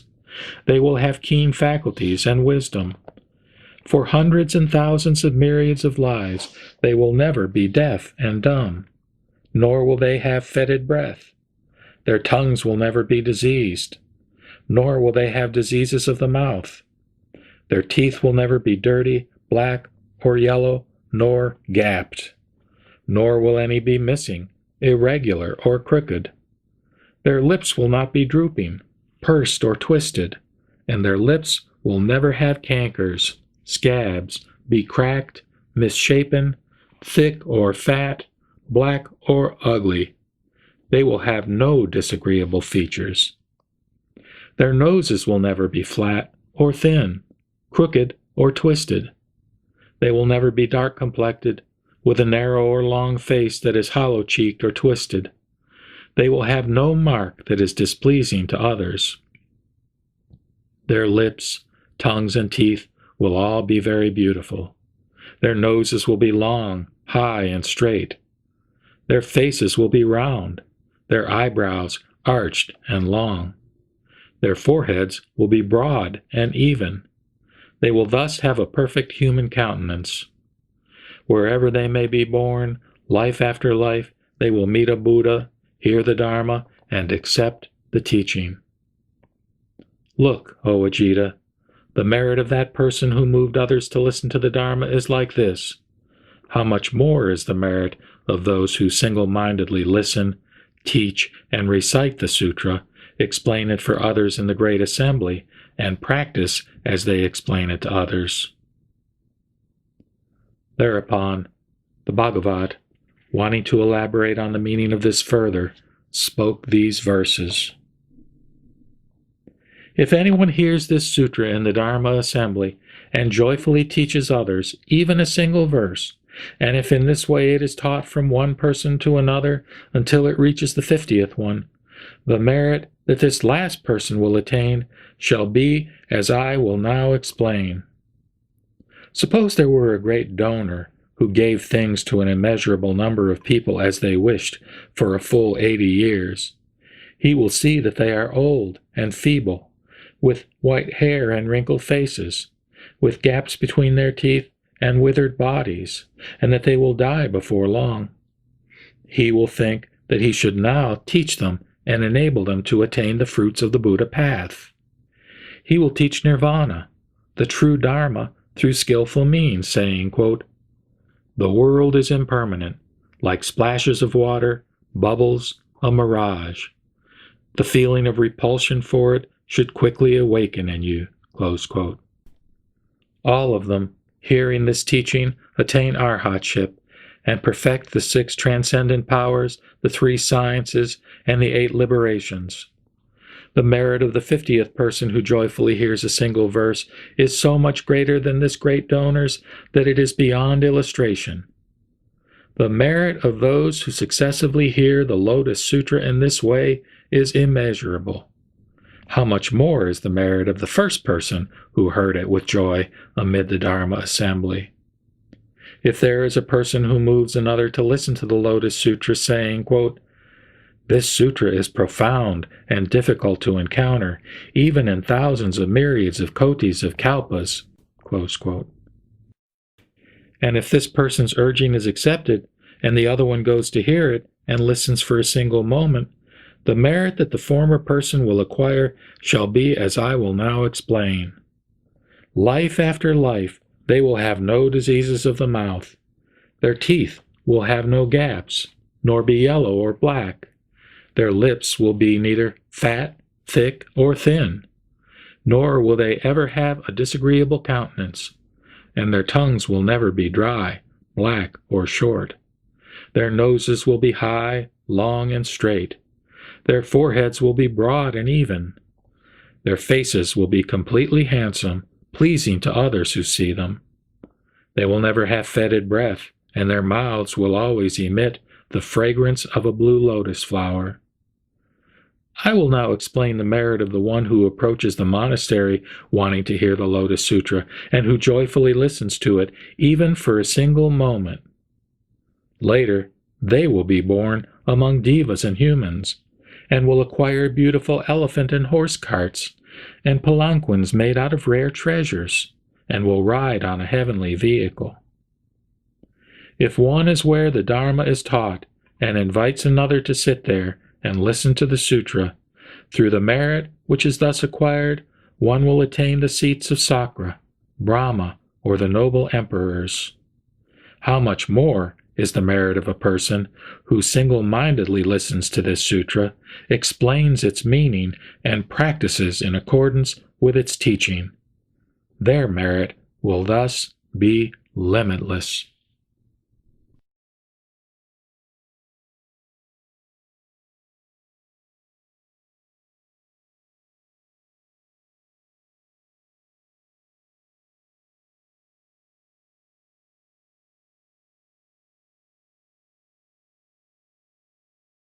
The Lotus Sutra, Chapter 19, The Benefits Obtained by an Expounder of the Dharma.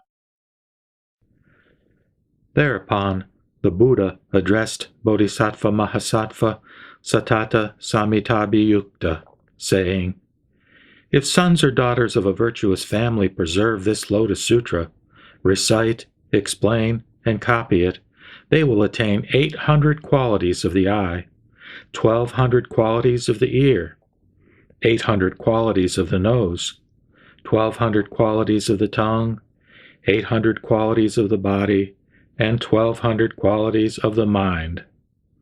These qualities will adorn the 6 sense faculties, purifying them all. Through the natural bodily eyes given them by their parents, which are thus purified, those sons and daughters of a virtuous family will see the mountains, forests, rivers, and oceans, both within and beyond the great manifold cosmos, all the way from the lowest hell up as far as the highest summit of the universe. They will also see all the sentient beings there, perceive and know the causes and consequences of their deeds and of their states of birth.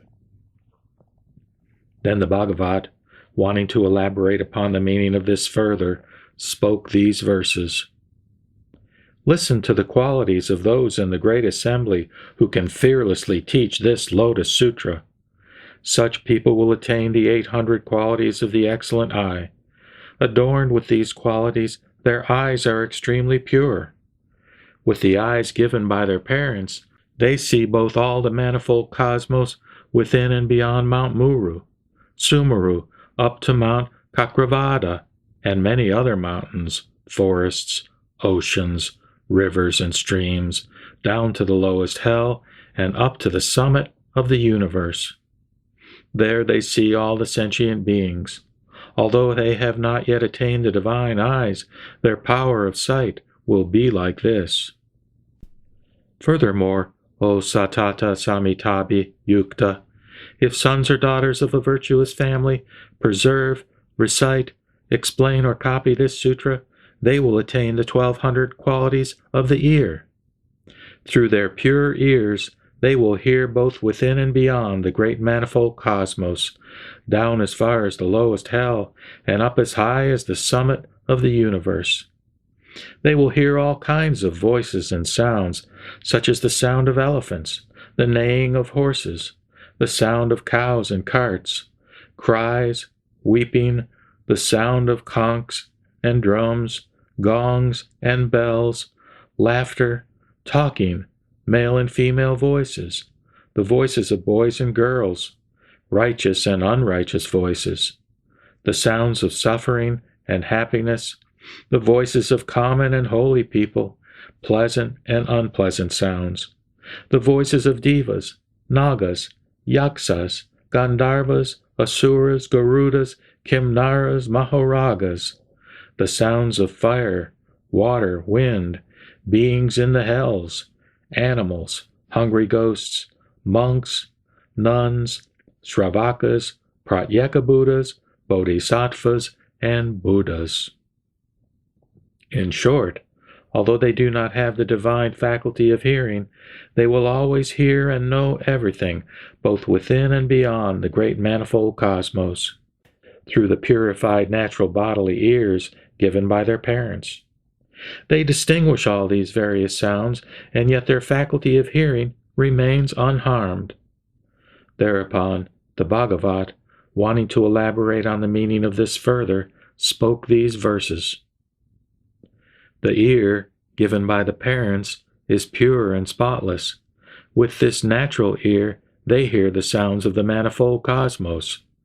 They hear the sounds of elephants, horses, carts, and cows, the sounds of gongs, bells, conchs, drums, and vinyas, the sounds of harps, bamboo pipes, and flutes, pure and pleasing songs, and even though they hear these, they are not attached to them. They hear innumerable kinds of human voices, and yet they are able to discriminate them. Furthermore, they hear divine sounds, subtle melodies, male and female voices, the sounds of boys and girls. They also hear the cries of the Kalavinka and Jivakajivaka birds in the mountains, around the rivers, or in deep valleys. They hear as well various sounds of pain and suffering from the hells, and sounds of hungry ghosts, who, suffering from hunger and thirst, are in search of food and drink. When the asuras, living along the ocean, speak to each other and utter great cries, such expounders of the Dharma, living here, hear all of these various voices from afar, and yet their faculty of hearing is unharmed. Those expounders of the Dharma hear all birds and animals in the 10 directions calling to each other. The expounders of the Dharma dwelling here also hear the voices in the Apasvara and Subha Krishna heavens, above the Brahma world, all the way up to the summit of the universe. The expounders of the Dharma dwelling here hear all of the monks and nuns, either reciting the sutra or explaining it to others. They also hear such voices as those of the bodhisattvas reciting the sutra, teaching it to others, compiling the collections, and explaining their meaning to others. Those who preserve this Lotus Sutra will all hear the Buddhas, the great seers, teaching the subtle Dharma to the great assembly and leading and inspiring sentient beings. They will hear all the sounds both within and beyond the manifold cosmos, down to the lowest hell and up to the summit of the universe. And yet their faculty of hearing remains unharmed. Because their faculty of hearing is keen, they are able to discriminate these sounds. Although those who preserve this Lotus Sutra have not yet attained the divine faculty of hearing, they can simply use the ears given by their parents. Their qualities are exactly like this. Furthermore, O Satata Sami Tavi Yukta, if sons or daughters of a good family preserve this sutra, recite, explain, or copy it, they will perfect the 800 qualities of the nose. With this pure faculty of the nose, they will smell all kinds of fragrances, both within and beyond the great manifold cosmos, such as the fragrance of sumanas, jati, malika, kapaka, patala flowers, and red, blue, and white lotus flowers, the scent of blossoming and fruit-bearing trees like sandalwood, aloes wood, and tagara wood, the aroma of the leaves of the tamala tree, thousands of myriads of sorts of fragrances of blended incense, either powdered, shaped into balls, or made into scented ointments. Those who preserve this sutra will be able to distinguish all of these fragrances while remaining in a single place. They will be able to distinguish the scents of sentient beings such as elephants, horses, cows, sheep, men and women, boys and girls, grasses, trees and shrubs, or any kind of odor, either nearby or at a distance. They will also be able to unerringly distinguish all kinds of scents. Those who preserve this sutra, although they dwell here, can smell all kinds of divine fragrances in heaven, such as the fragrance of Parisiktrakta and Kovidara trees, Mandarava, great Mandarava, Manjusaka and great Manjusaka flowers, or the fragrance of sandalwood and aloes wood powder, and various kinds of powdered and blended incense.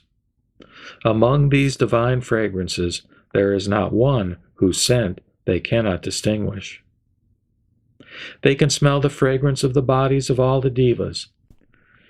They can also smell from afar the fragrance that is emitted when Sakra, the king of devas, is dwelling in his excellent palace, when he is enjoying the desires of the 5 senses, or the fragrance that is emitted when he is in the Sudharma hall, teaching the Dharma to the 33 devas, or the fragrance that is emitted when he plays in the garden, or the fragrance of the bodies of all the other male and female devas.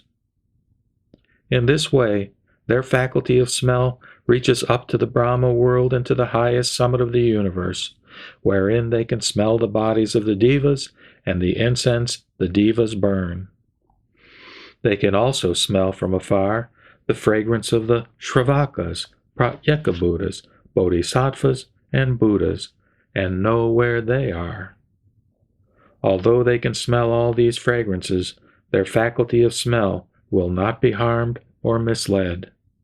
and if they want to discriminate and explain these different fragrances to others, they remember them without error. At that time, the Bhagavat, wanting to elaborate the meaning of this further, spoke these verses. Their faculty of smell is pure.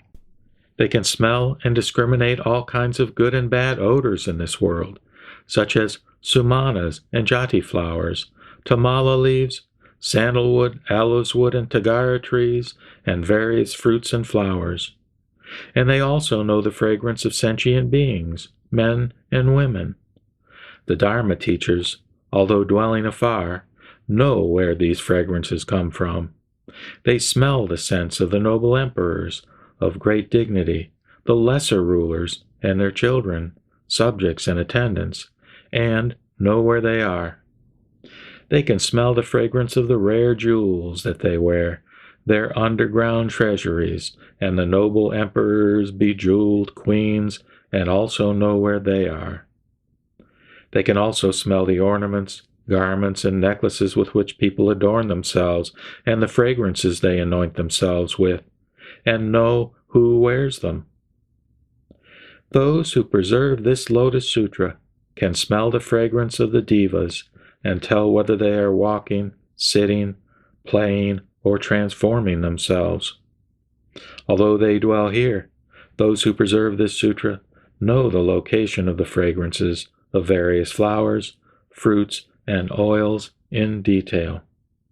They can smell the scent of sentient beings, either deep in dangerous mountains or where the sandalwood flowers are in bloom, and know where they are. Those who preserve this sutra can smell the scents of sentient beings, either on Mount Kakravada, in the ocean, or underground, and know exactly where they are. They can also smell the scents of the male and female asuras and their attendants, and they can discriminate them when they are fighting or when at play. They can also smell the odors of lions, elephants, tigers, wolves, buffaloes, and water buffaloes dwelling in dangerous, precipitous places in the wilderness, and know where they are. They can smell and discriminate exactly the scent of a pregnant woman and determine whether the embryo will be male or female, without sex organs or non-human. Through this power of smell, they know in the first instance if the woman is pregnant and whether or not it will be carried to full term, and if she will give birth easily and to a happy child. Through this power of the faculty of smell, they know what men and women are thinking, their desires, delusions, and anger, or whether they cultivate goodness. They can also smell gold, silver, and various rare treasures hidden underground, as well as the contents of copper vessels, and completely distinguish them. They can smell various necklaces and know whether they are valuable or not, even when their prices are undetermined, where they come from and where they are now. They can smell and know all about divine flowers, such as Mandarava and Manjusaka flowers and Parijata trees. They can also smell and discriminate the difference between superior, mediocre, and inferior fragrances of heavenly palaces adorned with various jeweled flowers. They can also smell and know exactly about those who take pleasure in the heavenly gardens, excellent palaces, towers, and Dharma halls. Moreover, they can smell and know exactly whether the devas are listening to the Dharma, are enjoying the desires of the five senses, or whether they are coming, going, walking, sitting, or lying. They can also smell and know every detail of the garments worn by the heavenly maidens, giving off the fragrance of beautiful flowers, and where those maidens ramble in their play. In this way, their power of smell reaches all the way up to the Brahma world. They can smell and know exactly the devas entering meditation and emerging from meditation. They can also smell all the way from the Abhasvara and Subhakrtsna heavens up to the highest summit of the universe, and know exactly who has been born there for the first time and who has emerged. Those who preserve this sutra can smell the monks and know exactly where they are, if they are constantly preserving toward the Dharma, if they are either sitting or walking, reciting this sutra, or if they are diligently meditating under forest trees. They can also smell and know exactly if a bodhisattva is firm in intention, meditating or reciting the sutra, or teaching the Dharma to others. They can also smell and know exactly if the Bhagavad is being honored by all, and if he is teaching the Dharma out of his compassion for sentient beings. Moreover, they can smell and know exactly if the sentient beings in the presence of the Buddha are joyfully listening to the sutra and are practicing according to the Dharma. Those who preserve this sutra will attain a faculty of smell such as this, even before the bodhisattva's faculty of smell that is attained from the incorruptible Dharma. Furthermore, O Satata Amitabhyukta, if sons and daughters of a virtuous family preserve, recite, explain, or copy this sutra, they will attain the 1200 qualities of the tongue. All that they taste, whether of good or bad flavor, savory or bland, bitter or astringent, will, through their pure faculty of tongue, come to taste just like the heavenly nectar of immortality, and they will find nothing unpleasant. If they expound the teaching to the great multitude with their tongues, their voices will be profound and touch the heart. All those in this multitude will be gladdened and pleased. Furthermore, Sakra, Brahma, and other Devaputras and heavenly maidens, hearing a sequence of their teaching expounded with such profound voices, will all come to hear it.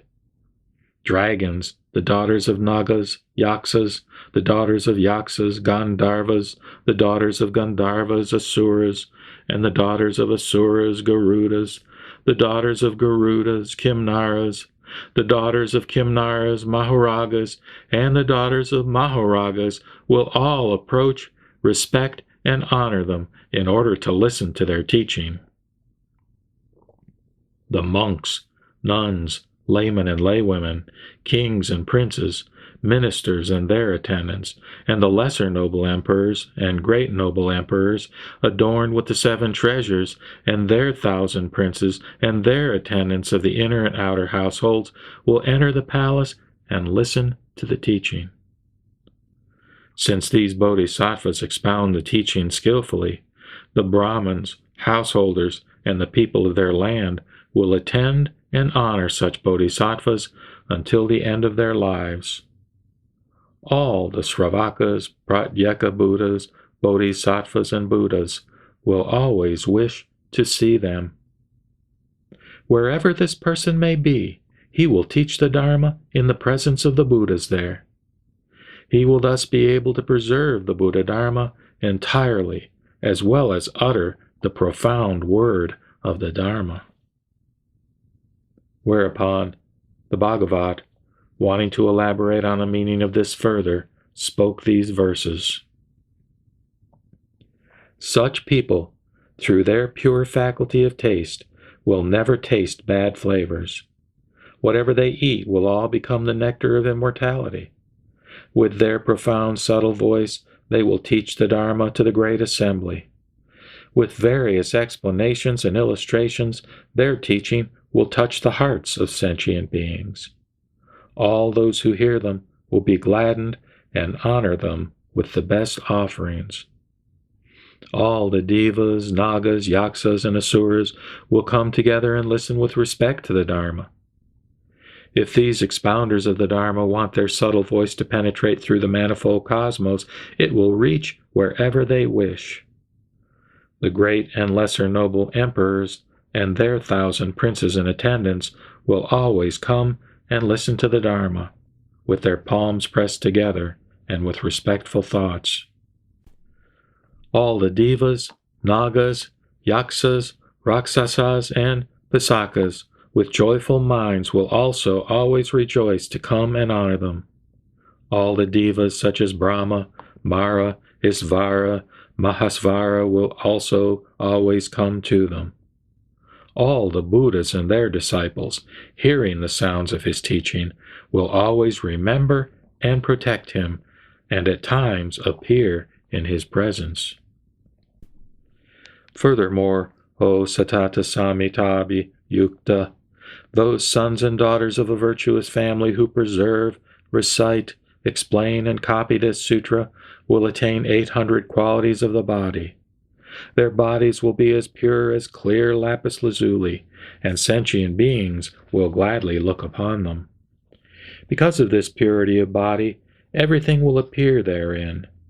The sentient beings in the great manifold cosmos, when they are born or die, whether they are superior or inferior, whether they are fair or ugly, whether they are in the good or bad states of being.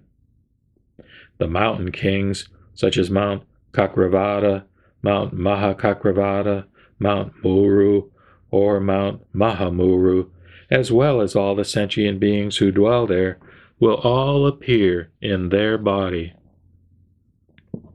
All those who dwell down as far as the lowest hell, and up as high as the summit of the universe, will appear in their body.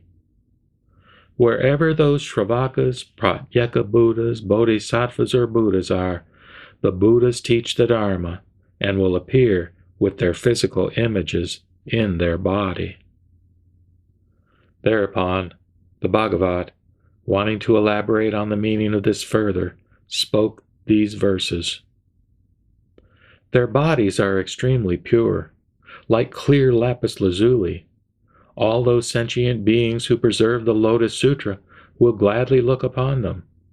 Just as all physical images reflect in a clear mirror, the Bodhisattvas will see in their own bodies everything in this world. They alone see it, while no one else does. All those sentient beings, devas, humans, asuras, hell-dwellers, hungry ghosts or animals in the manifold cosmos will also appear in this body with their physical images.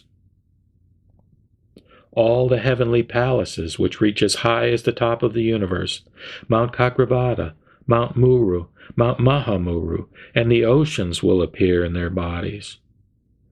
Those Buddhas, Shravakas, or Bodhisattvas, heirs of the Buddha, who are either alone or who teach the Dharma to the assembly, will all appear in their body.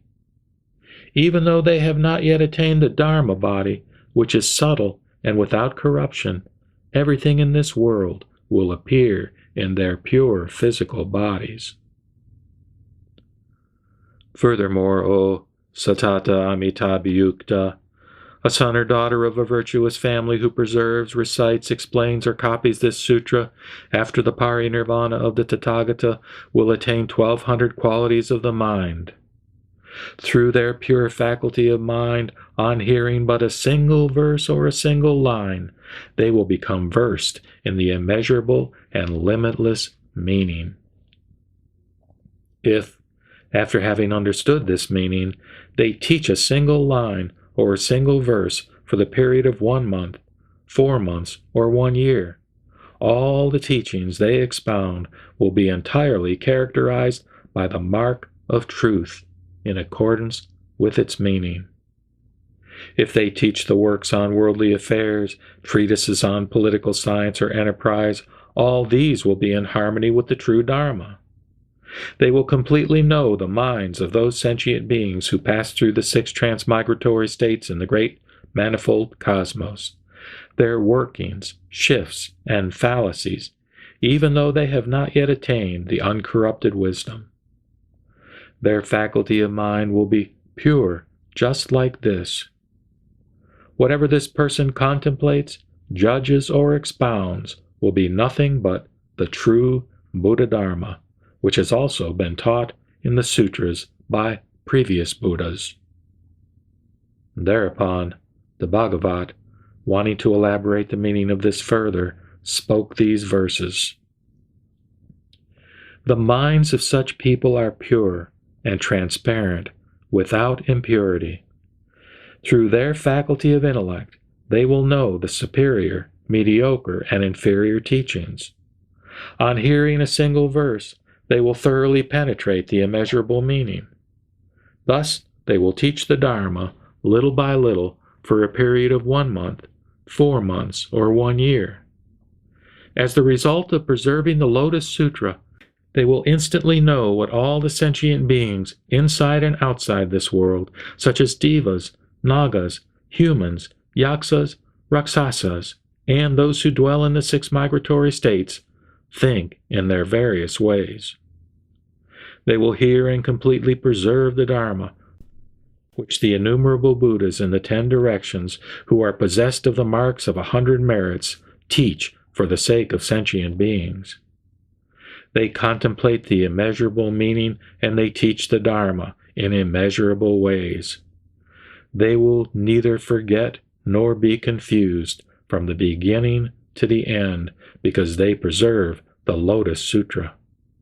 They will completely know all aspects of all dharmas and discern the meaning according to the sequence. They will be versed in names and words and will expound in accordance with this knowledge. What they teach is the Dharma that has all been taught by Buddhas of the past. Because they expound this Dharma, they will have no fear among the people. Those who preserve the Lotus Sutra possess the pure faculty of mind just like this. Even though they have not yet attained the stage of non-corruption, they will previously have had the characteristics described above. These people preserve this sutra and dwell in the marvelous stage. All the sentient beings will rejoice and revere them.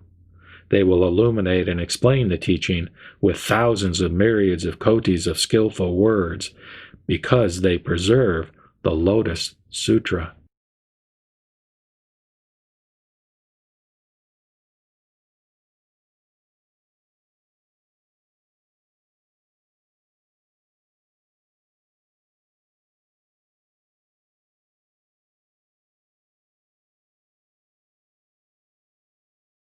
The Lotus Sutra, Chapter 20, Bodhisattva Sadaparibhutta.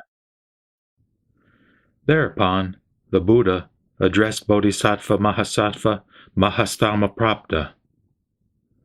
You should know that, as I have previously explained, those who revile, disparage, or slander monks, nuns, laymen, and laywomen who preserve the Lotus Sutra will sow a bitter harvest.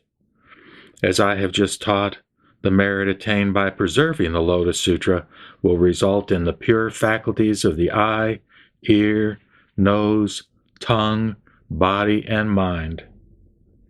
O Mahastamaprapta, in the past, immeasurable, limitless, inconceivable, and incalculable kalpas ago, there was a Buddha called Bhismagarjita Svararaja, a Tathagata, Arhat, completely enlightened, perfect in knowledge and conduct, well departed, knower of the world, unsurpassed, tamer of humans, teacher of devas and humans, Buddha, Bhagavat.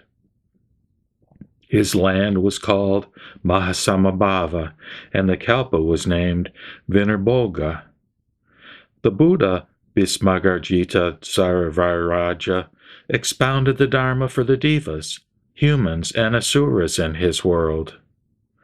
To those who sought the Sravaka vehicle, he expounded the Dharma in accordance with the Four Noble Truths, varied them from birth, old age, illness, and death, and ultimately led them to nirvana. To those who sought the Pratyeka Buddha vehicle, he expounded the Dharma in accordance with the 12-linked chain of dependent origination. To the Bodhisattvas, he expounded the Dharma in accordance with the 6 perfections, with reference to highest complete enlightenment, and led them to the Buddha's wisdom. O Mahastamaprapta, the lifespan of the Buddha, Bhismagarjita Svararaja, was as kalpas equal to 40 myriads of kotis of nayutas of sands of the Ganges River. The true Dharma abided for kalpas equal to the number of particles in Jambudvipa. The semblance Dharma abided for kalpas equal to the number of particles in the 4 continents. After having benefited the sentient beings, the Buddha entered parinirvana.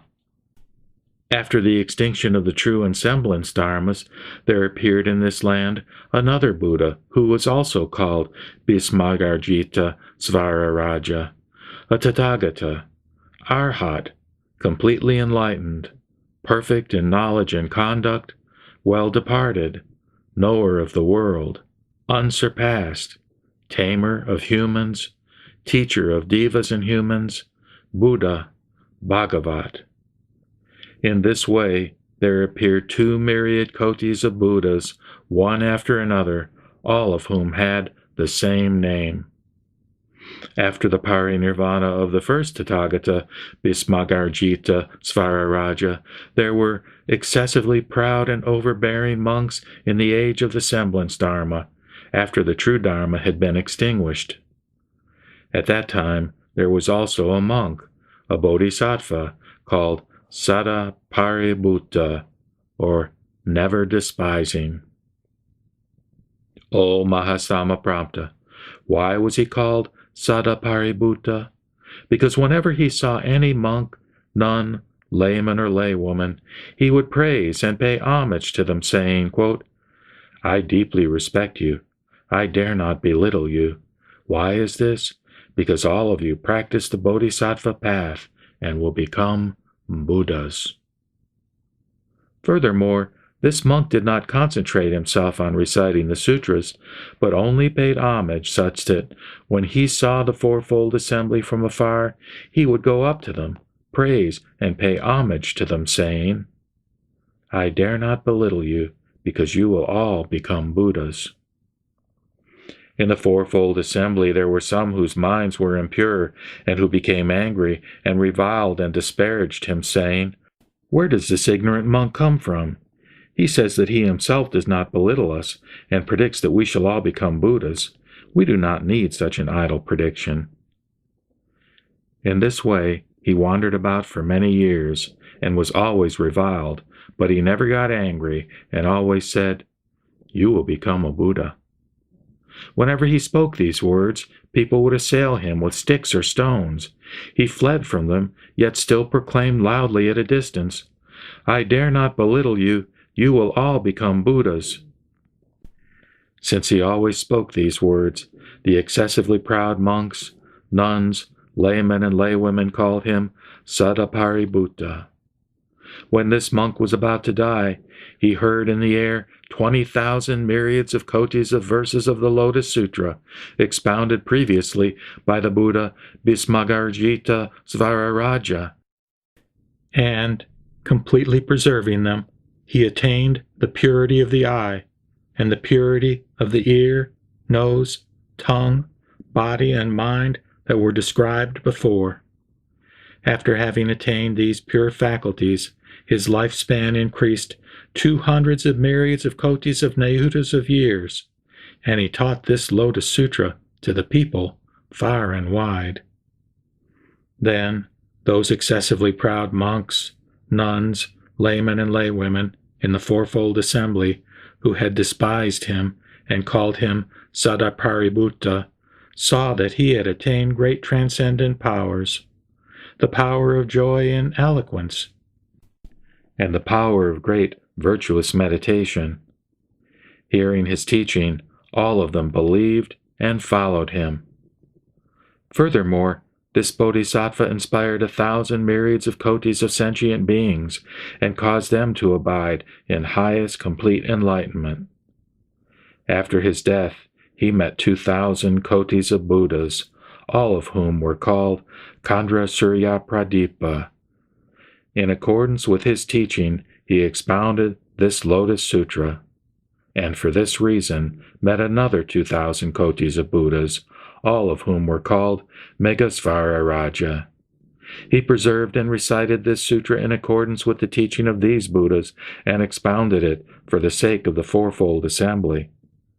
Thus he attained purity of the natural eye, and purity of the ear, nose, tongue, body, and mind, and taught the Dharma to the fourfold assembly without fear.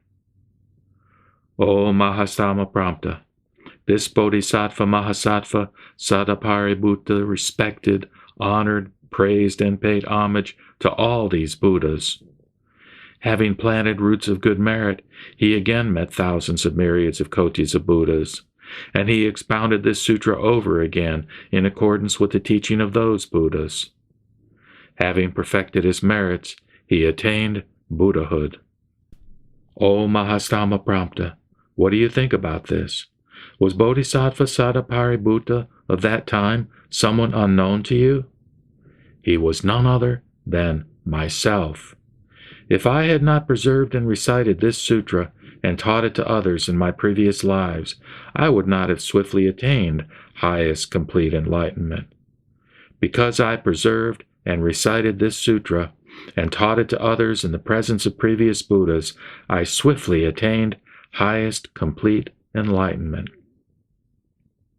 O Mahastama Prampta, then the fourfold assembly of monks, nuns, laymen, and laywomen who became angry and disparaged me did not, as a consequence, meet a Buddha for 200 kotis of kalpas, nor did they hear the Dharma or see the Sangha.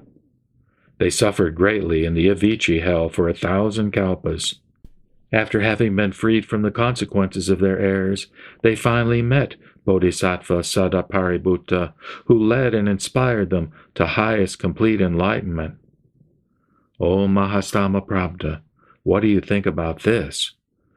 Were those in the fourfold assembly of that time who disparaged this Bodhisattva persons unknown to you? They are the 500 Bodhisattvas in this assembly, beginning with Bhadrapala, the 500 nuns beginning with Sima Chandra, and the 500 laymen beginning with Sugatachitana, all of whom will never turn back on the path to highest complete enlightenment. O Mahastama Prampta, know that this Lotus Sutra will greatly benefit the Bodhisattva Mahasattvas and lead them to highest complete enlightenment. For this reason, after the Tathagata's parinirvana, the Bodhisattva Mahasattvas should always preserve, recite, explain, and copy this sutra. Thereupon, the Bhagavat, wanting to elaborate on the meaning of this further, spoke these verses. In the past, there was a Buddha called Bhismagaricita Svararaja. He had immeasurable transcendent powers, led and guided all sentient beings, and was paid homage by devas, humans, and nagas. After the parinirvana of this Buddha, when the true Dharma faced extinction, there was a bodhisattva called Sadapaributta. At that time, the fourfold assembly was becoming attached to its own interpretation of the Dharma. Bodhisattva Sadapaributta would approach them and say, I do not belittle you. Practice the path, and you will all become Buddhas. After hearing this, all the people insulted and disparaged him. But Bodhisattva Sadapaributta patiently bore this. As he neared the time of his death, when he had expiated his past errors, he was able to hear this sutra, and his 6 sense faculties became pure.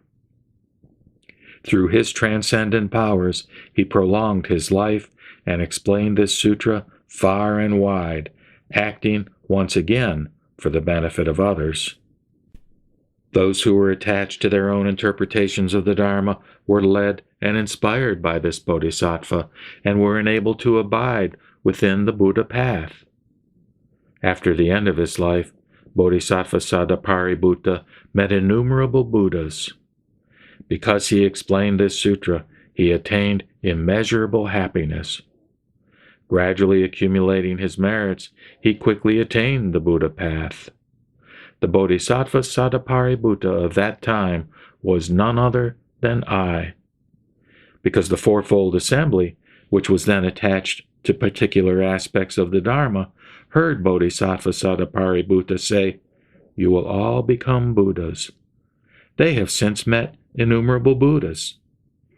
Those people are none other than the 500 bodhisattvas and laymen and laywomen of pure belief who are now gathered before me in this assembly to hear the Dharma.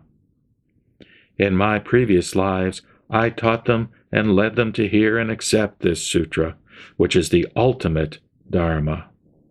I revealed it and taught it to others and caused them to abide in nirvana.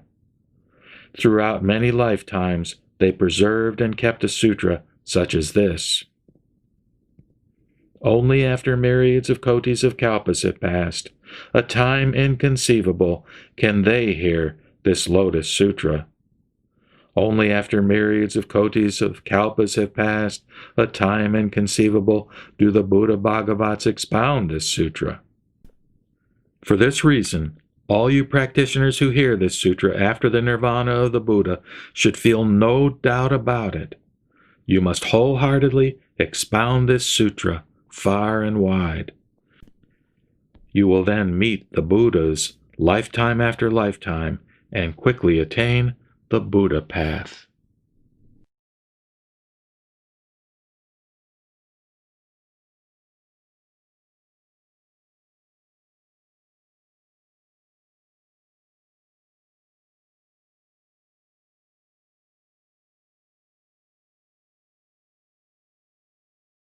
The Lotus Sutra, Chapter 21, The Transcendent Powers of the Tathagata.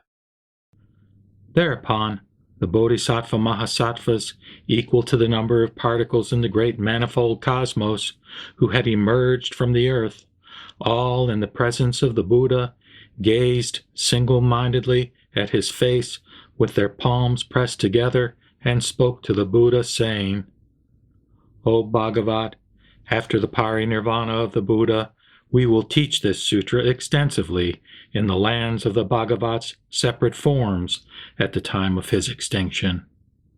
Why is this? Because we also wish to attain this true, pure, great Dharma, and to preserve, recite, explain, copy, and make offerings to it.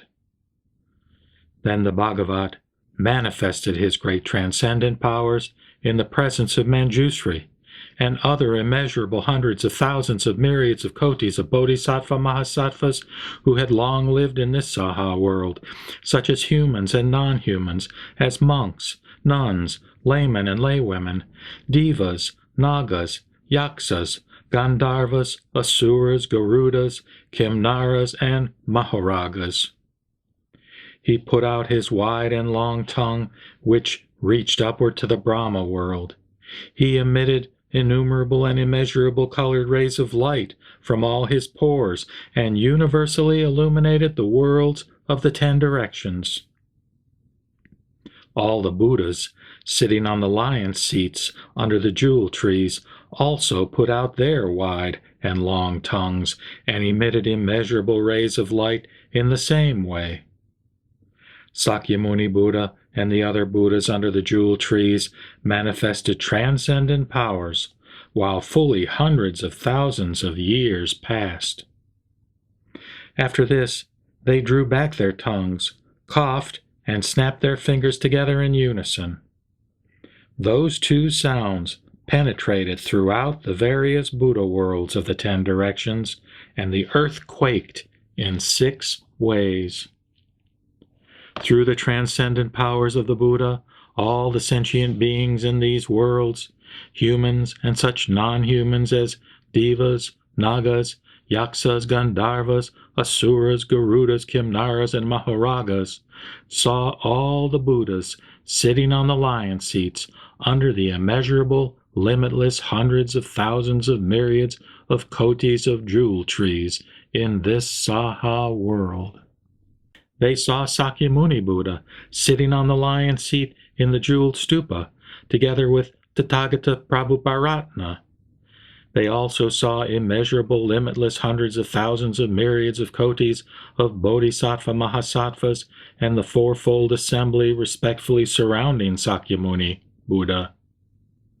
After seeing this, they all rejoiced greatly at having attained this unprecedented experience. At the same time, all the devas spoke loudly while in the air, saying, Beyond these immeasurable, limitless hundreds of thousands of myriads of kotis of incalculable worlds, there is a land called Saha. In it, is a Buddha called Sakyamuni. For the sake of the Bodhisattva Mahasattvas, he now teaches the Mahayana Sutra called the Lotus Sutra, the instruction for Bodhisattvas and treasured lore of the Buddhas.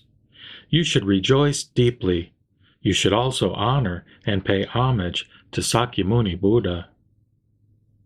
Hearing this voice in the air, all those sentient beings pressed their palms together, faced the Saha world, and said, "We take refuge in Sakyamuni Buddha. We take refuge in Sakyamuni Buddha." All of them scattered various kinds of flowers, incense, necklaces, banners, canopies, ornaments, jewels, and other beautiful things over the Saha world from afar. All that had been scattered formed together from the 10 directions like a cloud, and was transformed into a jeweled screen that covered all the Buddhas. Then the worlds of the 10 directions became pellucid, without obstruction, as if they were one Buddha land. Thereupon, the Buddha addressed the great assembly of bodhisattvas, beginning with Visistacharita. The transcendent powers of the Buddhas are as immeasurable, limitless, and inconceivable as this. Yet if I were to use these transcendent powers to teach the benefits of this sutra so that it would be entrusted to you for immeasurable, limitless, hundreds of thousands of myriads of kotis of incalculable kalpas, I would not be able to reach the end of these qualities. To sum up, in this sutra I have clearly revealed and taught all the teachings of the Tathagata, all the transcendent powers of the Tathagata, all the treasure houses of the hidden essence of the Tathagata, and all the profound aspects of the Tathagata. For this reason, after the parinirvana of the Tathagata, you should wholeheartedly preserve, recite, explain, and copy it, and practice according to the teaching. Those who accept, recite, explain, and copy it, and practice according to the teaching, in whatever land they may be, in a place where the sutra abides, either in a garden, a forest, under a tree, in a monk's chamber, in a layman's house, in a palace, on a mountain, in a valley, or in the wilderness, in all of these places they should erect and pay homage to a monument. Why is this? Because you should know that these places are the terraces of enlightenment where all the Buddhas have attained highest complete enlightenment, where all the Buddhas have turned the wheel of the Dharma, and where all the Buddhas entered parinirvana. Thereupon, the Bhagavat, wanting to elaborate on the meaning of this further, spoke these verses. The Buddhas, world inspirers, abiding in their great transcendent powers, manifest this immeasurable power in order to gladden sentient beings. Their tongues reach up to the Brahma world, and they emit innumerable rays of light from their bodies. They manifest this marvel for those who seek for the Buddha path. The coughing and snapping sounds of the Buddhas are universally heard in the lands of the 10 directions. The earth quakes in 6 ways. Because this sutra can be preserved after the nirvana of the Buddha, all the Buddhas rejoice and manifest their immeasurable transcendent powers. Even if, for immeasurable kalpas, they praise those who preserve this sutra in order to entrust it, they will not reach the limit of their merit. The qualities of those people are limitless and endless, just like the boundless sky in the 10 directions. Those who preserve this sutra have already seen me, the Buddha Prabhutaratna, and the various magically created forms. And today they see all the bodhisattvas I have led and inspired up until now. Those who preserve this sutra will gladden me, my magically created forms, as well as the Buddha Prabhutaratna, who has entered nirvana. They will also see, gladden, and pay homage to the past and future Buddhas, and those who are present in the 10 directions. Those who preserve this sutra will before long attain the Dharma, the hidden essence which was attained by the Buddhas seated upon the terrace of enlightenment. Those who preserve this sutra will explain the meaning of the Dharma, the names and phrases, joyfully and with undying vigor, like the wind in the sky that has no obstruction whatsoever. After the parinirvana of the Tathagata, they will know the causes and conditions and the sequences of the sutras taught by the Buddha, and will explain the truth in accordance with its meaning. As the light of the sun and moon eliminates the darkness, these people practicing in the world will extinguish the blindness of sentient beings, teaching innumerable bodhisattvas to dwell ultimately in the single vehicle. For this reason, the wise, hearing the benefits of these merits, should preserve this sutra after my nirvana. Those people will be resolute and will unwaveringly follow the Buddha path.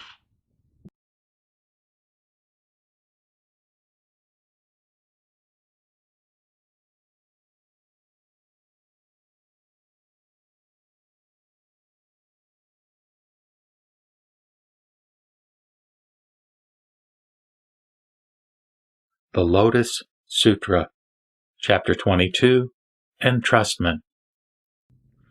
Thereupon, having arisen from the Dharma seat and manifested his great transcendent powers, Sakyamuni Buddha caressed the heads of the innumerable bodhisattva mahasattvas with his right hand and addressed them, saying, "For immeasurable hundreds of thousands of myriads of kotis of incalculable kalpas, I practice this Dharma of highest complete enlightenment, which is hard to attain.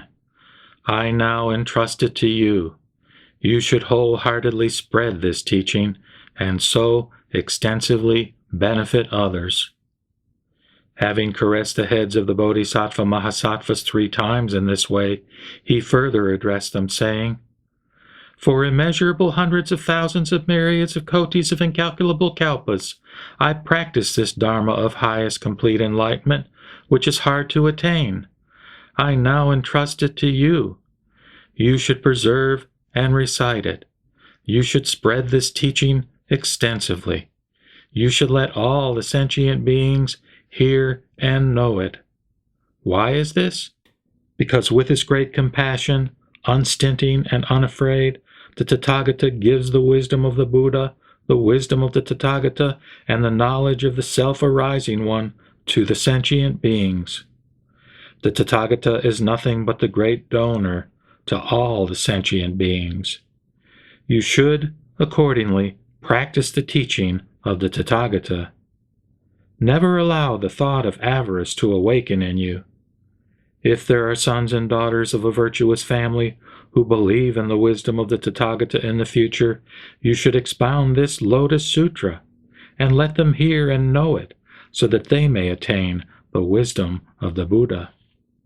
If there are sentient beings who do not accept it, you should reveal, teach, benefit, and gladden them with the other profound teachings of the Tathagata.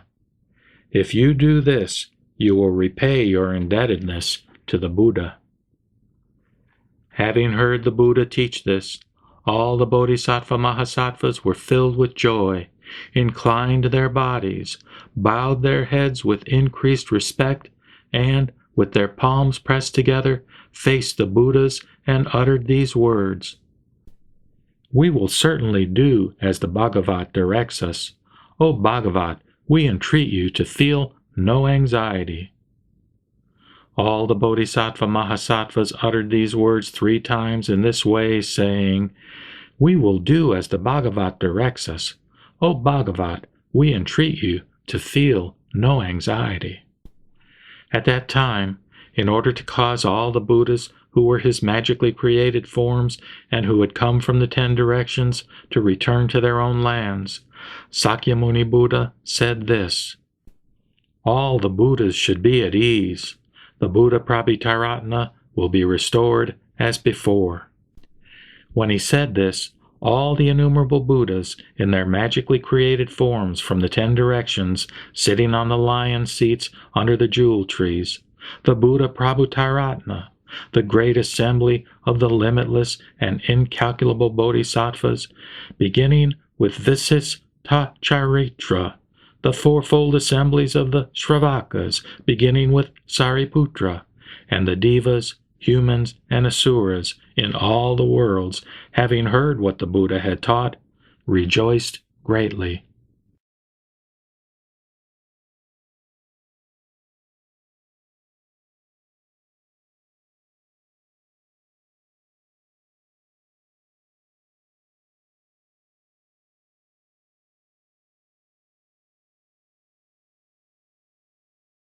The Lotus Sutra, Chapter 23, Ancient Accounts of Bodhisattva by Sayaraja. Thereupon, Bodhisattva Naksatra Raja Samkusum Itabhijna addressed the Buddha, saying, O Bhagavat, why does Bodhisattva by Sayaraja wander in this Saha world? O Bhagavat, this Bodhisattva by Sayaraja has performed hundreds of thousands of myriads of kotis of nayutas of difficult and arduous practices. Splendid, O Bhagavat, I entreat you to explain it even a little, so that all the Devas, Nagas, Yaksas, Gandharvas, Asuras, Garudas, Kimnaras, Maharagas, humans and non-humans, and also the assemblies of the Bodhisattvas who have come from the other lands, and these Shravakas will rejoice on hearing it. Then the Buddha spoke to Bodhisattva Naksatra Raja Samkusumitabhijna, saying, In the remote past, beyond kalpas as immeasurable as the sands of the Ganges River, there was a Buddha called Chandra Surya Vimala Prabha Sasri, an arhat, completely enlightened, perfect in knowledge and conduct, well-departed, knower of the world, unsurpassed, tamer of humans, teacher of devas and humans, Buddha Bhagavat. With this Buddha were 80 kotis of great Bodhisattva Mahasattvas, and an assembly of great Shravakas, as many as the sands of 72 Ganges rivers. The lifespan of this Buddha was 42,000 kalpas, and the lifespans of the Bodhisattvas were also equal to this. In his land there were no women, no hell-dwellers, no hungry ghosts, no animals, no asuras, and no calamities. The land was level like the palm of one's hand, and was made of lapis lazuli. It was adorned with jeweled trees, and was covered with jeweled canopies, with various hanging flowered banners. This world was filled with jeweled vases and incense burners. There were platforms made of the 7 treasures. For each tree there was a platform, and each tree stood away from the platform a distance of no more than a bow shot. All the Bodhisattvas and Shravakas sat under these jeweled trees. On the top of every jeweled platform were hundreds of kotis of devas who played divine music and sang in praise and homage to the Buddha. Then the Buddha expounded the Lotus Sutra for Bodhisattva Sarvaru Pasamdarasana and numerous other Bodhisattvas and Shravakas. Bodhisattva Sarvaru Pasamdarasana devoted himself entirely to severe practices. Following the teachings of the Buddha, Chandra Surya Vimala Prabha Sasri, he strove and wandered up and down in the single-minded search for enlightenment for a full 12,000 years, and he attained the samadhi called Savaru Pasamdarasana. After having attained this samadhi, he rejoiced a great deal and thought thus, I have attained the samadhi called Savaru Pasamdarasana entirely because of the power I attained through hearing the Lotus Sutra. I will now pay homage to the Buddha, Chandra, Surya, Vimala, Prabha, Sasri, and the Lotus Sutra. Immediately after he had entered this samadhi, Mandarava and great Mandarava flowers, and finely powdered, solid and black sandalwood fell from the sky, filling the air like clouds and raining down upon the earth. It also rained the perfume of sandalwood from the inner seacoast of Mount Sumeru. With this quantity of perfume, 6 drams of which equal the worth of this Saha world, he paid homage to the Buddha. Having paid homage to the Buddha, he emerged from samadhi and thought this: I have paid homage to the Buddha using my transcendent power. This is, however, by no means equal to the tribute of offering my body. For a full 1,200 years he inhaled the fragrance of sandalwood, olibanum, frankincense, clove, aloes wood, and glue trees, and drank the fragrant oil of kampaka flowers. He then anointed his body with scented ointment.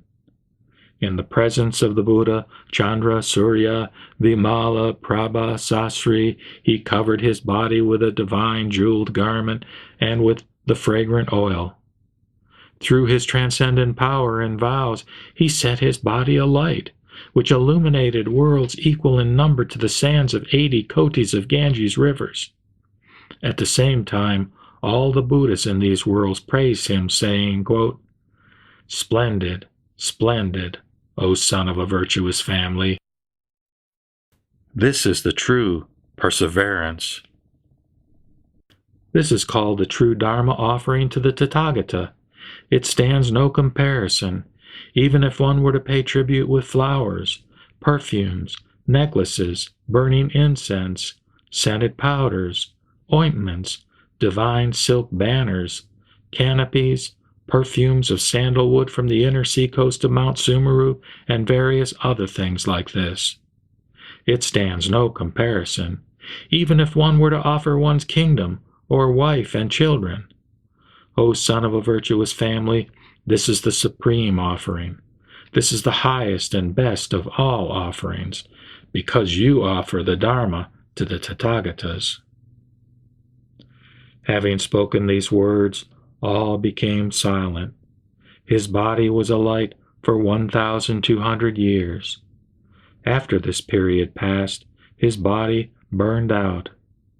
Because he had paid tribute to the Dharma like this, Bodhisattva Sarvaru Pasam Dharasana was reborn after his death in the land of the Buddha, Chandra, Surya, Vimala, Prabha, Sasri. He was born spontaneously, sitting cross-legged in the house of King Vimaladatta. Then he immediately spoke these verses for the sake of his father, saying, O great king, you should now know that I, in an instant, attained the samadhi called Sarvaru Pasamdarasana in the place where I wandered. And, practicing with enthusiasm and perseverance, I set aside this, my beloved body. I have paid homage to the Bhagavat in order to attain the utmost wisdom. After having spoken these verses, he addressed his father, saying, The Buddha Chandra, Surya, Vimala, Prabha, Sasri is now in this world. Having previously paid homage to the Buddha, I attained the Dharini of understanding the speech of all sentient beings, and heard 800,000 of myriads of kotis of nayutas of verses, and tens of billions of verses, hundreds of billions of verses, and thousands of billions of verses of the Lotus Sutra. O great king, I will now once again pay homage to this Buddha. Having spoken this, he sat on the 7-jeweled platform and ascended into the air as high as 7 tala trees. Having come before the Buddha, he bowed until his forehead touched the Buddha's feet. He praised the Buddha in verse with his 10 fingers pressed together, saying, Your countenance is rare and wonderful. Your brilliance illuminates the 10 directions. Once, long ago, I paid you homage. I now come to behold you again. Thereupon, Bodhisattva Savaru Pasam Dharasana, having spoken this verse, addressed the Buddha, saying, O Bhagavat, the Bhagavat is yet in this world. Then the Buddha Chandra Surya Vimala Prabha Sasri said to the Bodhisattva Savaru Pasam Darasana, O son of a virtuous family, the time of my parinirvana has come. The time of my extinction has come. I ask you now to prepare my bed. I will enter parinirvana tonight. The Buddha again said to Bodhisattva Sarvaru Pasam Darasana, O son of a virtuous family, I entrust you with the Buddha Dharma, and all the Bodhisattvas and great Shravakas, as well as the Dharma, for highest complete enlightenment. I will also entrust you with the seven-jeweled world, all the jeweled trees, jeweled platforms, and the devas who are my servants in the great manifold cosmos. After my parinirvana, I will also entrust you with all my relics. You should distribute them far and wide and pay them homage. You should also erect a great many thousands of stupas. Having addressed Bodhisattva Savaru Pasam Darasana in this way, the Buddha Chandra Surya Vimala Prabha Sasri entered parinirvana in the last watch of that night. Thereupon, having seen the Buddha's parinirvana, Bodhisattva Sarvaru Pasam Darasana was grieved and saddened, and longed and yearned for the Buddha. Having prepared a pyre with sandalwood from the inner seacoast of Mount Sumeru, he cremated the Buddha's body in homage. After the fire had gone out, he collected all the relics. He had 84,000 jeweled urns made, and erected 84,000 stupas as high as 3 worlds. They were adorned with poles from which hung all kinds of banners and canopies and various kinds of jeweled bells. Then Bodhisattva Sarvaru Pasam Darasana thought this: Although I have paid tribute in this way, I am not yet satisfied. I will now further pay homage to the relics. Then he spoke to all the great assemblies of bodhisattvas, great Shravakas, Devas, Nagas, and Yaksas, saying, You should pay full attention.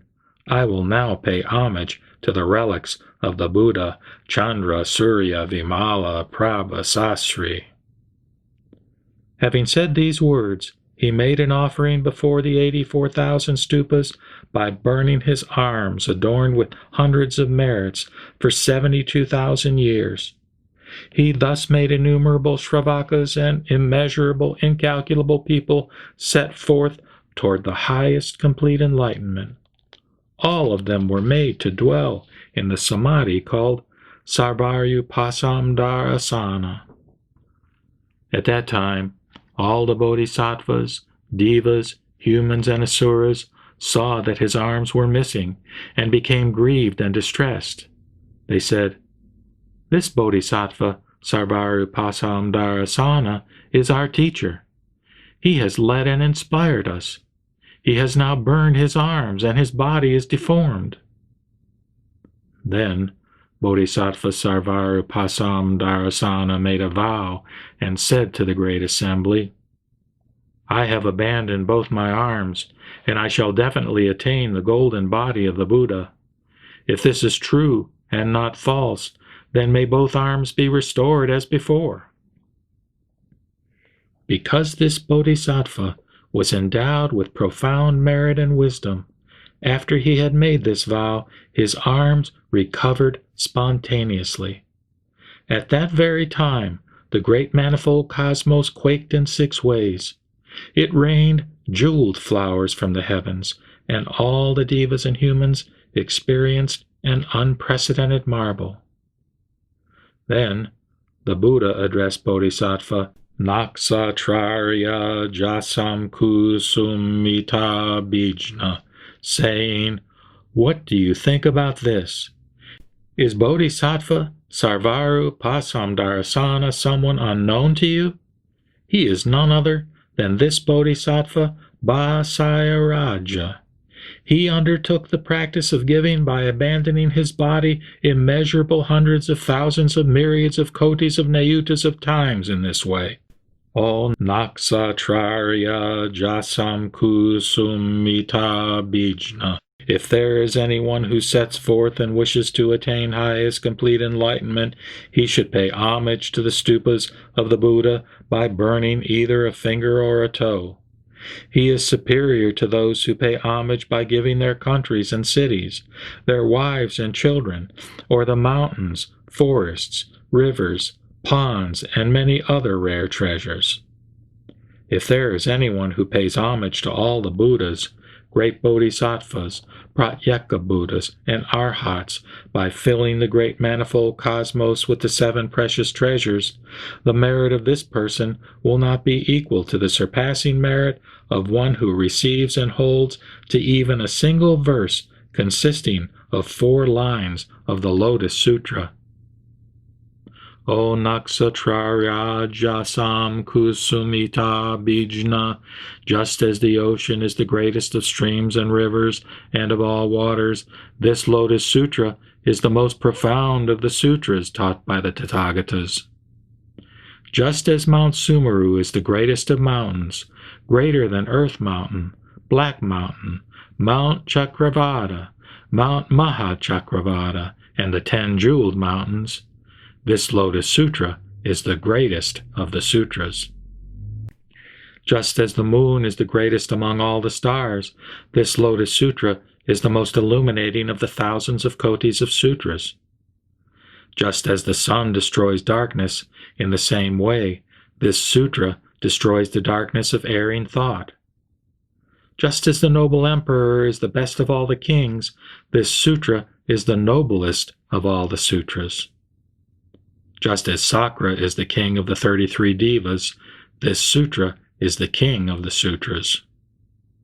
Just as great Brahma is the father of all sentient beings, in the same way, this sutra is the father of all the wise, the noble, those who have more to learn and those who do not, and those in whom the thought of enlightenment has awakened.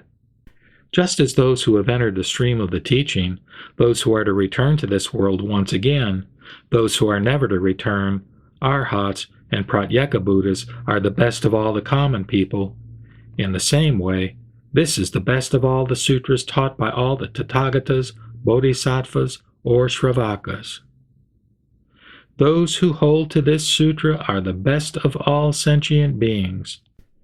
The Bodhisattvas are the best of all Shravakas and pratyeka Buddhas. In the same way, this sutra is the best of all sutras. Just as the Buddha is the king of the Dharma, this sutra is the king of sutras. O Naksatrarya Jasam Kusumita Bijna. This sutra saves all sentient beings. This sutra makes all sentient beings free from suffering.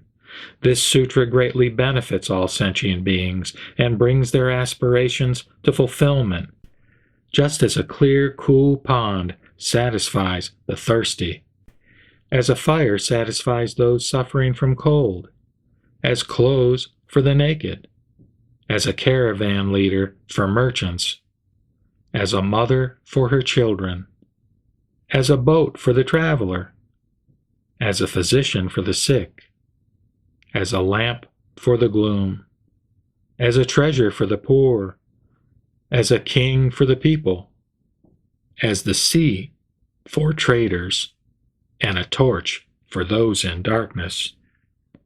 In the same way, this Lotus Sutra frees sentient beings from every suffering, all the pains and bonds of sickness and of birth and death.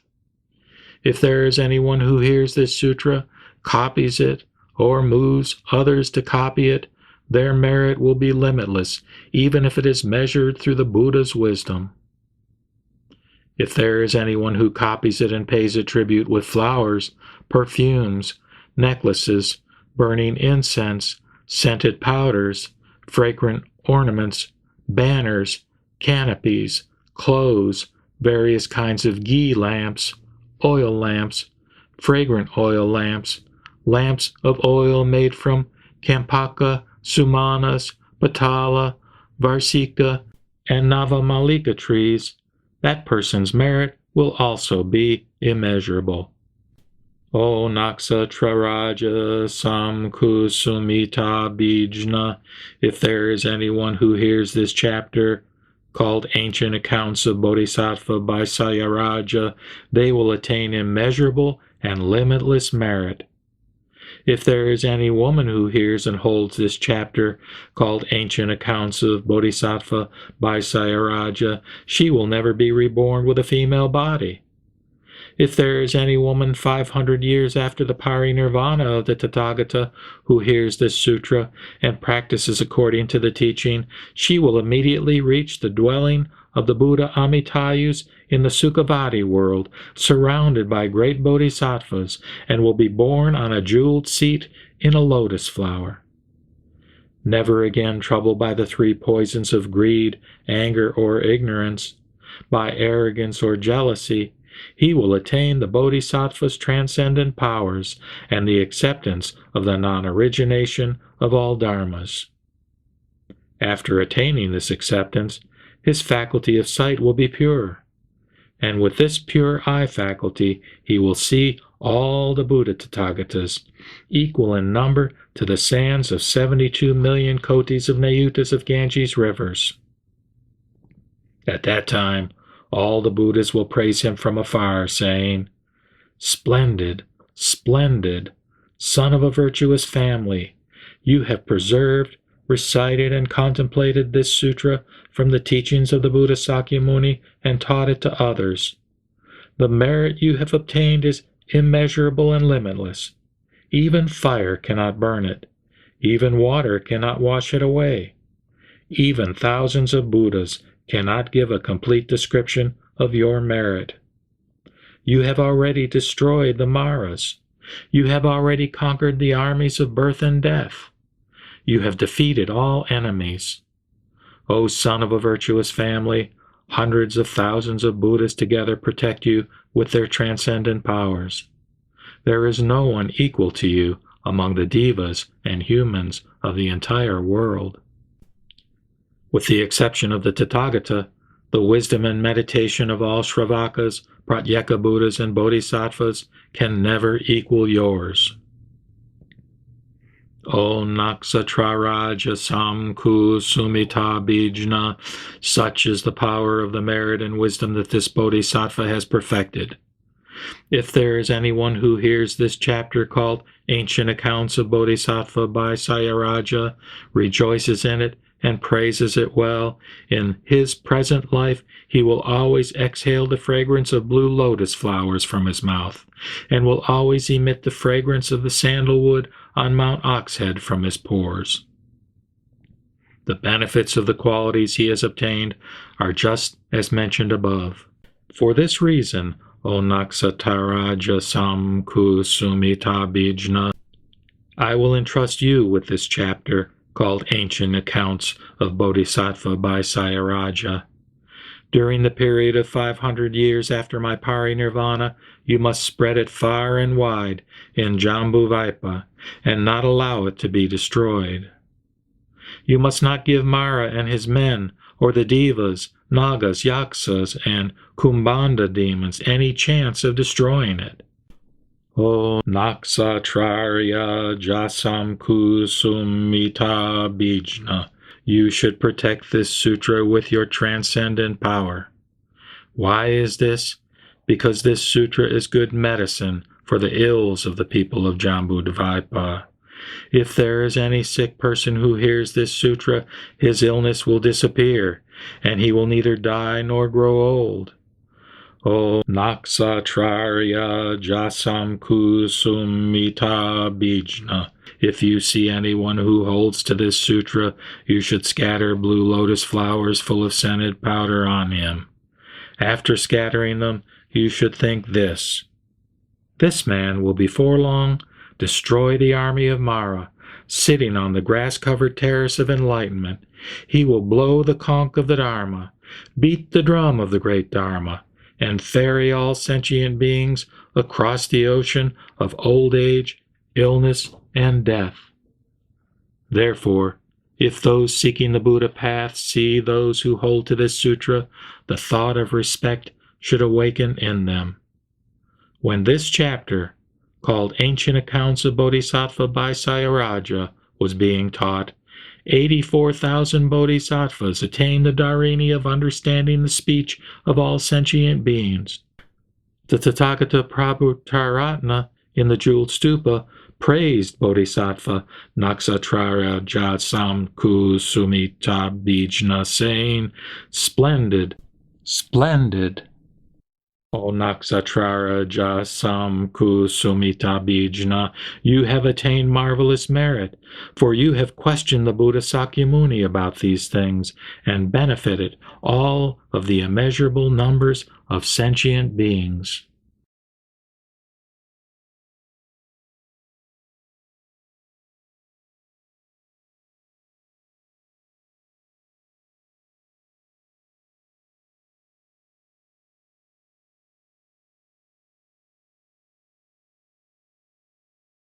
The Lotus Sutra, Chapter 24, Bodhisattva Gadgada Svara. Thereupon, the Buddha Sakyamuni emitted a ray of light from his top knot, the mark of a great person, and also from the tuft of white hair between his eyebrows, thus illuminating all the Buddha worlds in the east, equal to the sands of 108 myriads of kotis of Nayutas of Ganges rivers. Beyond this number of worlds was the Buddha world called Vairochana Rasmi Pratimandita.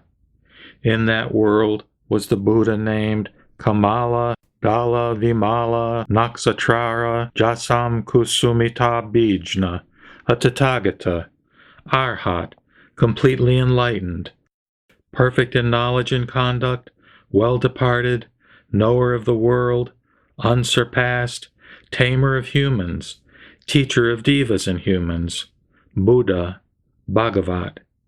He was respectfully surrounded by a great assembly of countless innumerable bodhisattvas, and he expounded his teaching for them. The ray of light emitted from the tuft of white hair between the eyebrows of Sakyamuni Buddha illuminated the entire world.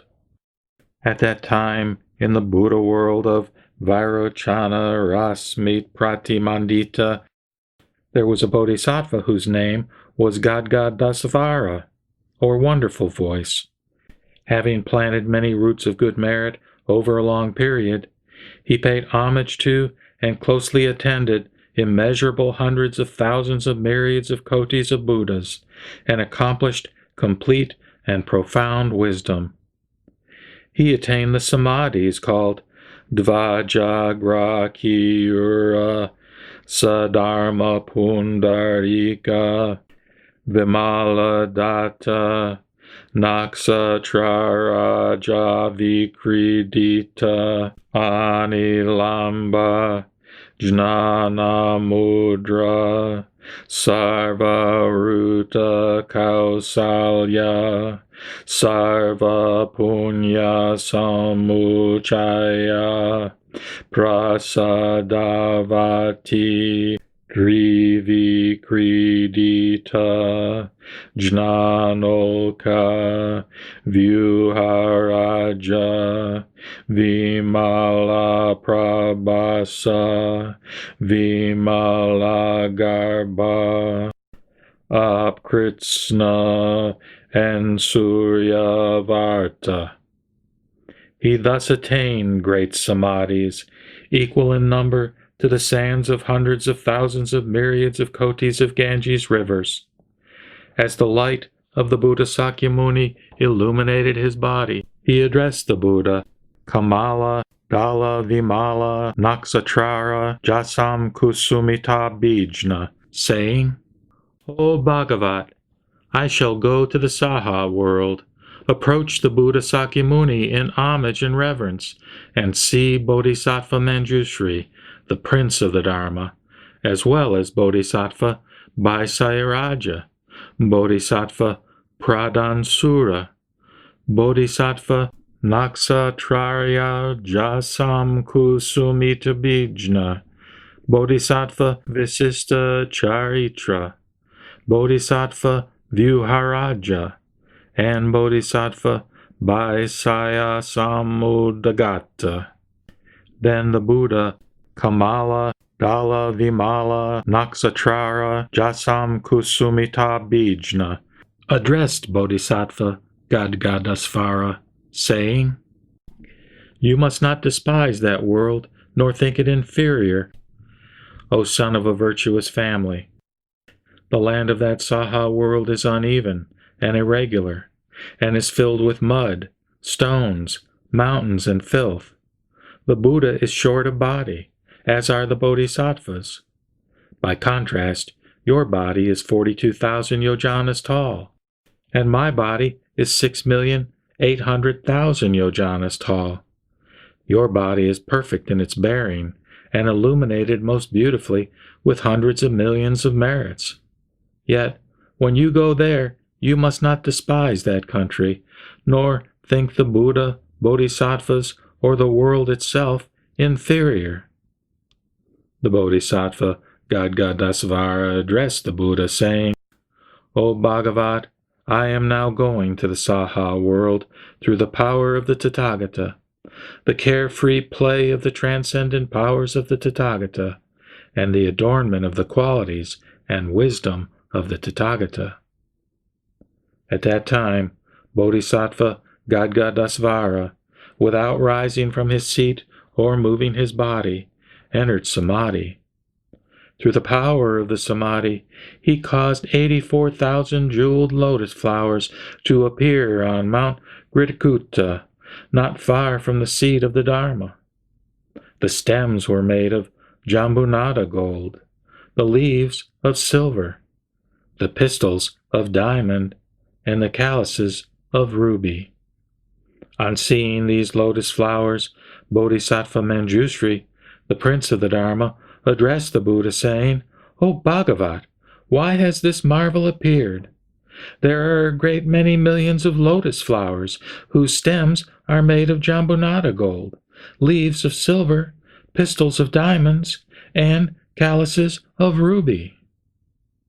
The Buddha Sakyamuni answered Manjushri, saying, "The Bodhisattva Gadgadasvara wishes to come to this Saha world from the Buddha world called Kamala Dala Vimala Naksatrara Jasam Kusumita Bijna, together with 84,000 bodhisattvas as his retinue. He approaches me in homage and reverence, wishing to make offerings and to hear the Lotus Sutra." Manjushri asked the Buddha, saying, "O Bhagavat, what roots of good merit has he planted, and what merits has he practiced to attain his great transcendent powers? What kind of samadhi has he practiced? I entreat you to tell us the name of this samadhi. We wish to practice it with diligence. By practicing this samadhi, we wish to see the shape, appearance, size, and manner of this bodhisattva. I entreat you, O Bhagavat, to use your transcendent powers, and let us see the appearance of that bodhisattva." Then the Buddha Sakyamuni spoke to Manjushri, saying, "The Tathagata Prabhutaratna, who long ago entered Parinirvana, will manifest the signs for you." At that time, the Buddha Prabhutaratna addressed that bodhisattva, saying, "Come, O son of a virtuous family. Manjushri, the prince of the Dharma, wishes to see you." Thereupon, Bodhisattva Gadgadasvara disappeared from his world and arrived together with 84,000 bodhisattvas. In the worlds through which he passed, the land quaked in 6 ways. 7 jeweled lotus flowers rained everywhere, and hundreds of thousands of heavenly musical instruments sounded spontaneously without being played. The eyes of this bodhisattva were as large as blue lotus leaves. Even if hundreds of thousands of myriads of moons were gathered together, they would not exceed the beauty of his countenance. His body was pure gold in color, adorned with immeasurable hundreds of thousands of merits, radiant with virtuous dignity, and brilliantly illuminated like the adamantine body of the god Narayana. Having entered the 7-jeweled platform and ascended into the air, he flew above the earth at a height of 7 tala trees. Surrounded By respectful bodhisattvas, he arrived at Mount Gridagutta in the Saha world and descended from the seven-jeweled terrace. He came before the Buddha Sakyamuni with a necklace worth hundreds of thousands in his hand and bowed until his forehead reached the Buddha's feet. He presented the necklace to the Buddha, saying, "O Bhagavat, this, the Buddha Kamala Dala Vimala Naksatrarya Jasamku Sumitabhijna, inquires of the Bhagavat, quote, Are you without illness or pain? Is your daily life pleasant? Are you at ease in practice? Is the world around you harmonious? Are your worldly affairs bearable? Is it easy to save sentient beings? Are they not filled with greed, anger, foolishness, avarice, and pride? Are they mindful of their parents? Do they respect shramanas? Do they not have false views or erring thoughts? Do they control the desires of their five senses? O Bhagavat, do the sentient beings conquer Maras? Has the Tathagata Prabhutaratna, sitting in the seven-jeweled stupa, long after his parinirvana, come here to hear the Dharma? Furthermore, he inquired of the Tathagata Prabhutaratna, saying, Are you at ease and without pain? O Bhagavat, will your life be long and endured with patience? I now wish to see the body of the Buddha Prabhutaratna. I entreat you, O Bhagavat, to manifest and show it to me. At that time, the Buddha Sakyamuni said to the Buddha Prabhutaratna, This bodhisattva, Gadgadasvara, wants to see you.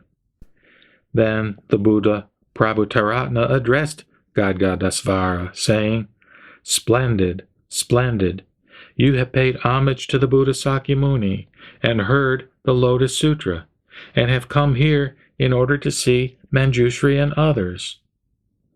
Thereupon, Bodhisattva Padmasri addressed the Buddha, saying, O Bhagavat, what roots of good merit has this Bodhisattva Gadgadasvara planted, and what merits has he practiced to attain these transcendent powers? The Buddha answered Bodhisattva Padmasri, saying, In the past, there was a Buddha called Megha Dundu Bisvararaja, a Tathagata, Arhat, completely enlightened.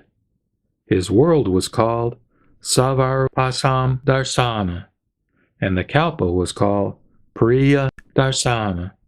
For a period of 12,000 years, this Bodhisattva Gadgadasvara paid homage to the Buddha Megha Dundubisvararaja with 100,000 kinds of music and 84,000 seven-jeweled bowls.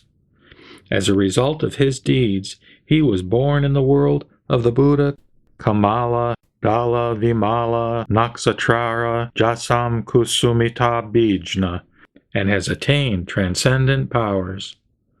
O Padmasri, what do you think about this? Is Bodhisattva Gadgadasvara, who paid homage to the Buddha Megha Dundubisvararaja with music and jeweled vessels, someone unknown? Bodhisattva Mahasattva Gadgadasvara here present is one and the same. O Padmasri, having closely and respectfully attended innumerable Buddhas and planted roots of good merit over a long time, this Bodhisattva Gadgadasvara met hundreds of thousands of myriads of kotis of Nayutas of Buddhas, equal in number to the sands of the Ganges River. O Padmasri, you think that the body of Bodhisattva Gadgadasvara exists only here. However, this Bodhisattva manifests himself in various bodies. He has thus taught this sutra in many places for the sake of the sentient beings. Sometimes he has appeared in the form of Brahma. Sometimes he has appeared in the form of Sakra. Sometimes he has appeared in the form of Isvara. Sometimes he has appeared in the form of Mahasvara. Sometimes he has appeared in the form of the great commander of the Devas. Sometimes he has appeared in the form of Vaisravana. Sometimes he has appeared in the form of a noble emperor. Sometimes he has appeared in the form of a minor king. Sometimes he has appeared in the form of a wealthy man. Sometimes he has appeared in the form of a householder. Sometimes he has appeared in the form of a state official. Sometimes he has appeared in the form of a Brahmin. Sometimes he has appeared in the form of a monk, nun, layman, or laywoman. Sometimes he has appeared in the form of the wife of a wealthy man or householder. Sometimes he has appeared in the form of the wife of a state official. Sometimes he has appeared in the form of the wife of a Brahmin. Sometimes he has appeared in the form of a boy or a girl. Sometimes he has appeared in the form of a human or a non-human, such as a diva, naga, yaksha, gandharva, asura, garuda, kimnara, or maharaga. In this way, he has expounded this sutra and saved those in the states of being of hell-dwellers, hungry ghosts, animals, and those in difficult circumstances. Sometimes he has transformed himself into a female in royal harems and taught this sutra. O Padmasri, this Bodhisattva Gadgadasvara saves all beings in the Saha world. This Bodhisattva Gadgadasvara has transformed himself into various forms and taught this sutra for the sake of all sentient beings. Nevertheless, his transcendent power has never decreased, nor his power of transformation, or his wisdom. This Bodhisattva illuminates the Saha world with his great wisdom, and causes every sentient being to attain what should be known. He does exactly the same in all the worlds of the 10 directions, which are equal in number to the sands of the Ganges River. If he is able to save them in the form of a Shravaka, he teaches the Dharma by changing himself into the form of a Shravaka.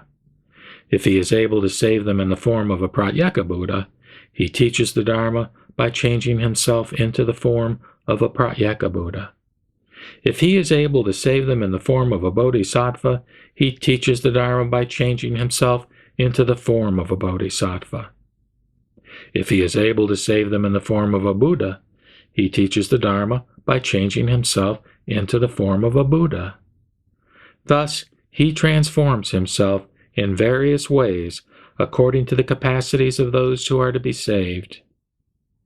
If he is able to save them by means of parinirvana, he manifests parinirvana to them.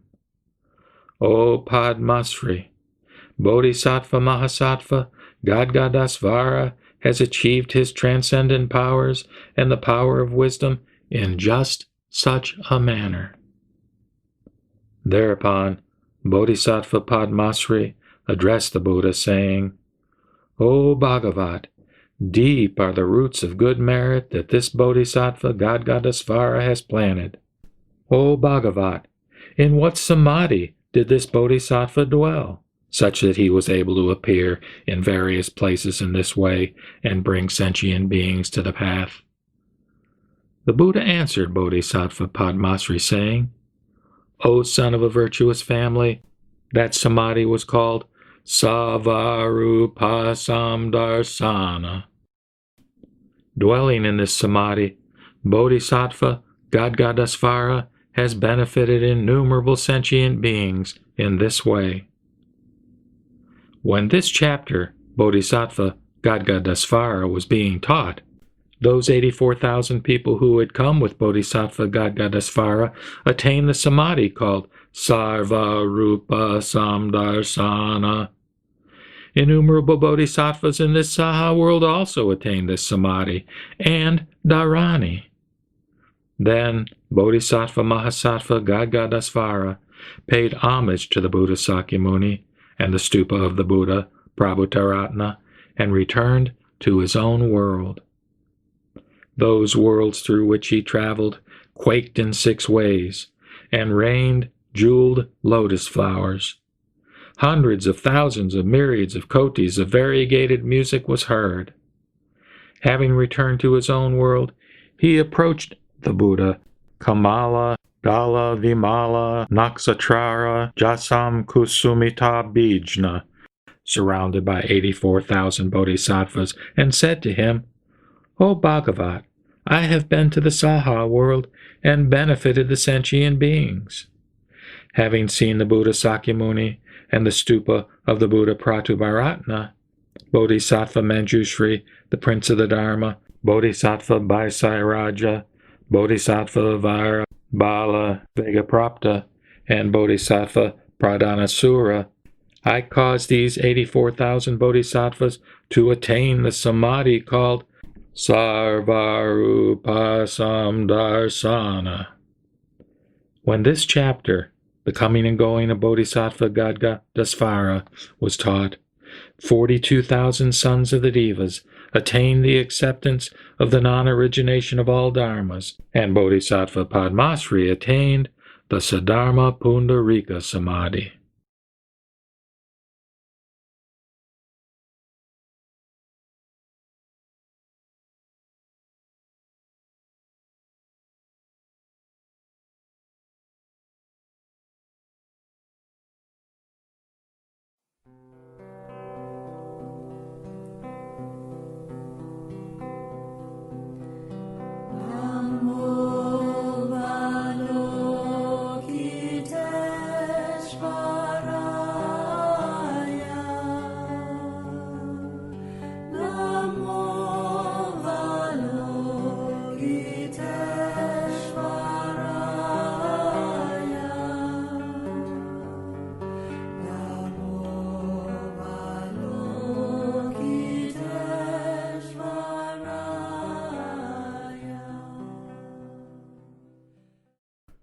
The Lotus Sutra, Chapter 25, The Gateway to Every Direction, manifested by Bodhisattva Avalokitesvara. Translated into Chinese in the Yao Qin dynasty by the Tripitaka master Kumarajiva from Kucha, and in the Sui dynasty by Shramana Jnanagupta from Gandhara. Translated from Chinese into English by Tsugunari Kubo and Akira Yuyama, second revised edition. The unsurpassed, profound, and wonderful Dharma is difficult to encounter in hundreds of millions of eons. I now see and hear it, receive and uphold it, and I vow to fathom the Tathagata's true meaning. Thereupon, arising from his seat, with his right shoulder bared, Bodhisattva Aksayamati faced the Buddha with his palms pressed together, and spoke thus to him, quote, "O Bhagavat, for what reason is Bodhisattva Avalokitesvara, hearer of the sounds of the world, called Avalokitesvara?" The Buddha answered Bodhisattva Aksayamati, saying, quote, "O son of a virtuous family, if innumerable hundreds of thousands of myriads of kotis of sentient beings who experience suffering hear of Bodhisattva Avalokitesvara and wholeheartedly chant his name, Bodhisattva Avalokitesvara will immediately perceive their voices and free them from their suffering. Even if those who hold to the name of Bodhisattva Avalokitesvara were to enter a great fire, because of this Bodhisattva's transcendent power, the fire would not be able to burn them. If they were adrift on the great waters, by chanting his name, they would reach the shallows. There are hundreds of thousands of myriads of kotis of sentient beings who enter the great ocean to seek such treasures as gold, silver, lapis lazuli, mother of pearl, agate, coral, amber, and pearl. Even if a cyclone were to blow the ship of one of these toward the land of Raksasa demons, they would all become free from the danger of those Raksasa demons if there were even a single person among them who chanted the name of Bodhisattva Avalokitesvara. For this reason, he is called Avalokitesvara. If anyone who is about to be beaten chants the name of Bodhisattva Avalokitesvara, the sticks and swords will immediately be broken into pieces, and he will be delivered. If the Yaksas, Rakshasas filling the great manifold cosmos come with the intent to afflict the people, but hear them chanting, those demons' evil eyes will be unable to see them, so how could they possibly hurt them? If anyone, whether guilty or innocent, is bound with fetters or chains, such bonds will be broken into pieces, and those who have been bound will become free by chanting the name of Bodhisattva Avalokitesvara. When a caravan leader travels on a dangerous road together with his fellow merchants, carrying precious treasures in a great manifold cosmos filled with evil robbers, if there be a single person who says, quote, "O sons of a virtuous family, do not fear. You should wholeheartedly chant the name of Bodhisattva Avalokitesvara. This Bodhisattva bestows fearlessness upon sentient beings. If you chant his name, you will be free from these evil robbers." Now, if those merchants chant loudly in unison, saying, "Homage to Bodhisattva Avalokitesvara," then, by chanting his name, the caravan will immediately gain deliverance. O Akshayamati, the transcendent power of Bodhisattva Mahasattva Avalokitesvara is as great and mighty as this. If there are any sentient beings who are greatly subject to sensual desires, if they contemplate Bodhisattva Avalokitesvara with respect, they will become free from these desires. If there are any sentient beings who often become angry, if they contemplate Bodhisattva Avalokitesvara with respect, they will become free from anger.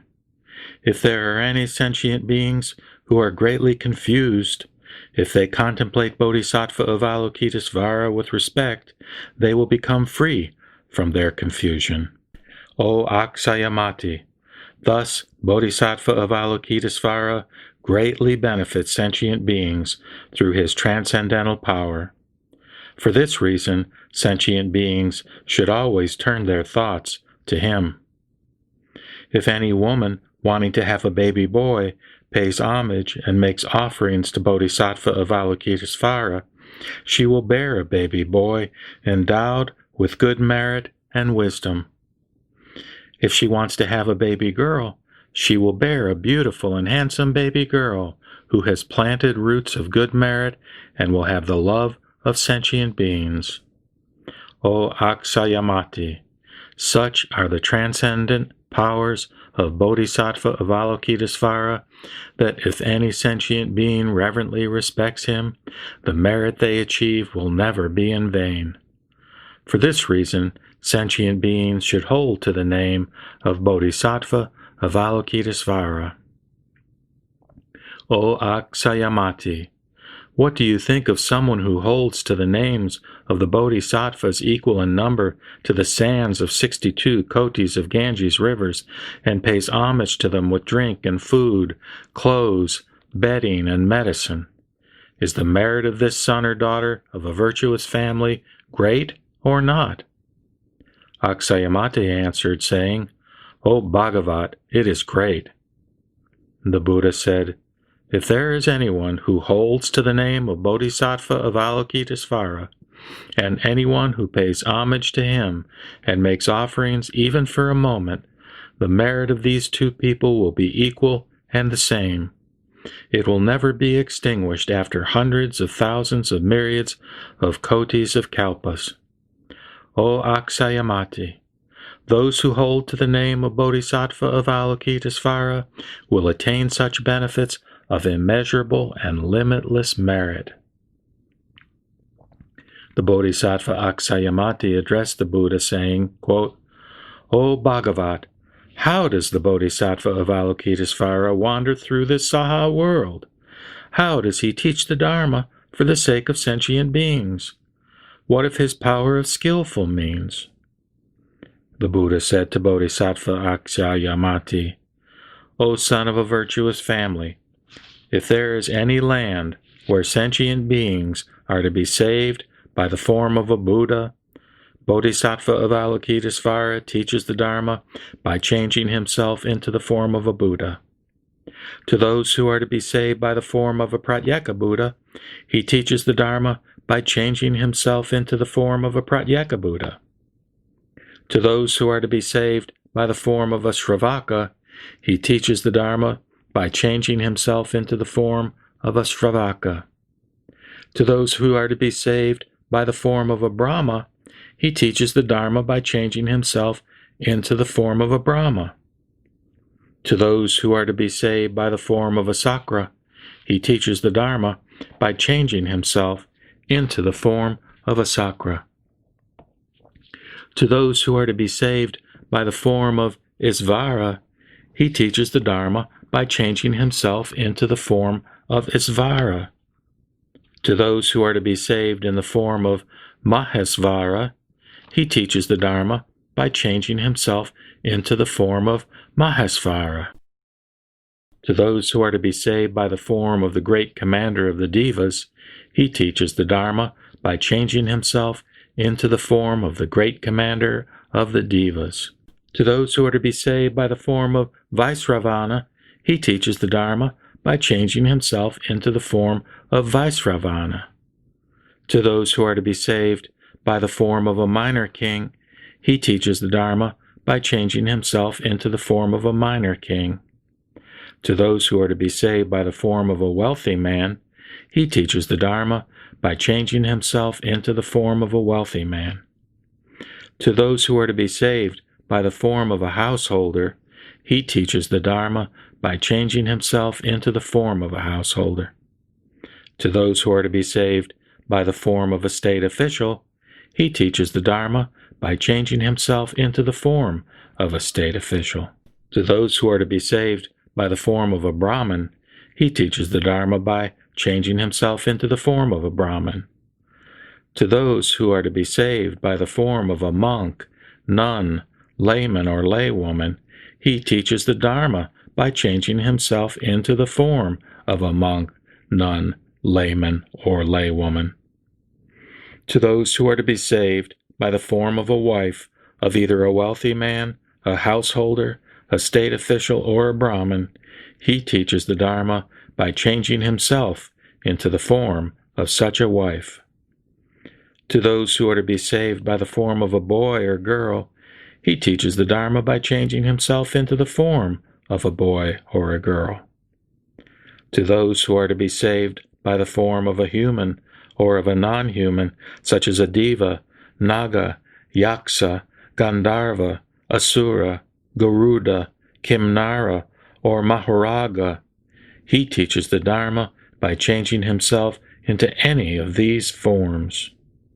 To those who are to be saved by the form of Vajrapani, he teaches the Dharma by changing himself into the form of Vajrapani. O Aksayamati, this Bodhisattva of Avalokitesvara displays such qualities, wanders through many lands in various forms, and saves sentient beings. For this reason, you should wholeheartedly pay homage to Bodhisattva of Avalokitesvara. This Bodhisattva of Avalokitesvara bestows fearlessness in times of fearful calamity. For this reason, everybody in this Saha world calls him Abhya Amadada, giver of fearlessness. The Bodhisattva Aksayamati addressed the Buddha, saying, quote, O Bhagavat, I shall now pay homage to Bodhisattva of Avalokitesvara.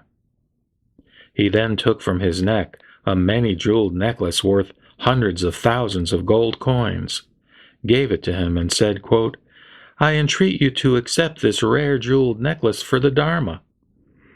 At that time, Bodhisattva of Avalokitesvara did not dare to receive it. Aksayamati addressed Bodhisattva of Avalokitesvara, saying, quote, I entreat you to accept this necklace out of pity for us. Then the Buddha said to Bodhisattva Avalokitesvara, quote, "You should accept this necklace out of pity for such humans and non-humans as this Bodhisattva Aksayamati, the Fourfold Assembly, Devas, Nagas, Yaksas, Gandharvas, Asuras, Garudas, Kimnaras, and Maharagas." The Bodhisattva Avalokitesvara accepted the necklace out of pity for the Fourfold Assembly, Devas, Nagas, humans, non-humans, and the rest. He then divided it into 2 parts and gave one part to the Buddha Sakyamuni and the other part to the stupa of the Buddha Prabhutaratna. O Aksayamati, with such inherent transcendent powers, Bodhisattva Avalokitesvara wanders through this Saha world. Thereupon, Bodhisattva Aksayamati asked a question in verse, saying, quote, "O Bhagavat, endowed with excellent marks, I now wish to ask you about him once again. For what reason is the heir of the Buddha named Avalokitesvara?" The Bhagavat, endowed with excellent marks, answered Aksayamati in verse. Listen to the practices of Avalokitesvara, which have their application to all. His vow is deep like the ocean, and his kalpa is of inconceivable length. After having attended many thousands of kotis of Buddhas, he made a great pure vow. I will now explain it to you in brief, If you hear his name and see his body and contemplate him in thought, your life will not be in vain, and you will extinguish all suffering. If anyone wants to hurt you and pushes you into a great fire pit, if you contemplate the power of Avalokitesvara, the fire pit will change into a pond. If you drift upon the great ocean and meet danger from dragons, fish, and demons, if you contemplate the power of Avalokitesvara, you will not be swallowed by the waves. If you are on the peak of Sumeru and are pushed by somebody, if you contemplate the power of Avalokitesvara, you will stay suspended in the air like the sun. If any evil one chases you and pushes you from Mount Diamond, if you contemplate the power of Avalokitesvara, not even a single hair will be hurt. If evil robbers surround you, each with a sword and the intent to harm, if you contemplate the power of Avalokitesvara, the thought of mercy will awaken in them. If you suffer under the punishment of a king, and your life is to be ended by execution, if you contemplate the power of Avalokitesvara, the sword will be immediately broken into pieces. If you are imprisoned with a neck chain, your hands and feet fettered, if you contemplate the power of Avalokitesvara, they will disappear and you will be released. If anyone wants to hurt your body with a curse or poison, if you contemplate the power of Avalokitesvara, these ills will return and afflict their authors. If you meet evil Rakshasas, poisonous dragons, or demons, if you contemplate the power of Avalokitesvara, they will not dare to hurt you. If you are surrounded by evil animals, whose teeth and claws are fearfully sharp, if you contemplate the power of Avalokitesvara, they will run away swiftly and to an immeasurable distance. If there are lizards, snakes, vipers, or scorpions, whose breath is poisonous like a flaming smoke, if you contemplate the power of Avalokitesvara, they will turn away swiftly at the sound of your voice. If thunder resounds, lightning flashes, hail falls, and a great rain pours out of the clouds, if you contemplate the power of Avalokitesvara, they will disappear immediately.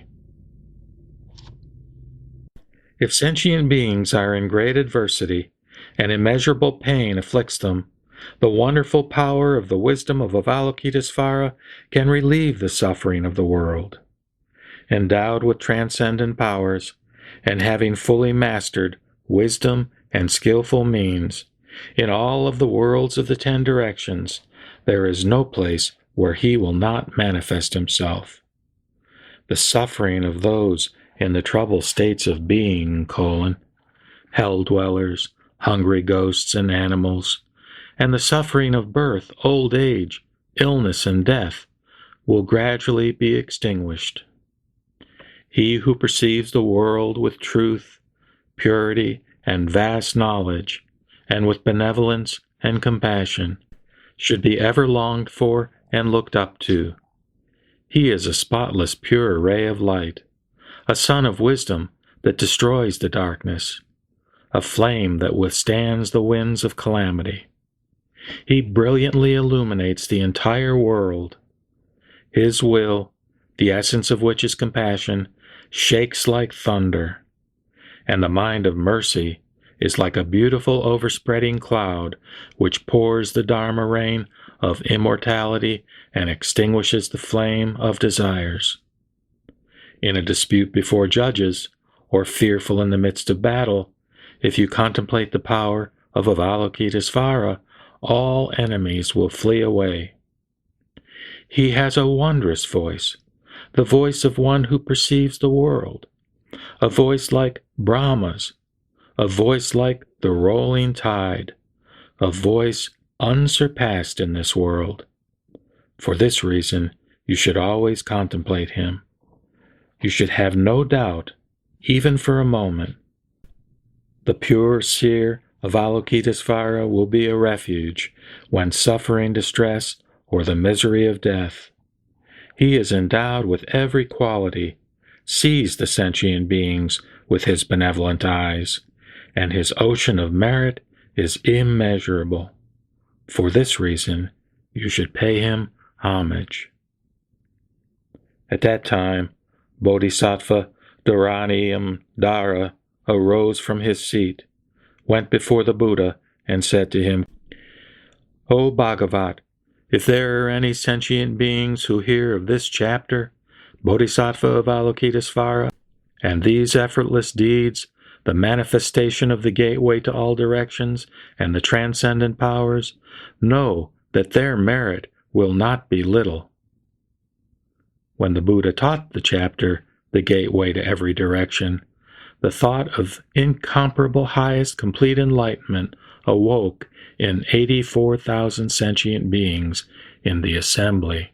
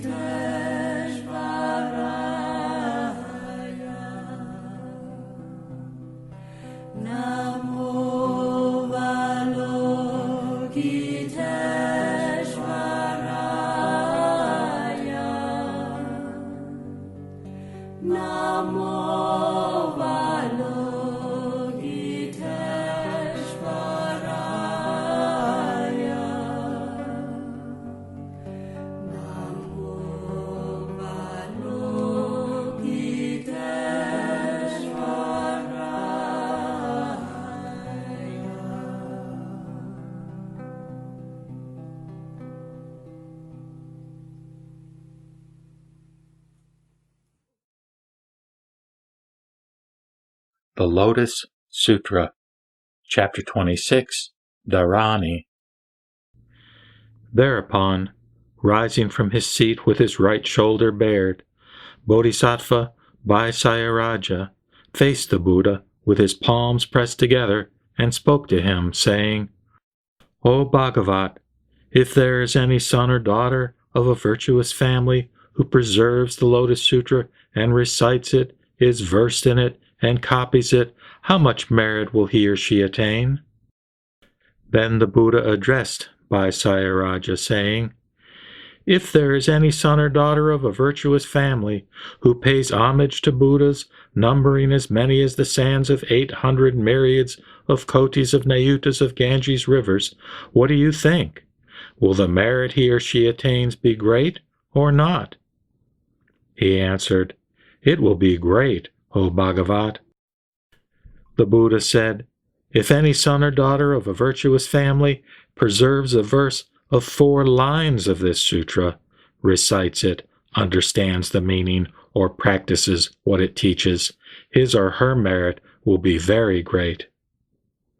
Thereupon, Bodhisattva Vaisayaraja addressed the Buddha, saying, O Bhagavat, I will now give the Dharanis to the expounders of the Dharma and protect them. He then recited a Dharani.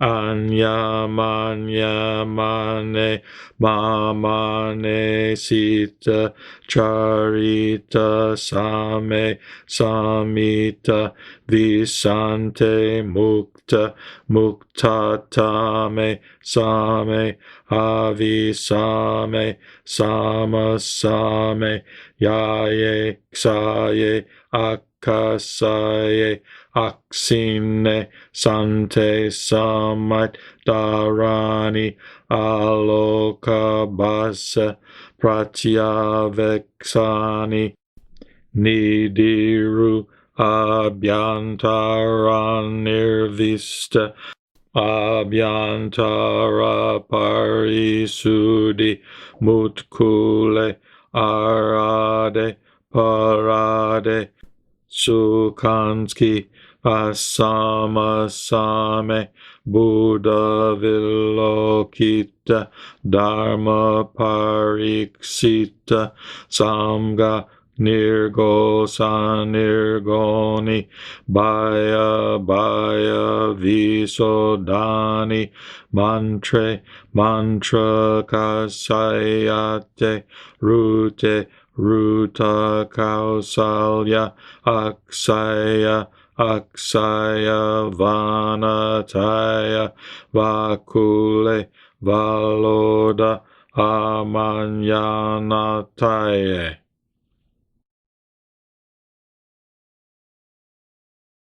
Tadyata anaye manaye mani mamane tsati tsarati kyami kyama yatampa shanta mutata mesame ambe kya mesamasame nzaye kyaye akyaye akirno shanta kyamato darana aloka base tataya berjana bumbara abba yanta rana bite abba yanta rana mitra ata yanta bereshata utkalo matkale Marate, Shakya, Asam Asami, Bedamba, Lokate, Dharma Parakita, Sanka, Nurgokana, Baya Baya, Shotana, Mantri Manta, Jaya Terata, Koshali, Atyaye, Atyambarataya, Palo, Amanayantaya.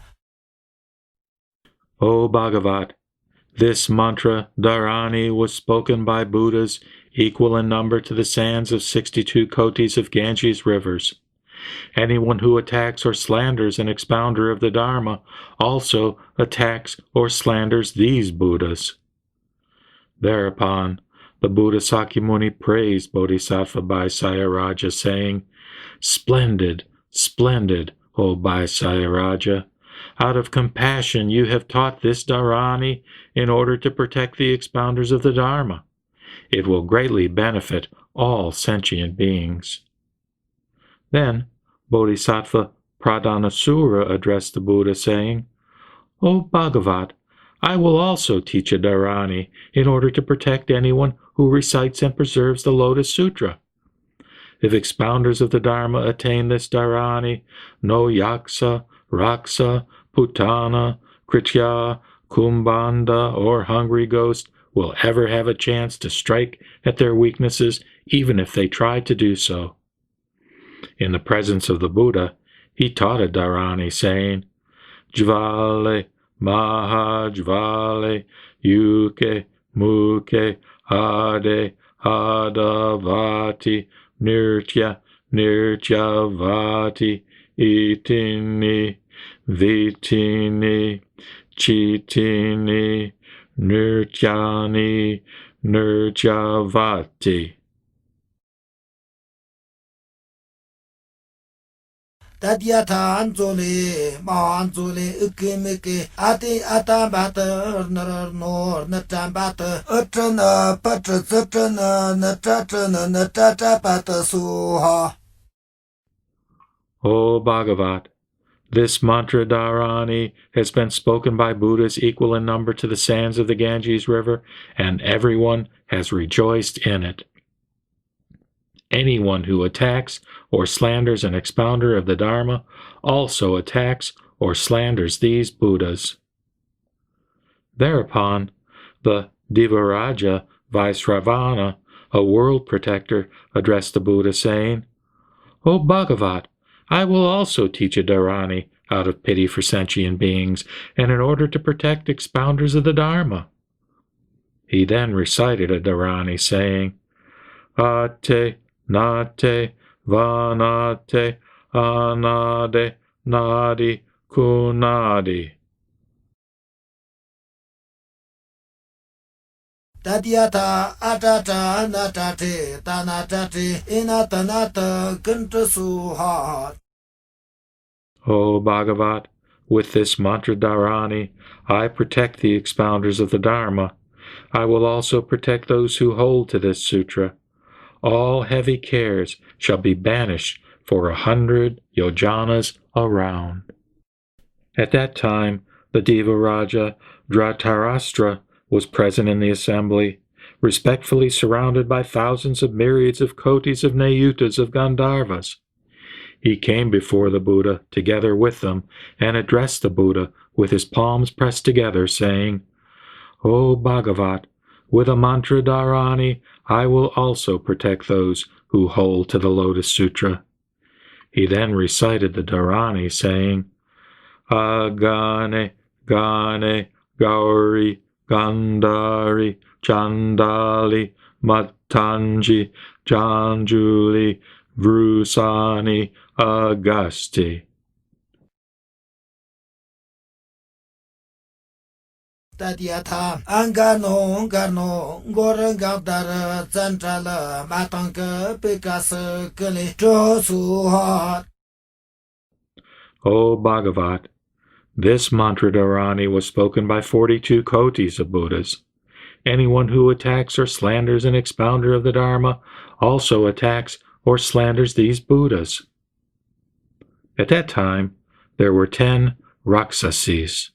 Their names were Lamba, Vilamba, Kudadanti, Puspadanti, Makudadanti, Cassini, Achala, Maladari, Kunti, and Sarvasato Vajari.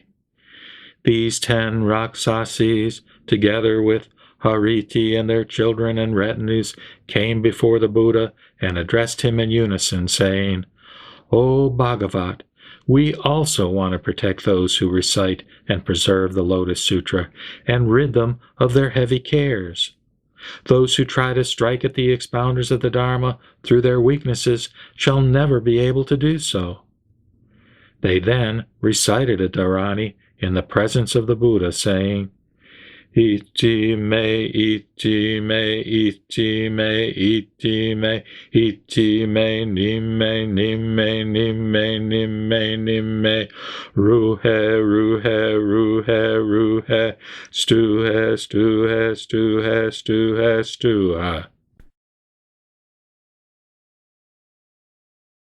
Tadyata atame atame atame atame atame name name name name name rahe rahe rahe rahe rahe hasate hasate hasate hasate suha. Let troubles come upon our heads rather than distress the expounders of the Dharma.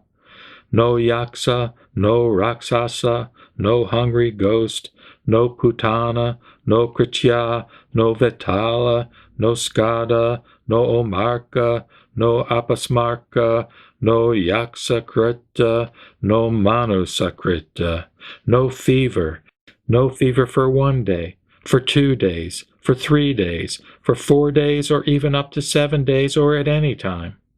No one in the form of a man, no one in the form of a woman, no one in the form of a boy, no one in the form of a maiden, no one who may appear even in a dream in any of these forms shall cause them distress. Then they spoke to the Buddha in verse, saying, If anyone does not accept my dharani and troubles one who expounds the Dharma, his head will be split into 7 pieces, just like a branch of the arjaka tree. Consider the transgression of parricide, of pressing sesame mixed with impurities, of cheating people with scales. Consider the transgression committed by Devadatta, who divided the Sangha.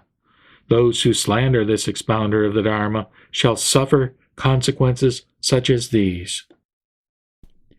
After having spoken these verses, the Raksasis addressed the Buddha, saying, O Bhagavat, we also want to protect those who preserve, recite, and practice this sutra, and cause them to live at ease, rid them of their weighty cares, and drive out various poisons. The Buddha said to the Raksasis, Splendid, splendid. You protect those who preserve the name of the Lotus Sutra. Your merit is immeasurable. How much more merit is there in protecting those who perfectly preserve and revere the sutra in various ways, such as by offering flowers, perfumes, necklaces, fragrant ointments, scented powders, burning incense, banners, canopies, and music, or by lighting ghee lamps, oil lamps, fragrant oil lamps, lamps of oil made from sumanas, kampaka, varsika, and utpala flowers. How much more merit is there in offering such things in hundreds of thousands of ways? O Kunti, you and your retinues should protect the expounders of the Dharma in this way. When this chapter, Dharani, was taught, 68,000 people attained the acceptance of the non-origination of all dharmas.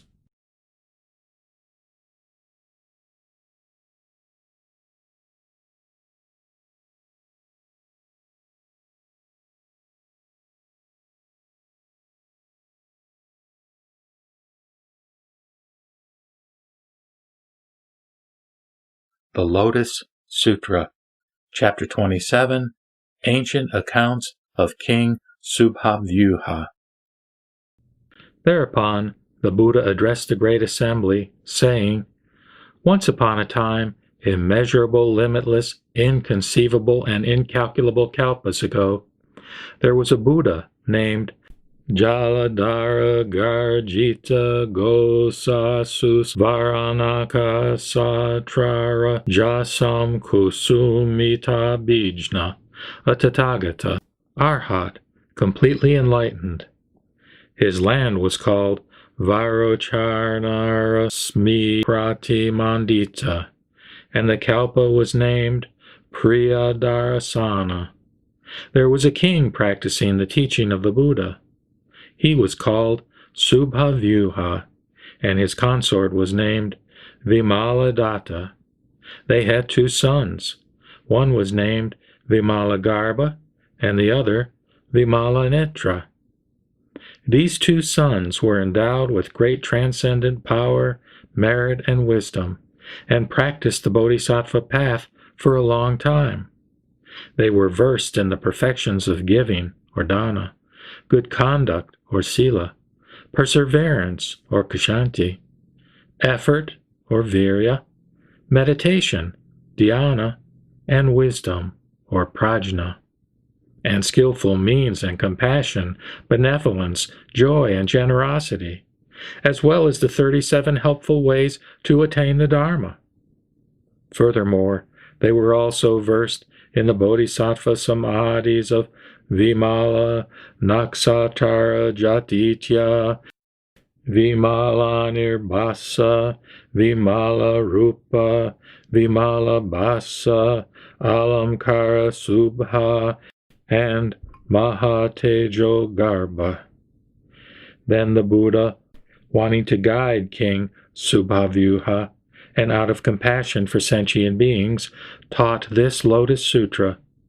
At that time, Prince Vimalagarbha and Prince Vimalanitra approached their mother and addressed her with their palms and 10 fingers pressed together, saying, "We entreat you, O Mother, to go before the Buddha, Jaladhara Garjita Gosasus Varanaka Satrara Jasam Kusumita Bijna.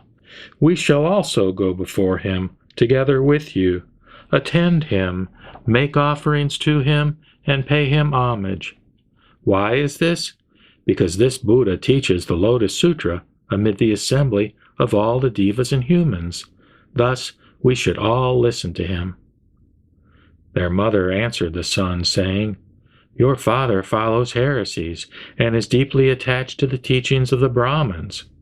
You should go to your father to ask him to come with us."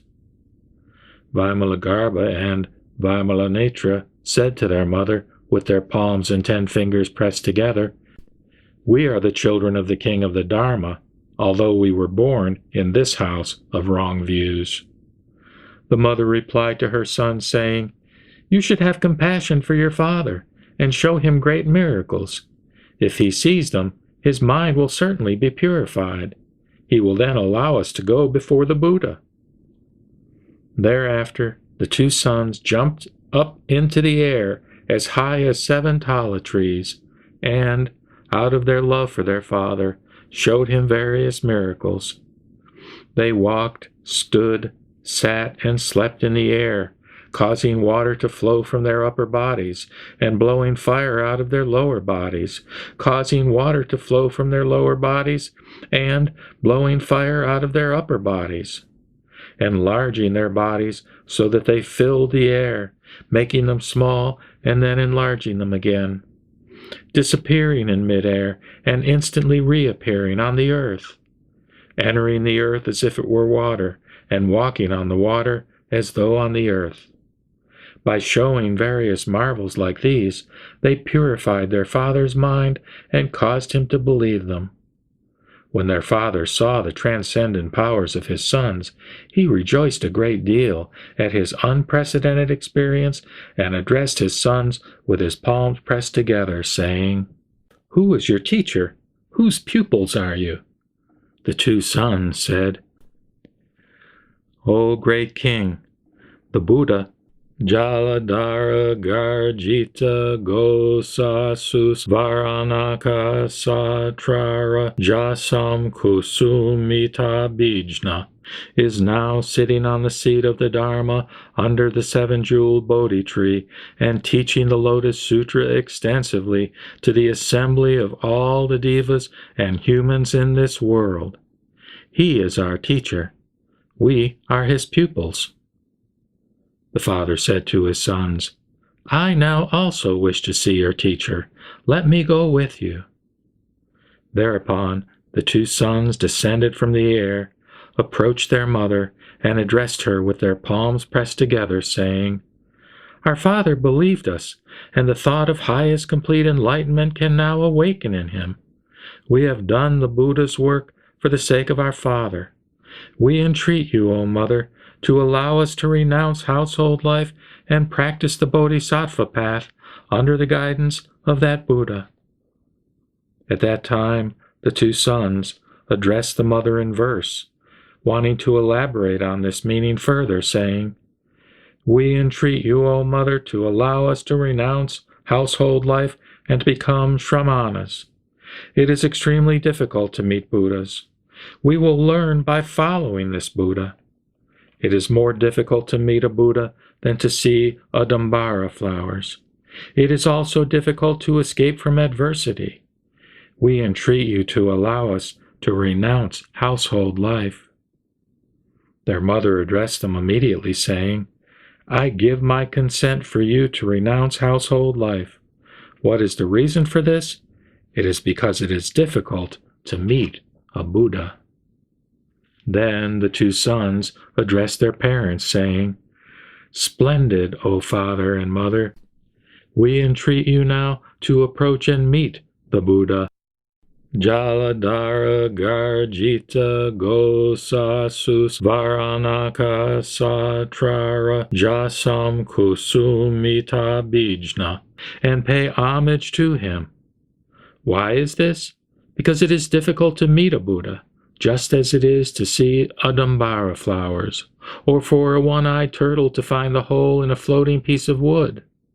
Because of our profound merits accumulated in the past, we were born to meet the Buddha Dharma. For this reason, our father and mother should allow us to renounce household life.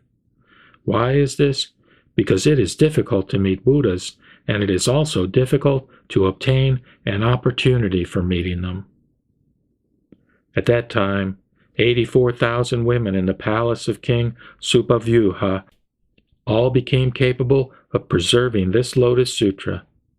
Bodhisattva Vimalanetra had already been versed in the Siddharma Pundarika Samadhi for a long time, and Bodhisattva Vimalagarbha had also been versed in the Sarvasattva Papajanya Samadhi for immeasurable hundreds of thousands of myriads of kotis of kalpas, for he wanted all sentient beings to be separated from evil states of being.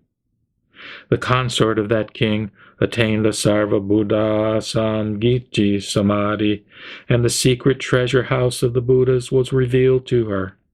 In this way, the two sons inspired their father through the power of their skillful means, and caused him to have faith and pleasure in the Buddha Dharma.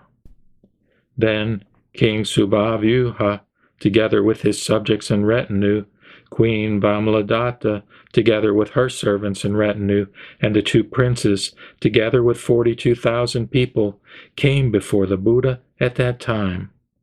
Having approached the Buddha, they bowed until their foreheads touched his feet, then circled around him 3 times and sat to one side. At that time, the Buddha expounded and taught the Buddha Dharma for the king's sake, greatly benefiting and rejoicing him. Then King Subhavyuha and his queen took off their pearl necklaces worth hundreds of thousands and scattered them over the Buddha. In the air, they transformed into a 4-pillar jeweled platform. On the platform was a great jeweled bed, spread with hundreds of thousands of myriads of heavenly clothes. The Buddha sat cross-legged upon it, emitting great rays of light. Then King Subhavyuha thought, "The Buddha's form is marvelous, most superior in dignity, and given perfection by the most delicate countenance." Thereupon the Buddha, Jaladhara Garjita Gosasus Varanaka Satrara Jasam Kusumita Bijna, addressed the fourfold assembly, saying, "Do you see King Subhavyuha standing with his palms pressed together in my presence? This king has become a monk in my Dharma. He will diligently practice the Dharma that aids those on the Buddha path and will become a Buddha. He will be called Salindraraja. His land will be called Vischiranavati, and the Kalpa Abhyudgataraja. With this Buddha Salindraja will be innumerable bodhisattvas and shravakas. His land will be level. Such will be his merits." That king immediately gave his kingdom to his younger brother. He renounced household life and practiced the Buddha Dharma together with his queen, 2 sons, and their retinue. For a period of 84,000 years after their renunciation, the king continued to make diligent efforts and practiced the Lotus Sutra. After this, he attained the Sarva Gunalamakara Vyuha Samadhi. He ascended instantly into the air to a height of 7 tala trees and addressed the Buddha, saying, "O Bhagavat, my 2 sons have done the Buddha's work. Through their miracles, they have reformed my erring mind, so that I dwell in the Buddha Dharma. These 2 sons are my good friends. They enabled me to see the Bhagavat. It was because they wanted to nurture the roots of good merit accumulated in my past and benefit me that they were born in my house." Then the Buddha, Jaladhar Garjita Gosasuvarana Ksatra Raja Samkusumita Bijna, addressed King Subhavyuha, saying, "Exactly, exactly. It is exactly as you have said. If the sons and daughters of a virtuous family make good friends throughout many lives, after having planted roots of good merit, those good friends will perform the Buddha's work, illuminating, teaching, benefiting, and gladdening them, and will cause them to enter highest, complete enlightenment. O great king, you should know that a good friend is indeed the great spur that brings inspiration to others, causing them to meet a Buddha and the thought of highest complete enlightenment to awaken in them. O great king, do you see these 2 sons? These 2 sons have already paid homage to Buddhas, equal in number to the sands of 6,500 thousands of myriads of kotis of Nayutas of Ganges rivers, closely attended the Buddhas with respect, accepted the Lotus Sutra in their presence, and, in their compassion, caused sentient beings with false views to dwell in right views." Immediately after that, King Subhavyuha descended from the air and addressed the Buddha, saying, "O Bhagavat, the Tathagata is extraordinary. Because he is endowed with merits and wisdom, his top knot is brilliantly illuminated. His deep blue eyes are long and wide. The tuft of hair between his eyebrows is white, like the bright moon. His white teeth are even and always shining, and his scarlet lips are like the bimba fruit in their beauty." At that time, King Subhavyuha praised immeasurable hundreds of thousands of myriads of kotis of qualities of the Buddha like these, and again wholeheartedly addressed the Buddha with his palms pressed together in the presence of the Tathagata, saying, "O Bhagavat, this is unprecedented. The Tathagata's Dharma is endowed and perfected with inconceivable subtle qualities. His teaching, integrity, and deeds are serene and comfortable. From today on, we shall never act selfishly, and the wrongful thoughts of false views, pride, and anger shall never awaken in us." Having spoken these words, he bowed to the Buddha and went away. The Buddha addressed the great assembly, saying, "What do you think about this? Is King Subhavyuha someone unknown? He is none other than this Bodhisattva Padmasri. His queen Vimaladatta is none other than this Vairochana Rasmi Pratimandita Vajraja, now in the presence of the Buddha. Because she had compassion for King Subhavyuta and his retinue, she was born here. These 2 sons are none other than Bodhisattva Vaisaya and Bodhisattva Vaisaya Samudgata. These bodhisattvas, Vaisaya and Vaisaya Samudgata, perfected great qualities such as these, and, having planted many roots of good merit under the guidance of innumerable hundreds of thousands of myriads of kotis of Buddhas, perfected inconceivable good merit. If anyone holds the names of these 2 bodhisattvas in memory, the devas and humans in this entire world will certainly pay homage to those bodhisattvas. When the Buddha taught this chapter, called Ancient Accounts of King Subhavyuha, 84,000 people removed themselves from impurity, rid themselves of defilement, and attained pure Dharma eyes with which to see the teachings.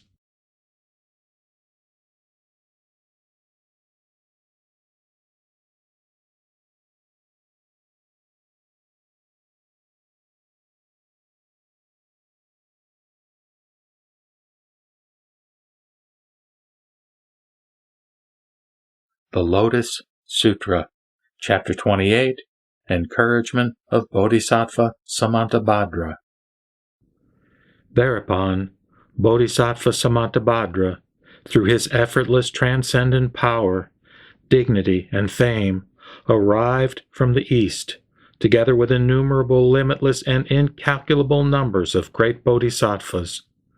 All the lands quaked universally wherever he passed. Jeweled lotus flowers rained down, and immeasurable hundreds of thousands of myriads of kotis of kinds of music were heard.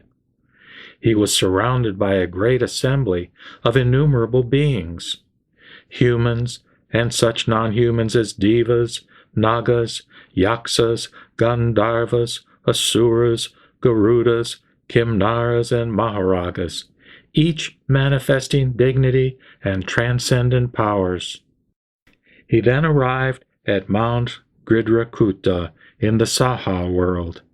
He prostrated himself before Sakyamuni Buddha and circled around him to the right.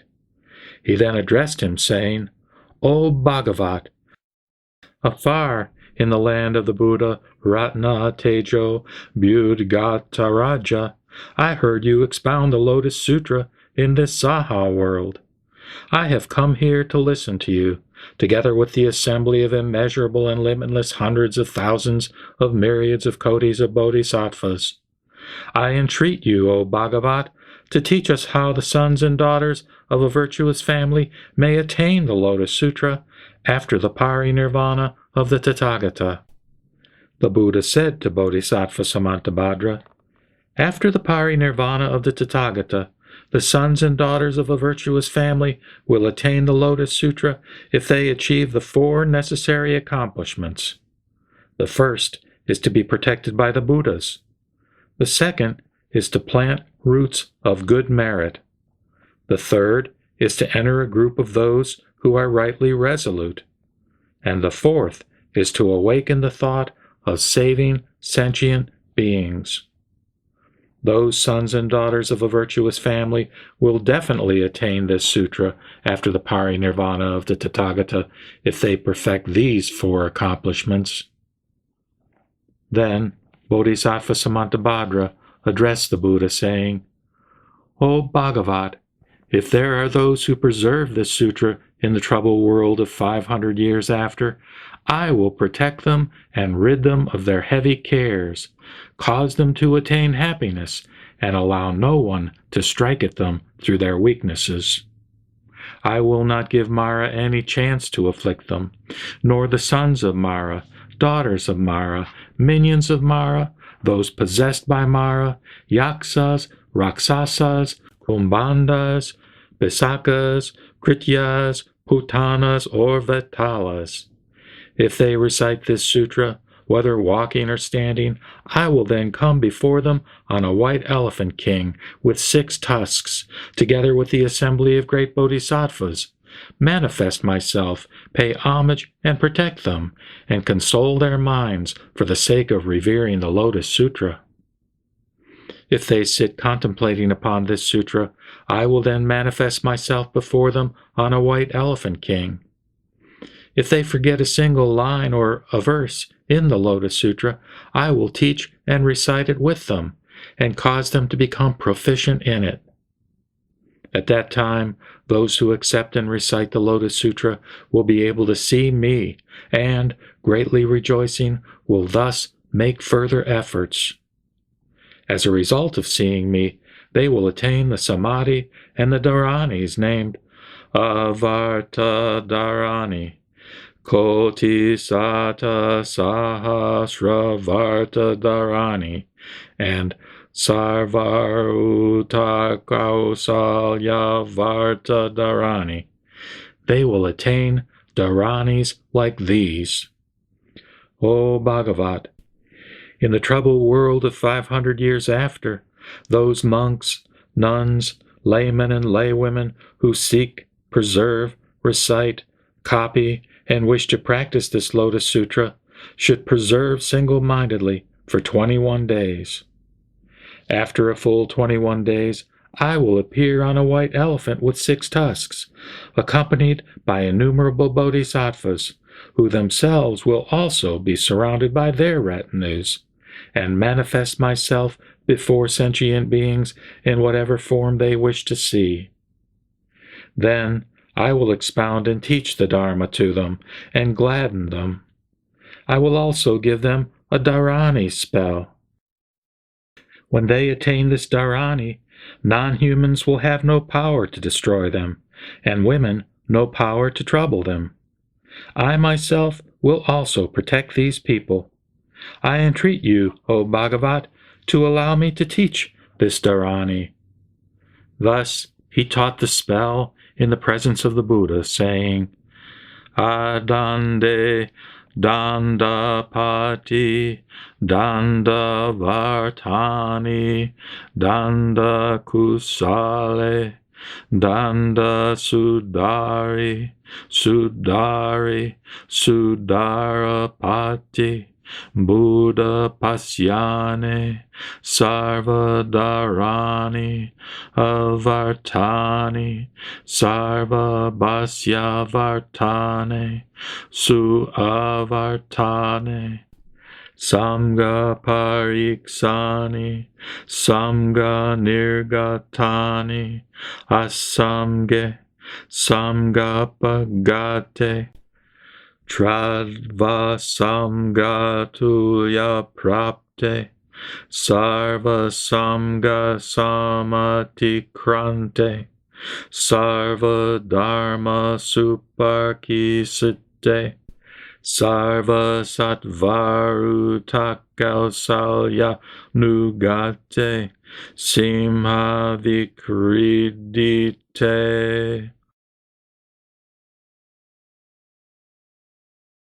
Tadyata Sandanta Andanta Batan Dantan Batana Danta Kakala Andanta Sodara Sodara Ambata Bada Pahina Darana Ambertana Ambertana Sanka Parajita Sanka Nirbagasata Dharma Parajita Sarvasaturata Kohyali Kohyali Nangate Sambatra Ndrati Anambartim Bartana Bartala Suha.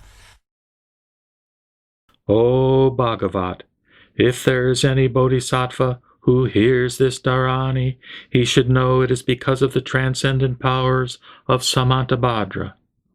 If there is anyone who accepts the Lotus Sutra, practiced in Jambuvaipa, he should think, this is nothing but Samantabhadra's virtuous power. If there is anyone who preserves, recites, correctly remembers, understands this meaning, and practices in accordance with the teaching, know that they are practicing the practice of Samantabhadra. They plant deep roots of good merit in the presence of innumerable and limitless Buddhas. The Tathagatas will caress their heads. If they copy this sutra, after their death, they will be born in the Trayastrimsa heaven. At that time, 84,000 heavenly maidens will welcome them, performing various kinds of music. They will wear 7 jeweled cornets and be happy among their female servants. How much more for those who preserve, recite, remember correctly, understand the meaning, and practice in accordance with the teaching. If there is anyone who preserves, recites, and understands this meaning, at the end of their life 1,000 Buddhas will offer their hands, so that they will neither be afraid nor fall into the troubled states of being. They will thus arrive in the Tusita heaven of Bodhisattva Maitreya, who is endowed with the 32 marks, and surrounded by an assembly of great bodhisattvas and a retinue of hundreds of thousands of myriads of kotis of heavenly maidens. There they will be born, and such will be their merit and benefits. For this reason, the wise should wholeheartedly copy, move others to copy, preserve, recite, and remember it correctly, and practice in accordance with the teaching. O Bhagavat, through my transcendent powers, I will now protect, extensively distribute, and keep this sutra from extermination in Jambudvipa after the parinirvana of the Tathagata. Thereupon, the Buddha Sakyamuni praised him, saying, Splendid, splendid, O Samantabhadra! You will protect this sutra and bring benefit and happiness to sentient beings in many places. You have already accomplished inconceivable merits and profound compassion.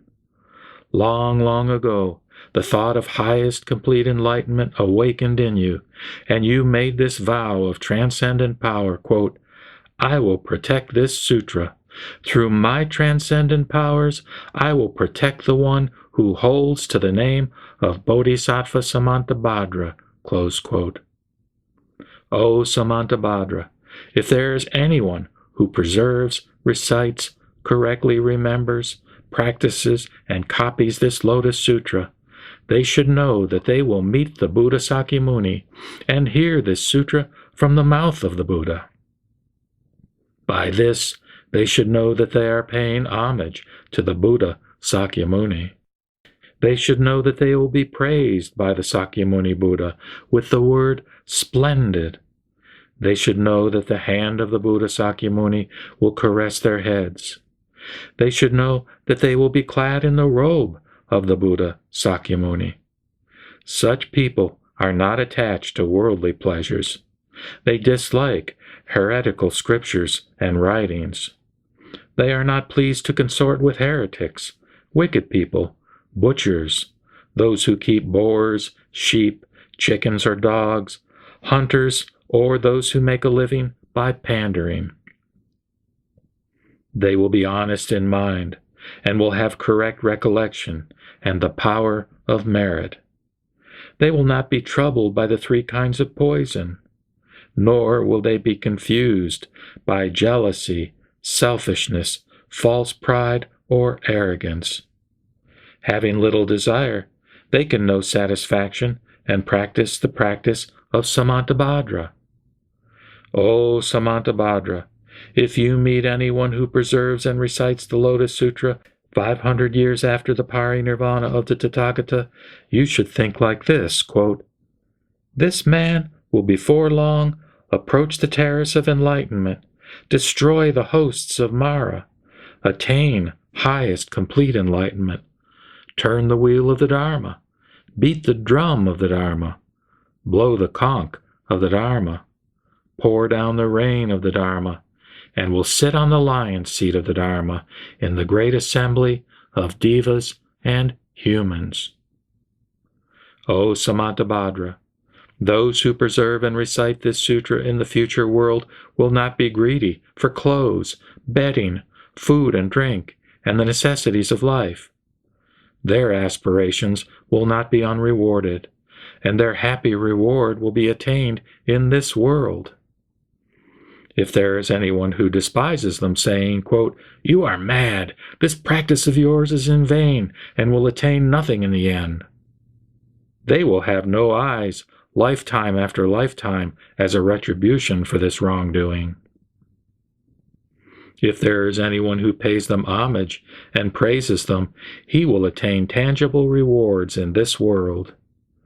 If anyone sees those who preserve this sutra and speaks maliciously about their faults, whether true or not, such a person will suffer from leprosy in this life. If anyone scorns them, that person's teeth will be either loose or missing, their lips will be ugly, their nose will be flat, their limbs will be crooked, they will squint, their body will stink and be dirty, suffering from evil tumors, oozing pus. Their belly will swell with water, and they will have tuberculosis and other evil and serious illnesses. For this reason, O Samantabhadra, if you see anyone who holds to this sutra, you should stand up and show your respect even from afar, just as you would pay homage to the Buddha. When this chapter, called Encouragement of Bodhisattva Samantabhadra, was being taught, innumerable and limitless bodhisattvas, equal in number to the sands of Ganges rivers, attained hundreds of thousands of myriads of kotis of dharanis named Avarta, and bodhisattvas equal to the number of atoms in the manifold cosmos mastered the path of Samantabhadra. When the Buddha had taught this sutra, the entire great assembly of bodhisattvas, including Samantabhadra, the Sravakas, including Sariputra, Devas, Nagas, humans and non-humans, rejoiced greatly, accepted the Buddha's word, bowed to him, and departed.